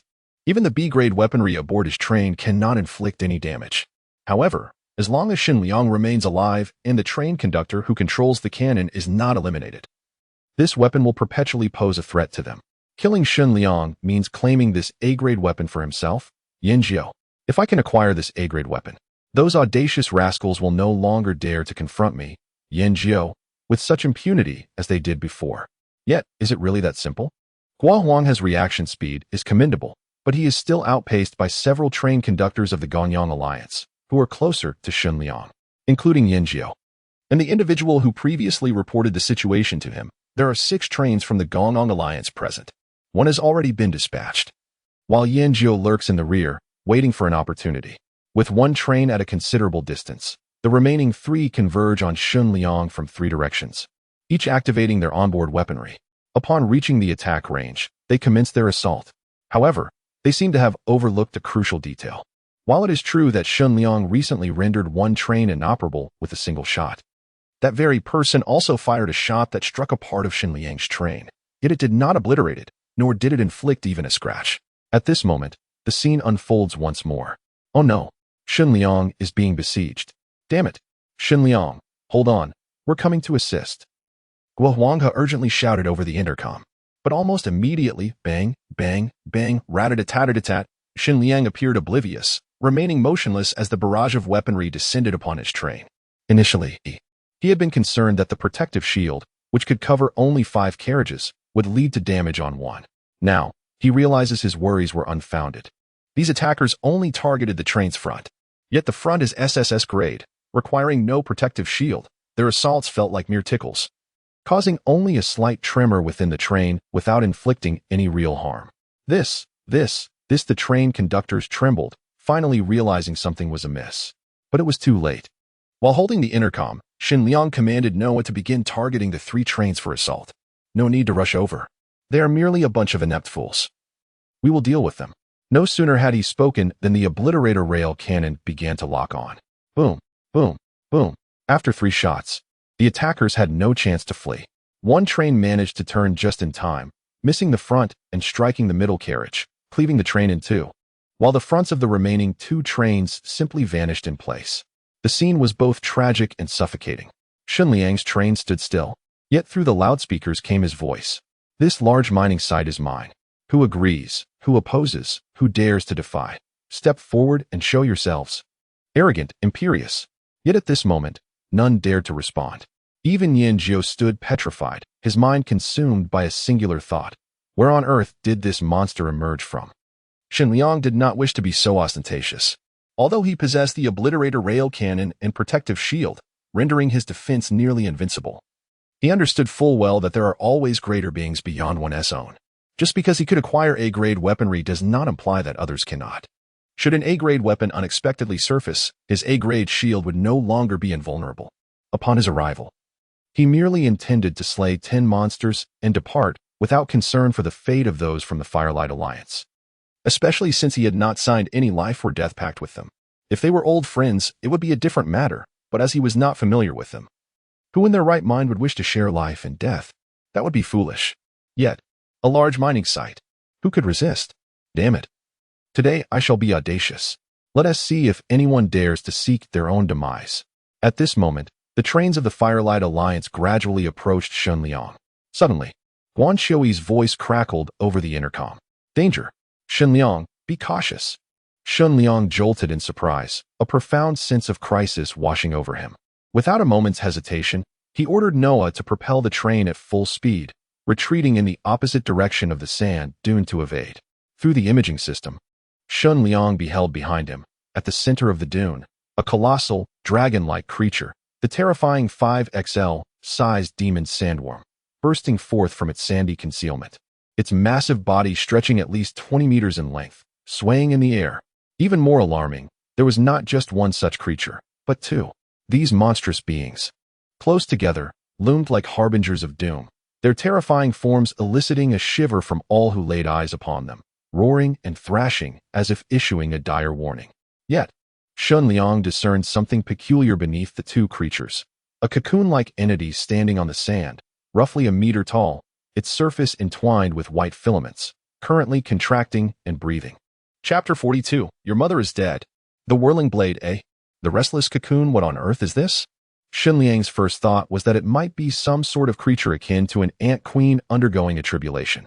Of course, this notion was somewhat hasty, for this entity was far too diminutive.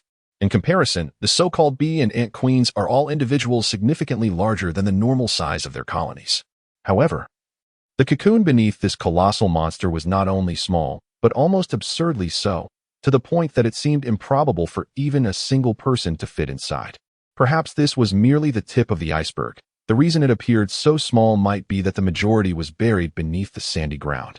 After all, this expanse of sand seemed quite capable of concealing much. With so many monsters capable of burrowing beneath the surface, Shen Liang even speculated that these creatures had devoured the energy ores beneath, leaving only this meager amount visible above ground. Thank you, train conductor, Shen Liang remarked as his train traveled 100 meters away. When he turned back, he noticed that the previously reluctant devouring sandworms had seemingly been stimulated by something. Beginning to abandon their original positions at the center of the dune, they slithered to the very edge, exposing their bodies like great pythons, encircling the surrounding trains with an intimidating display, all hissing in unison.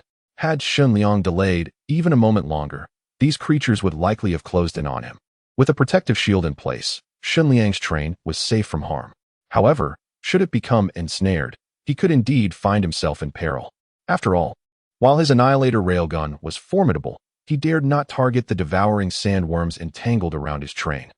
For such an action could shatter the shield's defenses and potentially destroy his own train. No need for thanks. It is your arrival that has saved us all. We should be the ones expressing our gratitude, said Guanqiui. Ho Fei and Zhang Daong echoed her sentiments. Indeed, Shen, it was you, they exclaimed. Your cannon is incredibly powerful. Without you, our Firelight Alliance would likely have been annihilated by the Goat Alliance today. Before Guowanga could speak, Yin Shuai interjected. Her tone tinged with displeasure. What do you mean by that? Are you blaming me for instigating the conflict with the Goat Alliance?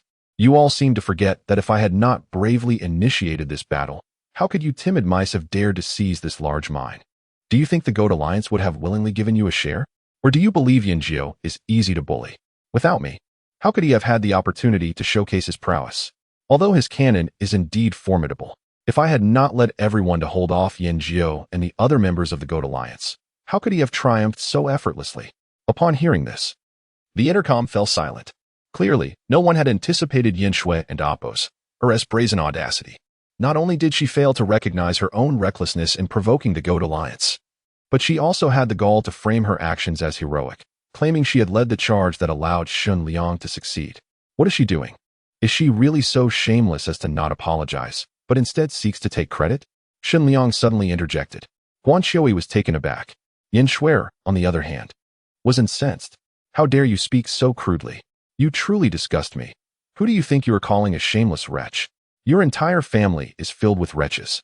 No one expected Shen Liang to retort so harshly. Even more surprisingly, Yin Shui seemed to be completely thrown off balance by the insult. Enough, Guohuanghe interjected, visibly pained. He was aware that Yin Shui was at fault, yet he hesitated to chastise her directly, as his deceased brother's dying wish was for him to take care of her. However, he did not wish to offend Shen Liang either, not out of fear, but rather a desire to retain such a strong ally within the Firelight Alliance. Thus, he found himself in the role of peacemaker, patiently introducing Shen Liang, while also introducing Yin Shui, emphasizing that she was the daughter of his late brother, in hopes that Shen Liang would show him some consideration. Oh, I apologize. I was unaware of this connection. I truly did not know if your father had passed. I wonder if your mother has also departed. Cough, cough. My condolences. Guohuang's face darkened. He had not anticipated Shen Liang's words. Yet, he understood that Shen Liang harbored resentment. After all, during the previous battle, Yin Shui had hurled insults at him, calling him trash and fool. Who wouldn't he be angry? Oh no. He wanted to intervene with Yin Shui, but it was too late. Do you not know how to speak? If you cannot, then just shut your filthy mouth. Your father is dead. Your mother is dead. At that moment, the intercom fell silent once more. Guohuanghe braced himself for the worst. He feared Shen Liang might strike at Yin Shui. But once again, the tension was shattered by the creatures of the sand dunes. Everyone, be quiet. Look at those creatures on the dune. They seem to be circling around that cocoon, as if they are about to. Could they be helping the creature inside to break free? Guanqiui remarked. Shen Liang focused his gaze on the scene. He observed that the two enormous devouring sandworms remained in the center, their massive forms towering high, signaling a warning to all around them. Meanwhile, at least 20 smaller devouring sandworms began to meander around the dune. As they roamed, more and more energy ores were unearthed from the sand, seemingly at random. But something felt amiss. Were these monsters intentionally extracting the energy ores? In the distance, Yin Jiao and two of his allies dared not approach, wary of Shen Liang. Yet, they did not leave, waiting at a distance, acknowledging their defeat in the struggle for the large mine. Yin Jiao, begrudgingly accepting the outcome, had even abandoned the thought of summoning other members. Facing that A-class cannon, no matter how many came, they would all be mere cannon fodder. The only reason they remained was to observe whether Shen Liang and his allies could resolve the predicament posed by these creatures. If they succeeded, only then could they excavate the mine. Otherwise, they would find themselves in the embarrassing situation of having a mountain of gold without the courage to approach it. Yet, even if that were the case, Yin Jiao felt powerless, for even Shen Liang's A-class cannon could not resolve this issue. At this moment, everyone watched the unfolding scene, their minds racing, clearly beyond the realm of normal comprehension. Should we engage directly? Shen Liang did not consult with Guanqiui and the others. In such a moment, he could only trust his own instincts, for no one could guarantee what would happen next. Will there ever be another wretch like Yin Shuer? In his eyes, she has ceased to be human, resembling rather a corpse. Yet, for now, he refrains from taking her life, for killing someone is an effortless task. Compared to that, Shen Liang yearns to employ alternative methods to impart the essence of despair to Yin Shuer. Before that, he must contemplate the predicament of the mine. Unless these monsters are eradicated, the excavation cannot proceed, and the mission will remain unfulfilled. The vast mineral resources of the mine and the enticing rewards of the task are undeniably tempting. Thus, he cannot afford to relinquish them. At this moment, he is not stingy with energy ores, opting instead to keep the protective shield activated at all times. The locomotive requires no protection. While the last carriage is temporarily vacated of personnel, its destruction would be inconsequential. The 5 carriages in the middle are perfectly adequate. Time is of the essence, and he decides to draw rewards first. Shen Liang contemplates that perhaps he might procure some formidable weapons. The level 3 demon-devouring sandworms pose no threat to him, while the 2 colossal level 4 sandworms have been confirmed. Conventionally, an A-grade weapon should suffice to handle a level 4 creature, though it is not an absolute guarantee. Just as a B-grade weapon can eliminate a level 3 monster, it can accomplish the task but may not ensure complete success. Reward: Comprehensive Carriage Blueprint, B. Reward: Loyalty Chips 10. Reward: Train Spinning Blade, A. Upon concluding the 3 draws, Shen Liang is elated to have obtained the Comprehensive Carriage Blueprint for the first time. In simple terms, this blueprint amalgamates 3 separate designs into one, with the material types and total quantity remaining unchanged, yet it consolidates the effort from 3 into 1, an excellent acquisition. The loyalty chips have finally reappeared, this time in a bountiful quantity of 10. These are precisely what Shen Liang requires. With these 10 loyalty chips, he can forge 10 subordinates as utterly loyal as Gao Lei and Shun Wanxiu. However, he has since reconsidered. He realizes it is unnecessary to allocate 1 chip to each guard, as that would be somewhat wasteful. Instead, a select few exceptional individuals may suffice with just 1. What is the train spinning blade? It appears to be a weapon. Yet upon closer examination, Shen Liang discovers that this weapon is tailor-made for his current circumstances. Train spinning blade, A. Requires installation on both sides of the train's body, presenting a machete-like form with a maximum width of 1.2 meters, a length of 3.6 meters, and a thickness of 5 centimeters. It can be extended for fixed use and can also be launched via a trigger button, with an attack range of approximately 500 meters in radius. After spinning, the blade can return to its original position via a positioning system. Through a 3-dimensional demonstration, the various combat methods of the train spinning blade are unveiled. After viewing, Shen Liang is left in awe. This is indeed an impressive weapon. It resembles an oversized spinning knife. When installed on the train, it effectively extends 2 wings akin to an aircraft's, albeit far sharper. While the train accelerates, it can slice through any objects on either side. This maneuver should prove effective against hordes of corpses. Moreover, the launched spinning blades represent the weapon's most formidable aspect. Upon firing, the blades are propelled outward by some force, slicing through anything within reach during their rotation. Remarkably, although it is a melee weapon, it transforms into a ranged attack under this mode. This spinning blade's assault pattern is exceptionally suited for eliminating these excessively large demon-devouring sandworms. However, merely severing their bodies does not guarantee their demise. The head must be destroyed to ensure a kill. Nevertheless, a sandworm that has been bisected will lose its offensive capabilities. Whether they live or die, the first step is to incapacitate them one by one. During the recent bombardment, not every sandworm fell with a single strike. These creatures possess a certain level of alertness, and some, sensing danger, swiftly burrowed into the sand. Those quick enough to evade the explosion's impact managed to secure their safety, which resulted in Shen Liang squandering considerable energy ores. However, if all are cleaved in half, it is likely that their ability to burrow will be significantly hindered, if not entirely lost. Without further ado, Shen Liang surveys his surroundings. The allies from the Firelight Alliance are positioned not far from him. This time, he does not intend to engage in battle alone. Given the circumstances, the likelihood of solitary action is minimal. Although he does not plan to share too many ores with his comrades from the Firelight Alliance, he cannot waste the opportunity to command free allies. Everyone, I intend to eliminate these demon-devouring sandworms. However, those behind, including Yin Jiu, are watching closely. You need not engage the monsters. I only ask that you help secure our rear.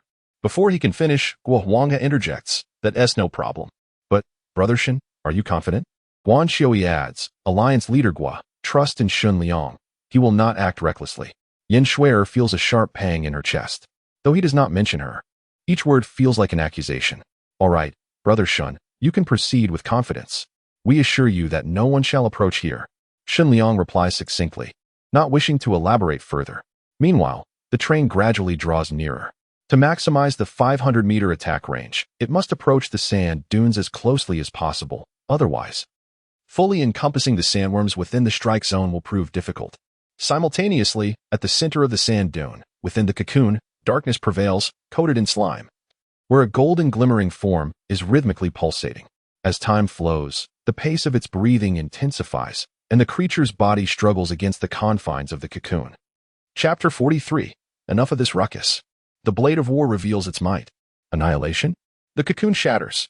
What in the world is the Firelight Alliance up to? Do they truly aspire to monopolize this vast mineral field?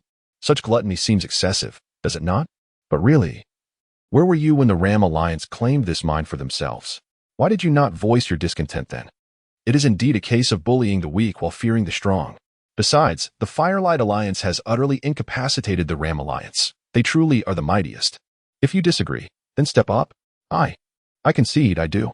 It is merely out of concern for my comrades and oppos' feelings. 5 kilometers away on the dunes, the onlookers remain. The recent turn of events has left them astounded. They could never have anticipated that the once mighty Ram Alliance would be so thoroughly decimated. Had it not been for Yinzhou's timely retreat, they might have feared for his safety as well.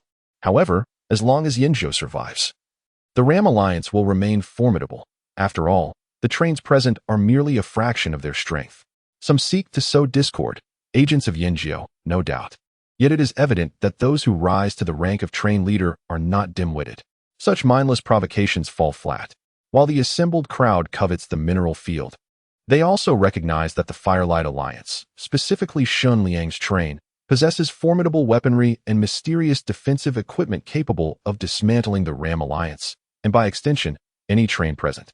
Perhaps they could pose a threat through sheer numbers. But what if Shen Liang and oppos' ammunition is sufficient to deal with them? Returning to the matter at hand, it cannot be denied that the Firelight Alliance possesses some strength and a stroke of fortune in having such powerful allies. Yet, can they truly vanquish these monsters? After all, Yinzhou and the Ram Alliance launched a fierce assault for 2 hours, managing to eliminate only 2 creatures. Now, they face at least 20, including 2 colossal level 4 monster lords. Shen Liang's cannon may dispatch level 3s, but can it hold against level 4s? I cannot shake the feeling that they may falter here. Skepticism lingers among some. Their doubts are not unfounded. Many have chosen to stay, eager to witness whether a calamity will indeed unfold. Should the Firelight Alliance falter, and the monsters be diminished, they could swarm in for the kill, much like mantises preying on cicadas. Even if only 2 level 4 lords remain, with their numbers, they could surely carve them up. This is their true purpose for lingering here, and it is why Shen Liang has tasked Guo Wanghe with keeping watch. For now, these individuals are unlikely to act. They may not fear us, but Shen Liang's prowess instills terror in them. Provided that everything goes smoothly on his end, we must not allow any mishaps. Otherwise, if these shameless individuals rush us, we would be hard-pressed to withstand them. Guo Wanghe's expression is grave. His concerns do not lie with the crowd, but rather with Shen Liang. Once he speaks, Hou Fei and Jiang Deong chime in. Shen Liang has performed remarkably well. My worries about him are minimal. The only consideration now is a matter of time. Indeed, should these individuals dare to approach, they might not fear us. But they must weigh Shen Liang's formidable cannon. Guan Xiui's face darkens. That cannon does not have a name. However, I witnessed the might of Shen Liang's cannon during our last encounter with those 2 level 3 devourers. Though they did not possess the immense size of the devouring sandworm, their defenses were far superior, akin to steel plating. Shen Liang's cannon dispatched them with ease. I believe he can handle the 2 level 4 monsters without difficulty. Guan Xiui does not blindly praise Shen Liang. Her confidence stems from first-hand experience. The previous battle remains vivid in her memory. Suddenly, Yin Shuier speaks up, her tone predictably discordant. While I understand that everyone trusts him, we must not be overly confident. We are all trained leaders who have survived in this apocalyptic world, not novices. You all know that each level increase in these end-of-the-world monsters signifies a drastic enhancement in power. The destruction a level 3 monster can wreak is unmatched even by 10 level 2 monsters combined. From their current size and condition, level 4 monsters appear exceptionally formidable. I suspect that even A-grade weapons would struggle to breach their defenses. Even if they possess such armaments, the hope is slim. It is best to be thoroughly prepared. While her words are not necessarily harsh and possess a semblance of logic, in this moment of collective faith, her pessimism is disheartening. Guo Huanghe has tolerated her remarks thus far, considering her a younger friend entrusted to his care, yet her incessant negativity is nearing his breaking point. Swear, such words are ill-advised. Had it not been for Shen Liang, we would have been in grave danger, pursued relentlessly by the Ram Alliance, potentially facing severe losses or casualties. His strength is evident. Oh, Uncle Guo, are you suggesting that defeating the Ram Alliance is solely Shen Liang's achievement, while I, who bravely led this battle, am? Yin Shuer seizes the moment to press further. Shen Liang interjects abruptly. You had better keep your mouth shut. One more word, and I swear I will blast you to pieces with this cannon. His voice is not loud, but the threat is palpable. The others silently commend Shen Liang for his boldness. This time, Guo Huanghe is too weary to defend her. Yin Shuer flushes in anger. You, how crude. Disgusting. I shan't hold this against you. But I must say, the distribution of this large mineral field we have jointly secured must be agreed upon beforehand. I initiated this battle, and I shall claim the lion's share, at least 30%. The remainder you may divide amongst yourselves. With 6 individuals, if Yin Shuer claims 30%, the remaining 5 will barely receive 14% each, not even half of her share. This time, it does not require Shen Liang to speak. Guan Chui is already laughing in disbelief. Sister Shuer, have you forgotten to take your medication? Who are you insulting? Silence. Shen Liang is currently engaged in battle. If he becomes distracted and fails to eliminate these monsters, none of us will lay claim to a single mineral. Guo Huanghe finally erupts in anger. The Firelight Alliance had maintained a semblance of harmony until now. He never anticipated that his friend's daughter would turn out to be such a troublemaker, further aggravating his headache. Kicking Yin Shuer out would be most unkind and dishonorable to the brothers who have passed. Yet, keeping her around fills him with dread that her foolishness may very well lead to their downfall. Yin Shuer and Appos, still seething, falls silent, though her chest rises and falls in agitation. Had she not clasped her hands tightly, her heart might have leaped from her chest multiple times. I was infuriated. Those individuals are utterly shameless. My contribution, Yin Shuer's achievement, was clearly the most significant. How dare they address me in such a manner? I am livid. I wish I could turn back time and preemptively eliminate that loathsome man, Shen Liang. Yin Shuer's words resonated with the sycophantic women behind her. However, Yang Damei, the shrewd strategist, retained some semblance of reason. Such action was inadvisable, at least for the time being. It was prudent to allow Shen Liang to slay the monsters first, and then deliberate on the allocation of the mines. Should they all disagree, perhaps more drastic measures could be contemplated. A sinister expression crept across Yang Damei's face. Yin Shuer paused, then nodded. She sensed that Yang Damei had a plan, and perhaps it was best to bide her time. Yin Shuer's words served as a reminder to Shen Liang, since he had enlisted the aid of the Firelight Alliance for surveillance. It was inevitable that he would have to cede a portion of the mineral resources to them. Yet, strictly speaking, the mine was entirely his accomplishment. Everyone else was merely a ragtag group, whom he had rescued. Now, they were simply assisting with menial tasks. How much did they expect? As for the quantity, Yin Shuer's proposition of 30 was utterly preposterous. She had the audacity to open her mouth and suggest such a thing. Even 3 would require careful consideration. The matter was best left unresolved for the moment. Shen Liang refrained from launching an immediate assault, instead observing the creatures as he approached. He discerned that the monsters did not seem as agitated by the approach of his train as they had been previously. Moments ago, they had been vigilant on the periphery, but now they were suddenly converging towards the center, swirling and crisscrossing through the sand, as if swimming. What was this strange phenomenon? It felt eerily like some sort of ritual. Clearly, these monsters were not capable of such sophisticated behavior. Shen Liang surmised that they were attempting to protect the cocoon in the center. Undoubtedly, the cocoon contained something of great value, and they wished to prevent it from being manually destroyed before it hatched, as it would presumably be at its strongest upon emerging naturally. Therefore, would an attack at this moment constitute taking advantage of the situation? Shen Liang's expression was one of uprightness. He abhorred such opportunistic behavior. However, a concentrated cluster of sand-devouring worms would certainly make for a more efficient slaughter. Let's put these rotary blades to the test and see what they're capable of.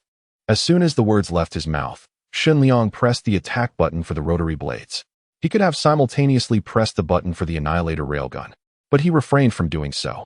The reason was simple. This was his first time using the rotary blades, and he was uncertain of their trajectory. He did not want to risk accidentally hitting his own blades with his cannon and rendering them useless. Instantly, two colossal blades, each measuring 1.2 meters in width and 3.6 meters in length, shot skyward from either side of the train. Like projectiles, they traveled at great speed, tracing two enormous circles in the air, their edges shimmering with lethal sharpness. The blades on each side described an ellipse in the air, intersecting as they reached their target. The sound of air being cleaved mingled with the sharp sound of slicing. Before anyone could react, they saw two giant boomerang-like objects fly out. By the time they returned, four of the writhing, sand-devouring worms had ceased their movements. In the next instant, the upper halves of their bodies plummeted to the sand in a desperate struggle. For sand-devouring worms had been bisected in one fell swoop. In the distance, Yanjiu stared in disbelief. No way. This must be some kind of joke. I toiled for hours to take down two of them, and this kid dispatches four with a single boomerang. Although they're not dead, they've probably lost their fighting ability. Wait a minute. Isn't that kid's most powerful weapon that cannon? Could these rotary blades also be A-grade? Yanjiu's expression changed drastically. He felt as though he had uncovered a terrifying truth, and even contemplated whether Shen Liang might seek revenge on him. Perhaps he should flee. Guohuanghe and the others also witnessed the spectacle. They exclaimed in astonishment. Yen Shui and Appos frowned, uncertain whether to feel pleased or envious. The rotary blades took approximately 7 or 8 seconds to complete their cycle from launch to return. The duration was somewhat lengthy, but considering the round trip, it was reasonable. With a muffled thud, the blades reattached to the train. Shen Liang's eyes gleamed with excitement. Excellent. These are quite something. Based on the initial attack, he could ascertain the fixed attack range and speed of the train and Appos' blades.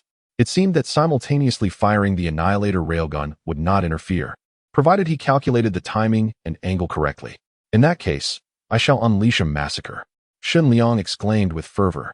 He suspected that the cocoon might contain a treasure. Even if it did not, such a large number of advanced monsters would surely yield a wealth of equipment.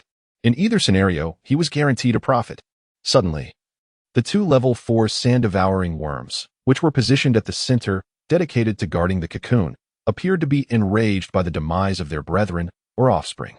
They roared skyward, unleashing a terrifying sonic assault that sent shivers down the spine. This was the first time these two monsters had displayed such fury. Look at you. Always in such a hurry. I offered you a chance to leave, but you refused. Now you're upset that I'm attacking you? Take this. With that, Shen Liang simultaneously pressed the attack buttons for the Annihilator railgun and the rotary blades. In an instant, both attacks were unleashed. Everyone present was witnessing such a spectacle for the first time. A single train was unleashing the fire suppression of an entire army. While the rotary blades lacked the explosive impact of the Annihilator railgun, their silent, efficient strikes could sever multiple sand-devouring worms with each pass. And the Annihilator railgun once again proved that a formidable weapon never goes out of style. After a furious barrage, dust billowed and then settled. When people could see clearly, they were astonished. No way. A single wave of attacks obliterated those monsters? Wait, those two level 4 sand-devouring worms, are they dead? The Annihilator railgun was a voracious consumer of resources, and the rotary blades also consumed energy ore, albeit less than the railgun. One unit of ore could power 10 blade launches, making it a relatively cost-effective option. While it appeared to be a single wave of attacks, Shen Liang had actually expended over a dozen units of energy ore. Most of the monsters were killed with a single strike. However, a greater amount of ore was wasted on eliminating the two boss-level 4 sand-devouring worms. These two monsters were significantly more resilient, and it took a prolonged, concentrated bombardment to dispatch them. Moreover, Shen Liang noticed that these two level 4 monsters would rather endure the artillery fire than abandon their posts and flee. He found it quite challenging to deal with the two individuals. Was that it? It turned out to be considerably easier than he had anticipated. Shen Liang smiled, for he had witnessed the aftermath. Upon the demise of these creatures, a variety of equipment was revealed. Upon cursory inspection, there appeared to be either 5 or 6 items, including blueprints and ready-made gear. Most notably, among the two level 4 monsters, one had astonishingly dropped a blueprint. It was the overall manufacturing blueprint for the locomotive. Yanjiao and Appo's eyes sparkled with excitement. This was precisely what he had been desperately seeking for quite some time. However, at that moment, Shen Liang was captivated by the cracked and shattered insect cocoon, which had somehow withstood the relentless bombardment of his railgun. There was indeed something remarkable about it. But now, was it time to break the cocoon? Chapter 44, The Cocoon. Suspected level 5. A desperate situation? One last struggle, let's go. They are all dead, utterly annihilated. My heavens, is this even human? He possesses merely 6 carriages, yet he exhibits such formidable strength? Do not be foolish. Who has led you to believe that the power of a train is determined by the number of carriages it possesses? Nonetheless, it is true that generally, the more carriages, the more powerful the train, which is a high probability.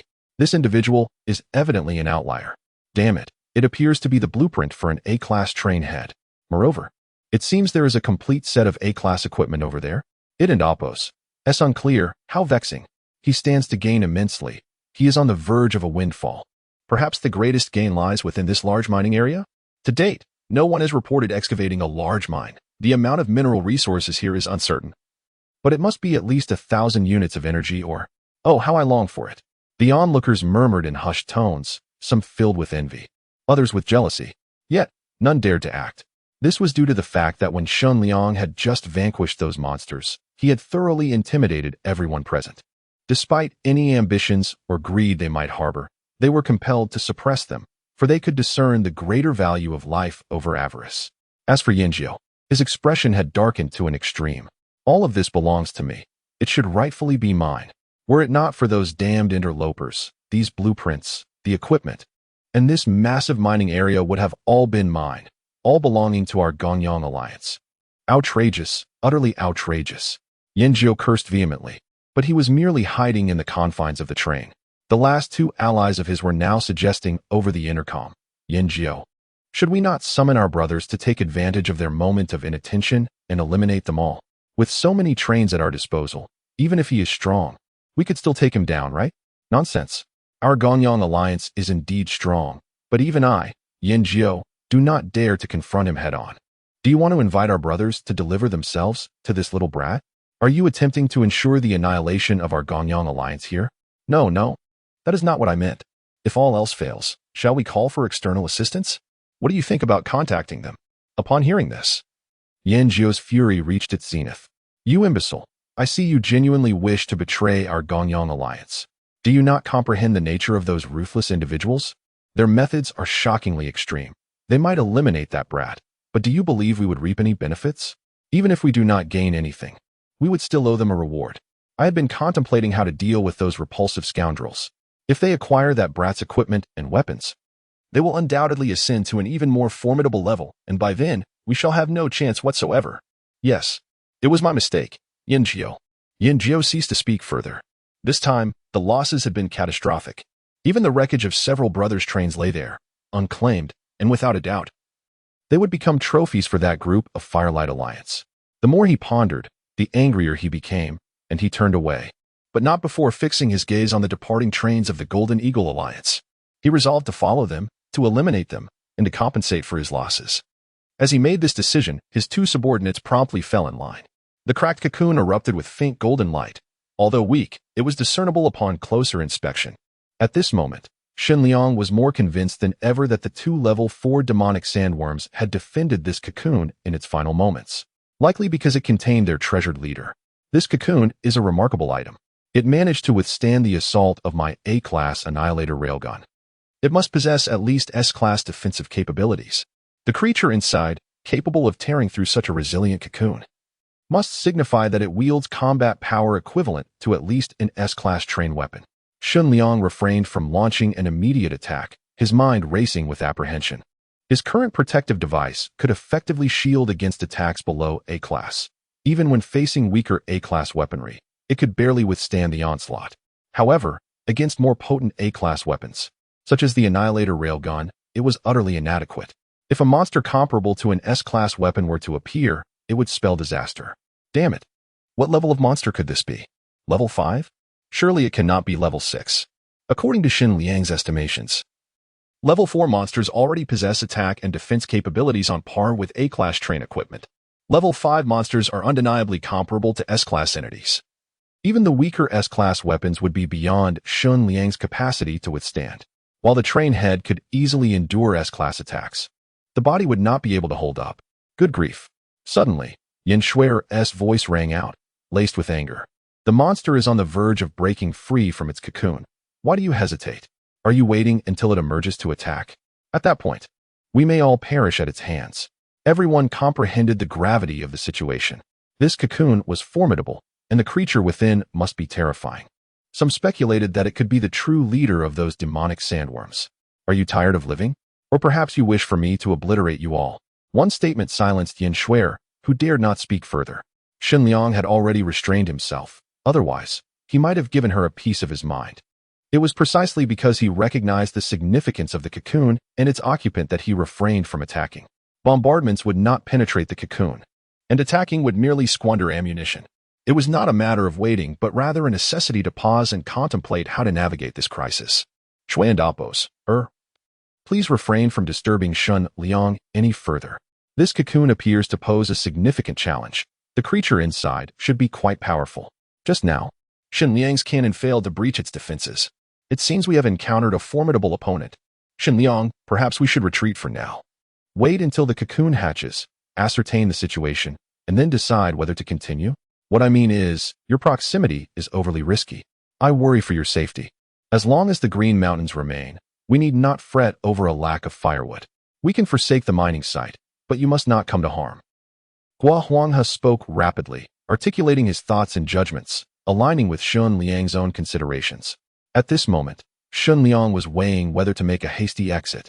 While the mission required the mining of this site, the task could be forsaken, but he could not afford to lose his life here. If this monster were to obliterate his hard-earned train, even though the train head would survive, the emotional toll would be devastating. The crux of the matter was that this monster was exceedingly formidable. He was certain he could not handle it. Could he truly escape? Shen Liang murmured to himself. A retreat might leave him with nothing but the train head, which would be utterly humiliating. Wait a moment, the train head. A glimmer of inspiration struck Shen Liang. Brother Gua, please maintain your distance and do not involve yourselves. It is indeed perilous here, but I have one final tactic. There is no need for you to take risks alongside me. Before his words had fully escaped his lips, Shen Liang swiftly maneuvered the train to retreat from the sand dunes, not straying too far, stopping approximately 500 meters away. Shen Liang came to an abrupt halt. Gao Lei, the rotary blade has been installed in the rear compartment, and the protective shield is in place to ensure the safety of the carriage. I am handing you the launch button. Should anyone dare to provoke us, unleash the rotary blade and eliminate the threat. Brother Shen, are you? I'm fine. I am the safest here. Then please be cautious. With that, Gao Lei returned to the rear compartment. Shen Liang then executed an unexpected maneuver. With a mechanical click, the locomotive detached itself from the 6 carriages behind, transforming into a solitary engine, while the Annihilator rail gun remained mounted atop it as a final safeguard. If anyone, or any creature, dared to challenge him, this cannon would deliver a devastating blow. The monsters encased in cocoons were an exception. The carriages could not withstand their onslaught. However, this locomotive was different. After all, it was an SSS-grade engine. The solitary locomotive sped toward the dunes, leaving the onlookers in sheer astonishment. Even the members of the Fire Alliance were rendered speechless. What in the world is Brother Shen doing? Is he planning to venture alone into danger? What is he after? This is recklessness. Guan Shui felt uneasy. She knew Shen Liang was not the impulsive type, yet at this moment, she could not comprehend his actions. No one was aware that the locomotive was of SSS grade. Under its guise, it merely appeared as a C-grade engine in shape and paint. Huanghe maintained a stoic expression, silently clenching his fists, channeling his strength to Shen Liang. Yin Shui scoffed, her harsh words lingering on the tip of her tongue, but ultimately refraining from uttering them, fearing Shen Liang's wrath. Flashing, and flashing again. Shen Liang accelerated, casting aside all apprehensions as he surged past the dune's edge, intent on colliding with the cocoon. Yet, from within the cracks of the cocoon, the flickering intensified, quickening at an alarming rate. This unnerved Shen Liang. It signified that the monster was on the verge of breaking free. But what of the emergence? Damn it! I will crush you. With a resounding crash, the locomotive collided with the cocoon. Contrary to expectations, the impact did not send him flying. Rather, it seemed to hasten the cracking of the cocoon. Inside the locomotive, Shen Liang was jolted violently, feeling as though his very organs might shatter. Fortunately, the locomotive absorbed most of the impact. Otherwise, he might have met his end not at the hands of the creature, but by his own recklessness. The spectators watched, their hearts racing. Such a crude and brutal method of attack was astonishingly primitive. Let it break free. Shen Liang swiftly reversed the locomotive, but did not retreat far. Suddenly, he noticed the cracks in the cocoon widening, from the width of his fingers to that of a fist, and then to the size of an infant's head. In an instant, he caught sight of the creature within, its silhouette reminiscent of the voracious sandworms, albeit with noticeable differences. Its mouth bore similarity, yet its teeth appeared sharper and denser. This creature, barely measuring 2 meters in length and slenderer than his waist, could it truly possess formidable strength? With a swift motion, a flaming quarrel from the train's crossbow pierced through the crack, striking the creature. The arrow struck the ground with a tremor, illustrating the creature's formidable resilience. Roaring with a youthful yet fierce bellow, the creature's cry was both innocent and ferocious. Was this a mere cub, or perhaps a formidable progenitor? Regardless of its nature, Shen Liang was acutely aware that he faced an unimaginable predicament. The creature inside the cocoon undoubtedly surpassed its shell's hardness, and while he could remain unharmed within the locomotive, he could not inflict any damage upon the creature. A single misstep could lead to being ensnared and buried in the sands. Should he flee? Damn it! I refuse to concede. Shen Liang clenched his fist in determination. Suddenly, he spotted a box before him, containing 10 small metallic objects. He picked one up and, amidst contemplation, devised a plan that seemed dubious yet worth a shot, a final gamble. The locomotive inched closer, the creature's frantic roars echoing as it struggled to break free. With only a few remnants of the cocoon still clinging to it, the fissure had widened sufficiently. Indeed, Shen Liang could have spat through it, but he refrained. Under the astonished gaze of the crowd, Shen Liang positioned the locomotive adjacent to the gaping crack of the cocoon, so close that it was nearly within reach. In this precarious situation, he bravely opened the window and grasped a loyalty chip, aiming it at the creature's delicate crimson lips. Here goes. The onlookers were left bewildered. What in the world is he doing?